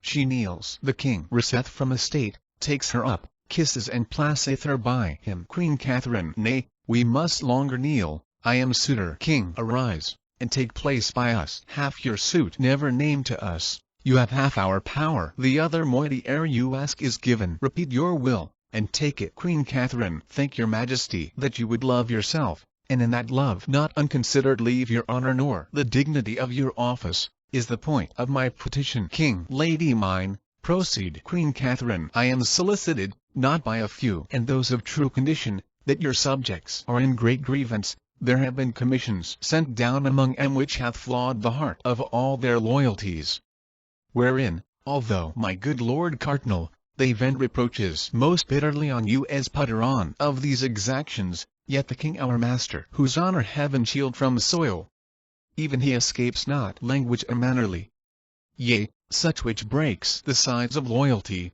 and almost appears in loud rebellion. Norfolk, not almost appears, it doth appear. For, upon these taxations the clothiers all, not able to maintain the many to them longing, have put of the spinsters, carters, fullers, weavers, who, unfit for other life, compelled by hunger and lack of other means, in desperate manner daring event to teeth, are all in uproar, and danger serves among them. King, taxation wherein? And what taxation, my lord cardinal? You that are blamed for it alike with us. Know you of this taxation? Wolsey, please you, sir. I know but of a single part in aught pertains to state, and front but in that file where others tell steps with me. Queen Catherine, no, my lord, you know no more than others, but you frame things that are known alike, which are not wholesome to those which would not know them, and yet must perforce be their acquaintance. These exactions whereof my sovereign would have note, they are most pestilent to hearing, and to bear 'em. The back is sacrificed to load. They say they are deficit by you, or else you suffer too hard an exclamation. King, still exaction. The nature of it, and what kind, let's know. Is this exaction? Queen Catherine, I am much too venturous in tempting of your patience, but emboldened under your promised pardon. The subject's grief comes through commissions, which compels from each the sixth part of his substance, to be levied without delay. And the pretence for this is now at your wars in France. This makes bold mouths, tongues spit their duties out, and cold hearts freeze allegiance in them. Their curses now lie where their prayers did.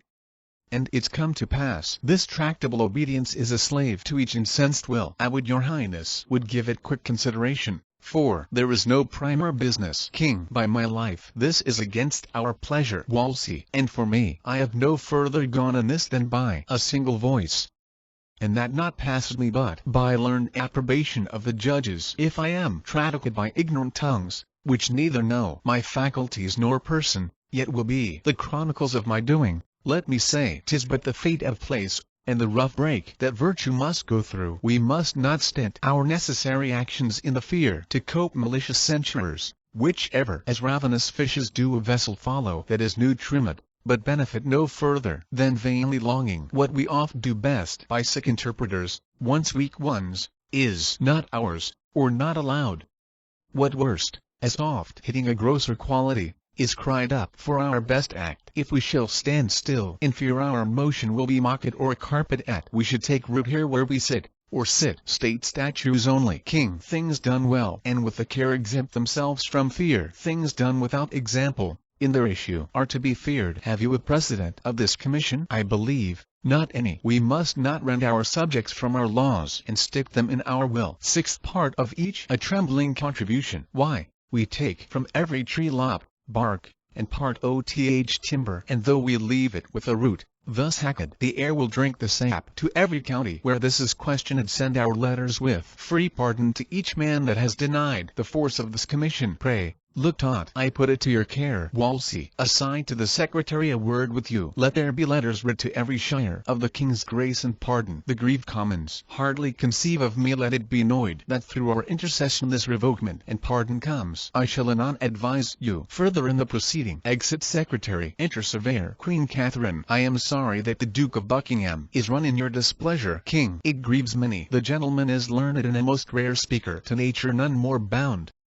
His training such that he may furnish and instruct great teachers, and never seek for aid out of himself. Yet see, when these so noble benefits shall prove not well disposed, the mind growing once corrupt, they turn to vicious forms, 10 times more ugly than ever they were fair. This man so complete, who was enrolled mongst wonders, and when we, almost with ravished listening, could not find his hour of speech a minute, he, my lady, hath into monstrous habits put the graces that once were his, and is become as black as if besmeared in hell. Sit by us. You shall hear. This was his gentleman in trust of him. Things to strike honor sad. Bid him recount the fore-recited practices, whereof we cannot feel too little, hear too much. Wolsey, stand forth, and with bold spirit relate what you, most like a careful subject, have collected out of the Duke of Buckingham. King, speak freely. Surveyor. First, it was usual with him every day. It would infect his speech that if the king should without issue die, he'll carry it so to make the scepter his. These very words I have heard him utter to his son-in-law, Lord Abergavenny, to whom by oath he menaced revenge upon the Cardinal. Wolsey, please your highness, note this dangerous conception in this point. Not friended by his wish, to your high person his will is most malignant, and it stretches beyond you to your friends. Queen Catherine, my learned Lord Cardinal, deliver all with charity. King, speak on. How grounded he is titled to the crown upon our fail? To this point hast thou heard him at any time speak aught? Surveyor, he was brought to this by a vain prophecy of Nicholas Henton. King, what was that Henton? Surveyor, sir, a Chartres friar, his confessor, who fed him every minute with words of sovereignty. King, how knowst thou this? Surveyor, not long before your highness sped to France, the Duke being at the Rose, within the parish St. Lawrence Poultney, did of me demand what was the speech among the Londoners concerning the French journey. I replied, men feared the French would prove perfidious to the king's danger. Presently the Duke said 'twas the fear indeed, and that he doubted 'twill prove the verity of certain words spoke by a holy monk that oft says he hath sent to me, wishing me to permit John de la Carre, my chaplain, a choice hour to hear from him a matter of some moment, whom after under the confession's seal he solemnly had sworn that what he spoke my chaplain to no creature living but to me should utter, with demure confidence. This pausingly ensued, neither the king nor his heirs tell you the Duke shall prosper. bid him strive to gain the love of commonalty. The Duke shall govern England. Queen Catherine, if I know you well, you were the Duke's surveyor, and lost your office on the complaint tenets. Take good heed you charge not in your spleen a noble person, and spoil your noble soul. I say, take heed. Yes, heartily beseech you. King, let him on. Go forward. Surveyor, on my soul, I'll speak but truth. I told my lord the Duke, by devil's illusions the monk might be deceived, and that 'twas dangerous for him to ruminate on this so far, until it forward him some design, which, being believed it was much like to do. He answered, tush, it can do me no damage. Adding further, that, had the king in his last sickness failed, the cardinals and Sir Thomas Lovell's heads should have gone off. King, ha, what, so rank? Aha, there's mischief in this man. Canst thou say further? Surveyor, I can, my liege. King, proceed. Surveyor, being at Greenwich, after your highness had reproved the Duke about Sir William Bulmer. King, I remember of such a time, being my sworn servant, the Duke retained him his. But on what hence? Surveyor, if quoth he I for this had been committed as to the Tower, I thought I would have played the part my father meant to act upon. Usurper Richard, who, being at Salisbury, made suit to come in's presence, which if granted as he made semblance of his duty, would have put his knife into him. King, a giant traitor. Wolsey, now, madam, may his highness live in freedom, and this man out of prison. Queen Catherine, God mend all. King, there's something more would out of thee. What saidst? Surveyor, after the Duke his father with a knife he stretched him,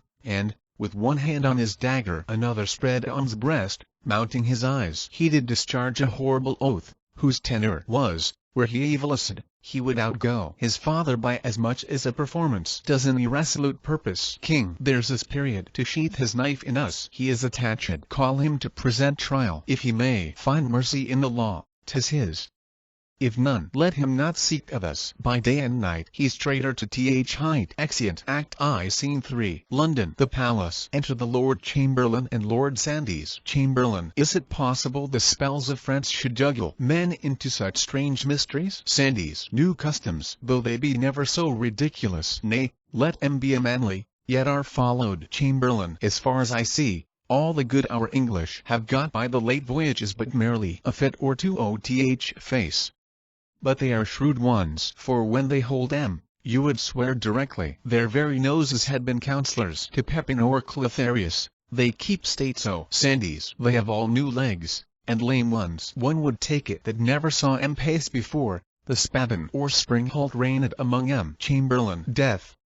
My lord, their clothes are after such a pagan cut out that sure have worn out Christendom. Enter Sir Thomas Lovell. How now? What news? Sir Thomas Lovell. Lovell. Faith, my lord, I hear of none but the new proclamation that's clapped upon the court gate. Chamberlain. What is it for? Lovell. The reformation of our travailed gallants that fill the court with quarrels, talk, and tailors. Chamberlain. I am glad 'tis there. Now I would pray our messieurs to think an English courtier may be wise and never see the Louvre. Lovell. They must either, for so run the conditions, leave those remnants of fool and feather that they got in France, with all their honorable points of ignorance pertaining through to as fights and fireworks, abusing better men than they can be, out of a foreign wisdom renouncing clean the faith they have in tennis, and tall stockings, short blistered breeches, and those types of travel, and understand again like honest men, or pack to their old playfellows. There, I take it, they may come privilegio, wear away the lagged end of their lewdness and be laughed at. Sandys. 'Tis time to give 'em physic, their diseases are grown so catching. Chamberlain. What a loss our ladies will have of these trim vanities. Lovell.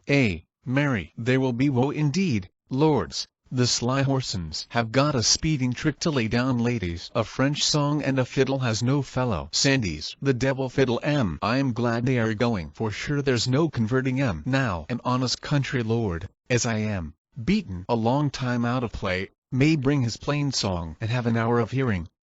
And, by'r lady, held current music too. Chamberlain. Well said, Lord Sandys. Your colt's tooth is not cast yet. Sandys. No, my lord, nor shall not while I have a stamp. Chamberlain. Sir Thomas. Whither were you a-going? Lovell. To the Cardinal's. Your lordship is a guest too. Chamberlain. Oh, 'tis true. This night he makes a supper, and a great one, to many lords and ladies. There will be the beauty of this kingdom, I'll assure you, Lovell, that churchman bears a bounteous mind indeed, a hand as fruitful as the land that feeds us. His dues fall everywhere. Chamberlain, no doubt he's noble. He had a black mouth that said other of him. Sandys, he may, my lord, has wherewithal in him. Sparing would show a worse sin than ill doctrine. Men of his way should be most liberal. They are set here for examples. Chamberlain, true, they are so, but few now give so great ones. My bard stays. Your lordship shall along. Come, good Sir Thomas, we shall be late else.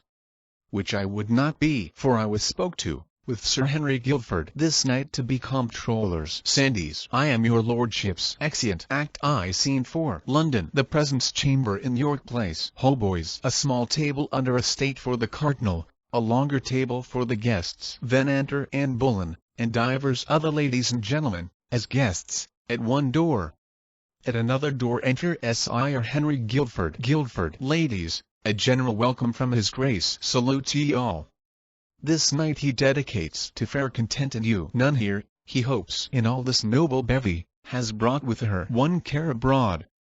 He would have all as merry as, first, good company, good wine, good welcome can make good people. Enter Lord Chamberlain, Lord Sandys, and Sir Thomas Lovell. Oh, my lord, y'are tardy. The very thought of this fair company clapped wings to me. Chamberlain, you are young. Sir Harry Guildford. Sandys. Sir Thomas Lovell, had the cardinal but half my lay thoughts in him. Some of these should find a running banquet ere they rested. I think would better please by my life. They are a sweet society of fair ones. Lovell. Oh, that your lordship were but now confessor to one or two of these. Sandys. I would I were. They should find easy penance. Lovell. Faith, how easy. Sandys. As easy as a down bed would afford it. Chamberlain. Sweet ladies, will it please you sit? Sir Harry. Place you that side.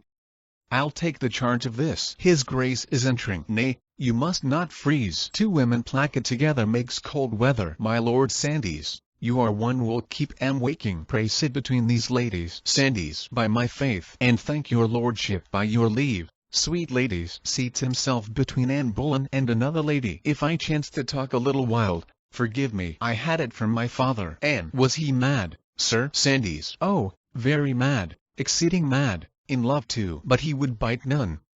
Just as I do now. He would kiss you 20 with a breath. Kisses her. Chamberlain. Well said, my lord. So, now y'are fairly seated. Gentlemen, the penance lies on you if these fair ladies pass away frowning. Sandys. For my little cure, let me alone. Hautboys. Enter Cardinal Wolsey, attended, and takes his state. Wolsey. Y'are welcome, my fair guests. That noble lady or gentleman that is not freely merry is not my friend. This, to confirm my welcome, and to you all, good health. Drinks. Sandys. Your grace is noble. Let me have such a bowl may hold my thanks, and save me so much talking. Wolsey. My lord Sandys. I am beholding to you. Cheer your neighbors. Ladies, you are not merry. Gentlemen, whose fault is this? Sandys. The red wine first must rise in their fair cheeks, my lord. Then we shall have talk us to silence. Anne. You are a merry gamester. My lord Sandys. Sandys. Yes. If I make my play, here's to your ladyship. And pledge it, madam, for 'tis to such a thing. Anne. You cannot show me. Sandys. I told your grace they would talk anon. Drum and trumpet. Chambers dishergood. Wolsey. What's that? Chamberlain. Look out there, some of ye. Exit a servant. Wolsey. What warlike voice, and to what end, is this? Nay, ladies, fear not. By all the laws of war y'are privileged. Re-enter servant. Chamberlain. How now? What is it? Servant. A noble troop of strangers, for so they seem, have left their barge and landed, and hither make, as great ambassadors from foreign princes. Wolsey. Good Lord Chamberlain. Go, give welcome. You can speak the French tongue, and pray receive nobly and conduct into our presence, where this heaven of beauty shall shine at full upon them. Some attend him. Exit. Chamberlain. Attended. All rise, and tables removed. You have now a broken banquet, but we'll mend it. A good digestion to you all. And once more I shower a welcome on ye. Welcome all. Hautboys. Enter the king, and others, as maskers habited like shepherds, ushered by the Lord Chamberlain. They pass directly before the cardinal, and gracefully salute him. A noble company. What are their pleasures? Chamberlain. Because they speak no English, thus they prayed to tell your grace, that, having heard by fame of the so noble and so fair assembly this night to meet here, they could do no less, out of the great respect they bear to beauty, but leave their flocks and, under your fair conduct crave leave to view these ladies and entreat an hour of revels with Wolsey. Say, Lord Chamberlain, they have done my poor house grace, for which I pay 1,000 thanks, and pray take their pleasures. They choose ladies, the king chooses Anne Boleyn. King, the fairest hand I ever touched. O beauty, till now I never knew thee. Music, dance. Wolsey, my lord Chamberlain, your grace. Wolsey, pray tell thus much from me. There should be one amongst by his person more worthy this place than myself, to whom, if I but knew him, with my love and duty I would surrender it. Chamberlain, I will, my lord. He whispers to the maskers. Wolsey, what say they? Chamberlain, such a one, they all confess there is indeed, which they would have your grace find out, and he will take it. Wolsey, let me see, then comes from a state. By all your good leaves, gentlemen, here I'll make my royal choice. King, unmasking ye have found him. Cardinal, you hold a fair assembly.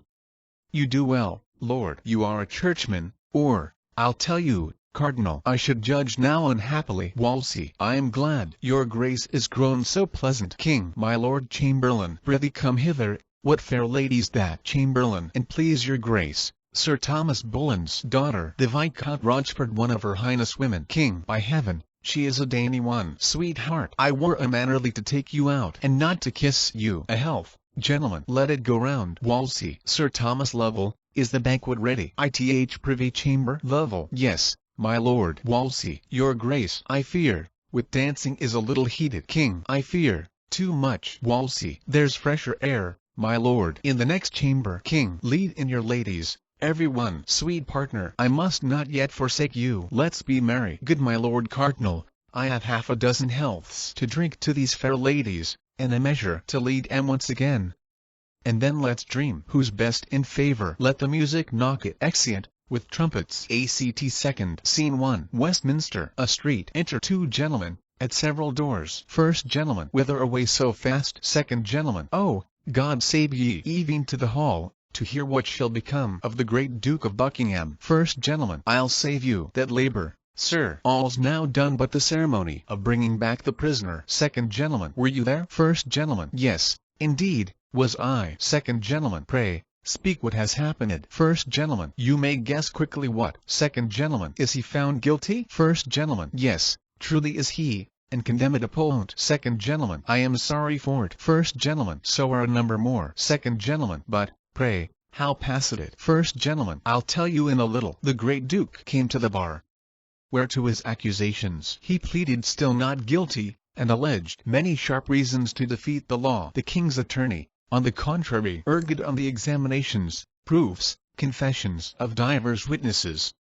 which the Duke desired to have brought, viva voce, to his face, at which appeared against him his surveyor, Sir Gilbert Peck his chancellor, and John Carr, confessor to him, with that devil monk Hopkins, that made this mischief. Second gentleman, it was he that fed him with his prophecies. First gentleman, the same. All these accused him strongly, which he fain would have flung from him, but indeed he could not. And so his peers, upon this evidence, have found him guilty of high treason. Much he spoke, and learnedly, for life, but all was either pitied in him or forgotten. Second gentleman, after all this, how did he bear himself? First gentleman, when he was brought again to bar to hear his knell rung out, his judgment, he was stirred with such an agony he sweat extremely, and something spoke in choler, ill and hasty, but he fell to himself again, and sweetly. In all the rest showed a most noble patience. Second gentleman, I do not think he fears death. First gentleman, sure, he does not. He never was so womanish.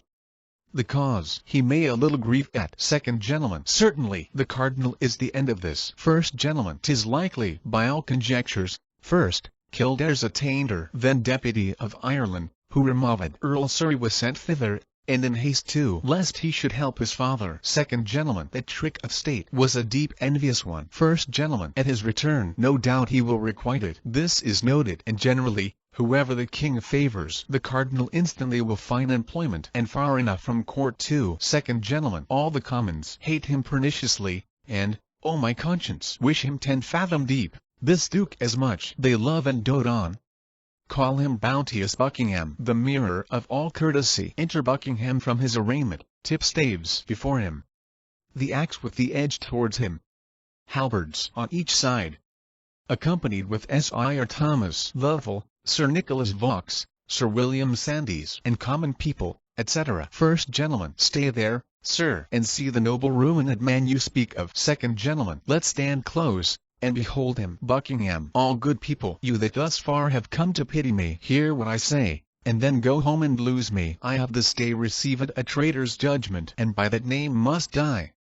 Yet, heaven bear witness, and if I have a conscience, let it sink me, even as the axe falls. If I be not faithful, the law I bear no malice for my death. T has done, upon the premises, but justice. But those that sought it, I could wish more Christians. Be what they will, I heartily forgive em. Yet let em look they glory not in mischief, nor build their evils on the graves of great men. For then my guiltless blood must cry against em. For further life in this world I ne'er hope, nor will I sue, although the king have mercies more than I dare make faults. You few that loved me, and dare be bold to weep for Buckingham, his noble friends and fellows, whom to leave is only bitter to him, only dying. Go with me like good angels to my end, and as the long divorce of steel falls on me, make of your prayers one sweet sacrifice, and lift my soul to heaven. Lead on, a God's name. Lovell. I do beseech your grace, for charity, if ever any malice in your heart were hid against me, now to forgive me frankly. Buckingham. Sir Thomas Lovell, I as free forgive you as I would be forgiven. I forgive all. There cannot be those numberless offences gainst me that I cannot take peace with. No black envy shall mark my grave. Commend me to his grace, and if he speak of Buckingham, pray tell him you met him half in heaven. My vows and prayers yet are the king's, and, till my soul forsake, shall cry for blessings on him. May he live longer than I have time to tell his years. Ever beloved and loving may his rule be, and when old time shall lead him to his end, goodness and he fill up one monument. Lovell. To Th. Waterside I must conduct your grace, then give my charge up to Sir Nicholas Vaux, who undertakes you to your end. Vaux. Prepare there, the Duke is coming. See the barge be ready, and fit it with such furniture as suits the greatness of his person. Buckingham. Nay, Sir Nicholas, let it alone. My state now will but mock me. When I came hither I was Lord High Constable and Duke of Buckingham. Now, poor Edward Bohun, yet I am richer than my base accusers that never knew what truth meant. I now seal it, and with that blood will make em one day groan for't. My noble father, Henry of Buckingham, who first rayed head against usurping Richard, flying for succour to his servant Bannister, being distressed, was by that wretch betrayed, and without trial fell. God's peace be with him. Henry the Seventh succeeding, truly pitying my father's loss, like a most royal prince, restored me to my honors, and out of ruins made my name once more noble. Now his son, Henry the Eighth, life, honor, name, and all that made me happy, at one stroke has taken for ever from the world. I had my trial, and must needs say a noble one, which makes me a little happier than my wretched father. Yet thus far we are one in fortunes. Both fell by our servants, by those men we loved most. A most unnatural and faithless service. Heaven has an end in all. Yet, you that hear me, this from a dying man receive as certain. Where you are liberal of your loves and counsels, be sure you be not loose. For those you make friends and give your hearts to, when they once perceive the least rub in your fortunes, fall away like water from ye, never found again. But where they mean to sink ye, all good people, pray for me. I must now forsake ye. The last hour of my long weary life is come upon me. Farewell. And when you would say something that is sad, speak how I fell. I have done. And God forgive me. Exeunt Buckingham and train. First gentleman. Oh, this is full of pity, sir. It calls, I fear, too many curses on their heads that were the authors. Second gentleman. If the Duke be guiltless, 'tis full of woe. Yet I can give you inkling of an ensuing evil, if it fall greater than this. First gentleman. Good angels keep it from us. What may it be? You do not doubt my faith, sir? Second gentleman. The secret is so weighty, 'twill require a strong faith to conceal it. First gentleman. Let me have it. I do not talk much. Second gentleman. I am confident you shall. Sir, did you not of late days hear a buzzing of a separation between the king and Catherine? First gentleman. Yes, but it held not, for when the king once heard it, out of anger he sent command to the Lord Mayor straight to stop the rumor and allay those tongues that durst disperse it. Second gentleman. But the slander, sir, is found a truth now. For it grows again fresher than ere it was, and held for certain the king will venture at it. Either the cardinal or some about him near have, out of malice to the good queen, possessed him with a scruple that will induce her to confirm this too. Cardinal Campus is arrived and lately, as all think, for this business. First gentleman, 'tis the cardinal, and merely to revenge him on the emperor for not bestowing on him it is asking the archbishopric of Toledo. This is purposed. Second gentleman, I think you have hit the mark. But is it not cruel that she should feel the smart of this? The cardinal will have his will, and she must fall. First gentleman, 'tis woeful we are too open here to argue this. Let's think in private more. Exeunt. Act second. Scene 2. London. The palace. Enter the Lord Chamberlain reading this letter. Chamberlain. My lord, the horses your lordship sent for, with all the care had, I saw well chosen, ridden, and furnished. They were young and handsome, and of the best breed in the north. When they were ready to set out for London, a man of my lord cardinal's, by commission, and main power, took 'em from me, with this reason, his master would be served before a subject, if not before the king. Which stopped our mouths, sir. I fear he will indeed. Well, let him have them. He will have all, I think. Enter to the Lord Chamberlain the Dukes of Norfolk and Suffolk. Norfolk. Well met, my Lord Chamberlain. Chamberlain. Good day to both your graces. Suffolk. How is the king employed? Chamberlain. I left him private, full of sad thoughts and troubles. Norfolk. What's the cause? Chamberlain. It seems the marriage with his brother's wife has crept too near his conscience. Suffolk. No, his conscience has crept too near another lady. Norfolk. 'Tis so. This is the cardinal's doing. The king cardinal, that blind priest, like the eldest son of fortune, turns what he list. The king will know him one day. Suffolk. Pray God he do. He'll never know himself else. Norfolk. How holily he works in all his business, and with what zeal! For, now he has cracked the league between us and the emperor, the queen's great nephew. He dives into the king's soul and there scatters dangers, doubts, wringing of the conscience, fears, and despairs, and all these for his marriage. And out of all these to restore the king, he counsels a divorce, a loss of her that like a jewel has hung 20 years about his neck, yet never lost her luster, of her that loves him with that excellence that angels love good men with, even of her that, when the greatest stroke of fortune falls, will bless the king. And is not this course pious? Chamberlain. Heaven keep me from such counsel. 'Tis most true. These news are everywhere. Every tongue speaks them, and every true heart weeps for tea. All that dare look into these affairs see this main end. The French king's sister. Heaven will one day open the king's eyes, that so long have slept upon this bold bad man. Suffolk. And free us from his slavery. Norfolk. We had need pray, and heartily, for our deliverance, or this imperious man will work us and from princes into pages. All men's honors lie like one lump before him, to be fashioned into what pitch he please. Suffolk. For me, my lords, I love him not, nor fear him. There's my creed. As I am made without him, so I'll stand if the king please. His curses and his blessings touch me alike. Thr breath I not believe in. I knew him, and I know him, so I leave him to him that made him proud. The Pope. Norfolk. Let's in, and with some other business put the king from these sad thoughts that work too much upon him. My lord, you'll bear us company? Chamberlain. Excuse me, the king has sent me otherwhere. Besides, you'll find a most unfit time to disturb him. Health to your lordships. Norfolk. Thanks, my good Lord Chamberlain. Exit Lord Chamberlain. And the king draws the curtain and sits reading pensively. Suffolk. How sad he looks. Sure, he is much afflicted. King. Who's there? Ha! Norfolk. Pray God he be not angry. King Henry. Who's there? I say. How dare you thrust yourselves into my private meditations? Who am I? Ha! Norfolk. A gracious king that pardons all offences. Malice ne'er meant. Our breach of duty this way is business of a state, in which we come to know your royal pleasure. King. Ye are too bold. Go to. I'll make ye know your times of business. Is this an hour for temporal affairs? Ha! Enter Wolsey and Campus with a commission. Who's there? My good Lord Cardinal. O my Wolsey, the quiet of my wounded conscience. Thou art a cure fit for a king. To Campus you're welcome, most learned reverend sir, into our kingdom. Use us and it. To Wolsey. My good lord, have great care I be not found a talker. Wolsey. Sir, you cannot. I would your grace would give us but an hour of private conference. King. To Norfolk and Suffolk. We are busy.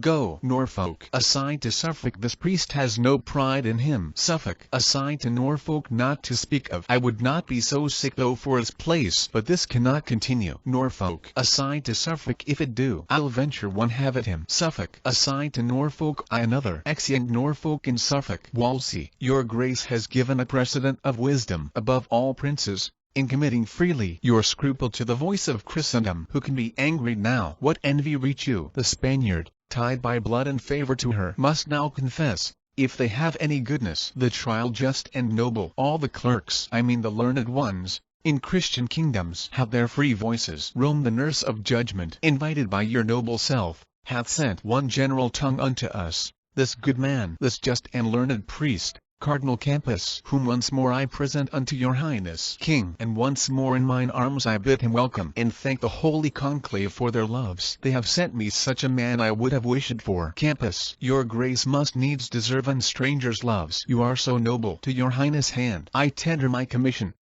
by whose virtue the court of Rome commanding you, my lord Cardinal of York, are joined with me their servant in the impartial judging of this business. King. Two equal men. The queen shall be acquainted forthwith for what you come. Where's Gardiner? Wolsey. I know your majesty has always loved her so dear in heart not to deny her that a woman of less place might ask by law. Scholars allowed freely to argue for her. King. And the best she shall have, and my favour to him that does best. God forbid else. Cardinal. Prithee call Gardiner to me, my new secretary. I find him a fit fellow. Exit Wolsey. Re-enter Wolsey with Gardiner. Wolsey. Aside to Gardiner, give me your hand. Much joy and favour to you. You are the king's now. Gardiner. Aside to Wolsey, but to be commanded for ever by your grace, whose hand has raised me. King. Come hither. Gardiner walks and whispers. Campus. My lord of York, was not one Dr. Pace in this man's place before him? Wolsey. Yes, he was. Campus. Was he not held a learned man? Wolsey. Yes, surely. Campus. Believe me,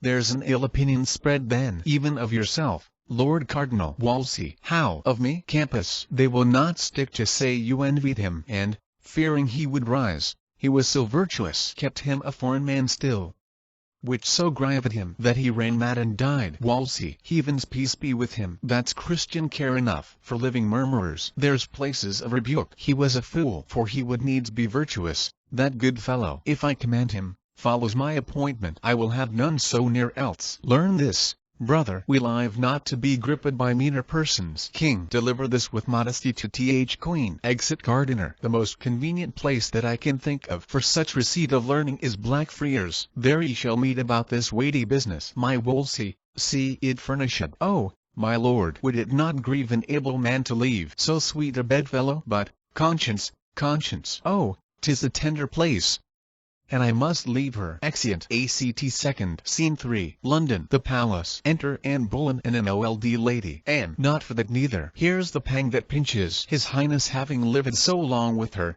and she so good a lady that no tongue could ever pronounce dishonor of her. By my life, she never knew harm doing. Oh, now, after so many courses of the sun enthroned, still growing in a majesty and pomp, the which to leave 1,000-fold more bitter than 'tis sweet at first to acquire after this process. To give her the avant, it is a pity, would move a monster. Old lady. Hearts of most hard temper melt and lament for her. And, oh, God's will, much better she ne'er had known pomp, though it be temporal. Yet, if that quarrel, fortune, do divorce it from the bearer, 'tis a sufferance panging as soul and body severing. Old lady. Alas, poor lady, she's a stranger now again, and so much the more must pity drop upon her. Verily, I swear 'tis better to be lowly born and range with humble livers and content than to be perked up in a glistering grief and wear a golden sorrow. Old lady. Our content is our best having, and by my troth and maidenhead I would not be a queen. Old lady. Beshrew me, I would, and venture maidenhead for tea. And so would you. For all the spice of your hypocrisy, you that have so fair parts of woman on you have to a woman's heart, which ever yet affected eminence, wealth, sovereignty, which, to say sooth, are blessings, and which gifts, saving your mincing, the capacity of your soft chever conscience would receive if you might please to stretch it. And, nay, good troth. Old lady. Yes, troth and troth. You would not be a queen. And, no, not for all the riches under heaven. Old lady. 'Tis strange, A threepence boat would hire me, old as I am, to queen it. But, I pray you, what think you of a duchess? Have you limbs to bear that load of title? And no, in truth, old lady, then you are weakly made. Pluck off a little. I would not be a young count in your way, for more than blushing comes to. If your back cannot vouchsafe this burden, 'tis too weak ever to get a boy. And how you do talk! I swear again I would not be a queen for all the world. Old lady, in faith, for little England you'd venture an embowing. I myself would for Carnarvonshire, although they're longed no more to th crown but that. Lo, who comes here? Enter the Lord Chamberlain. Chamberlain, good morrow, ladies. What we read worth to know the secret of your conference? And my good lord, not your demand. It values not your asking. Our mistress sorrows we were pitying. Chamberlain, it was a gentle business and becoming the action of good women. There is hope, all will be well. And now, I pray God, amen. Chamberlain, you bear a gentle mind, and heavenly blessings follow such creatures that you may, fair lady, perceive I speak sincerely in high notes. 10 of your many virtues, the King's Majesty commends his good opinion of you, and does purpose honor to you no less flowing than Marchioness of Pembroke. To which tide £1,000 a year, annual support out of his grace he adds. And I do not know what kind of my obedience I should tender. More than my all is nothing, nor my prayers are not words duly hallowed, nor my wishes more worth than empty vanities. Yet prayers and wishes are all I can return. Beseech your lordship vouchsafe to speak my thanks and my obedience as from a blushing handmaid, to his highness, whose health and royalty I pray for. Chamberlain, lady, I shall not fail to approve the fair conceit the king hath of you. Aside I have perused her well. Beauty and honor in her are so mingled that they have caught the king. And who knows yet but from this lady may proceed a gem to lighten all this isle? I'll to the king and say I spoke with you and my honored lord. Exit Lord Chamberlain. Old lady, why, this it is.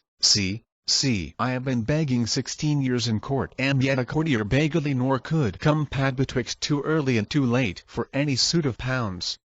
And you, O fate, a very fresh fish here. Fie upon this compelled fortune. Have your mouth fill it up before you open it. And this is strange to me. Old lady, how tastes it? Is it bitter? 40 pence. No, there was a lady once, 'tis an old story, that would not be a queen, that would she not, for all the mud in Egypt. Have you heard it? And come, you are pleasant. Old lady, with your theme I could o'ermount the lark. The Marchioness of Pembroke, £1,000 a year for pure respect. No other obligation by my life that promises both thousands. Honor's train is longer than his foreskirt. By this time I know your back will bear a duchess. Say, are you not stronger than you were? And good lady, make yourself mirth with your particular fancy, and leave me out on't. Would I had no being, if to salute my blood a jot. It faints me to think what follows. The queen is comfortless, and we forgetful in our long absence. Pray, do not deliver what here I have heard to her. Old lady, what do you think me? Exeunt. ACT second. Scene 4. London. A hall and black friars, trumpets, sennet, and cornets. Enter 2 vergers, with short silver wands. Next them, 2 scribes, in the habit of doctors. After them, the Archbishop of Canterbury alone. After him, the Bishops of Lincoln, Ely, Rochester, and St. Asaph. Next them, with some small distance, follows a gentleman bearing the purse, with the great seal, and a cardinal's hat. Then 2 priests, bearing each silver cross. Then a gentleman usher bareheaded, accompanied with a sergeant at-arms bearing a silver mace. Then 2 gentlemen bearing 2 great silver pillars. After them, side by side, the 2 cardinals, Wolsey and Campus. 2 noblemen with the sword and mace. Then enter the king and queen in their trains. The king takes place under the cloth of state. The 2 cardinals sit under him as judges. The queen takes place some distance from the king. The bishops place themselves on each side of the court, in manner of consistory. Below them the scribes. The lords sit next the bishops. The rest of the attendants stand in convenient order about the stage. Wolsey, whilst our commission from Rome is read, let silence be commanded. King, what's the need? It hath already publicly been read, and on all sides th authority allowed. You may then spare the time. Wolsey, be it so. Proceed. Scribe, say Henry King of England, come into the court. Crier, Henry King of England, and see King here. Scribe, say Catherine Queen of England, come into the court. Crier, Catherine Queen of England, and see. The queen makes no answer, rises out of her chair, goes about the court, comes to the king, and kneels at his feet. Then speaks Queen Catherine. Sir, I desire you do me right and justice, and to bestow your pity on me. For I am a most poor woman and a stranger, born out of your dominions, having here no judge indifferent, nor no more assurance of equal friendship and proceeding. Alas, sir, in what have I offended you? What cause hath my behavior given to your displeasure, that thus you should proceed to put me of and take your good grace from me? Heaven witness, I have been to you a true and humble wife, at all times to your will conformable, ever in fear to kindle your dislike, yea, subject to your countenance, glad or sorry, as I saw it inclined. When was the hour I ever contradicted your desire, or made it not mine too? Or which of your friends have I not strove to love, although I knew he were mine enemy? What friend of mine that had to him dared your anger did continue in my liking? Nay, gave notice he was from thence disregarded. Sir, call to mind that I have been your wife in this obedience upward of 20 years, and have been blessed with many children by you. If, in the course and process of this time, you can report and prove it too against mine honor, aught my bond to wedlock or my love and duty against your sacred person, in God's name turn me away and let the foulest contempt shut door upon me, and so give me up to the sharpest kind of justice. Please you, sir, the king, your father, was reputed for a prince most prudent, of an excellent and unmatched wit and judgment. Ferdinand, my father, king of Spain, was reckoned one the wisest prince that there had reigned by many a year before. It is not to be questioned that they had gathered a wise council to them of every realm, that did debate this business, who deemed our marriage lawful. Wherefore I humbly beseech you, sir, to spare me till I may be by my friends in Spain advised, whose counsel I will implore. If not, ith name of God, your pleasure be fulfilled. Wolsey, you have here, lady, and of your choice, these reverend fathers, men of singular integrity and learning, yea, the elect oth land, who are assembled to plead your cause. It shall be therefore bootless that longer you desire the court, as well for your own quiet as to rectify what is unsettled in the king. Campus, his grace hath spoken well and justly. Therefore, madam, it's fit this royal session do proceed, and that, without delay, their arguments be now prodigated and heard. Queen Catherine. Lord Cardinal, to you I speak. Wolsey, your pleasure. Madam. Queen Catherine. Sir, I am about to weep. But, thinking that we are a queen, or long have dreamed so, certain the daughter of a king, my drops of tears I'll turn to sparks of fire. Wolsey, be patient yet. Queen Catherine. I will, when you are humble. Nay, before, or God will punish me. I do believe, indicated by potent circumstances, that you are mine enemy, and make my challenge. You shall not be my judge. For it is you have blown this coal betwixt my lord and me, which gods do quench. Therefore I say again, I utterly abhor, yea, from my soul refuse you for my judge, whom yet once more I hold my most malicious foe and think not at all a friend to truth. Wolsey, I do profess you speak not like yourself, whoever yet have stood to charity and displayed effects of disposition gentle and of wisdom overtopping woman's power. Madam, you do me wrong. I have no spleen against you, nor injustice for you or any. How far I have proceeded, or how far further shall, is warranted by a commission from the consistory, yea, the whole consistory of Rome. You charge me that I have blown this coal. I do deny it. The king is present. If it be known to him that I gainsay my deed, how may he wound and worthily my falsehood? Yea, as much as you have done my truth. If he know that I am free of your report, he knows I am not of your wrong. Therefore in him it lies to cure me, and the cure is to remove these thoughts from you. The which before his highnesses shall speak in, I do beseech you, gracious madam, to unthink your speaking, and to say so no more. Queen Catherine. My lord, I am a simple woman, much too weak to oppose your cunning. Yea, meek and humble-mouthed, you sign your place and calling, in full seeming with meekness and humility. But your heart is crammed with arrogancy, spleen, and pride. You have, by fortune and his highness' favors, gone slightly o'er low steps, and now are mounted where powers are your retainers, and your words domestics to you. Serve your will as it please. Yourself pronounce their office. I must tell you, you tender more your person's honor than your high profession spiritual. That again I do refuse you for my judge, and here before you all, appeal unto the Pope to bring my whole cause for his holiness and to be judged by him. She curtsies to the king, and offers to depart. Campus. The queen is obstinate, stubborn to justice, apt to accuse it, and disdainful to be tried by it. 'Tis not well. She's going away. King. Call her again. Crier. Catherine, Queen of England, come into the court. Gentleman usher. Madam, you are called back. Queen Catherine. What need you note it? Pray you keep your way. When you are called, return. Now the Lord help. They vex me past my patience. Pray you pass on. I will not tarry.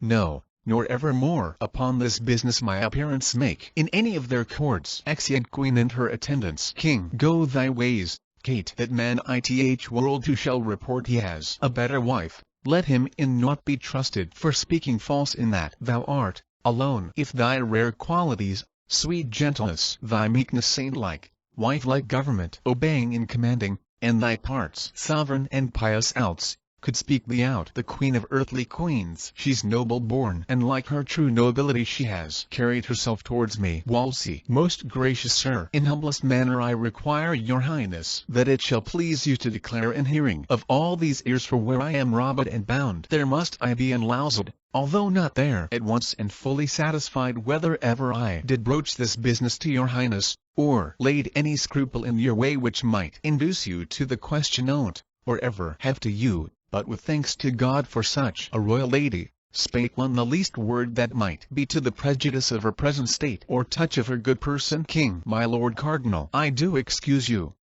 Yea, upon mine honor I free you from't. You are not to be taught that you have many enemies that know not why they are so, but, like to village curs, bark when their fellows do. By some of these the queen is put in anger. Ye are excused. But will you be more justified? You ever have wished the sleeping of this business? Never desired it to be stirred, but oft hath in dread, oft the passages made toward it. On my honor I speak my good lord cardinal to this point, and thus far clear him. Now, what moved me tout? I will be bold with time and your attention. Then mark th inducement. Thus it came. Give heed tout. My conscience first received a tenderness, scruple, and prick, on certain speeches uttered by th Bishop of Bayonne, then French ambassador, who had been hither sent on the debating a marriage twixt the Duke of Orleans and our daughter Mary. Ith progress of this business ere determinate resolution, he, I mean the bishop, did require a respite wherein he might the king his lord advertise whether our daughter were legitimate. Respecting this our marriage with the dowager, sometimes our brother's wife, this respite shook the bosom of my conscience, entered me, yea, with a splitting power, and made to tremble the region of my breast, which forked such way that many mossed considerings did throng and press it in with this caution. First, methought I stood not in the smile of heaven, who had commanded nature that my lady's womb, if it conceived a male child by me, should do no more offices of life tout than the grave does to the dead. For her male issue or died where they were made, or shortly after this world had aired them. Hence I took a thought this was a judgment on me, that my kingdom, well worthy the best eroth world, should not be glided in't by me. Then follows that I weighed the danger which my realm stood in. By this my issues fail, and that gave to me many a groaning throe. Thus hulling in the wild sea of my conscience, I did steer toward this remedy, whereupon we are now present here together. That's to say, I meant to rectify my conscience, which I then did feel full sick, and yet not well, by all the reverend fathers of the land and doctors learned. First, I began in private with you, my lord of Lincoln. You remember how under my oppression I did reek when I first moved you. Lincoln. Very well, my liege. King. I have spoke long. Be pleased yourself to say how far you satisfied me. Lincoln. So please your highness. The question did at first so stagger me, bearing a state of mighty moment in't, and consequence of dread, that I committed the deranged counsel which I had to doubt, and did entreat your highness to this course which you are running here. King. I then moved you, my lord of Canterbury, and got your leave to make this present summons unsolicited. I left no reverend person in this court, but by particular consent proceeded under your hands and seals. Therefore, go on. For no dislike ith world against the person of the good queen, but the sharp thorny points of my alleged reasons, drives this forward. Prove but our marriage lawful, by my life and kingly dignity, we are contented to wear our moral state to come with her. Catherine our queen, before the primest creature that's paragon at OTH world campus. So please your highness, the queen being absent, 'tis a needful fitness that we adjourn this court till further day. Meanwhile must be an earnest motion made to the queen to call back her appeal she intends unto his holiness king. Aside I may perceive these cardinals trifle with me. I abhor this dilatory sloth and tricks of Rome. My learned and well-beloved servant, Cranmer, prithee return. With thy approach I know my comfort comes along. Break up the court, I say, said on Acuit in manner as they entered. ACT 3rd Scene 1. London. The Queen's apartments. Enter the Queen and her women, as at work. Queen Catherine. Take thy lute, wench. My soul grows sad with troubles. Sing and disperse them. If thou canst, leave working. Song. Orpheus with his lute made trees and the mountain tops that freeze bow themselves when he did sing. To his music plants and flowers ever sprung, as sun and showers there had made a lasting spring. Everything that heard him play, even the billows of the sea, hung their heads and then lay by. In sweet music is such art, killing care and grief of heart. Fall asleep or hearing die. Enter a gentleman. Queen Catherine. How now, gentlemen, and please your grace, the two great cardinals wait in the presence. Queen Catherine. Would they speak with me? Gentlemen. They willed me say so, madam. Queen Catherine. Pray their graces to come near. Exit. Gentlemen. What can be their business with me, a poor weak woman, fallen from favor? I do not like their coming. Now I think on't they should be good men, their affairs is righteous. But all hoods make not monks. Enter the two cardinals, Wolsey and Campus. Wolsey. Peace to your highness. Queen Catherine. Your graces find me here part of housewife. I would be all against the worst may happen. What are your pleasures with me, reverend lords? Wolsey. May it please you, noble madam, to withdraw into your private chamber. We shall give you the full cause of our coming. Queen Catherine. Speak it here. There's nothing I have done yet. Oh, my conscience deserves a corner. Would all other women could speak this with as free a soul as I do. My lords, I care not so much. I am happy above a number if my actions were tried by every tongue, every eye saw envy and base opinion set against I know my life so even. If your business seek me out, and that way I am wife in, out with it boldly. Truth loves open dealing. Wolsey. Tanta est erga timentis integritas, Regina Serenissima. Queen Catherine. Oh, good my lord, no Latin. I am not such a truant since my coming as not to know the language I have lived in. A strange tongue makes my cause more strange, suspicious. Pray speak in English. Here are some will thank you if you speak truth, for their poor mistress' sake. Believe me, she has had much wrong. Lord Cardinal. The willinchest sin I ever yet committed. Maybe absolved in English. Wolsey. Noble lady. I am sorry my integrity should breed and service to his majesty and you. So deep suspicion, where all faith was meant. We come not by the way of accusation to taint that honor every good tongue blesses, nor to betray you any way to sorrow. You have too much, good lady, but to know how you stand minded in the weighty difference between the king and you, and to deliver like free and honest men, our just opinions and comforts to your cause. Campus. Most honored madam, my lord of York,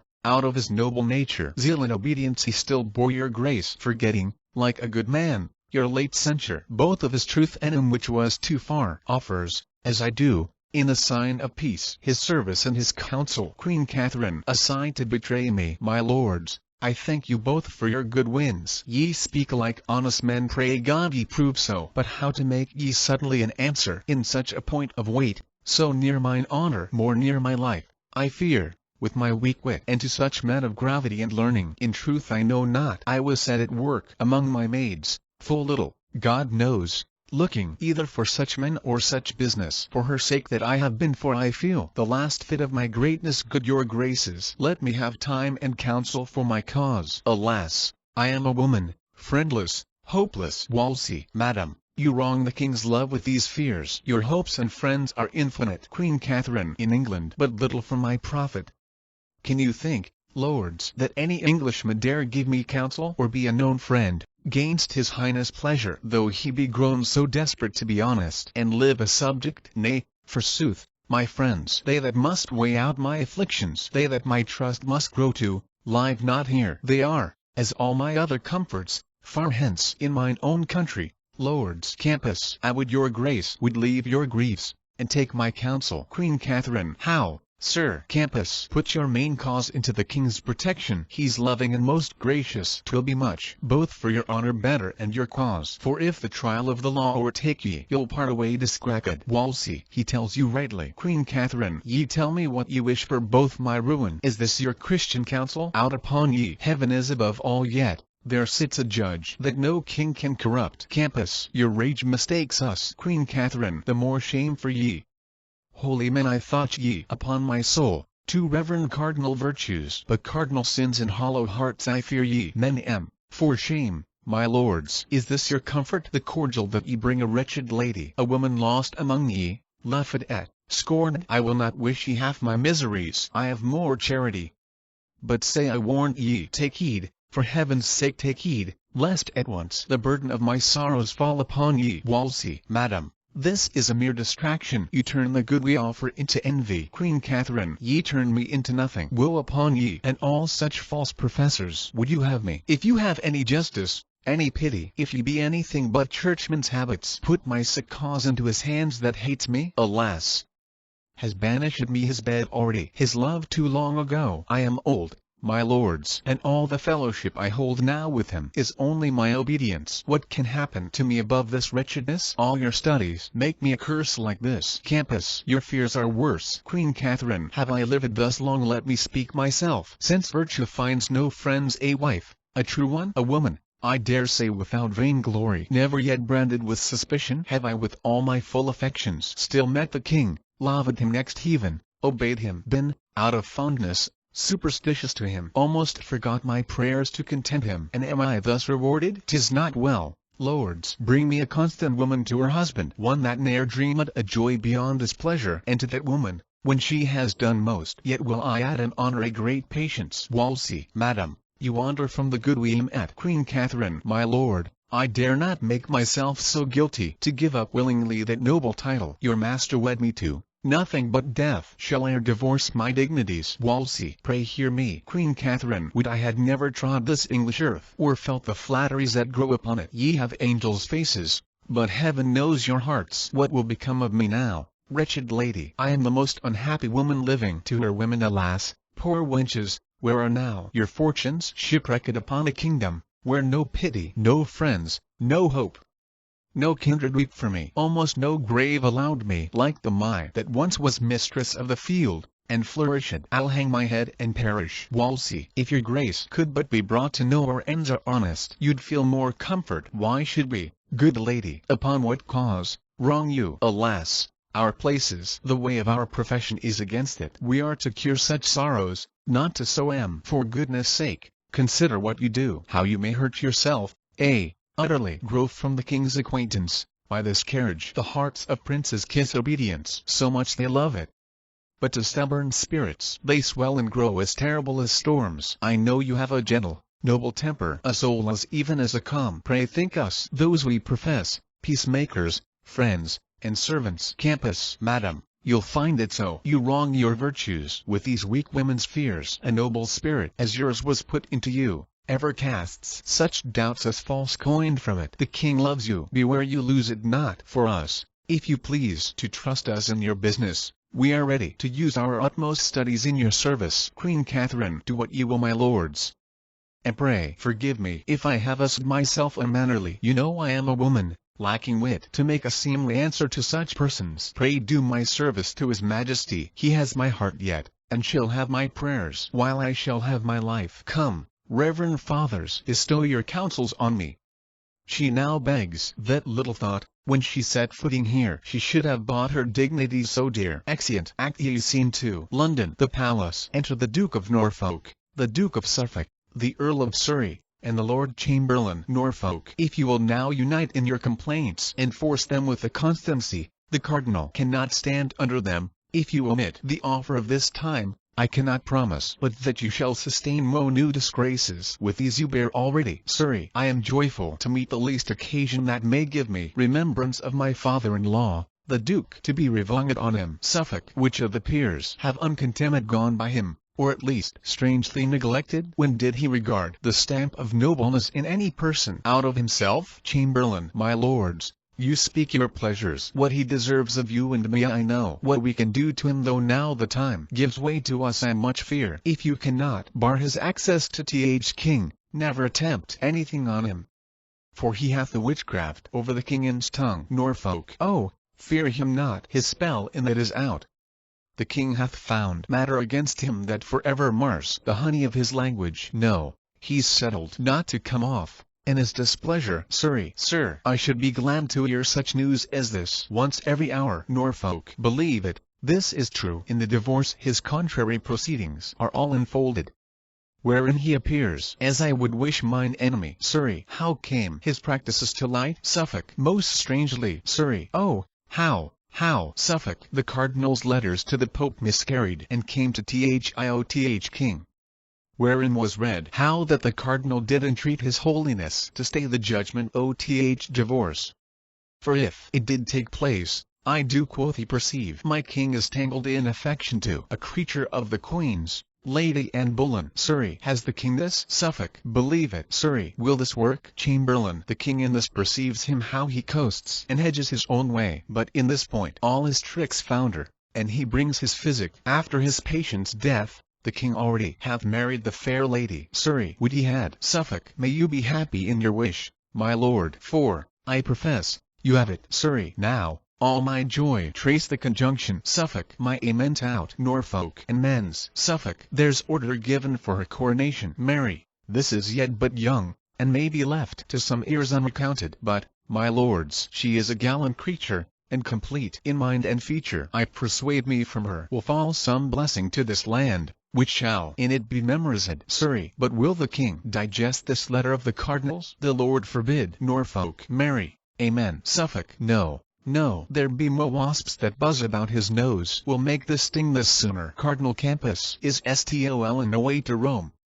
Hath no leave, has left the cause King unhandled, and is posted, as the agent of our cardinal, to second all his plot. I do assure you. The king cried ha, at this. Chamberlain. Now, God incense him, and let him cry ha, louder. Norfolk. But, my lord, when returns Cranmer? Suffolk. He is returned in his opinions, which have satisfied the king for his divorce, together with all famous colleges almost in Christendom. Shortly, I believe, his second marriage shall be published, and her coronation. Catherine no more shall be called a queen, but Princess Dowager, and widow to Prince Arthur. Norfolk. This same Cranmer's a worthy fellow, and hath much pain in the king's business. Suffolk. He has, and we shall see him for it an archbishop. Norfolk. So I hear. Suffolk. 'Tis so. Enter Wolsey and Cromwell. The cardinal. Norfolk. Observe, he's moody. Wolsey. The packet. Cromwell. Gavi to the king. Cromwell. To his own hand,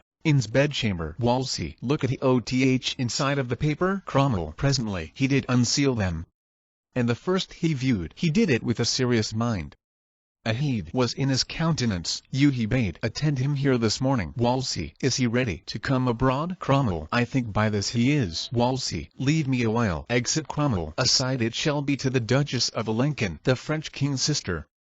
He shall marry her. Anne Boleyn. No, I'll know Anne Boleyn's for him. There's more ain't than fair visage. Boleyn. No, we'll know Boleyn's speedily. I wish to hear from Rome the Marchioness of Pembroke. Norfolk. He's discontented. Suffolk. Maybe he hears the king does whet his anger to him. Surrey. Sharp enough, lord, for thy justice. Wolsey. Aside. The late queen's gentlewoman, a knight's daughter, to be her mistress. The queen's queen. This candle burns not clear. 'Tis I must snuff it, then out it goes. What though I know her virtuous and well deserving, yet I know her for a spleeny Lutheran, and not wholesome to our cause, that she should lie ith bosom of our hard relic king. Again, there is sprung up an heretic, an arch one, Cranmer. One hath crawled into the favor of the king, and is his oracle. Norfolk. He is vexed at something. Enter the king, reading of a schedule, and Lovell. Surrey. I would twir something that would fret the string. The master court on's heart. Suffolk. The king.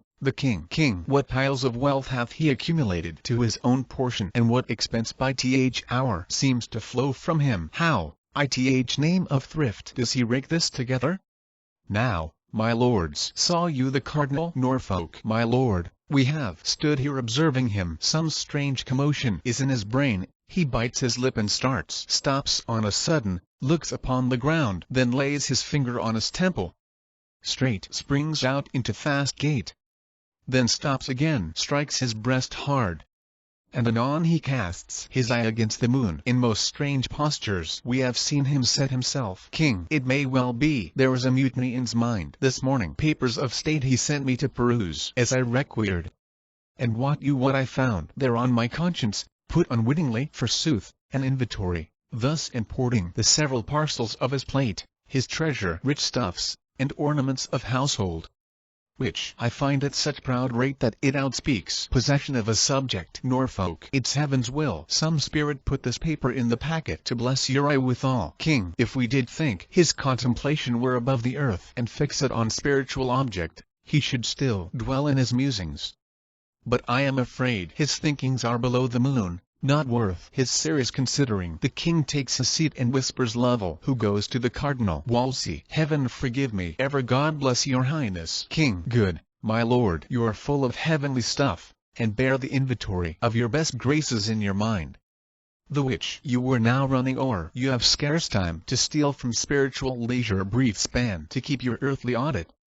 Sure, in that I deem you an ill husband, and am glad to have you therein my companion. Wolsey, sir, for holy offices I have a time to think upon the part of business which I bear. Ith state, and nature does require her times of preservation, which perforce I, her frail son, amongst my brethren mortal, must give my tendance to. King, you have said well, Wolsey, and ever may your highness yoke together, as I will lend you cause, my doing well with my well saying. King, 'tis well said again, and 'tis a kind of good deed to say well, and yet words are no deeds. My father loved you, he said he did, and with his deed did crown his word upon you. Since I had my office I have kept you next my heart, have not alone employed you where high profits might come home, but part my present havings to bestow my bounties upon you. Wolsey, aside, what should this mean? Surrey, aside, the Lord increase this business. King, have I not made you the prime man of the state? I pray you tell me if what I now pronounce you have found true, and,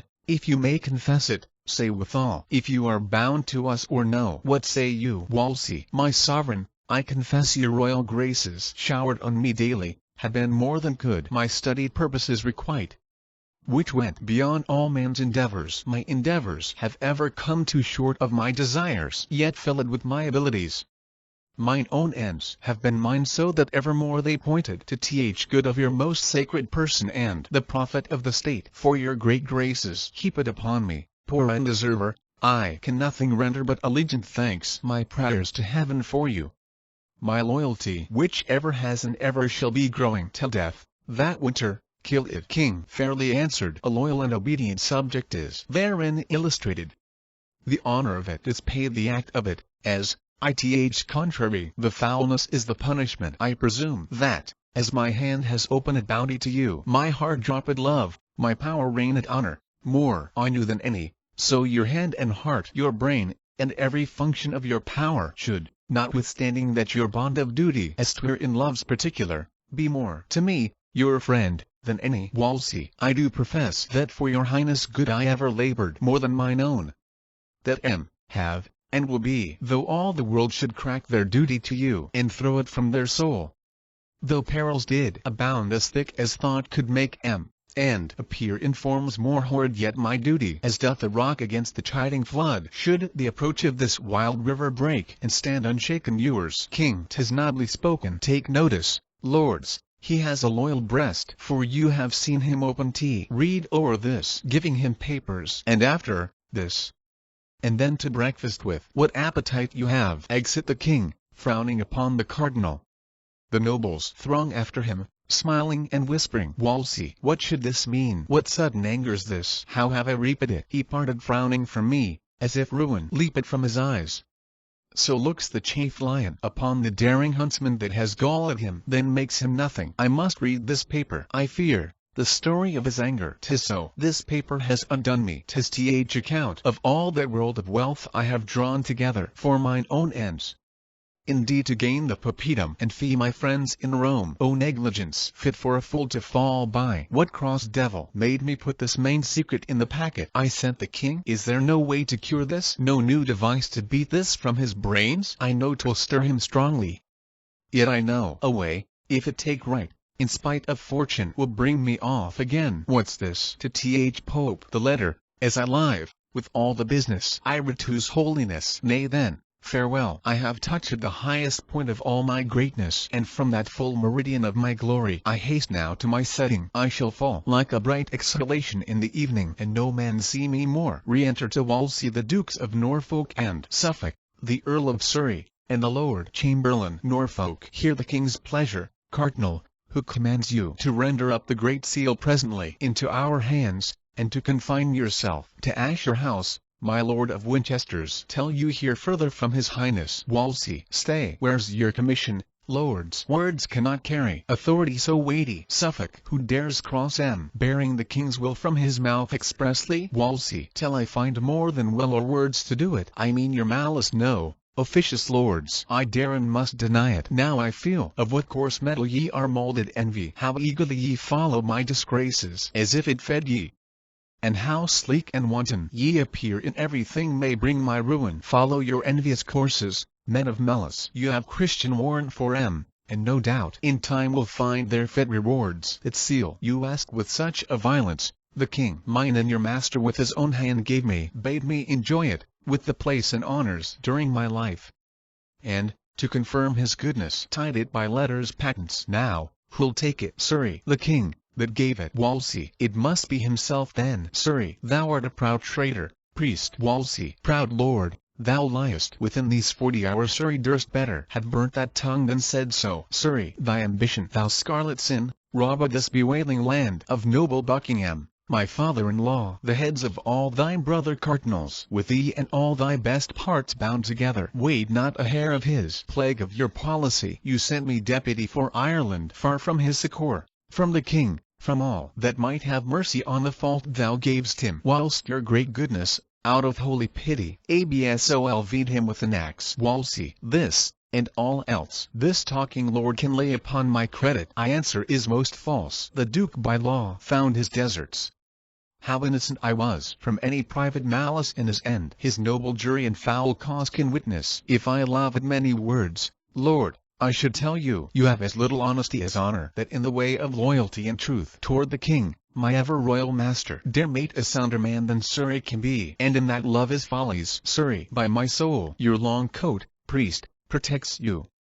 Thou shouldst feel my sword, I the life-blood of the Alps. My lords, can ye endure to hear this arrogance, and from this fellow? If we live thus tamely, to be thus jaded by a piece of scarlet. Farewell nobility, let his grace go forward, and dare us with his cap like larks. Wolsey. All goodness is poison to thy stomach. Surrey. Yes, that goodness of gleaning all the land's wealth into your own hands, Cardinal, by extortion. The goodness of your intercepted packets you writ to Th Pope against the king.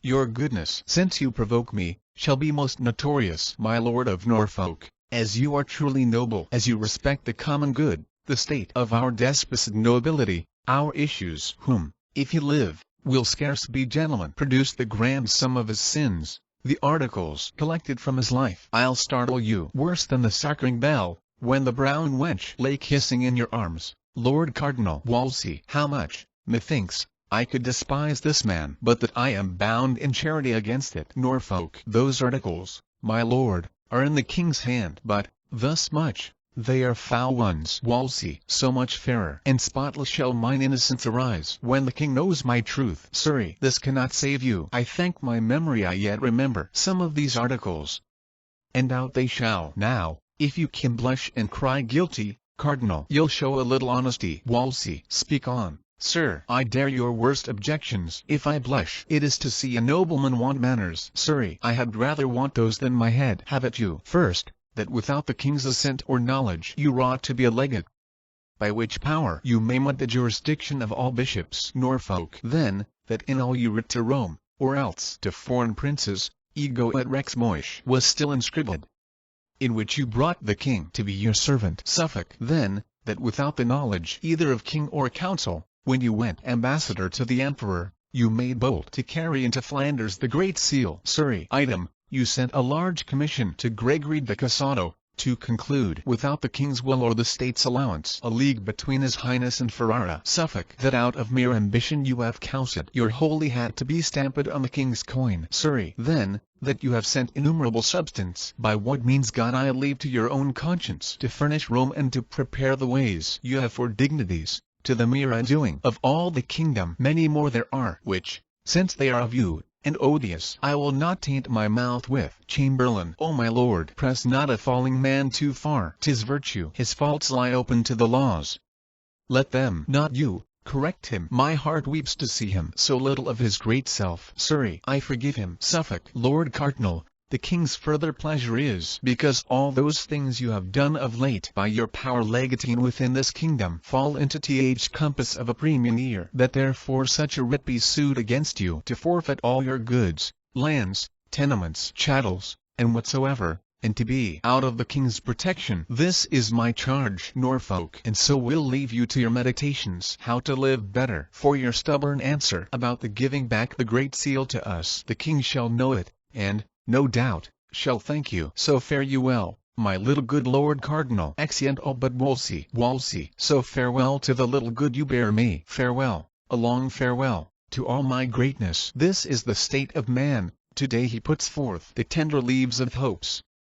Tomorrow blossoms and bears his blushing honours thick upon him. The third day comes a frost, a killing frost, and when he thinks, good easy man, full surely his greatness is a ripening, nips his root, and then he falls, as I do. I have entered like little wanton boys that swim on bladders this many summers in a sea of glory, but far beyond my depth. My high-blown pride at length broke under me, and now has left me weary and old with service, to the mercy of a rude stream, that must forever hide me. Vain pomp and glory of this world, I hate ye. I feel my heart new opened. Oh, how wretched is that poor man that hangs on princes' favours. There is betwixt the smile we would aspire to, that sweet aspect of princes, and their ruin, more pangs and fears than wars or women have. And when he falls like Lucifer, never to hope again. Enter Cromwell, standing amazed. Why, how now, Cromwell? Cromwell, I have no power to speak, sir. Wolsey, what, amazed at my misfortunes? Can thy spirit wonder a great man should decline? Nay, and you weep. I am fallen indeed. Cromwell, how does your grace? Wolsey, why, well, never so truly happy, my good Cromwell. I know myself now, and I feel within me a peace above all earthly dignities, a still and quiet conscience. The king has cured me. I humbly thank his grace.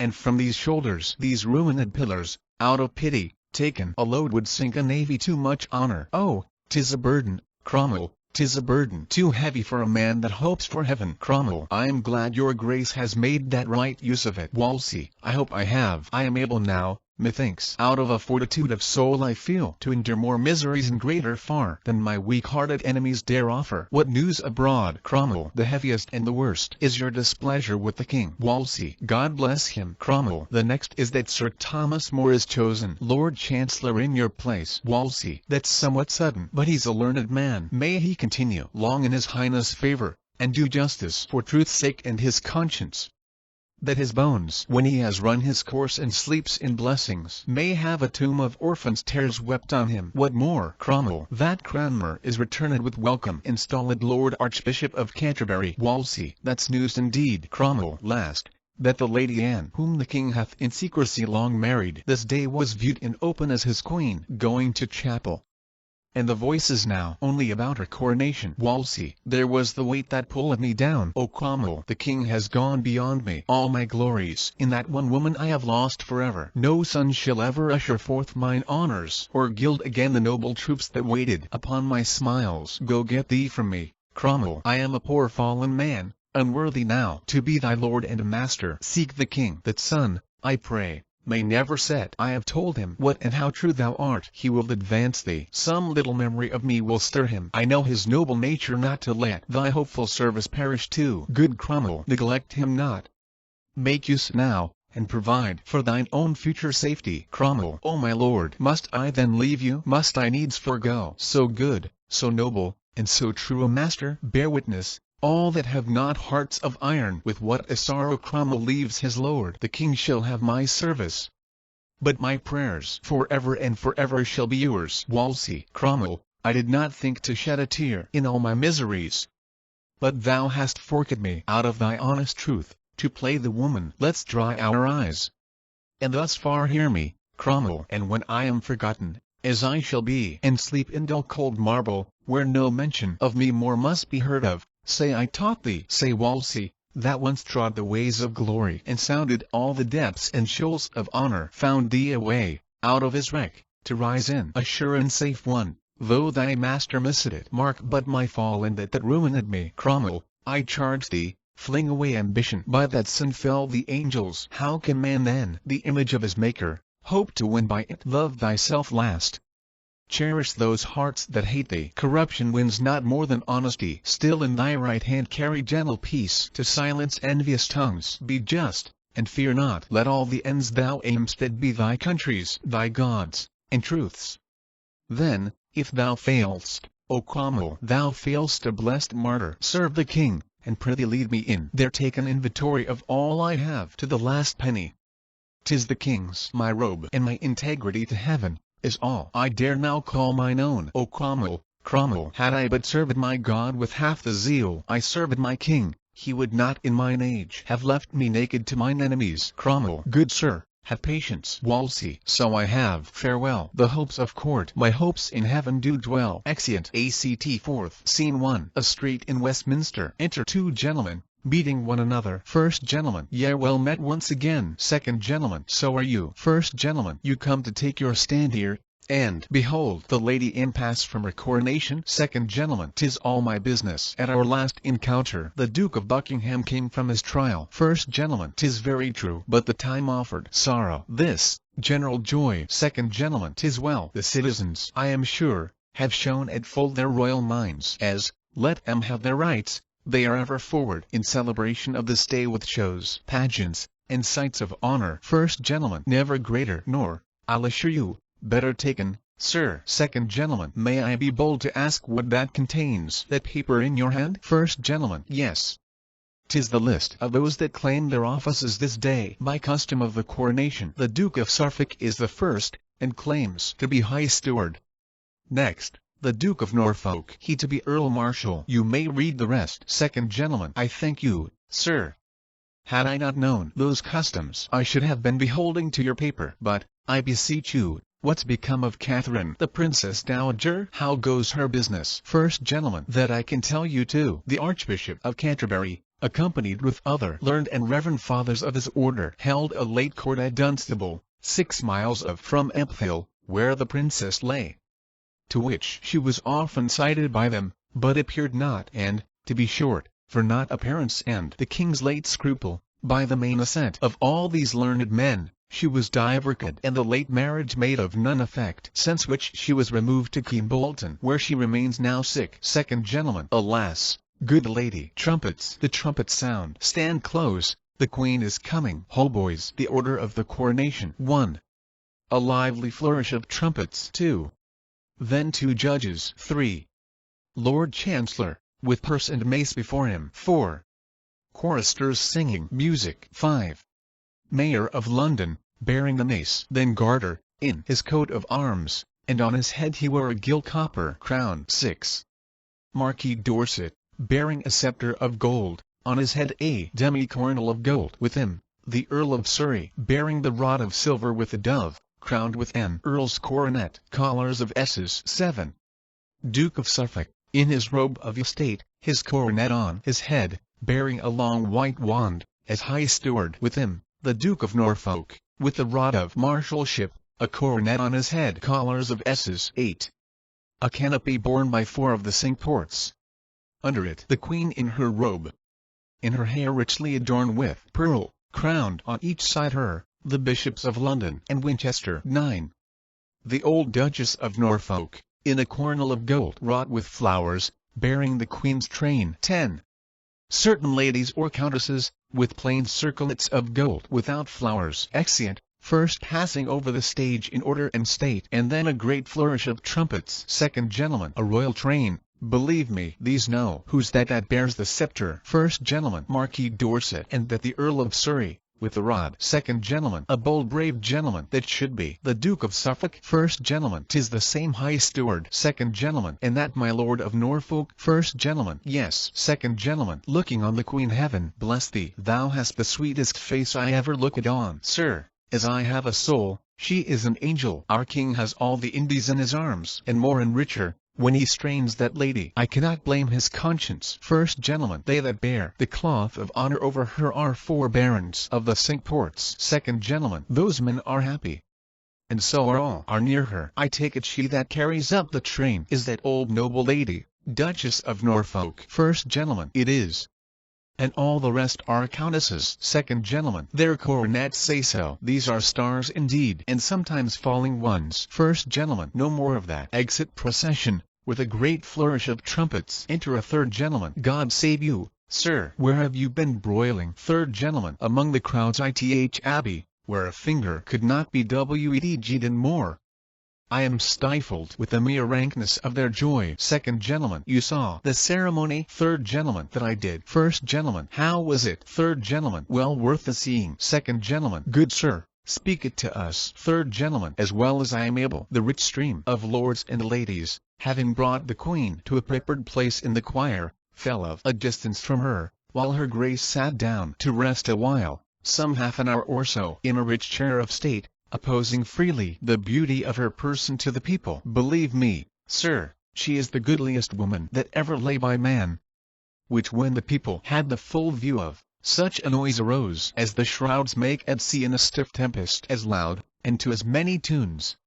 Hats, cloaks, doublets, I think flew up, and had their faces been loose, this day they had been lost. Such joy I never saw before. Great-bellied women that had not half a week to go, like rams in the old time of war, would shake the press and make 'em reel before 'em. No man living could say this is my wife there, all were woven so strangely in one piece. Second gentleman, but what followed? Third gentleman, at length her grace rose, and with modest paces came to the altar, where she kneeled, and saint-like cast her fair eyes to heaven, and prayed devoutly, then rose again, and bowed her to the people. When by the Archbishop of Canterbury she had all the royal makings of a queen, as holy oil, Edward Confessor's crown, the rod, and bird of peace, and all such emblems laid noddly on her, which performed, the choir with all the choicest music of the kingdom together sung Te Deum.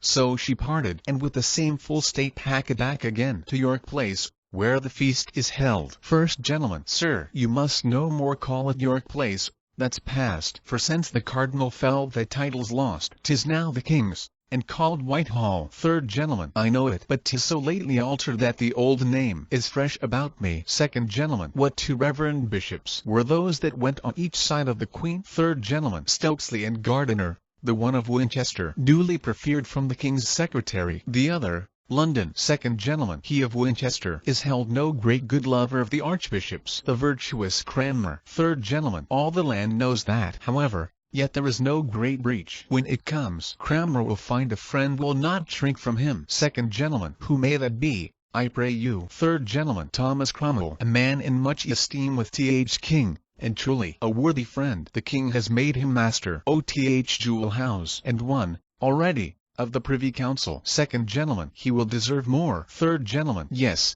without all doubt. Come, gentlemen, ye shall go my way, which is to Th. Court, and there ye shall be my guests. Something I can command. As I walk thither, I'll tell ye more. Both you may command us, sir. Exeunt. Act 4th. Scene 2. Kimbolton. Enter Catherine, Dowager, sick, led between Griffith, her gentleman usher, and Patience, her woman. Griffith. How does your grace? Catherine. O Griffith, sick to death. My legs like loaden branches bow to Th. earth, willing to leave their burden. Reach a chair. So now, methinks, I feel a little ease. Didst thou not tell me, Griffith, as thou ledst me, that the great child of honor, Cardinal Wolsey, was dead? Griffith. Yes, madam. But I think your grace, out of the pain you suffered, gave no ear tout. Catherine. Prithee, good Griffith, tell me how he died. If well, he stepped before me, happily for my example. Griffith. Well, the voice goes, madam, for after the stout Earl Northumberland arrested him at York and brought him forward as a man sorely tainted, to his answer he fell sick suddenly, and grew so ill he could not sit his mule. Catherine, alas, poor man. Griffith, at last, with easy roads, he came to Leicester Lodged in the abbey, where the reverend abbot with all his convent honorably received him, to whom he gave these words: O Father Abbot, an old man, broken with the storms of state, is come to lay his weary bones among ye. Give him a little earth for charity. So went to bed, where eagerly his sickness pursued him still. And 3 nights after this, about the hour of 8 which he himself foretold should be his last, full of repentance, continual meditations, tears, and sorrows, he gave his honors to the world again, his blessed part to heaven, and slept in peace. Catherine, so may he rest. His faults lie gently on him. Yet thus far, Griffith, give me leave to speak him, and yet with charity. He was a man of an unbounded stomach, ever ranking himself with princes. One that, by suggestion, tied all the kingdom. Simony was fair play. His own opinion was his law. Ith presence, he would say untruths, and be ever double, both in his words and meaning. He was never but where he meant to ruin. Pitiful his promises were, as he then was, mighty but his performance, as he is now, nothing. Of his own body he was ill, and gave the clergy ill example. Griffith, noble madam, men's evil manners live in brass, their virtues we write in water. May it please your highness to hear me speak his good now. Catherine, yes, good Griffith, I were malicious else. Griffith, this cardinal, though from an humble stock, undoubtedly was fashioned to much honor from his cradle. He was a scholar, and a ripe and good one, exceeding wise, fair-spoken, and persuading, lofty and sour to them that loved him not, but to those men that sought him sweet as summer. And though he were unsatisfied in getting, which was a sin, yet in bestowing, madam, he was most princely. Ever witness for him those twins of learning that he rayed in Ipswich and Oxford, one of which fell with him, unwilling to outlive the good that did it. The other, though unfinished, yet so famous, so excellent in art, and still so rising that Christendom shall ever speak his virtue. His overthrow heaped happiness upon him, for then, and not till then, he felt himself and found the blessedness of being little, and, to add greater honors to his age than man could give him, he died fearing God. Catherine, after my death I wish no other herald, no other speaker of my living actions, to keep mine honor from corruption, but such an honest chronicler as Griffith, whom I most hated living. Thou hast made me with thy religious truth and modesty. Now in his ashes honor. Peace be with him. Patience, be near me still, and set me lower. I have not long to trouble thee, good Griffith. Cause the musicians play me that sad note. I named mine now, whilst I sit meditating on that celestial harmony I go to. Sad and solemn music. Griffith, she is asleep. Good wench, let's sit down quiet, for fear we wake her. Softly, gentle Patience. The vision enter, solemnly tripping one after another, 6 personages clad in white robes, wearing on their heads garlands of bays, and golden vizards on their faces. Branches of bays or palm in their hands. They first call unto her, then dance. And, at certain changes, the first 2 hold a spear garland over her head, at which the other 4 make reverent curtsies. Then the 2 that held the garland deliver the same to the other next 2, who observe the same order in their changes, and holding the garland over her head. Which done, they deliver the same garland to the last 2, who likewise observe the same order. At which, as it were by inspiration, she makes in her sleep signs of rejoicing, and holdeth up her hands to heaven, and so in their dancing vanish, carrying the garland with them. The music continues. Catherine, spirits of peace, where are ye? Are ye all gone, and leave me here in wretchedness behind ye? Griffith, madam, we are here. Catherine, it is not you I call for. Saw ye none enter since I slept? Griffith, none, madam. Catherine, no, saw you not, even now, a blessed troop invite me to a banquet, whose bright faces cast 1,000 beams upon me, like the sun. They promised me eternal happiness, and brought me garlands, Griffith, which I feel I am not worthy yet to wear. I shall, assuredly. Griffith, I am most joyful, madam. Such good dreams possess your fancy. Catherine, bid the music leave. They are harsh and heavy to me. Music ceases. Patience, do you note how much her grace is altered on the sudden? How long her face is drawn? How pale she looks, and of an earthly cold. Mark her eyes. Griffith, she is going. Wench, pray,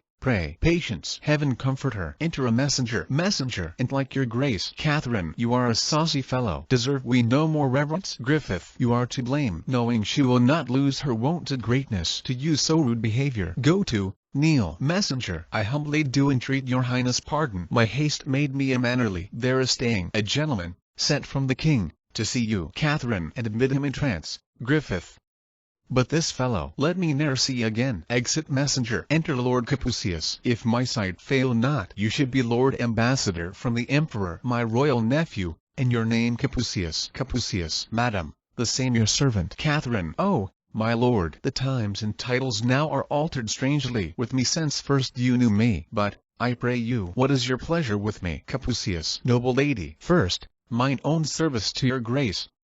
The next, the king's request that I would visit you, who grieves much for your weakness, and by me sends you his princely commendations, and heartily entreats you take good comfort. Catherine, O my good lord, that comfort comes too late. 'Tis like a pardon after execution. That gentle physic, given in time, had cured me. But now I am past all comforts here, but prayers. How does his highness? Capucius, madam, in good health. Catherine, so may he ever do, and ever flourish. When I shall dwell with worms, and my poor name banished the kingdom. Patience, is that letter I counselled you write yet sent away? Patience, no, madam, giving it to Catherine. Catherine, sir, I most humbly pray you to deliver this to my lord the king. Capucius, most willing, madam. Catherine, in which I have commanded to his goodness the model of our chaste loves, his young daughter. The dews of heaven fall thick in blessings on her, beseeching him to give her virtuous breeding. She is young, and of a noble modest nature. I hope she will deserve well and a little to love her for her mother's sake, that loved him. Heaven knows how dearly. My next poor petition is that his noble grace would have some pity upon my wretched women that so long have followed both my fortunes faithfully, of which there is not one,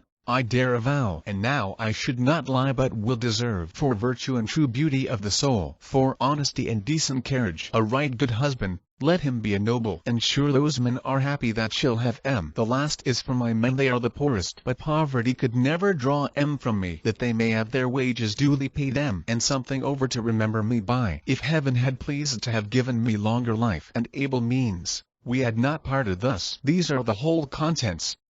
And, good my lord, by that you love the dearest in this world, as you wish Christian peace to souls departed, stand these poor people's friend, and urge the king to do me this last right. Capucius, by heaven, I will, or let me lose the fashion of a man. Catherine, I thank you, honest lord. Remember me in all humility unto his highness. Say his long trouble now is passing out of this world. Tell him in death I blessed him, for so I will. Mine eyes grow dim. Farewell, my lord. Griffith, farewell. Nay, Patience, you must not leave me yet. I must to bed. Call in more women when I am dead. Good wench, let me be ushered with honor.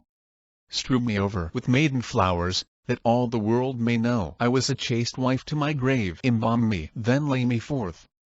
Although unqueened, yet like a queen, and daughter to a king, inter me. I can no more. Exeunt. Leading Catherine. Act V. Scene 1. London. A gallery in the palace. Enter Gardiner, Bishop of Winchester, a page with a torch before him, met by Sir Thomas Lovell. Gardiner. It's 1 o'clock, boy. Is it not? Boy, it hath struck. Gardiner. These should be hours for necessities, not for delights. Times to repair our nature with comforting repose, and not for us to waste these times. Good hour of night, Sir Thomas. Whither so late? Lovell. Came you from the king, my lord? Gardiner. I did, Sir Thomas, and left him a primero with the Duke of Suffolk. Lovell. I must to him too. Before he go to bed, I'll take my leave. Gardiner. Not yet, Sir Thomas Lovell. What's the matter? It seems you are in haste, and if there be no great offence belongs tout, give your friend some touch of your late business. Affairs that walk, as they say spirits do at midnight, have in them a wilder nature than the business that seeks dispatch by day. Lovell. My lord, I love you, and durst commend a secret to your ear, much weightier than this work. The Queen's in labour, they say, in great extremity, and feared she'll with the labour end. Gardiner. The fruit she goes with, I pray for heartily, that it may find good time, and live. But for the stock, Sir Thomas, I wish it grubbled up now. Lovell. Methinks I could cry thee amen. And yet my conscience says she's a good creature, and, sweet lady, does deserve our better wishes. Gardiner. But, sir, hear me, Sir Thomas, ye're a gentleman of mine own way. I know you wise, religious, and, let me tell you, it will ne'er be well. 'Twill not, Sir Thomas Lovell, tak it of me. Tell Cranmer, Cromwell, her 2 hands, and she sleep in their graves. Lovell. Now, sir, you speak of 2 the most remarked ith kingdom. As for Cromwell, beside that of the jewel house, is made master oth rolls, and the king's secretary. Further, sir, stands in the gap and trade of mo preferments with which the time will load him. Archbishop is the king's hand and tongue, and who dare speak 1 syllable against him? Gardiner. Yes, yes, Sir Thomas, there are that dare. And I myself have ventured to speak my mind of him. And indeed this day, sir, I may tell it you, I think I have instanced the Lord's oth council, that he is, for so I know he is, they know he is a most arch heretic, a pestilence that does infect the land. With which they moved have broken with the king, who hath so far given ear to our complaint of his great grace and princely care, foreseeing those fell mischiefs our reasons laid before him, hath commanded tomorrow morning to the council board he be convented. He's a rank weed, Sir Thomas, and we must root him out from your affairs. I hinder you too long. Good night, Sir Thomas Lovell. Many good nights, my lord. I rest your servant. Exeunt Gardiner and page. Enter the king and the Duke of Suffolk. King Charles, I will play no more tonight. My mind's not on't. You are too hard for me. Suffolk. Sir, I did never win of you before. King. But little, Charles, nor shall not, when my fancy's on my play. Now, Lovell, from the Queen what is the news? Lovell. I could not personally deliver to her what you commanded me, but by her woman I sent your message, who returned her thanks in the great stumbleness, and desired your highness most heartily to pray for her. King. What saidst thou? Ha! To pray for her? What, is she crying out? Lovell. So said her woman, and that her sufferance made almost each pang a death. King. Alas, good lady. Suffolk. God safely quit her of her burden, and with gentle travail, to the gliding of your highness with an air. King. 'Tis midnight, Charles. Prithee to bed, and in thy prayers remember estate of my poor queen. Leave me alone, for I must think of that which company will not be friendly to. Suffolk. I wish your highness a quiet night, and my good mistress will remember in my prayers. King Charles. Good night. Exit Suffolk. Enter Sir Anthony Denny. Well, sir, what follows? Denny. Sir, I have brought my lord the archbishop as you commanded me. King. Ha! Canterbury? Denny.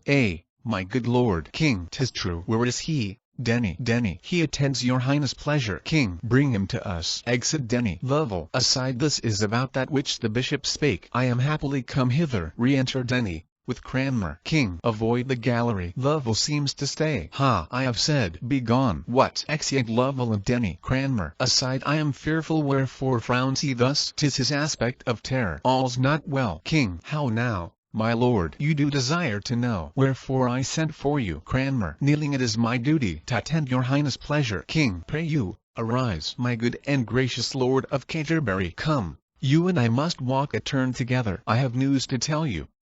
Come, come, me your hand. Ah, my good lord, I grieve at what I speak, and am right sorry to repeat what follows. I have, and most unwillingly, of late, heard many grievous, I do say, my lord, grievous complaints of you, which, being considered, have moved us and our council that you shall this morning come before us, where I know you cannot with such freedom purge yourself, but that, till further trial in those charges which will require your answer, you must take your patience to you and be well contented to make your house our tower. You a brother of us. It fits we thus proceed, or else no witness would come against you. Cranmer. I humbly thank your highness, and am right glad to catch this good occasion most throughly to be winnowed where my chaff and corn shall fly asunder.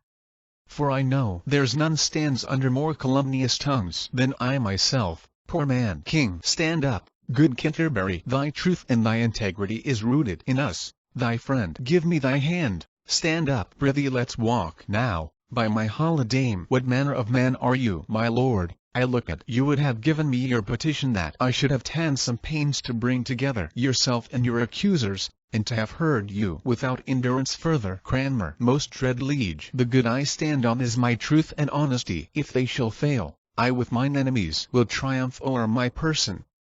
which I weigh not. Being of those virtues vacant, I fear nothing. What can be said against me? King, know you not how your state stands? Ith world, with the whole world your enemies are many, and not small. Their practices must bear the same proportion, and not ever the justice and the truth. Question carries the due verdict with it. At what ease might corrupt minds procure knaves as corrupt to swear against you? Such things have been done. You are potently opposed, and with a malice of as great size. When you have better luck, I mean in perjured witness, than your master, whose minister you are, whiles here he lived upon this naughty earth. Go to, you take a precipice for no leap of danger, and will your own destruction. Cranmer, God and your majesty protect mine innocence, or I fall into the trap is laid for me. King, be of good cheer, they shall no more prevail than we give way to. Keep comfort to you, and this morning see you do appear before them. If they shall chance, in charging you with matters, to commit you the best persuasions to the contrary, fail not to use, and with what vehemency occasion shall instruct you. If entreaties will render you no remedy, this ring deliver them, and your appeal to us there make before them. Look, the good man weeps. He's honest, on mine honor. God's blessed mother, I swear he is true-hearted, and a soul none better in my kingdom. Get you gone, and do as I have bid you. Exit Cranmer. He has strangled his language in his tears. Enter old lady. Gentlemen within, come back. What mean you? Old lady, I'll not come back. The tidings that I bring will make my boldness manners. Now, good angels, fly o'er thy royal head, and shade thy person under their blessed wings. King, now, by thy looks I guess thy message is the queen delivered. Say a, and of a boy. Old lady, a, my liege, and of a lovely boy. The God of heaven both now and ever bless her. 'Tis a girl, promises boys hereafter. Sir, your queen desires your visitation, and to be acquainted with this stranger. 'Tis as like you as cherry is to cherry. King, Lovell, enter Lovell. Sir King, give her 100 marks. I'll to the queen. Exit old lady. 100 marks? By this light, I'll ha more. An ordinary groom is for such payment. I will have more, or scold it out of him. Said I, for this the girl was like to him. I'll have more, or else unsay it. And now, while 'tis hot, I'll put it to the issue. Exeunt. Act V. Scene 2. Lobby before the council chamber. Enter Cranmer, Archbishop of Canterbury. Cranmer, I hope I am not too late.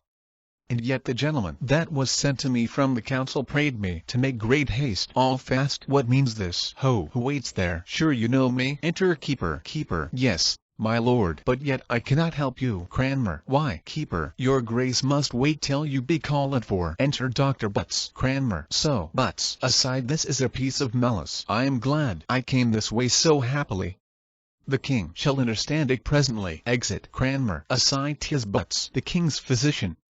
As he passed along, how earnestly he cast his eyes upon me. Pray heaven he sound not my disgrace. For certain this is a purpose laid by some that hate me. God turn their hearts. I never sought their malice to quench mine honor. They would shame to make me wait else at door, a fellow counsellor 'mong boys, grooms, and lackeys. But their pleasures must be fulfilled, and I attend with patience. Enter the king and Butts at window above. Butts, I'll show your grace the strangest sight. King, what's that? Butts, I think your highness saw this many a day. King, body o' me, where is it? Butts, there my lord. The high promotion of his grace of Canterbury, who holds his state at door, mongst pursuivants, pages, and footboys. King, ha, 'tis he indeed. Is this the honor they do one another? 'Tis well there's one above 'em yet. I had thought they had parted so much honesty among 'em. At least good manners is not thus to suffer a man of his place, and so near our favour, to dance attendance on their lordship's pleasures, and at the door too, like a post with packets. By Holy Mary, but there's knavery. Let 'em alone, and draw the curtain close. We shall hear more anon. Exeunt. Act V. Scene 3. The council chamber. A council table brought in, with chairs and stools, and placed under the state. Enter Lord Chancellor, places himself at the upper end of the table on the left band, a seat being left void above him. As for Canterbury's seat, Duke of Suffolk, Duke of Norfolk, Surrey, Lord Chamberlain, Gardiner, seat themselves in order on each side. Cromwell at lower end, as secretary. Keeper at the door. Chancellor, speak to the business. Master Secretary, why are we met in council? Cromwell, please your honours, the chief cause concerns his grace of Canterbury. Gardener, has he had knowledge of it? Cromwell, yes. Norfolk, who waits there? Keeper, without. My noble lords? Gardener, yes. Keeper, my lord Archbishop, and has done half an hour, to know your pleasures. Chancellor, let him come in. Keeper, your grace may enter now. Cranmer approaches the council table. Chancellor, my good lord Archbishop, I am very sorry to sit here at this present, and behold that chair stand empty. But we all are men, in our own natures frail and capable of our flesh. Few are angels. Out of which frailty and want of wisdom, you, that best should teach us, have misdemeaned yourself, and not a little, toward the king first, then his laws, in filling the whole realm by your teaching and your chaplains. For so we are informed with new opinions, divers and dangerous, which are heresies, and, not reformed, may prove pernicious. Gardener, which reformation must be sudden to. My noble lords, for those that tame wild horses pace not in their hands to make gentle, but stop their mouth with stubborn bits and spur till they obey the manage. If we suffer out of our easiness and childish pity to one man's honor, this contagious sickness, farewell all physic.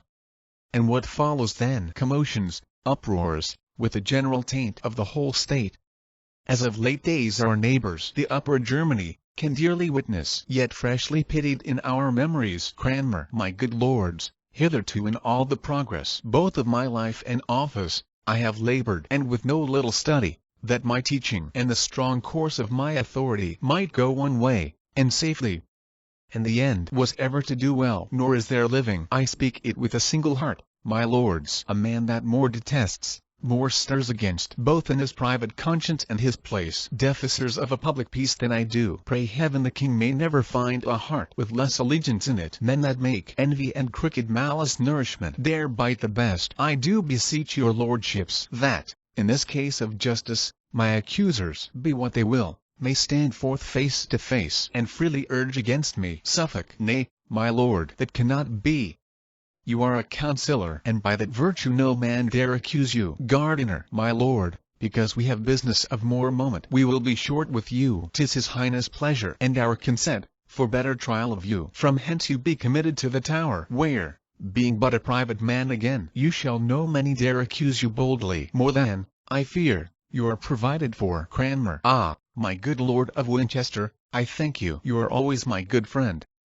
If your will pass, I shall both find your lordship judge and juror. You are so merciful. I see your end. 'Tis my undoing. Love and meekness, Lord, become a churchman better than ambition. Win straying souls with modesty again. Cast none away, that I shall clear myself. Lay all the weight ye can upon my patience. I make as little doubt as you do conscience. In doing daily wrongs I could say more, but reverence to your calling makes me modest. Gardener, my lord, you are a sectary, that's the plain truth. Your painted gloss discovers, to men that understand you, words and weakness. Cromwell, my lord of Winchester, y'are a little, by your good favour, too sharp. Men so noble, however faulty, yet should find respect for what they have been. 'Tis a cruelty to load a falling man. Gardener, good master secretary, I cry your honour mercy.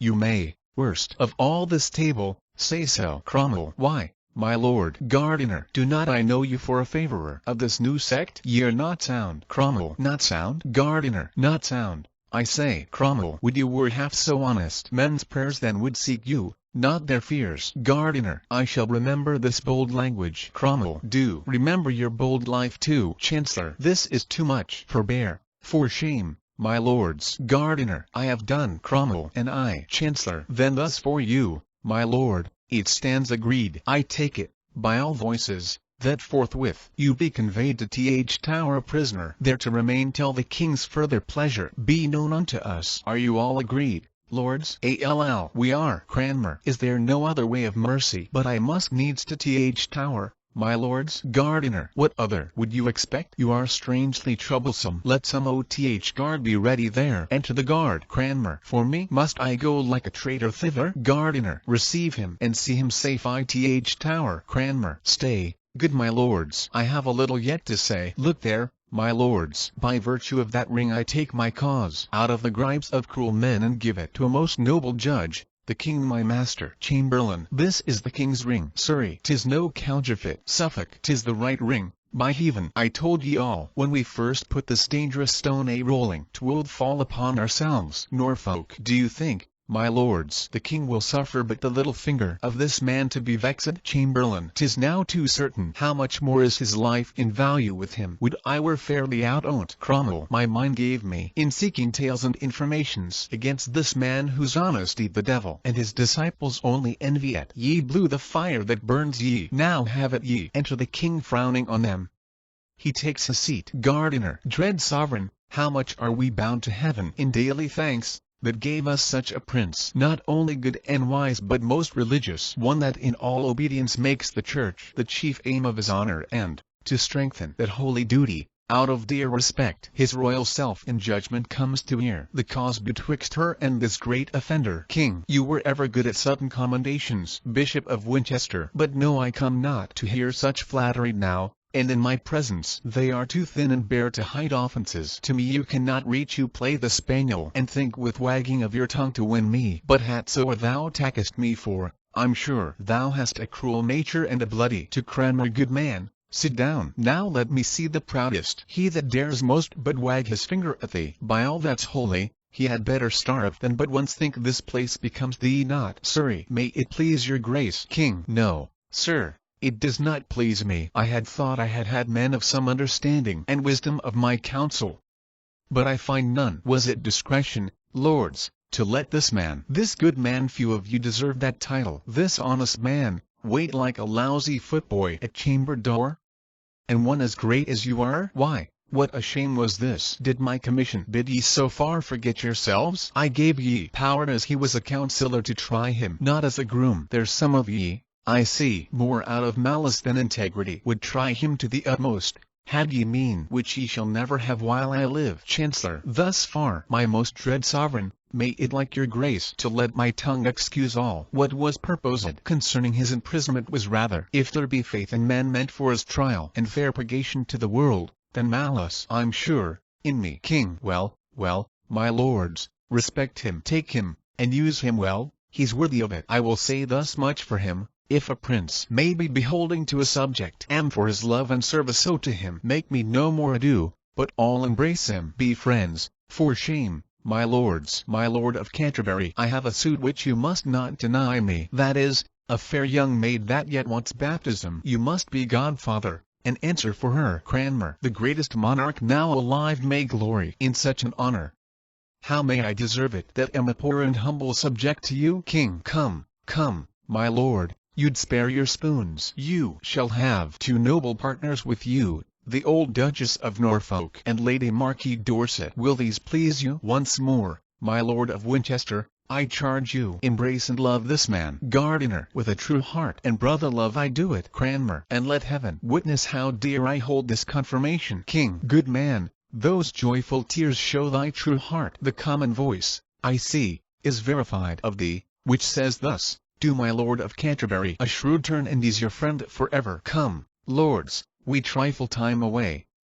I long to have this young one made a Christian as I have made ye one. Lords, one remain, so I grow stronger, you more honor gain. Exeunt. Act V, Scene 4. The palace yard. Noise and tumult within. Enter Porter and his man. Porter, you'll leave your noise anon, ye rascals. Do you take the court for Paris Garden? Ye rude slaves, leave your gaping within. Good Master Porter, I belong to Th. Larder. Porter, belong to Th. Gallows, and be hanged. Ye rogue, is this a place to roar in? Fetch me a dozen crabtree staves, and strong ones.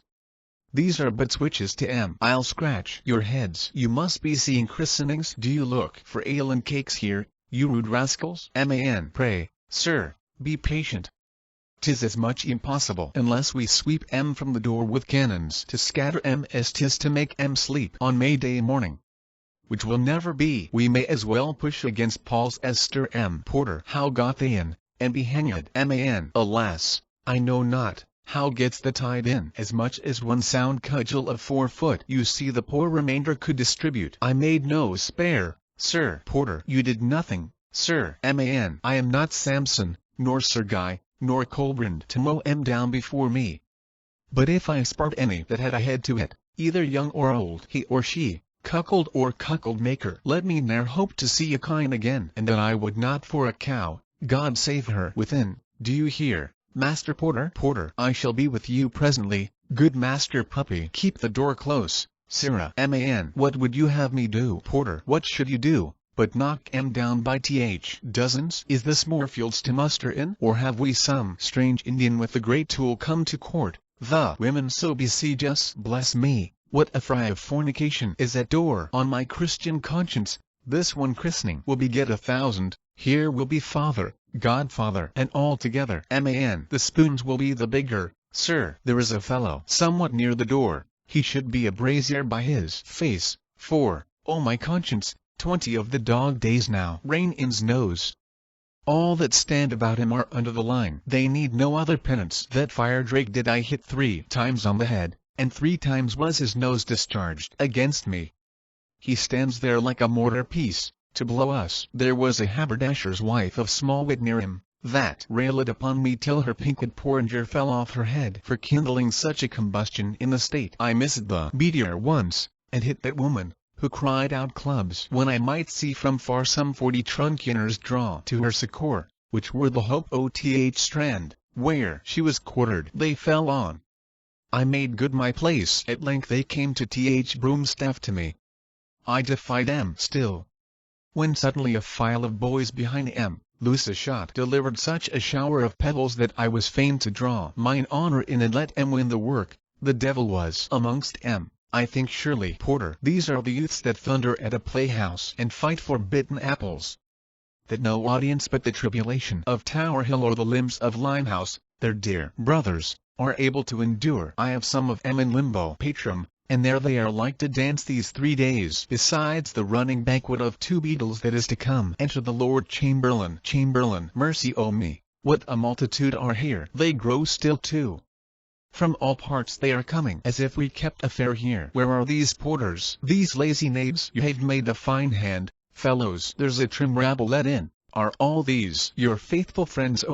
Suburbs? We shall have great store of room, no doubt, left for the ladies when they pass back from the christening. Porter, and please your honour, we are but men, and what so many may do, not being torn a pieces, we have done. An army cannot rule 'em. Chamberlain, as I live, if the king blame me for't, I'll lay ye in by heels, and suddenly, and on your heads clap round fines for neglect. Ye are lazy knaves, and are ye libating of bombards, when ye should do service. Hark! The trumpets sound. Are come already from the christening. Go break among the press and find a way out to let the troops pass fairly, or I'll find a marshalsea shall hold ye play these 2 months. Porter, make way there for the princess. Man, you great fellow, stand close up, or I'll make your head ache. Porter, Hamlet, get up. Rail, I'll peck you o'er the pails else. Exeunt. Act V, Scene 5. The palace. Enter trumpets, sounding. Then 2 aldermen, Lord Mayor, Garter, Cranmer, Duke of Norfolk, with his marshal's staff, Duke of Suffolk, 2 noblemen bearing great standing bowls for the christening gifts. Then 4 noblemen bearing a canopy, under which the Duchess of Norfolk, godmother, bearing the child richly habited in a mantle, etc., train borne by a lady. Then follows the Marchioness Dorset, the other godmother, and the ladies. The troop pass once about the stage, and Garter speaks. Garter, heaven, from thy endless goodness, send prosperous life, long and ever happy, to the high and mighty Princess of England. Elizabeth. Flourish. Enter King and Guard. Cranmer, kneeling, and to your royal grace and the good Queen, my noble partners and myself thus pray. All comfort, joy, in this most gracious lady. Heaven ever laid up to make parents happy, may hourly fall upon ye. King. Thank you, good Lord Archbishop. What is her name? Cranmer. Elizabeth. King. Stand up, Lord. The King kisses the child. With this kiss take my blessing. God protect thee, into whose hand I give thy life. Cranmer. Amen. King. My noble gossips, you have been too prodigal. I thank ye heartily. So shall this lady, when she has so much English. Cranmer. Let me speak, sir, for heaven now bids me. And the words I utter, let none think flattery, for they'll find truth. This royal infant heaven still move about her, though in her cradle, yet now promises upon this land 1,000 blessings, which time shall bring to ripeness. She shall be but few now living can behold that goodness, a pattern to all princes living with her, and all that shall succeed. Saba was never more covetous of wisdom and fair virtue than this pure soul shall be. All princely graces that mold up such a mighty piece as this is, with all the virtues that attend the good, shall still be doubled on her. Truth shall nurse her, holy and heavenly thoughts still counsel her. She shall be loved and feared, her own shall bless her. Her foes shake like a field of beaten corn, and hang their heads with sorrow. Good grows with her. In her days every man shall eat in safety, under his own vine what he plants, and sing the merry songs of peace to all his neighbors. God shall be truly known, and those about her from her shall read the perfect ways of honor, and by those claim the greatness, not by blood. Nor shall this peace sleep with her, but as when the bird of wonder dies, the maiden phoenix, her ashes new create another heir as great in admiration as herself, so shall she leave her blessedness to one when heaven shall call her from this cloud of darkness, who from the sacred ashes of her honor shall star-like rise, as great in fame as she was, and so stand fixed. Peace, plenty, love, truth, terror, that were the servants to this chosen infant, shall then be his, and like a vine grow to him. Wherever the bright sun of heaven shall shine, his honor and the greatness of his name shall be, and make new nations. He shall flourish, and like a mountain cedar reach his branches to all the plains about him. Our children's children shall see this and bless heaven. King, thou speakest wonders. Cranmer, she shall be, to the happiness of England, an aged princess. Many days shall see her, and yet no day without a deed to crown it. Would I had known no more. But she must die, she must, the saints must have her yet a virgin. A most unspotted lily shall she pass to th ground, and all the world shall mourn her. King, O Lord Archbishop, thou hast made me now a man. Never before this happy child did I get anything. This oracle of comfort has so pleased me, that when I am in heaven I shall desire to see what this child does, and praise my Maker. I thank ye all. To you, my good Lord Mayor, and you, good brethren, I am much beholding. I have received much honor by your presence, and ye shall find me thankful. Lead the way, lords. Ye must all see the Queen, and she must thank ye. She will be sick else. This day, no man think has business at his house, for all shall stay. This little one shall make it holiday. Exeunt. King Henry v. Epilogue. The epilogue. 'Tis 10 to 1. This play can never please all that are here. Some come to take their ease, and sleep an act or two. But those, we fear, hate frighted with our trumpets. So, 'tis clear, they'll say 'tis naught. Others to hear the city abyss extremely, and to cry that's witty, which we have not done neither. That, I fear, all the expected good were like to hear. For this play at this time is only in the merciful construction of good women. For such a one we showed 'em. If they smile and say 'twill do, I know within a while all the best men are ours.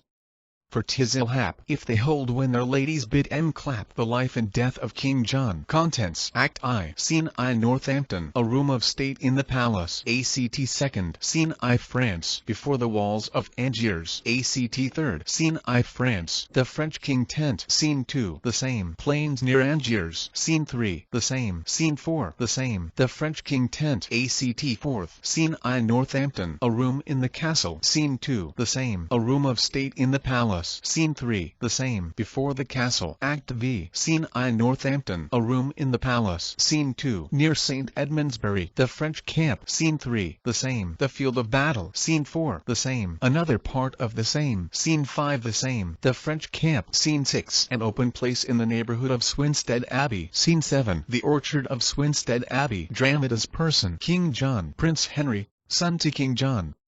Afterwards King Henry III. Arthur, Duke of Brittany, nephew to King John. Earl of Pembroke. Earl of Essex. Earl of Salisbury. Robert Bigot, Earl of Norfolk. Hubert de Burgh, Chamberlain to the King. Robert Falconbridge, son to Sir Robert Falconbridge. The bastard, Philip Falconbridge, his half-brother, bastard son to King Richard I. James Gurney, servant to Lady Falconbridge. Peter a Pomfret, a prophet. King Philip II, King of France. Louis, the Dauphin, son to King Philip II, Duke of Austria, also called Limoges Melun, a French lord. Chatillon, ambassador from France to King John. Cardinal Pandolf, the Pope Legate. Queen Eleanor, mother to King John and widow of King Henry II. Constance, mother to Arthur. Blanche of Spain, daughter to Alfonso, King of Castile, and niece to King John, Lady Falconbridge, mother to the bastard and Robert Falconbridge, lords, citizens of Angiers, sheriff,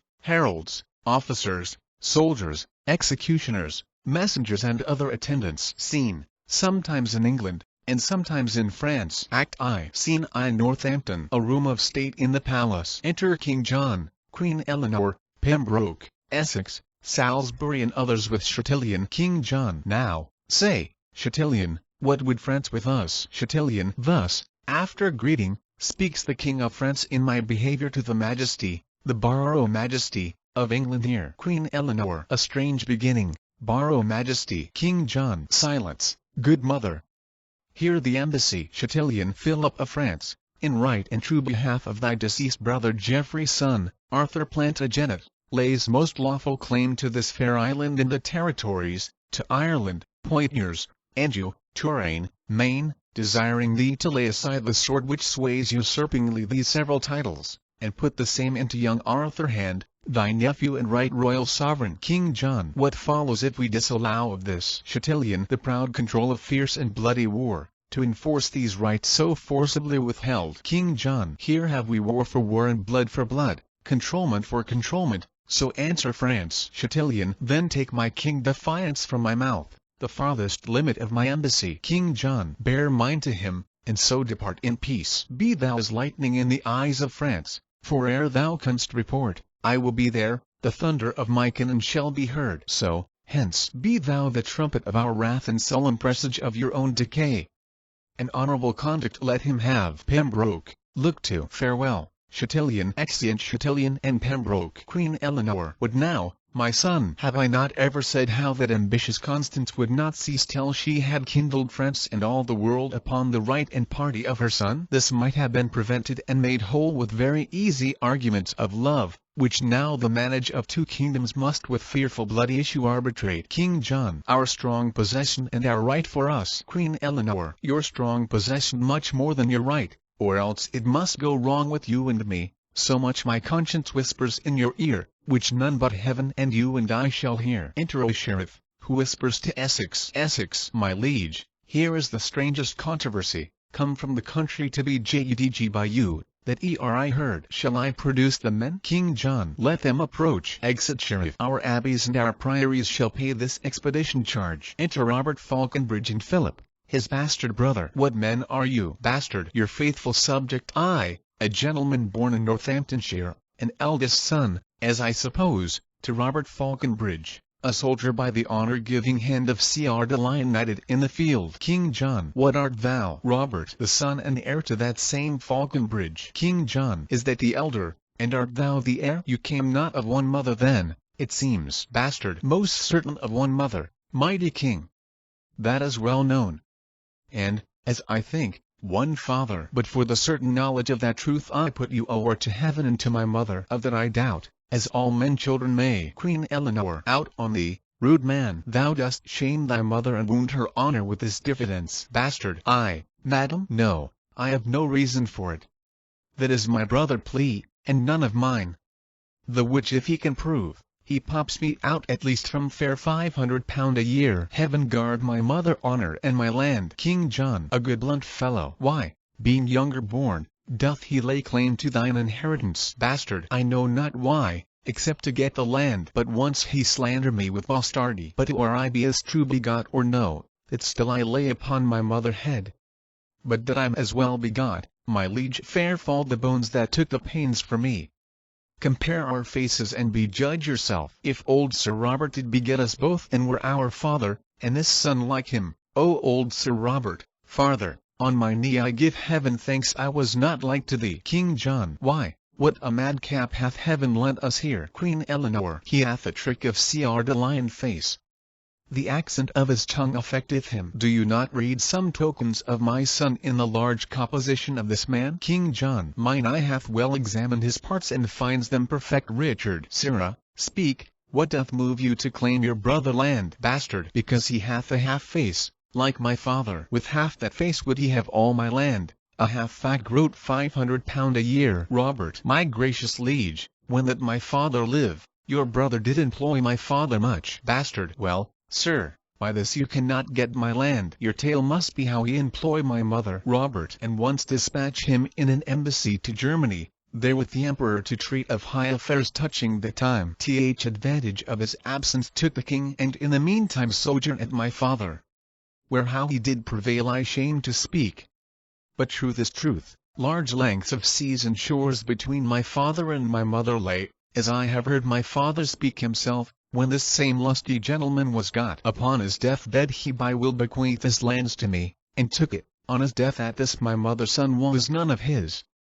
And if he were, he came into the world full 14 weeks before the course of time. Then, good my liege, let me have what is mine, my fatherland, as was my father will. King John. Sirrah, your brother is legitimate. Your father wife did after wedlock bear him, and if she did play false, the fault was hers.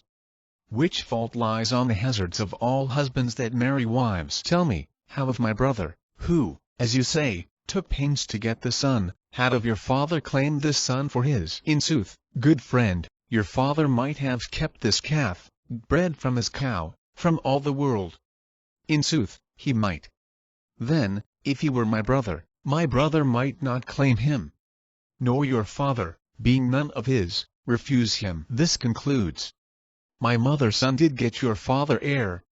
Your father heir must have your fatherland. Robert shall then my father will be of no force to dispossess that child which is not his. Bastard of no more force to dispossess me, sir, than was his will to get me, as I think. Queen Eleanor. Whether hadst thou rather be, a Falconbridge like thy brother, to enjoy thy land, or the reputed son of Sieur de Lion, lord of thy presence and no land besides? Bastard. Madam, and if my brother had my shape and I had his, Sir Robert his, like him.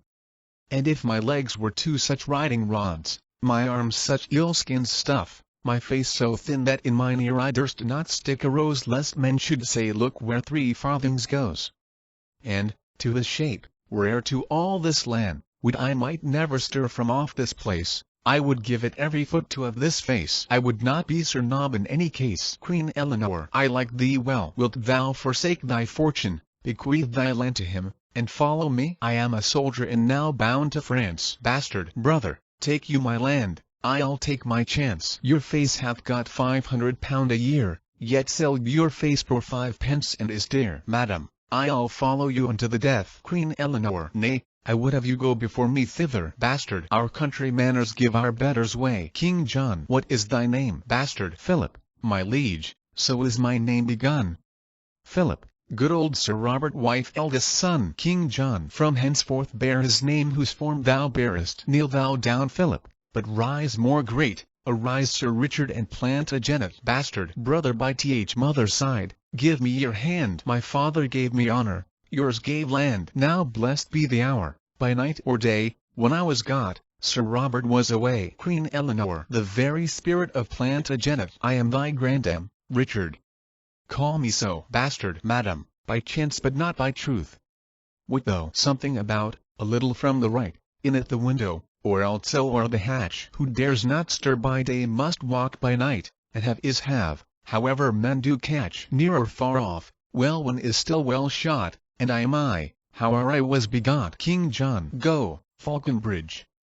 Now hast thou thy desire. A landless knight makes thee a landed squire. Come, madam, and come, Richard, we must speed for France, for it is more than need. Bastard. Brother, adieu, good fortune come to thee. For thou wast got ith way of honesty. Exeunt all but the bastard. A foot of honor better than I was, but many foot of land the worse. Well, now can I make any Joan a lady? Good then, Sir Richard. God a mercy, fellow. And if his name be George, I'll call him Peter. For new-made honor doth forget men names, is too respective and too sociable for your conversion. Now your traveller, he and his toothpick at my worship mess, and when my nightly stomach is Suffolk, why then I suck my teeth and catechize my picked man of countries. My dear sir, thus leaning on mine elbow I begin, I shall beseech you that is question now. And then comes answer like an absy book. Oh sir, says answer at your best command. At your employment. At your service, sir. No, sir, says question. Aye, sweet sir, at yours. And so, ere answer knows what question would, saving in dialogue of compliment, and talking of the Alps and Apennines, the Pyrenean and the river Po, it draws toward supper in conclusion so. But this is worshipful society, and fits the mounting spirit like myself. For he is but a bastard to the time that doth not smack of observation, and so am I, whether I smack or no. And not alone in habit and device, exterior form, outward accoutrement, but from the inward motion to deliver sweet poison for the aged tooth, which, though I will not practice to deceive, yet, to avoid deceit, I mean to learn. For it shall strew the footsteps of my rising. But who comes in such haste in riding robes? What woman post is this? Hath she no husband that will take pains to blow a horn before her? Enter Lady Falconbridge and James Gurney. O me, is my mother.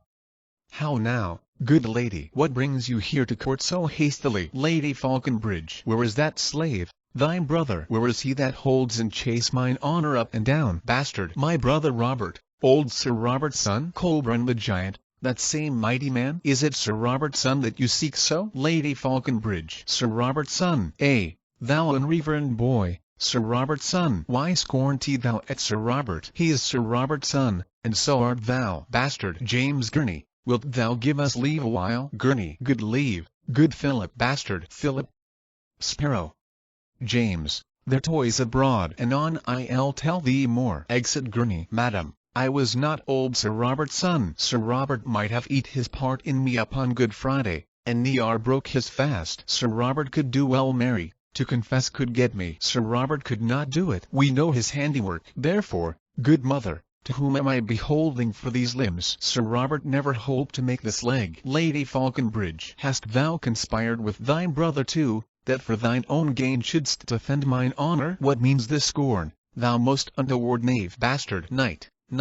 Good mother, Basilisco like. What? I am dubbed. I have it on my shoulder. But, mother, I am not Sir Robert's son. I have disclaimed Sir Robert and my land, legitimation, name, and all is gone. Then, good my mother, let me know my father some proper man, I hope. Who is it, mother? Lady Falconbridge. Hast thou denied thyself a Falconbridge? Bastard. As faithfully as I deny the devil. Lady Falconbridge. King Richard Coeur de Lion was thy father. By long and vehement suit I was set up to make room for him in my husband's bed. Heaven lay not my transgression to my charge. Thou art the issue of my dear offence, which was so strongly urged, past my defence. Bastard. Now, by this light, were I to get again, madam, I would not wish a better father. Some sins do bear their privilege on earth, and so doth yours. Your fault was not your folly. Needs must you lay your heart at his dispose, subjected tribute to commanding love, against whose fury and unmatched force the aweless lion could not wage the fight, nor keep his princely heart from Richard's hand. He that perforce robs lions of their hearts may easily win a woman. My mother, with all my heart I thank thee for my father, who lives and dares but say thou didst not well when I was got. I'll send his soul to hell. Come, lady, I will show thee to my kin. And they shall say when Richard me begot, if thou hadst said him nay, it had been sin. Who says it was, he lies. I say was not. Exeunt. Act second. Scene I. France. Before the walls of Angiers. Enter, on one side, the Archduke of Austria and forces. On the other, Philip King of France, Louis, Constance, Arthur and forces. Louis. Before Angiers well met, brave Austria. Arthur, that great forerunner of thy blood. Richard, that robbed the lion of his heart and fought the holy wars in Palestine, by this brave duke came early to his grave, and, for amends to his posterity, at our importance hither is he come to spread his colours, boy, in thy behalf, and to rebuke the usurpation of thy unnatural uncle, English John. Embrace him, love him, give him welcome hither. Arthur. God shall forgive you Coeur de Lion death, or rather that you give his offspring life, shadowing their right under your wings of war. I give you welcome with a powerless hand, but with a heart full of unstained love. Welcome before the gates of Angiers, Duke. Louis. A noble boy who would not do thee right. Austria. Upon thy cheek lay I the zealous kiss, as seal to this indenture of my love, that to my home I will no more return. Tell Angiers and the right thou hast in France, together with that pale, that white fact shore, whose foot spurns back the ocean-roaring tides and coops from other lands her islanders, even tell that England, hedg and with the main, that water-walled bulwark, still secure and confident from foreign purposes, even till that utmost corner of the west salute thee for her king. Till then, fair boy, will I not think of home, but follow arms. Constance. Oh, take his mother thanks, O widow thanks, till your strong hand shall help to give him strength to make a more requital to your love. Austria. The peace of heaven is theirs that lift their swords in such a just and charitable war. King Philip. Well then, to work. Our cannon shall be bent against the brows of this resisting town. Call for our chiefest men of discipline, to cool the plots of best advantages. We'll lay before this town our royal bones, weighed to the market-place in Frenchman blood, but we will make it subject to this boy. Constance. Stay for an answer to your embassy, lest unadvice you stain your swords with blood. My lord Chatillon may from England bring that right in peace which here we urge in war, and then we shall repent each drop of blood that hot rash haste so indirectly shed. Enter Chatillon. King Philip. A wonder, lady. Lo, upon thy wish, our messenger Chatillon is arrived. What England says, say briefly, gentle lord. We coldly pause for thee. Chatillon. Speak. Chatillon. Then turn your forces from this paltry siege and stir them up against a mightier task. England, impatient of your just demands, hath put himself in arms. The adverse winds, whose leisure I have stay, have given him time to land his legions all as soon as I. His marches are expedient to this town, his forces strong, his soldiers confident. With him along is come the mother queen, and 8, stirring him to blood and strife. With her niece, the Lady Blanche of Spain. With them a bastard of the King de Keys, and all unsettled humours of the land. Rash, inconsiderate, fiery voluntaries, with ladies' faces and fierce dragon spleens, have sold their fortunes at their native homes, bearing their birthrights proudly on their backs, to make a hazard of new fortunes here. In brief, a braver choice of dauntless spirits than now the English bottoms have waft o'er did never float upon the swelling tide to do offence and scathe in Christendom. Drums beat within. The interruption of their churlish drums cuts off more circumstance. They are at hand, to parley or to fight. Therefore prepare. King Philip. How much unlooked for is this expedition? Austria. By how much unexpected, by so much we must awake endeavour for defence, for courage mounteth with occasion. Let them be welcome, then. We are prepper. Enter King John, Eleanor, Blanche, the bastard, Pembroke, lords and forces. King John. Peace be to France, if France in peace permit our just and lineal entrance to our own. If not, bleed France, and peace ascend to heaven, whiles we, God wrathful agent, do correct their proud contempt that beats his peace to heaven. King Philip. Peace be to England, if that war return from France to England, there to live in peace. England we love, and for that England's sake with burden of our armour here we sweat. This toil of ours should be a work of thine. But thou from loving England art so far that thou hast underwrought his lawful king, cut off the sequence of posterity, outfaced infant state, and done a rape upon the maiden virtue of the crown. Look here upon thy brother Geoffrey face. These eyes, these brows, were moulded out of his. This little abstract doth contain that large which died in Geoffrey, and the hand of time shall draw this brief into as huge a volume. That Geoffrey was thy elder brother born, and this his son. England was Geoffrey right, and this is Geoffrey. In the name of God, how comes it then that thou art called a king, when living blood doth in these temples beat, which owe the crown that thou o'ermasterest? King John. From whom hast thou this great commission, France, to draw my answer from thy articles? King Philip. From that supernal judge that stirs good thoughts in any breast of strong authority, to look into the blots and stains of right. That judge hath made me guardian to this boy, under whose warrant I impeach thy wrong and by whose help I mean to chastise it. King John. Alack, thou dost usurp authority. King Philip. Excuse it is to beat usurping down. Queen Eleanor. Who is it thou dost call usurper? France. Constance. Let me make answer. Thy usurping son. Queen Eleanor. Out, insolent. Thy bastard shall be king, that thou mayst be a queen, and check the world. Constance. My bed was ever to thy son as true as thine was to thy husband.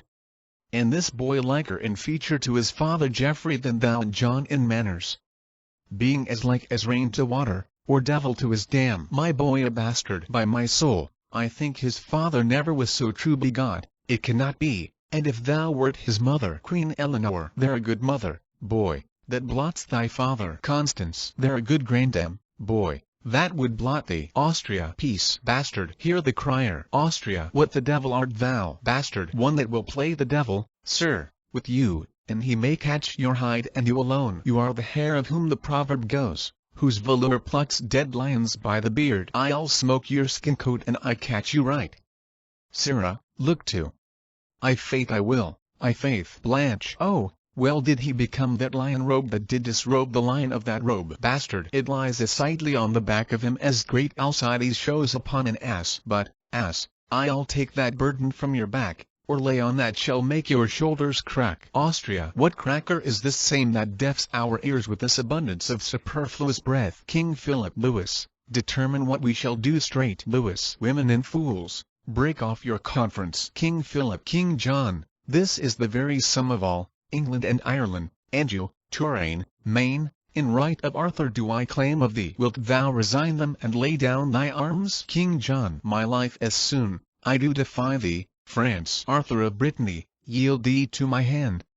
And out of my dear love I'll give thee more than e'er the coward hand of France can win. Submit thee, boy. Queen Eleanor. Come to thy grandam, child. Constance. Do, child, go to it. Grandam, child. Give grandam kingdom, and it grandam will give it a plum, a cherry, and a fig. There a good grandam. Arthur. Good my mother, peace. I would that I were low laid in my grave. I am not worth this coil that made for me. Queen Eleanor. His mother shames him so, poor boy, he weeps. Constance. Now, shame upon you, who are she does or no. His grandam wrongs, and not his mother shames, draws those heaven-moving pearls from his poor eyes, which heaven shall take in nature of a fee. With these crystal beads heaven shall be bribed to do him justice, and revenge on you. Queen Eleanor. Thou monstrous slanderer of heaven and earth. Constance. Thou monstrous injurer of heaven and earth. Call not me slanderer. Thou and thine usurp the dominations, royalties, and rights of this oppressed boy. This is thy eldest son,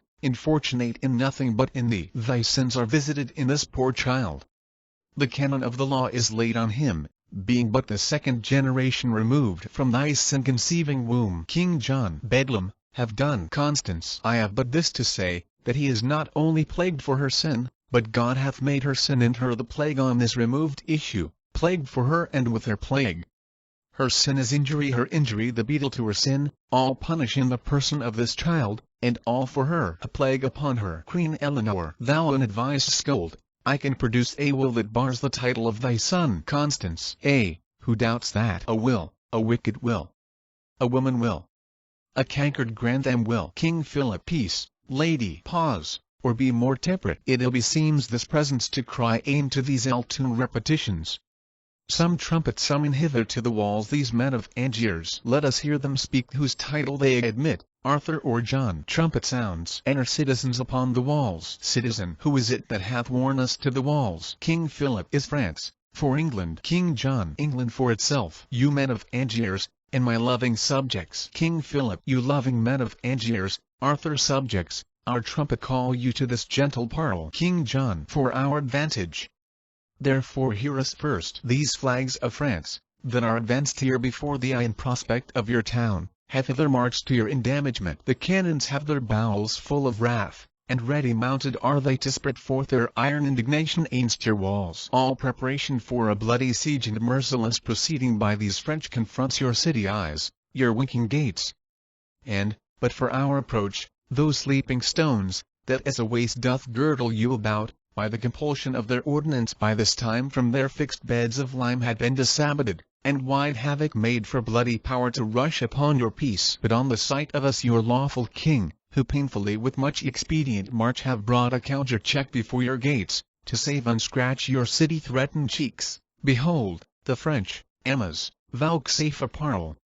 And now, instead of bullets wrapped in fire, to make a shaking fever in your walls, they shoot but calm words folded up in smoke, to make a faithless error in your ears, which trust accordingly, kind citizens, and let us in. Your king, whose labor spirits for wearied in this action of swift speed, craves harborage within your city walls. King Philip. When I have said, make answer to us both. Lo, in this right hand, whose protection is most divinely vow upon the right of him it holds, stands young Plantagenet, son to the elder brother of this man, and king o'er him and all that he enjoys. For this downtrodden equity we tread in warlike march these greens before your town, being no further enemy to you than the constraint of hospitable zeal and the relief of this oppressed child religiously provokes. Be pleased then to pay that duty which you truly owe to him that owes it, namely, this young prince, and then our arms, like to a muzzled bear, save an aspect, hath all offence seal up.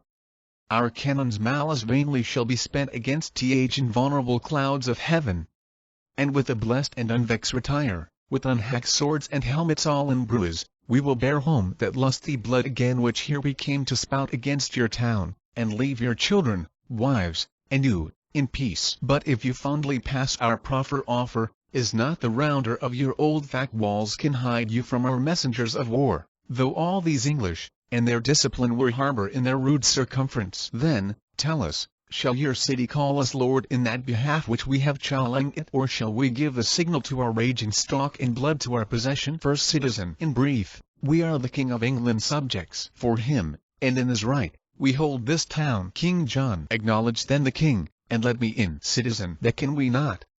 But he that proves the king, to him will we prove loyal. Till that time have we ram up our gates against the world. King John. Doth not the crown of England prove the king? And if not that, I bring you witnesses, twice 15,000 hearts of England breed bastards and else. King John. To verify our title with their lives. King Philip. As many and as well-born bloods as those some bastards too. King Philip. Stand in his face to contradict his claim. First citizen. Till you compound whose right is worthiest, we for the worthiest hold the right from both. King John. Then God forgive the sin of all those souls that to their everlasting residence, before the dew of evening fall, shall fleet, in dreadful trial of our kingdom. King Philip. Amen, amen.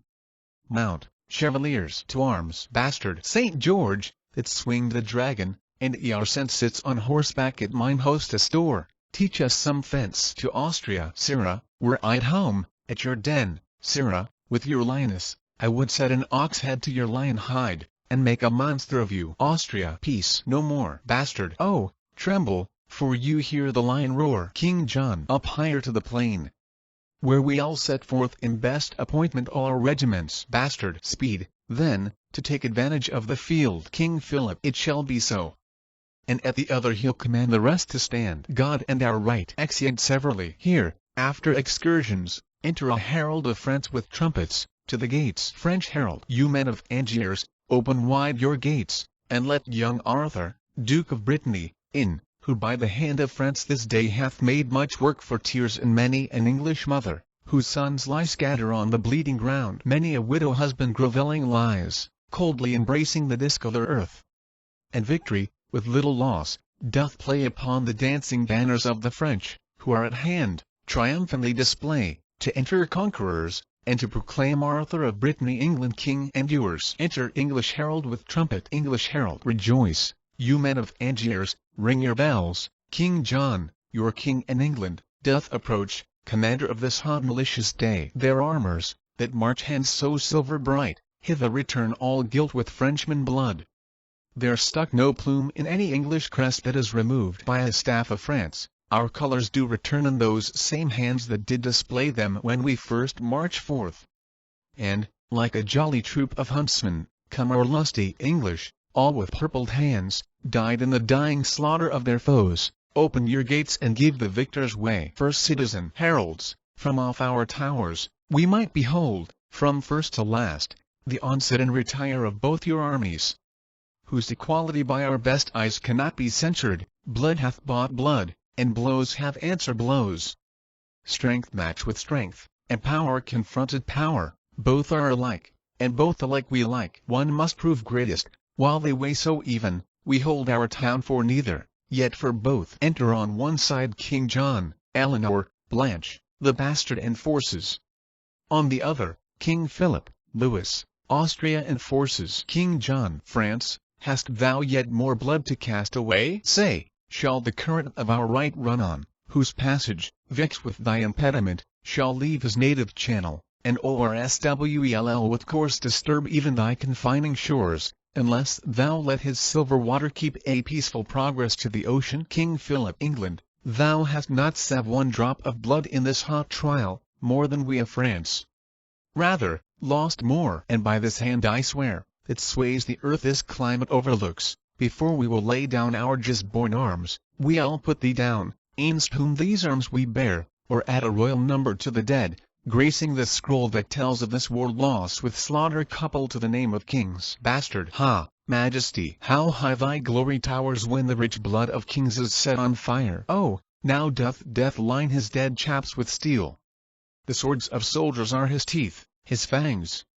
And now he feasts, mousing the flesh of men, in undetermined differences of kings. Why stand these royal fronts amazed thus? Cry havoc, kings! Back to the stained field, you equal potents, fiery kindled spirits. Then let confusion of one part confirm the other peace. Till then, blows, blood, and death. King John, whose party do the townsmen yet admit? King Philip, speak, citizens, for England. Who your king? First citizen, the King of England. When we know the king, King Philip, know him in us, that here hold up his right. King John, in us, that are our own great deputy, and bear possession of our person here, lord of our presence, Angiers, and of you. First citizen, a greater power than we denies all this. And till it be undoubted, we do lock our former scruple in our strong bar gates, kings of our fear, until our fears, our ESOLV, be by some certain king pert and depose. Bastard. By heaven, these scrolls of Angiers flout you, kings, and stand securely on their battlements as in a theatre, whence they gape and point at your industrious scenes and acts of death. Your royal presences be ruled by me, do like the mutines of Jerusalem, be friends a while, and both conjointly bend your sharpest deeds of malice on this town. By east and west let France and England mount their battering cannon charge to the mouths, till their soul-fearing clamours have brawled down the flinty ribs of this contemptuous city. I play incessantly upon these jades, even till in fenced desolation leave them as naked as the vulgar air. That done, dissever your united strengths, and part your mingled colours once again. Turn face to face, and bloody point to point. Then, in a moment, Fortune shall kill forth out of one side her happy minion, to whom in favour she shall give the day, and kiss him with a glorious victory. How like you this wild counsel, mighty states? Smacks it not something of the policy? King John. Now, by the sky that hangs above our heads, I like it well. France, shall we knit our powers and lay this Angiers even with the ground? Then after fight who shall be king of it? Bastard. And if thou hast the mettle of a king, being wrong as we are by this peevish town, turn thou the mouth of thy artillery, as we will ours, against these saucy walls. And when that we have dashed them to the ground, why then defy each other, and pell-mell, make work upon ourselves, for heaven or hell. King Philip. Let it be so. Say, where will you assault? King John. We from the west will send destruction into the city bosom. Austria. I from the north. King Philip. Our thunder from the south shall rain their drift of bullets on this town. Bastard. O prudent discipline. From north to south, Austria and France shoot in each other mouth. I'll stir them to it. Come, away, away. First citizen. Hear us, great kings, vouchsafe a while to stay, and I shall show you peace and Fairfax League. When you the city without stroke or wound, rescue those breathing lives to die in beds that here come sacrifices for the field, persever not, but hear me, mighty kings. King John. Speak on with favour. We are bent to hear. First citizen. That daughter there of Spain, the Lady Blanche, is niece to England. Look upon the years of Louis the Dauphin in that lovely maid. If lusty love should go in quest of beauty, where should he find it fairer than in Blanche? If zealous love should go in search of virtue, where should he find it purer than in Blanche? If love ambitious sought a match of birth, whose veins bound richer blood than Lady Blanche, such as she is, in beauty, virtue, birth, is the young Dauphin every way complete. If not complete of, say he is not she.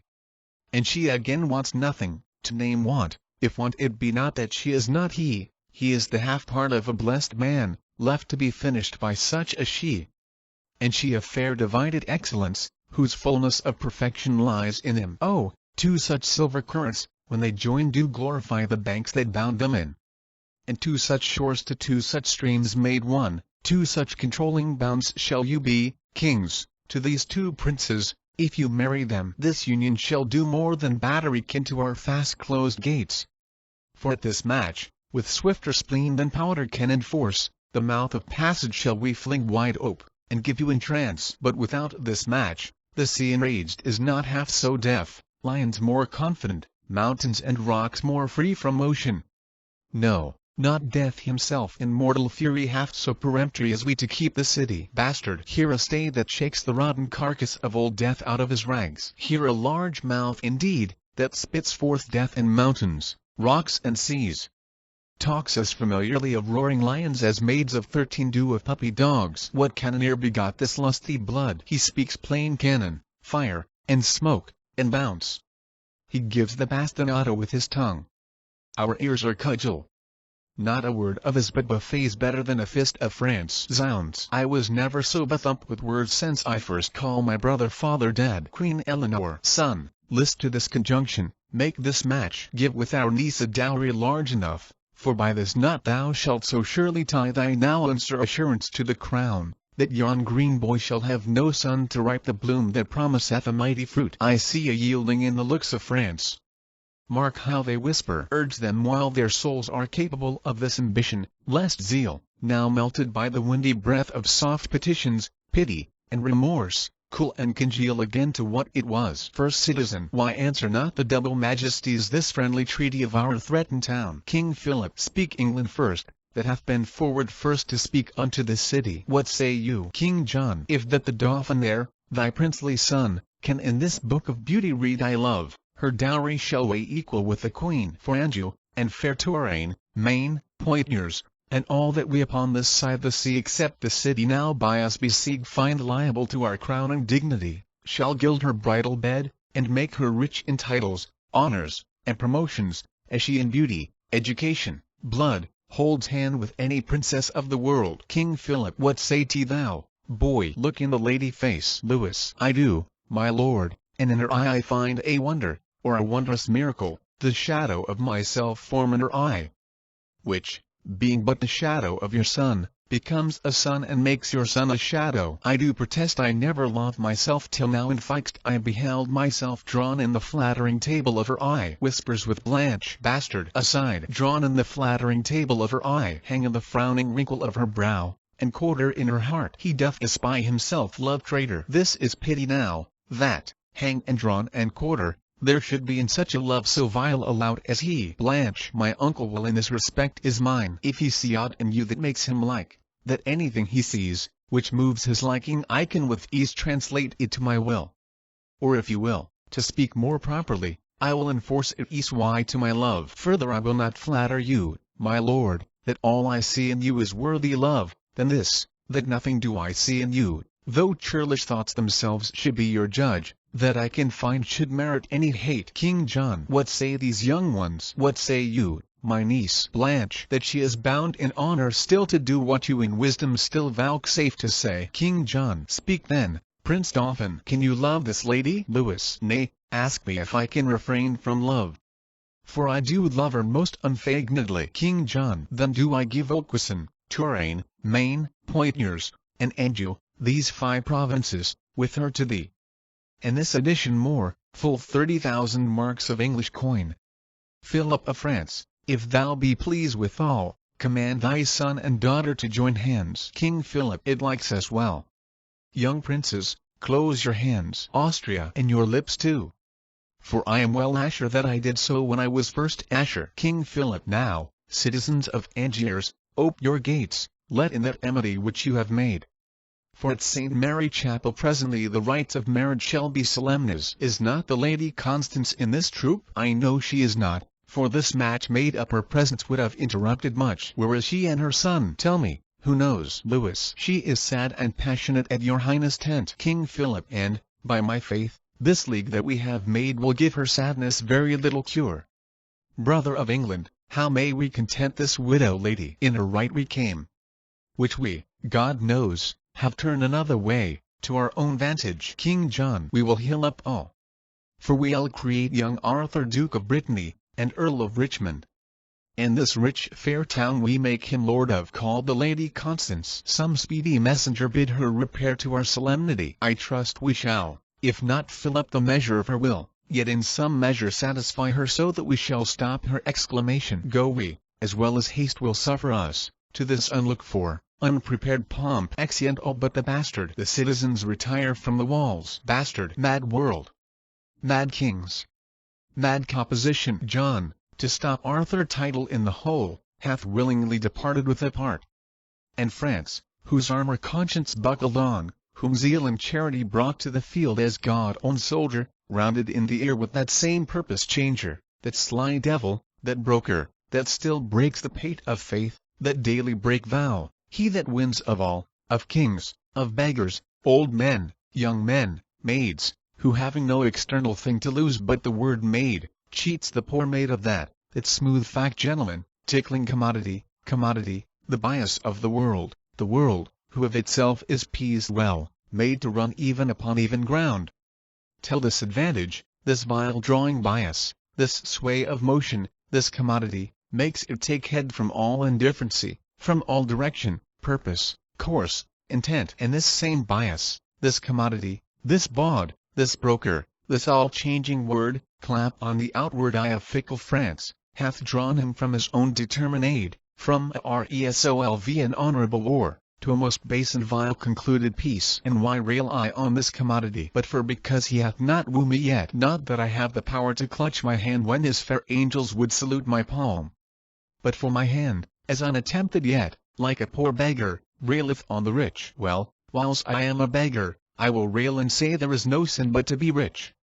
And being rich, my virtue then shall be to say there is no vice but beggary. Since kings break faith upon commodity, gain, be my lord, for I will worship thee. Exit. Act third Scene I. France. The French king tent. Enter Constance, Arthur and Salisbury. Constance. Gone to be married, gone to swear a peace. False blood to false blood join, gone to be friends. Shall Louis have Blanche, and Blanche those provinces? It is not so.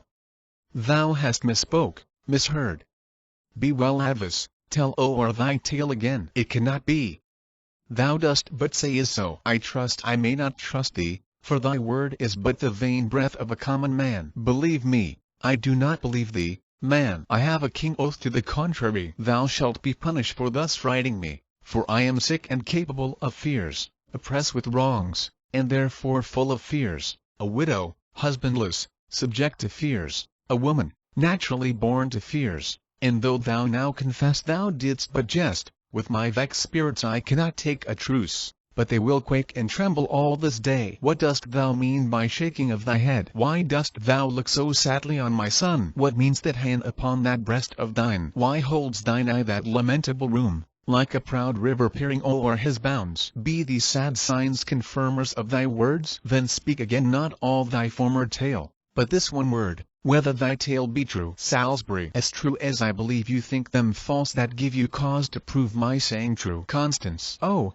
if thou teach me to believe this sorrow, teach thou this sorrow how to make me die, and let belief and life encounter so as doth the fury of two desperate men which in the very meeting fall and die. Louis marry Blanche? Oh boy, then where art thou? France friend with England? What becomes of me? Fellow, be gone. I cannot brook thy sight. This news hath made thee a most ugly man. Salisbury. What other harm have I, good lady, done, but spoke the harm that is by others done? Constance. Which harm within itself so heinous is, as it makes harmful all that speak of it. Arthur. I do beseech you, madam, be content. Constance. If thou, that bid me be content, wert grim, ugly, and slanderous to thy mother womb, full of unpleasing blots and sightless stains, lame, foolish, crooked, swart, prodigious, patched with foul moles and eye-offending marks, I would not care. I then would be content, for then I should not love thee. No, nor thou become thy great birth, nor deserve a crown. But thou art fair, and at thy birth, dear boy, nature and fortune join to make thee great. Of nature gifts thou mayst with lilies boast, and with the half-blown rose. But fortune, oh, she is corrupted, Chang, and won from thee. She adulterates hourly with thine uncle John, and with her golden hand hath plucked on France to tread down fair respect of sovereignty, and made his majesty the bawd to theirs. France is a bawd to fortune and King John, that strumpet fortune, that usurping John. Tell me, thou fellow, is not France forsworn? Envenom him with words, or get thee gone, and leave those woes alone which I alone am bound to underbear. Salisbury. Pardon me, madam, I may not go without you to the king's. Constance. Thou mayst, thou shalt. I will not go with thee. I will instruct my sorrows to be proud, For grief is proud and makes his owner stoop to me, and to the state of my great grief let kings assemble. For my grief so great that no supporter but the huge firm earth can hold it up. Here I in sorrows sit. Here is my throne, bid kings come bow to it. Seats herself on the ground. Enter King John, King Philip, Louis, Blanche, Eleanor, Bastard, Austria and attendants. King Philip is true, fair daughter. And this blessed day ever in France shall be kept festival. To solemnize this day the glorious sun stays in his course and plays the alchemist, turning with splendor of his precious eye the meager cloudy earth to glittering gold. The yearly course that brings this day about shall never see it but a holy day. Constance, rising, a wicked day, and not a holy day. What hath this day deserved? What hath it done that it in golden letters should be set among the high tides in the calendar? Nay, rather turn this day out of the week, this day of shame, oppression, perjury. Or, if it must stand still, let wives with child pray that their burdens may not fall this day, lest that their hopes prodigiously be cross. But on this day let seamen fear no rack, no bargains break that are not this day made. This day, all things begun come to ill end, yea, faith itself to hollow falsehood change. King Philip, by heaven, lady, you shall have no cause to curse the fair proceedings of this day. Have I not won to you my majesty? Constance, you have beguiled me with a counterfeit resembling majesty, which, being touched and tried, proves valueless. You are forsworn, forsworn. You came in arms to spill mine enemy's blood, but now in arms you strengthen it with yours. The grappling vigor and rough round of war is cold and amity and painted peace, and our oppression hath made up this league. Arm, arm, you heavens, against these perjure kings. A widow cries, be husband to me, heavens. Let not the hours of this ungodly day wear out the day in peace. But, ere sunset, set armed discord wixt these perjure kings. Hear me, oh, hear me. Austria, Lady Constance, peace. Constance, war. War. No peace. Peace is to me a war. O Limoges, O Austria, thou dost shame that bloody spoil. Thou slave, thou wretch, thou coward, thou little valiant, great in villainy, thou ever strong upon the stronger side, thou fortune champion that dost never fight but when her humorous ladyship is by to teach thee safety. Thou art perjure too, and sooth thee up greatness. What a fool art thou, a ramping fool, to brag, and stamp, and swear upon my party. Thou cold-blooded slave, hast thou not spoke like thunder on my side? Been sworn my soldier, bidding me depend upon thy stars, thy fortune, and thy strength, and dost thou now fall over to my foes? Thou wear a lion hide, doff it for shame, and hang a calf skin on those recreant limbs. Austria, oh that a man should speak those words to me. Bastard, and hang a calf skin on those recreant limbs. Austria, thou dart he not say so, villain, for thy life. Bastard, and hang a calf skin on those recreant limbs. King John, we like not this. Thou dost forget thyself. King Philip, here comes the holy legate of the Pope. Enter Pandulph. Pandulph, hail, you anointed deputies of heaven. To thee, King John, my holy errand is. I Pandulph, of fair Milan Cardinal, and from Pope Innocent the legate here, do in his name religiously demand why thou against the Church, our holy mother, so wilfully dost spurn and perforce keep Stephen Langton, chosen Archbishop of Canterbury, from that holy see. This, in our foresight holy Father name, Pope Innocent, I do demand of thee. King John, what earthly name to interrogatories can task the free breath of a sacred king? Thou canst not, Cardinal, devise a name so slight, unworthy, and ridiculous, to charge me to an answer, as the Pope. Tell him this tale, and from the mouth of England add thus much more, that no Italian priest shall tithe or toll in our dominions. But as we under God our supreme head, so, under him, that great supremacy, where we do reign, we will alone uphold without assistance of a mortal hand. So tell the Pope, all reverence set apart to him and his usurp authority. King Philip, brother of England, you blaspheme in this. King John, though you and all the kings of Christendom are led so grossly by this meddling priest, dreading the curse that money may buy out, and by the merit of vile gold, dost purchase corrupted pardon of a man, who in that sale sells pardon from himself.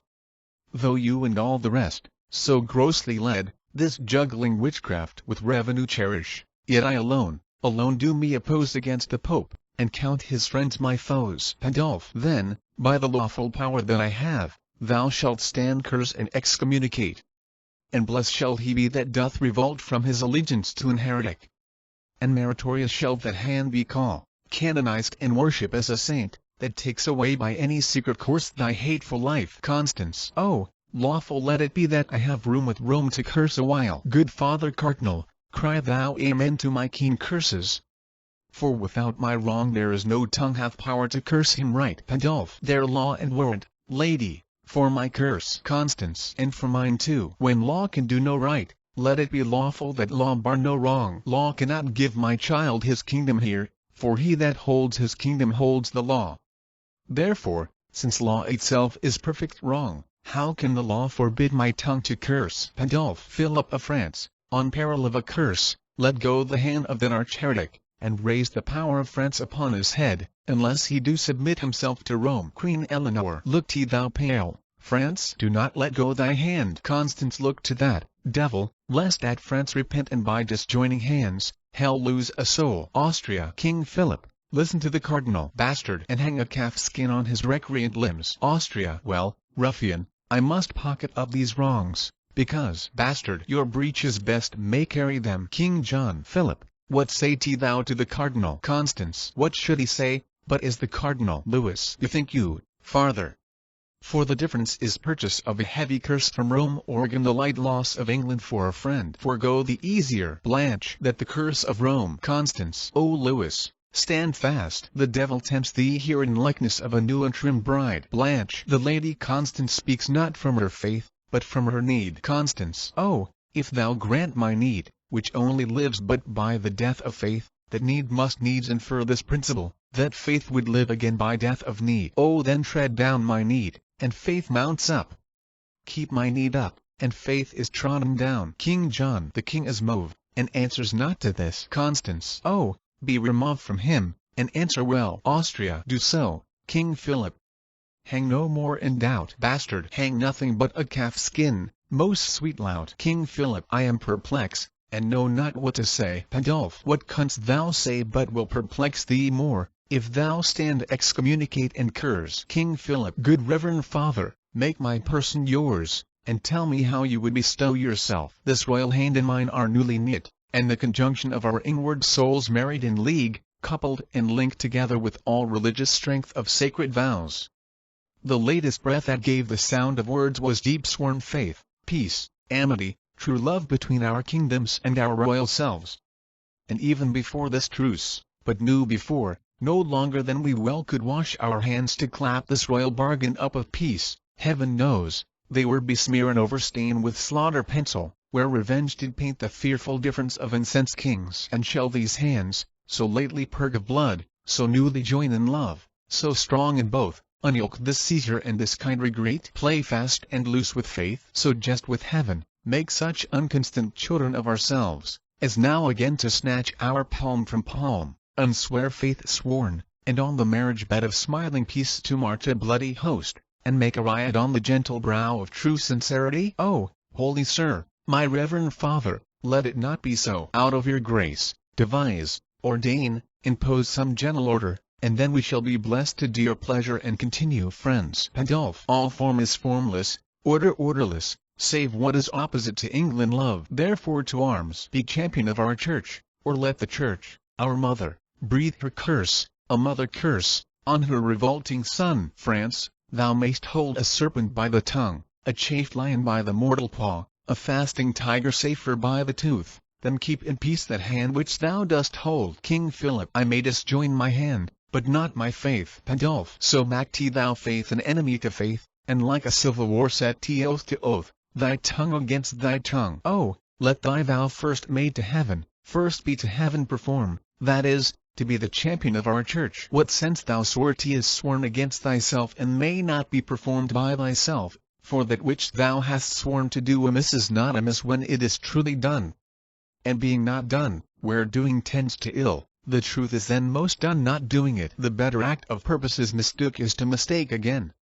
Though indirect, yet indirection thereby grows direct, and falsehood cures, as fire cools fire within the scorched veins of one new burn. It is religion that doth make vows kept, but thou hast sworn against religion by what thou sweart against the thing thou sweart, and make an oath the surety for thy truth against an oath. The truth thou art unsure to swear, swears only not to be forsworn, else what a mockery should it be to swear? But thou dost swear only to be forsworn, and most forsworn, to keep what thou dost swear. Therefore thy latter vows against thy first is in thyself rebellion to thyself. And better conquest never canst thou make than arm thy constant and thy nobler parts against these giddy loose suggestions, upon which better part our prayers come in, if thou vouchsafe them. But if not, then know the peril of our curses light on thee, so heavy as thou shalt not shake them off, but in despair die under the black weight. Austria. Rebellion, flat rebellion. Bastard. Will not a calf skin stop that mouth of thine? Lewis. Farther. To arms. Blanche. Upon thy wedding day against the blood that thou hast married. What? Shall our feast be kept with slaughter? Men shall bring trumpets and loud churlish drums, clamors of hell, be measures to our pomp. O husband, hear me. Alack, how new is husband in my mouth, even for that name, which till this time my tongue did ne'er pronounce. Upon my knee I beg, go not to arms against mine uncle. Constance. Oh, upon my knee, made hard with kneeling, I do pray to thee, thou virtuous Dauphin, alter not the doom forethought by heaven. Blanche. Now shall I see thy love. What motive may be stronger with thee than the name of wife? Constance. That which upholdeth him that thee upholds, his honor. Oh, thine honor, Lewis, thine honor. Lewis. I muse your majesty doth seem so cold, when such profound respects do pull you on. Pandulph. I will denounce a curse upon his head. King Philip. Thou shalt not need England, I will fall from thee. Constance. O fair return of banished majesty. Queen Eleanor. O foul revolt of French inconstancy. King John. France, thou shalt rue this hour within this hour. Bastard. Old Time the clock setter, that bald sexton Time, is it as he will? Well, then, France shall rue. Blanche. The sun orcast with blood. Fair day, adieu. Which is the side that I must go withal? I am with both, each army hath a hand. And in their rage, I having hold of both, they will asunder and dismember me. Husband, I cannot pray that thou mayst win. Uncle, I needs must pray that thou mayst lose. Farther, I may not wish the fortune thine. Grandam, I will not wish thy wishes thrive. Whoever wins, on that side shall I lose.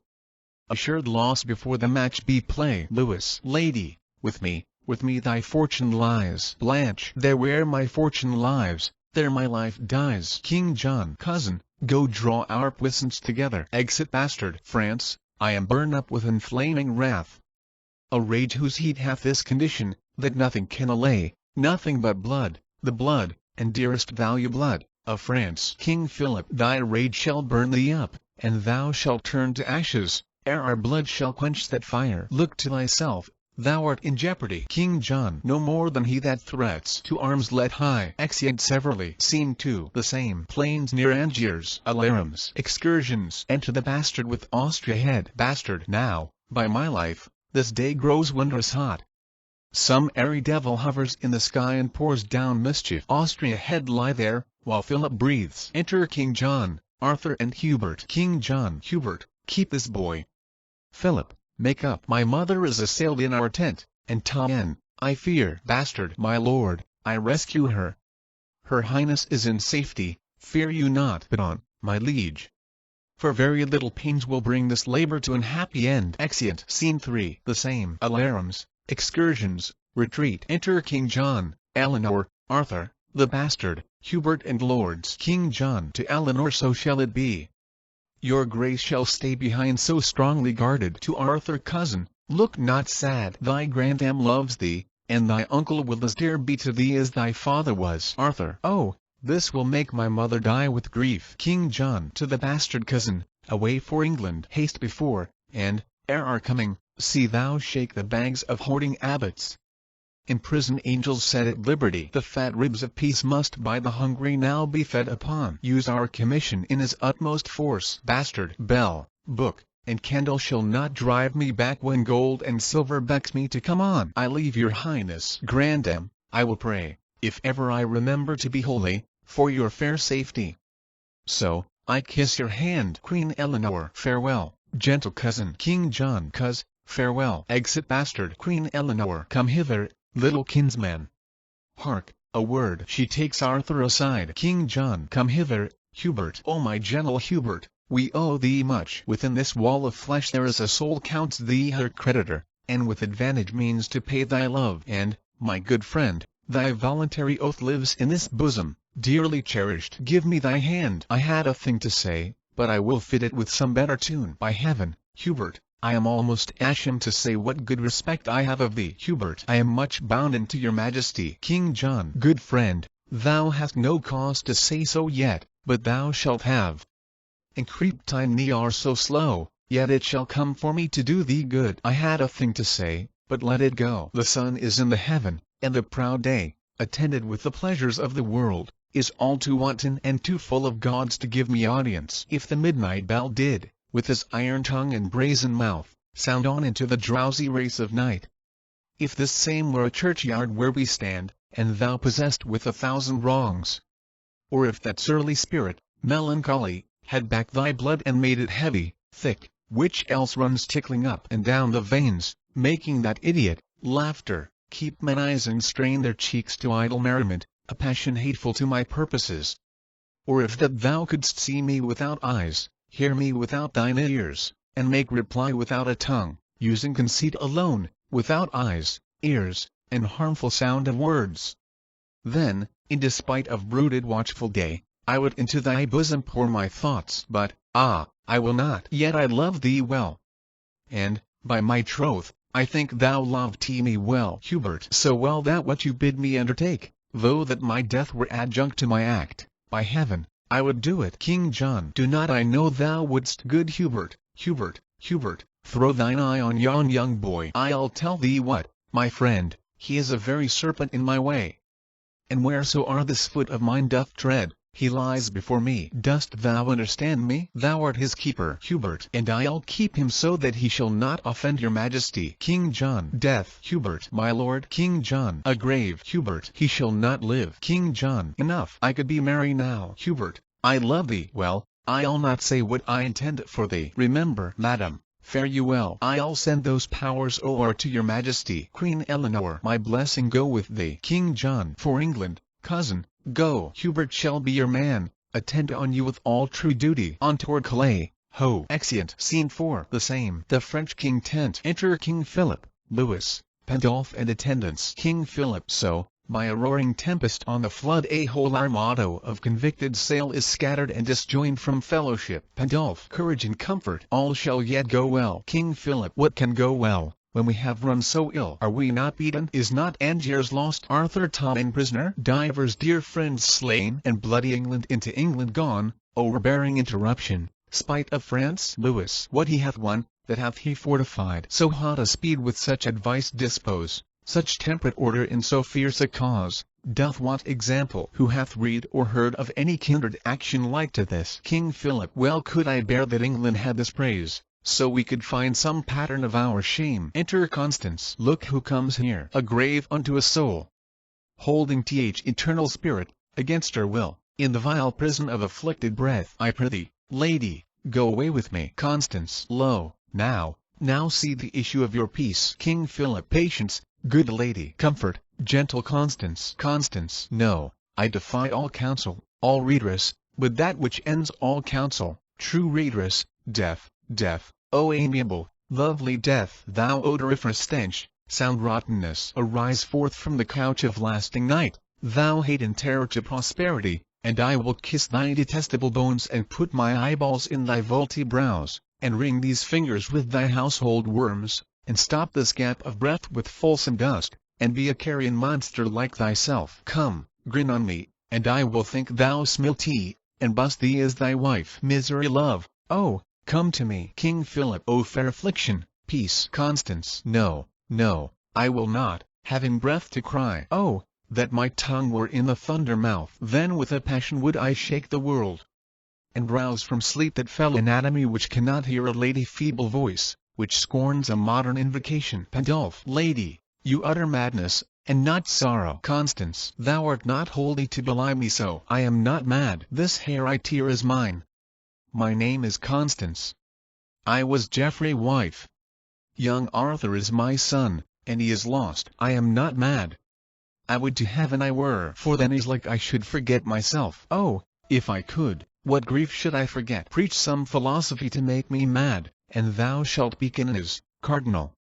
4. Being not mad but sensible of grief, my reasonable part produces reason how I may be delivered of these woes, and teaches me to kill or hang myself. If I were mad, I should forget my son, or madly think a babe of clouts were he. I am not mad.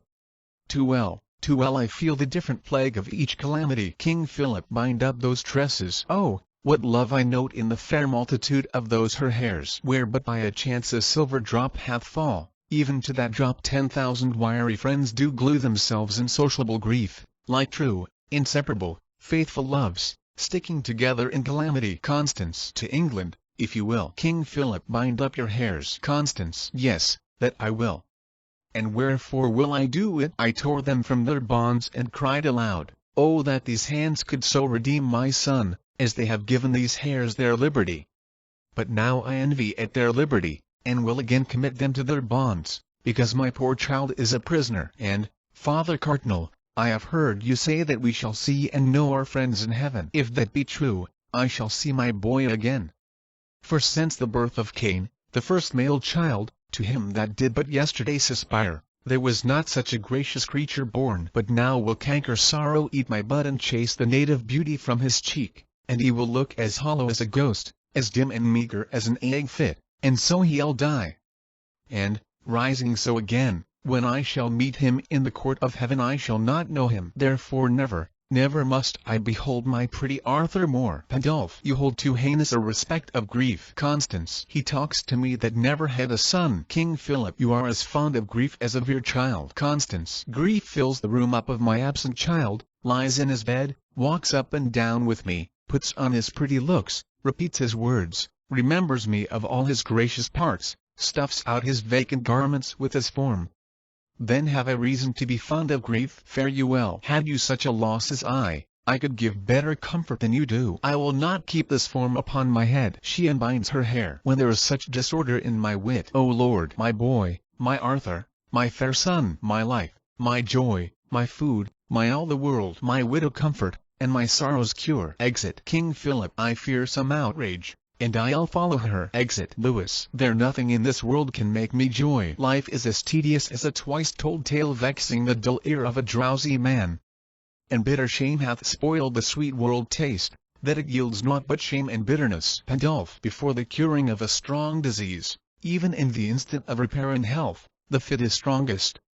Evils that take leave on their departure most of all show evil. What have you lost by losing of this day? Lewis, all days of glory, joy, and happiness. Pandulph, if you had won it, certainly you had. No, no. When fortune means to men most good, she looks upon them with a threatening eye. Is strange to think how much King John hath lost in this which he accounts so clearly won. Are not you grieved that Arthur is his prisoner? Lewis, as heartily as he is glad he hath him. Pandulph, your mind is all as youthful as your blood. Now hear me speak with a prophetic spirit. For even the breath of what I mean to speak shall blow each dust, each straw, each little rub, out of the path which shall directly lead thy foot to England throne. And therefore mark, John hath seized Arthur. And it cannot be that, whiles warm life plays in that infant veins, the mist-black John should entertain an hour, 1 minute, nay, 1 quiet breath of rest. A sceptre snatch with an unruly hand must be boisterously maintained as gain, and he that stands upon a slip-wide place makes use of no vile hold to stay him up. That John may stand, then, Arthur needs must fall. So be it, for it cannot be but so. Lewis, but what shall I gain by young Arthur fall? Pandulph, you, in the right of Lady Blanche your wife, may then make all the claim that Arthur did. Lewis, and lose it, life and all, as Arthur did. Pandulph, how green you are and fresh in this old world. John lays you plots. The times conspire with you. For he that steeps a safety in true blood shall find but bloody safety and untrue. This act so evilly born shall cool the hearts of all his people, and freeze up their zeal, that none so small advantage shall step forth to check his reign, but they will cherish it. No natural exhalation in the sky, no scope of nature, no distemper day, no common wind, no customed event, but they will pluck away his natural cause and call them meteors, prodigies, and signs, abortives, presages, and tongues of heaven, plainly denouncing vengeance upon John Lewis. Maybe he will not touch young Arthur's life, but hold himself safe in his imprisonment. Pandulph. Oh, sir, when he shall hear of your approach, if that young Arthur be not gone already, even at that news he dies. And then the hearts of all his people shall revolt from him, and kiss the lips of an acquainted change, and pick strong matter of revolt and wrath out of the bloody fingers ends of John. Methinks I see this hurly all on foot. And, oh, what better matter breeds for you than I have now? The bastard Falconbridge is now in England ransacking the church, offending charity. If but a dozen French were there in arms, they would be as a call to train 10,000 English to their side, or as a little snow, tumbled about, anon becomes a mountain. O noble Dauphin, go with me to the king. Is wonderful what may be wrought out of their discontent, now that their souls are top full of offence for England. Go. I will wait on the king. Lewis. Strong reasons make strong actions. Let us go. If you say A, the king will not say no. Exeunt. Act 4th. Scene I. Northampton. A room in the castle. Enter Hubert and 2 executioners. Hubert. Heat me these irons hot. And look thou stand within the arras. When I strike my foot upon the bosom of the ground, rush forth and bind the boy which you shall find with me fast to the chair. Be heedful. Hence, and watch. First Executioner. I hope your warrant will bear out the deed. Hubert. Uncleanly scruples. Fear not you. Look to. Exeunt Executioners. Young lad, come forth. I have to say with you. Enter Arthur. Arthur. Good morrow. Hubert. Hubert. Good morrow, little prince. Arthur. As little prince, having so great a title to be more prince, as may be. You are sad. Hubert. Indeed, I have been merrier. Arthur. Mercy on me. Methinks nobody should be sad but I. Yet, I remember, when I was in France, young gentlemen would be as sad as night, only for wantonness. By my Christendom, so I were out of prison, and kept cheap, I should be as merry as the day is long. And so I would be here, but that I doubt my uncle practices more harm to me. He is afraid of me, and I of him. Is it my fault that I was Geoffrey's son? No, indeed, is not. And I would to heaven I were your son, so you would love me. Hubert. Hubert. Aside. If I talk to him, with his innocent prate he will awake my mercy, which lies dead. Therefore I will be sudden in dispatch. Arthur. Are you sick? Hubert. You look pale today. In sooth, I would you were a little sick, that I might sit all night and watch with you. I warrant I love you more than you do me. Hubert. Aside. His words do take possession of my bosom. Read here. Young Arthur. Showing a paper. Aside. How now, foolish room. Turning dispiteous torture out of door. I must be brief, lest resolution drop out at mine eyes in tender womanish tears.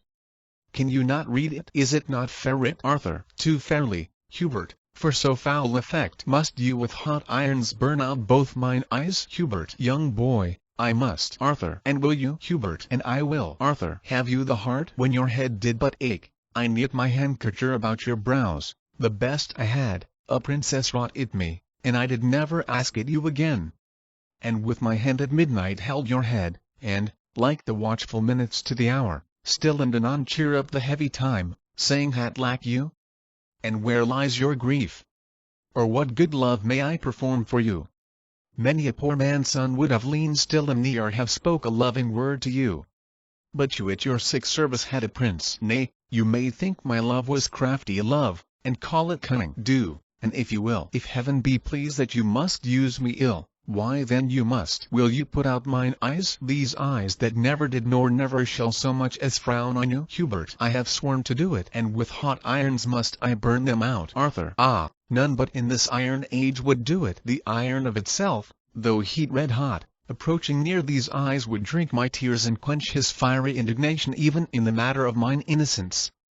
Nay, after that, consume away in rust, but for containing fire to harm mine eye. Are you more stubborn hard than hammer iron? And if an angel should have come to me and told me Hubert should put out mine eyes, I would not have belly of him. No tongue but Hubert. Hubert. Stamps. Come forth. Enter executioners with cords, irons, and see. Do as I bid you do. Arthur. Oh, save me, Hubert, save me. My eyes are out even with the fierce looks of these bloody men. Hubert. Give me the iron, I say, and bind him here. Arthur. Alas, what need you be so boisterous rough? I will not struggle, I will stand stone still. For heaven's sake, Hubert, let me not be bound. Nay, hear me, Hubert. Drive these men away, and I will sit as quiet as a lamb. I will not stir, nor wince, nor speak a word, nor look upon the iron angrily. Thrust but these men away, and I'll forgive you, whatever torment you do put me to. Hubert, go, stand within.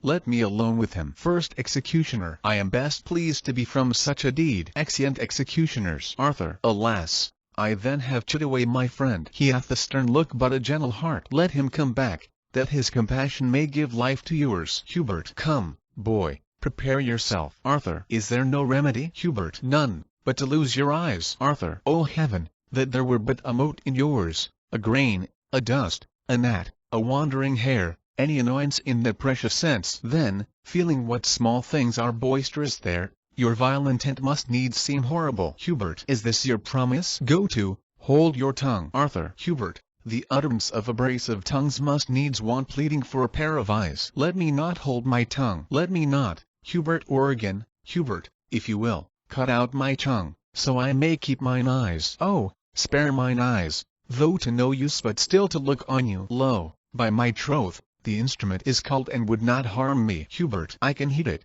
boy. Arthur. No, in good sooth. The fire is dead with grief, being created for comfort, to be us in undeserved extremes. See also yourself. There is no malice in this burning coal. The breath of heaven hath blown his spirit out and strew repentant ashes on his head. Hubert. But with my breath I can revive it, boy. Arthur. And if you do, you will but make it blush and glow with shame of your proceedings. Hubert. Nay, it perchance will sparkle in your eyes. And, like a dog that is compelled to fight, snatch at his master that doth har him on. All things that you should use to do me wrong deny their office. Only you do lack that mercy which fierce fire and iron extends. Creatures of note for mercy lacking uses. Hubert. Well, see to live. I will not touch thine eye for all the treasure that thine uncle owes. Yet I am sworn, and I did purpose, boy, with this same very iron to burn them out. Arthur. Oh, now you look like Hubert. All this while you were disguised. Hubert. Peace. No more. Adieu. Your uncle must not know but you are dead. I'll fill these dogged spies with false reports. And, pretty child, sleep doubtless and secure that Hubert, for the wealth of all the world, will not offend thee. Arthur. O heaven, I thank you. Hubert. Hubert. Silence. No more. Go closely in with me. Much danger do I undergo for thee. Exeunt. Scene 2. The same. A room of state in the palace. Enter King John, crowned, Pembroke, Salisbury and other lords. The king takes his state. King John. Here once again we sit, once again crown, and look upon, I hope, with cheerful eyes. Pembroke. This once again, but that your highness please, was once superfluous. You were crowned before, and that high royalty was near pluck off. The face of many are stained with revolt. Fresh expectation troubled not the land with any long for change or better state. Salisbury. Therefore, to be possessed with double pomp, to guard a title that was rich before, to gild refined gold, to paint the lily, to throw a perfume on the violet, to smooth the ice, or add another hue unto the rainbow, or with taper light to seek the beauteous eye of heaven to garnish, is wasteful and ridiculous excess. Pembroke. But that your royal pleasure must be done, this act is as an ancient tale new told, and, in the last repeating, troublesome, being urged at a time unseasonable. Salisbury. In this the antique and well-noted face of plain old form is much disfigured, and, like a shifted wind unto a sail, it makes the course of thoughts to fetch about, startles and frights consideration, makes sound opinion sick and truth suspected, for putting on so new a fashion robe. Pembroke. When workmen strive to do better than well, they do confound their skill in covetousness, and oftentimes excusing of a fault doth make the fault the worse by the excuse, as patches set upon a little breach discredit more in hiding of the fault than did the fault before it was so patched. Salisbury. To this effect, before you were new crown, we breath our counsel, but it please your highness to overbear it, and we are all well pleased, since all and every part of what we would doth make a stand at what your highness will. King John. Some reasons of this double coronation I have possess you with, and think them strong, and more strong, when lesser is my fear, I shall endue you with. Meantime but ask what you would have reform that is not well, and well shall you perceive how willingly I will both hear and grant you your requests. Pembroke. Then I, as one that am the tongue of these, to sound the purposes of all their hearts, both for myself and them, but, chief of all, your safety, for the which myself and them bend their best studies, heartily request th enfranchisement of Arthur, whose restraint doth move the murmuring lips of discontent to break into this dangerous argument. If what in rest you have in right you hold, why then your fears, which, as they say, attend the steps of wrong, should move you to mew up your tender kinsman, and to choke his days with barbarous ignorance, and deny his youth the rich advantage of good exercise, that the time enemies may not have this to grace occasions. Let it be our suit that you have bid us ask his liberty, which for our goods we do no further ask than whereupon our weal, on you depending, counts it your weal he hath his liberty. King John. Let it be so. I do commit his youth to your direction. Enter Hubert. Hubert, what news with you? Taking him apart. Pembroke. This is the man should do the bloody deed. He show his warrant to a friend of mine. The image of a wicked heinous fault lives in his eye. That close aspect of his doth show the mood of her much troubled breast. And I do fearfully believe is done what we so fear he had a charge to do. Salisbury. The colour of the king doth come and go between his purpose and his conscience, like heralds' wicks two dreadful battles set. His passion is so ripe it needs must break. Pembroke. And when it breaks, I fear will issue thence the foul corruption of a sweet child death. King John. We cannot hold mortality's strong hand. Good lords, although my will to give is living, the suit which you demand is gone and dead. He tells us Arthur is deceased tonight. Salisbury. Indeed, we fear his sickness was past cure. Pembroke. Indeed, we heard how near his death he was, before the child himself felt he was sick. This must be answer either here or hence. King John. Why do you bend such solemn brows on me? Think you I bear the shears of destiny? Have I commandment on the pulse of life? Salisbury. It is apparent foul play, and a shame that greatness should so grossly offer it. So thrive it in your game, and so, farewell. Pembroke. Stay yet, Lord Salisbury. I'll go with thee and find th inheritance of this poor child, his little kingdom of a forced grave. That blood which the breath of all this isle 3 foot of it doth hold. Bad world the while. This must not be thus born. This will break out to all our sorrows, and ere long, I doubt. Exeunt lords. King John. They burn in indignation. I repent. There is no sure foundation set on blood, no certain life achieved by others' death. Enter a messenger. A fearful eye thou hast. Where is that blood that I have seen inhabit in those cheeks? So foul a sky clears not without a storm. Pour down thy weather. How goes all in France? Messenger. From France to England. Never such a power for any foreign preparation was levied in the body of a land. The copy of your speed is learned by them.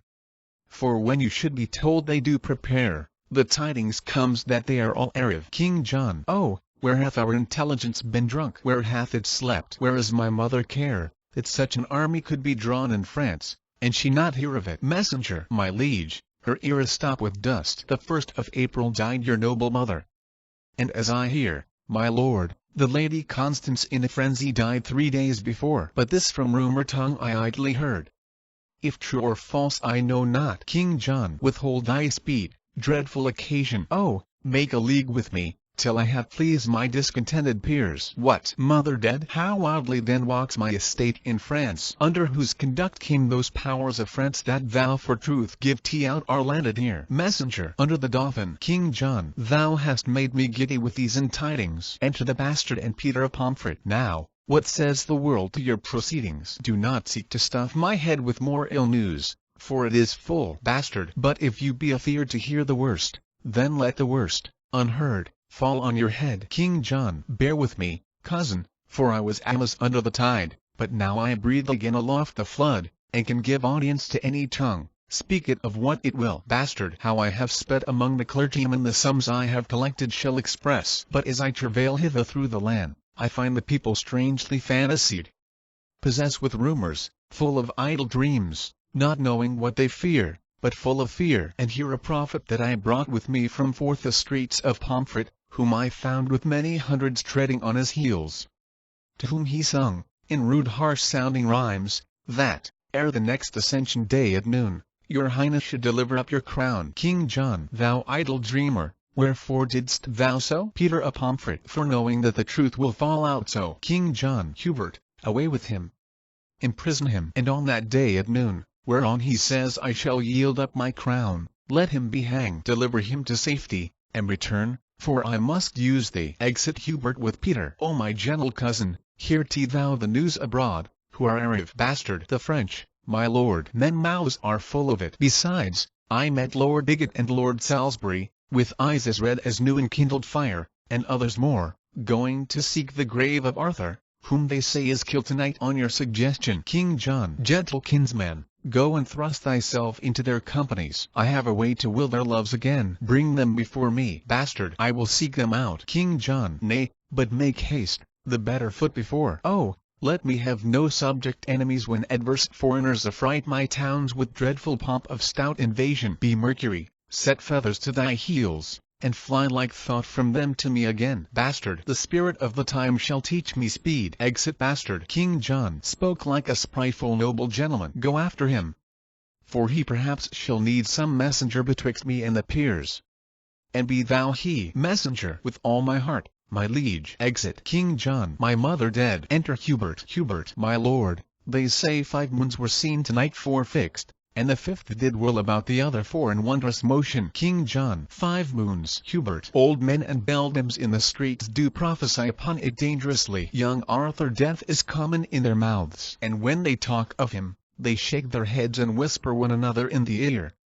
And he that speaks doth gripe the hearer wrist, whilst he that hears makes fearful action with wrinkled brows, with nods, with rolling eyes. I saw a smith stand with his hammer, thus, the whilst his iron did on the anvil cool, with open mouth swallowing a tailor news.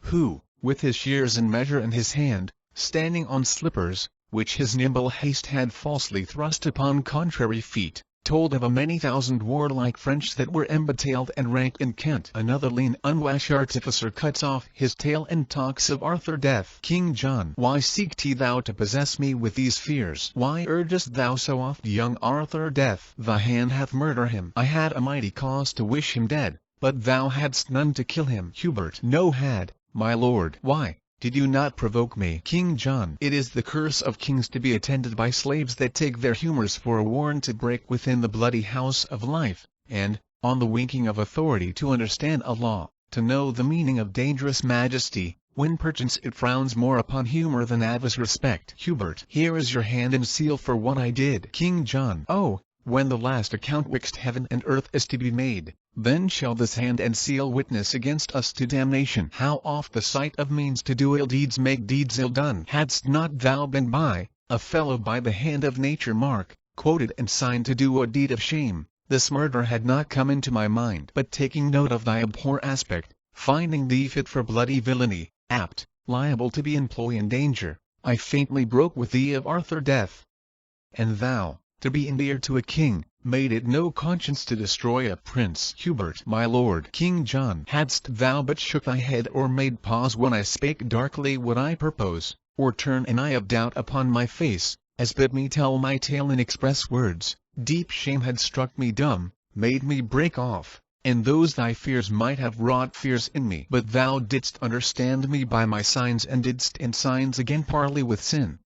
Yea, without stop, didst let thy heart consent, and consequently thy rude hand to act the deed which both our tongues held vile to name. Out of my sight, and never see me more. My nobles leave me, and my state is brave, even at my gates, with ranks of foreign powers. Nay, in the body of the fleshly land, this kingdom, this confine of blood and breath, hostility and civil tumult reigns between my conscience and my cousin death. Hubert. Arm you against your other enemies. I'll make a peace between your soul and you. Young Arthur is alive. This hand of mine is yet a maiden and an innocent hand, not painted with the crimson spots of blood. Within this bosom never enter yet the dreadful motion of a murderous thought. And you have slandered nature in my form, which, howsoever rude exteriorly, is yet the cover of a fair mind than to be butcher of an innocent child. King John. Doth Arthur live? Oh, haste thee to the peers, throw this report on their incensed rage, and make them tame to their obedience. Forgive the comment that my passion made upon thy feature. For my rage was blind, and foul imaginary eyes of blood presented thee more hideous than thou art. Oh, answer not, but to my closet bring the angry lords with all expedient haste. I conjure thee but slowly. Run more fast. Exeunt. Scene 3. The same. Before the castle. Enter Arthur on the walls. Arthur. The wall is high, and yet will I leap down. Good ground. Be pitiful and hurt me not. There few or none do know me. If they did, this shipboy semblance hath to kiss me quite. I am afraid, and yet I'll venture it. If I get down, and do not break my limbs, I'll find 1,000 shifts to get away. As good to die and go, as die and stay. Leaps down. Oh me, my uncle's spirit is in these stones. Heaven take my soul, and England keep my bones. Dies. Enter Pembroke, Salisbury and Bigot. Salisbury. Lords, I will meet him at St. Edmundsbury. It is our safety, and we must embrace this gentle offer of the perilous time. Pembroke. Who brought that letter from the Cardinal? Salisbury. The Count Melon, a noble lord of France, whose private with me of the Dauphin love is much more general than these lines import. Bigot. Tomorrow morning let us meet him then. Salisbury. Or rather then set forward, for will be 2 long days' journey, lords, or ere we meet. Enter the bastard. Bastard. Once more today well met. Distemper. Lords, the king by me requests your presence straight. Salisbury. The king hath dispossessed himself of us. We will not line his thin bestained cloak with our pure honors, nor attend the foot that leaves the print of blood where'er it walks. Return and tell him so. We know the worst. Bastard. Wait, are you think, good words, I think, were best. Salisbury. Our griefs, and not our manners, reason now. Bastard. But there's little reason in your grief. Therefore were reason you had manners now. Pembroke. Sir, impatience hath his privilege. Bastard. Is true, to hurt his master, no man else. Salisbury. This is the prison. What as he lies here? Seeing Arthur. Pembroke. O death, made proud with pure and princely beauty. The earth had not a hold to hide this deed. Salisbury. Murder, as hating what himself hath done, doth lay it open to urge on revenge. Bigot. Or, when he doomed this beauty to a grave, found it too precious princely for a grave. Salisbury. Sir Richard, what think you? Have you beheld, or have you read or heard, or could you think, or do you almost think, although you see, that you do see? Could thought, without this object, form such another? This is the very top, the height, the crest, or crest unto the crest, of murder arms. This is the bloodiest shame, the wildest savagery, the vilest stroke, that ever wall a wrath or staring rage presented to the tears of soft remorse. Pembroke. All murders past do stand excuse in this, and this, so sole and so unmatchable, shall give a holiness, a purity, to the yet unbegotten sin of times, and prove a deadly bloodshed but a jest, example by this heinous spectacle. Bastard. It is a damned and a bloody work, the graceless action of a heavy hand, if that it be the work of any hand. Salisbury. If that it be the work of any hand, we add a kind of light what would ensue. It is the shameful work of Hubert Hand, the practice and the purpose of the king, from whose obedience I forbid my soul, kneeling before this ruin of sweet life, and breathing to his breathless excellence the incense of a vow, a holy vow, never to taste the pleasures of the world, never to be infected with delight, nor conversant with ease and idleness, till I have set a glory to this hand, by giving it the worship of revenge. Pembroke and Bigot. Our souls religiously confirm thy words. Enter Hubert. Hubert. Lords, I'm hot with haste in seeking you. Arthur doth live. The king hath sent for you. Salisbury. Oh, he is bold and blushes not at death. Avaunt, thou hateful villain, get thee gone. Hubert. I am no villain. Salisbury. Must I rob the law? Drawing his sword. Bastard. Your sword is bright, sir. Put it up again. Salisbury. Not till I sheathe it in a murderer's skin. Hubert. Stand back, Lord Salisbury, stand back, I say. By heaven, I think my sword as sharp as yours. I would not have you, Lord, forget yourself, nor tempt the danger of my true defense, lest I, by marking of your rage, forget your worth, your greatness, and nobility. Bigot. Out. Dunghill. Darty. Thou brave a nobleman. Hubert. Not for my life, but yet I dare defend my innocent life against an emperor. Salisbury. Thou art a murderer. Hubert. Do not prove me so. Yet I am none. Whose tongue soe'er speaks false, not truly speaks. Who speaks not truly, lies. Pembroke. Cut him to pieces. Bastard. Keep the peace, I say. Salisbury. Stand by, or I shall gall you. Falconbridge. Bastard. Thou wert better gall the devil. Salisbury. If thou but frown on me, or stir thy foot, or teach thy hasty spleen to do me shame, I'll strike thee dead. Put up thy sword betime, or I'll so maul you in your toasting iron that you shall think the devil is come from hell. Bigot. What wilt thou do? Renown Falconbridge. Second, a villain and a murderer. Hubert. Lord Bigot. I am none. Bigot. Who killed this prince? Hubert. Is not in our sense. I left him well. I honor him, I love him, and will weep my date of life out for his sweet life loss. Salisbury. Trust not those cunning waters of his eyes, for villainy is not without such room. And he, long traded in it, makes it seem like rivers of remorse and innocency. Away with me, all you whose souls abhor uncleanly sovers of a slaughterhouse. For I am stifled with the smell of sin. Bigot, away toward Bury, to the Dauphin there. Pembroke, there tell the king he may inquire us out. Exeunt lords. Bastard, hear a good world. Knew you of this fair work? Beyond the infinite and boundless reach of mercy, if thou didst this deed of death, art thou damned. Hubert, do but hear me, sir. Bastard, ha! I'll tell thee what.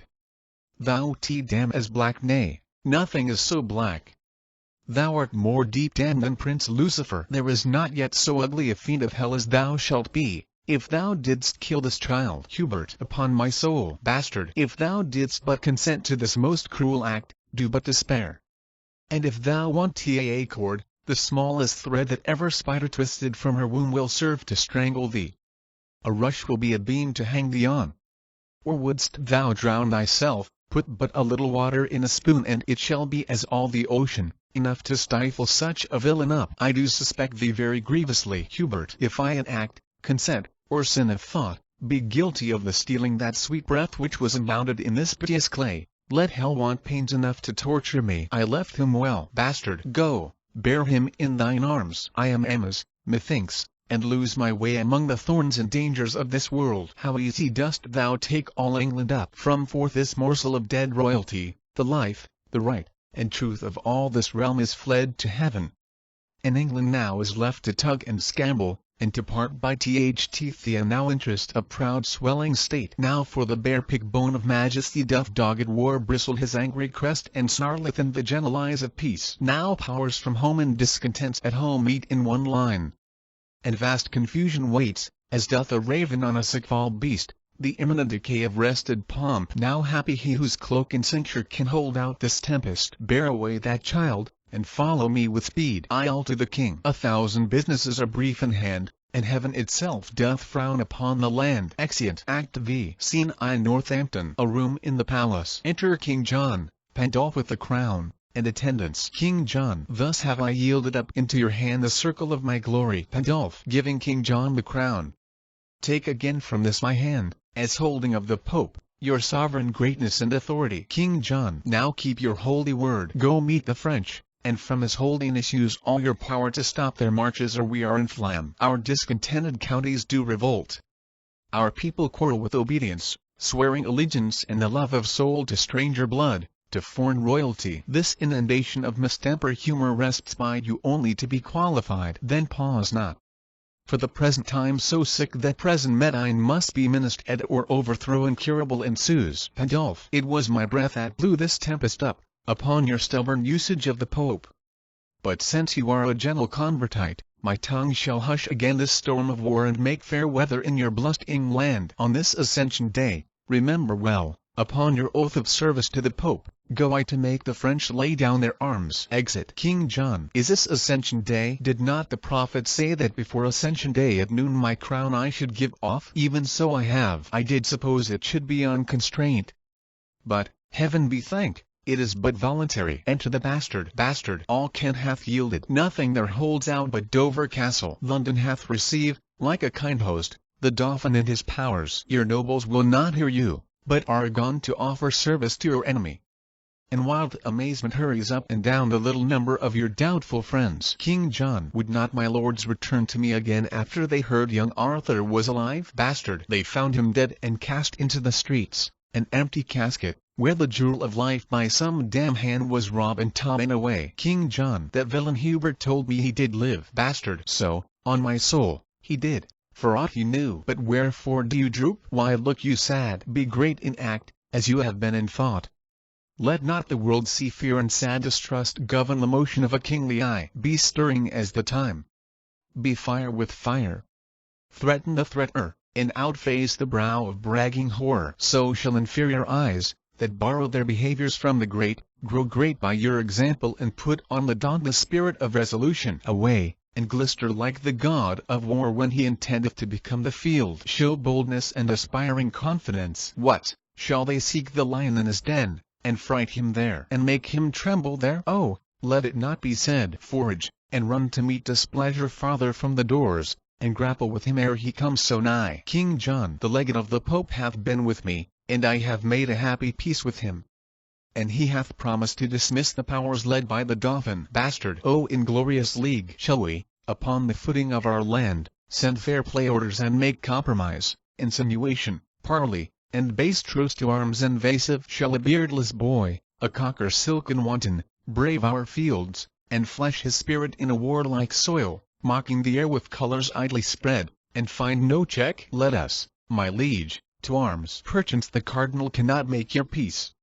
Or if he do, let it at least be said they saw we had a purpose of defence. King John, have thou the ordering of this present time. Bastard, away, then, with good courage. Yet, I know our party may well meet a prouder foe. Exeunt. Scene 2. Near St. Edmundsbury. The French camp. Enter, in arms, Lewis, Salisbury, Melon, Pembroke, Bigot and soldiers. Lewis. My Lord Melon, let this be copied out, and keep it safe for our remembrance. Return the precedent to these lords again, that, having our fair order written down, both they and we, perusing o'er these notes, may know wherefore we took the sacrament, and keep our faiths firm and inviolable. Salisbury. Upon our sides it never shall be broken. And, noble Dauphin, albeit we swear a voluntary zeal and an inert faith to your proceedings, yet believe me, Prince, I am not glad that such a sore of time should seek a plaster by contempt revolt, and heal the inveterate canker of one wound by making many. Oh,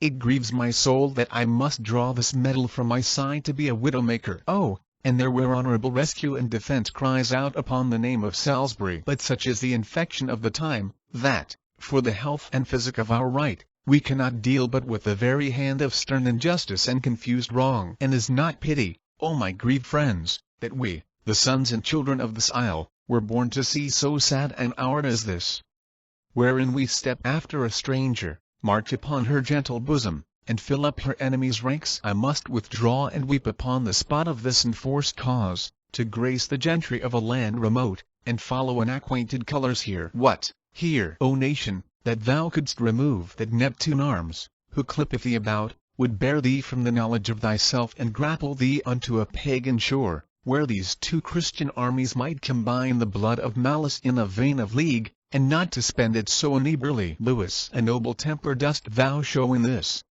and great affections wrestling in thy bosom doth make an earthquake of nobility. Oh, what a noble combat hast thou fought between compulsion and a brave respect! Let me wipe off this honourable dew that silverly doth progress on thy cheeks. My heart hath melted at a lady tears, being an ordinary inundation.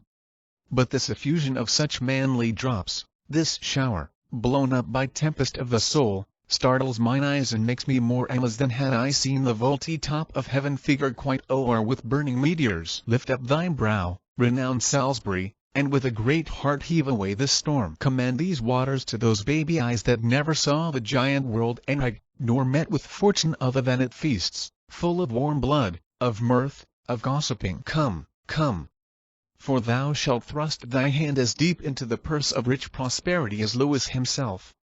So, nobles, shall you all, that knit your sinews to the strength of mine. And even there, methinks, an angel spake. Enter Pandulph. Look, where the holy legate comes apace, to give us warrant from the hand of heaven, and on our actions set the name of right with holy breath. Pandulph. Hail, noble Prince of France. The next is this: King John hath reconciled himself to Rome. His spirit is come in, that so stood out against the holy church, the great metropolis and see of Rome. Therefore thy threatening colours now wind up, and tame the savage spirit of wild war, that, like a lion foster up at hand, it may lie gently at the foot of peace and be no further harmful than in show. Lewis. Your grace shall pardon me, I will not back. I am too high born to be propertied, to be a secondary at control, or useful serving man and instrument to any sovereign state throughout the world. Your breath first kindled the dead coal of wars between this chastest kingdom and myself, and brought in matter that should feed this fire, and now is far too huge to be blown out with that same weak wine which enkindled it. You taught me how to know the face of right, acquainted me with interest to this land, yea, thrust this enterprise into my heart. And come ye now to tell me John hath made his peace with Rome? What is that peace to me? I, by the honour of my marriage bed, after young Arthur, claim this land for mine. And, now it is half conquer, Must I back because that John hath made his peace with Rome? Am I Rome's slave? What penny hath Rome borne, what men provided, what munitions sent, to underprop this action? Is not I that undergo this charge? Who else but I, and such as to my claim are liable, sweat on this business and maintain this war? Have I not heard these islanders shout out Vive le Roi? As I have banked their towns? Have I not here the best cards for the game to win this easy match play for a crown? And shall I now give o'er the yielded set? No, no, on my soul, it never shall be said. Pandulph, you look but on the outside of this work. Lewis, outside or inside, I will not return till my attempt so much be glorified as to my ample hope was promised before I drew this gallant head of war, and cull these fiery spirits from the world, to outlook conquest and to win renown even in the jaws of danger and of death. Trumpet sounds. What lusty trumpet thus doth summon us? Enter the bastard, attended. Bastard, according to the fair play of the world, let me have audience. I am sent to speak, my holy lord of Milan, from the king I come to learn how you have dealt for him. And, as you answer, I do know the scope and warrant limited unto my tongue. Pandulph, the Dauphin is too wilful opposite, and will not temporize with my entreaties. He flatly says he'll not lay down his arms. Bastard, by all the blood that ever fury breath, the youth says well. Now hear our English king, for thus his royalty doth speak in me, he is prepper, and reason too he should. This apish and unmannerly approach, this harness mask and unadvised revel, this unhair sauciness and boyish troops, the king doth smile at, and is well prepared to whip this dwarfish war, these pygmy arms, from out the circle of his territories. That hand which had the strength, even at your door, to cudgel you and make you take the hatch, to dive like buckets in concealed wells, to crouch in litter of your stable planks, to lie like pawns locked up in chests and trunks, to hug with swine, to seek sweet safety out in vaults and prisons, and to thrill and shake even at the crying of your nation crow, thinking this voice an armed Englishman. Shall that victorious hand be feebled here that in your chambers gave you chastisement? No, no, the gallant monarch is in arms, and like an eagle o'er his airy towers to souse annoyance that comes near his nest. And you degenerate, you in great revolts, you bloody Neros, ripping out the womb of your dear mother England, blush for shame. For your own ladies and pale visag maids like Amazons come tripping after drums, their thimbles into armed gauntlets change, their needles to lances, and their gentle hearts to fierce and bloody inclination. Lewis, there end thy brave, and turn thy face in peace. We grant thou canst outscold us. Fare thee well. We hold our time too precious to be spent with such a brabbler. Pandulph, give me leave to speak. Bastard, no, I will speak. Lewis, we will attend to neither. Strike up the drums, and let the tongue of war plead for our interest and our being here. Bastard, indeed, your drums, being beaten, will cry out. And so shall you, being beaten, do but start and echo with the clamor of thy drum, and even at hand a drum is ready brack that shall reverberate all as loud as thine. Sound but another, and another shall, as loud as thine, rattle the welkin ear and mock the deep-mouthed thunder. For at hand, not trusting to this halting legate here, whom he hath thus rather for sport than need, is warlike John. And in his forehead sits a bare-ribbed Death, whose office is this day to feast upon whole thousands of the French. Lewis, strike up our drums, to find this danger out. Bastard, and thou shalt find it. Dauphin, do not doubt. Exeunt. Scene 3. The same. The field of battle. Alarums. Enter King John and Hubert. King John. How goes the day with us? Oh, tell me, Hubert. Hubert. Badly, I fear. How fares your majesty? King John. This fever that hath troubled me so long lies heavy on me. Oh, my heart is sick. Enter a messenger. Messenger. My lord, your valiant kinsman, Falconbridge, desires your majesty to leave the field and send him word by me which way you go. King John. Tell him, toward Swinstead, to the abbey there. Messenger. Be of good comfort. For the great supply that was expected by the Dauphin here are wrecked 3 nights ago on Goodwin sands. This news was brought to Richard, but even now the French fight coldly, and retire themselves. King John. Amy, this tyrant fever burns me up and will not let me welcome this good news. Set on toward Swinstead to my litter straight. Weakness possesseth me, and I am faint. Exeunt. Scene 4. The same. Another part of the same. Enter Salisbury, Pembroke and Bigot. Salisbury. I did not think the king so store with friends. Pembroke. Up once again.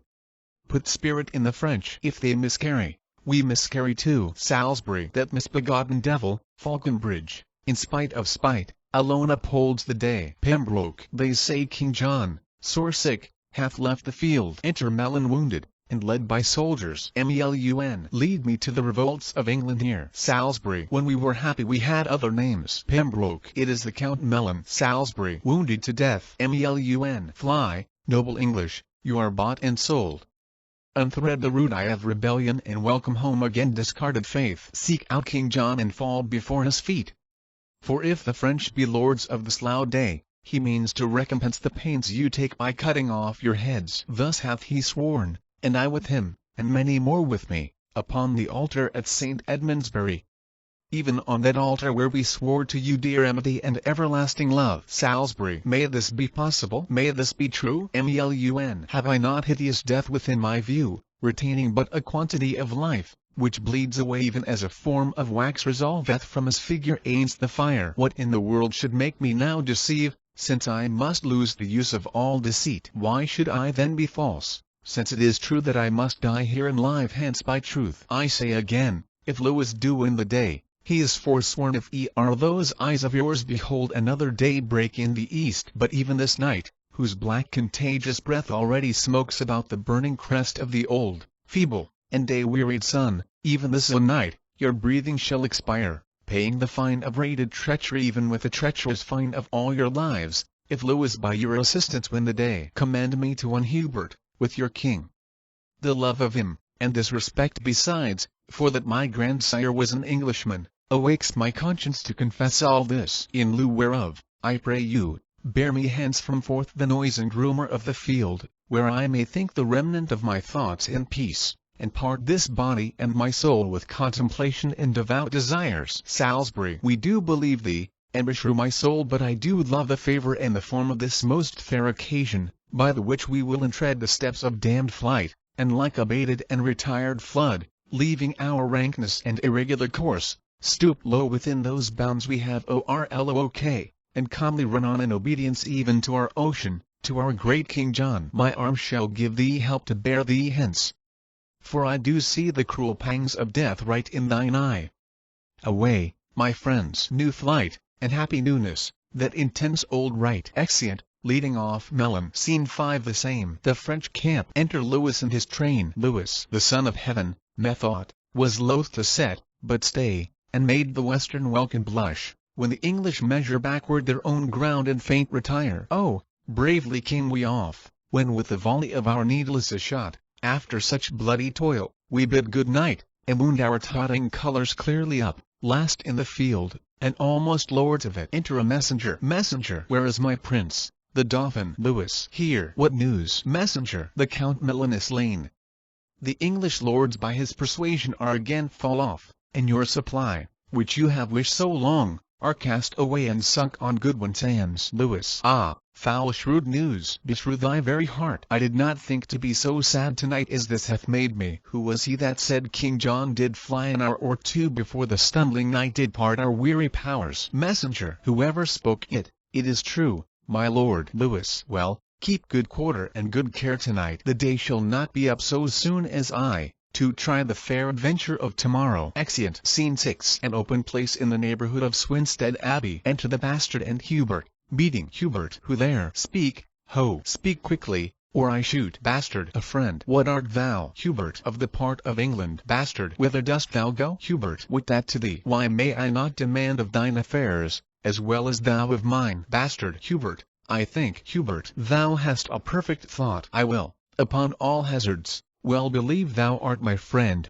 that know my tongue so well. Who art thou? Bastard, who thou wilt. And if thou please, thou mayst befriend me so much as to think I come one way of the Plantagenets. Hubert, unkind remembrance. Thou and Ellis Knight have done me shame. Brave soldier, pardon me, that any accent breaking from thy tongue should cape the true acquaintance of mine ear. Bastard, come, come. Sends compliment. What news abroad? Hubert, why, here walk I in the black brow of night, to find you out. Bastard, brief, then.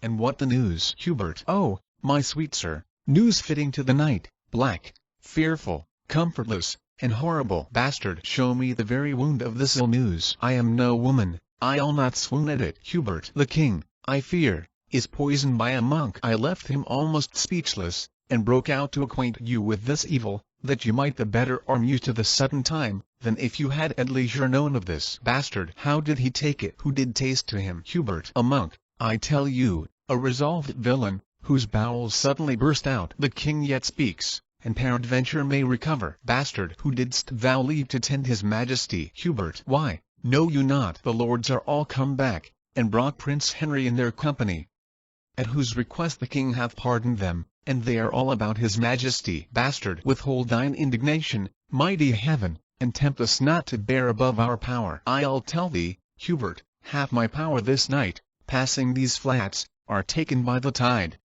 These Lincoln washes have devoured them. Myself, well mounted, hardly have a scap away, before conduct me to the king. I doubt he will be dead or ere I come. Exeunt. Scene 7. The orchard of Swinstead Abbey. Enter Prince Henry, Salisbury and Bigot. Prince Henry. It is too late. The life of all his blood is touched corruptibly, and his pure brain, which some suppose the sole frail dwelling house, doth, by the idle comments that it makes, foretell the ending of mortality. Enter Pembroke. Pembroke. His Highness yet doth speak, and holds belief that, being brought into the open air, it would allay the burning quality of that fell poison which assaileth him. Prince Henry. Let him be brought into the orchard here. Doth he still rage? Exit Bigot. Pembroke. He is more patient than when you left him. Even now he sung. Prince Henry. O vanity of sickness! Fierce extremes in their continuance will not feel themselves. Death, having prey upon the outward parts, leaves them invisible, and his siege is now against the mind, the which he pricks and wounds with many legions of strange fantasies, which, in their throng and pressed to that last hold, confound themselves. Is strange that death should sing. I am the signet to this pale faint swan, who chants a doleful hymn to his own death, and from the organ pipe of frailty sings his soul and body to their lasting rest. Salisbury. Be of good comfort, Prince, for you are born to set a form upon that indigest which he hath left so shapeless and so rude. Enter Bigot and attendants, who bring in King John in a chair. King John. Mary. Now my soul hath elbow room, it would not out at windows nor at doors. There is so hot a summer in my bosom that all my bowels crumble up to dust. I am a scribbled form, drawn with a pen upon a parchment, and against this fire do I shrink up. Prince Henry. How fares your majesty? King John. Poison, ill fare, dead, forsook, cast off, and none of you will bid the winter come to thrust his icy fingers in my maw, nor let my kingdom rivers take their course through my burned bosom, nor entreat the north to make his bleak winds kiss my parched lips and comfort me with cold. I do not ask you much, I beg cold comfort.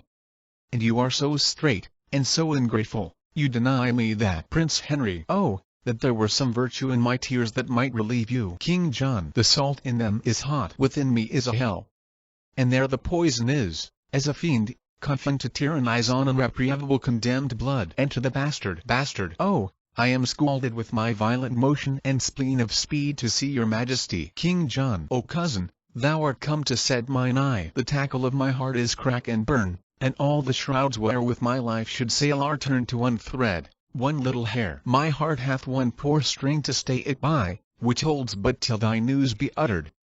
And then all this thou seest is but a clod and module of confounded royalty. Bastard. The Dauphin is preparing hitherward, where God he knows how we shall answer him. For in a night the best part of my power, as I upon advantage did remove, wherein the washes all unwarily devoured by the unexpected flood. The king dies. Salisbury. You breathe these dead news in as dead an ear. My liege. My lord. But now a king, now thus. Prince Henry. Even so must I run on, and even so stop. What surety of the world, what hope, what stay, when this was now a king, and now is clay? Bastard. Art thou gone so? I do but stay behind to do the office for thee of revenge, and then my soul shall wait on thee to heaven, as it on earth hath been thy servant still. Now, you stars that move in your right spheres, where be your powers? Show now your mended faiths, and instantly return with me again, to push destruction and perpetual shame out of the weak door of our fainting land. Straight let us seek, or straight we shall be sought. The Dauphin rages at our very heels. Salisbury. It seems you know not, then, so much as we. The Cardinal Pandolf is within at rest, who half an hour since came from the Dauphin, and brings from him such offers of our peace as we with honor and respect may take, with purpose presently to leave this war. Bastard, he will the rather do it when he sees ourselves well sinewed to our defence. Salisbury, nay, is in a manner done already, for many carriages he hath dispatched to the seaside, and put his cause and quarrel to the disposing of the Cardinal, with whom yourself, myself, and other lords, if you think meet, this afternoon will post to consummate this business happily. Bastard, let it be so. And you, my noble prince, with other princes that may best be spar, shall wait upon your father funeral. Prince Henry at Worcester must his body be inter. For so he will it. Bastard, thither shall it, then, and happily may your sweet self put on the lineal state and glory of the land, to whom, with all submission, on my knee, I do bequeath my faithful services and true subjection everlastingly. Salisbury, and the like tender of our love we make, to rest without a spot for evermore. Prince Henry, I have a kind soul that would give you thanks and knows not how to do it but with tears. Bastard, oh, let us pay the time but needful woe, since it hath been beforehand with our griefs. This England never did, nor never shall, lie at the proud foot of a conqueror, but when it first did help to wound itself. Now these her princes are come home again, come the three corners of the world in arms, and we shall shock them. Naught shall make us rue, if England to itself do rest but true. Exeunt.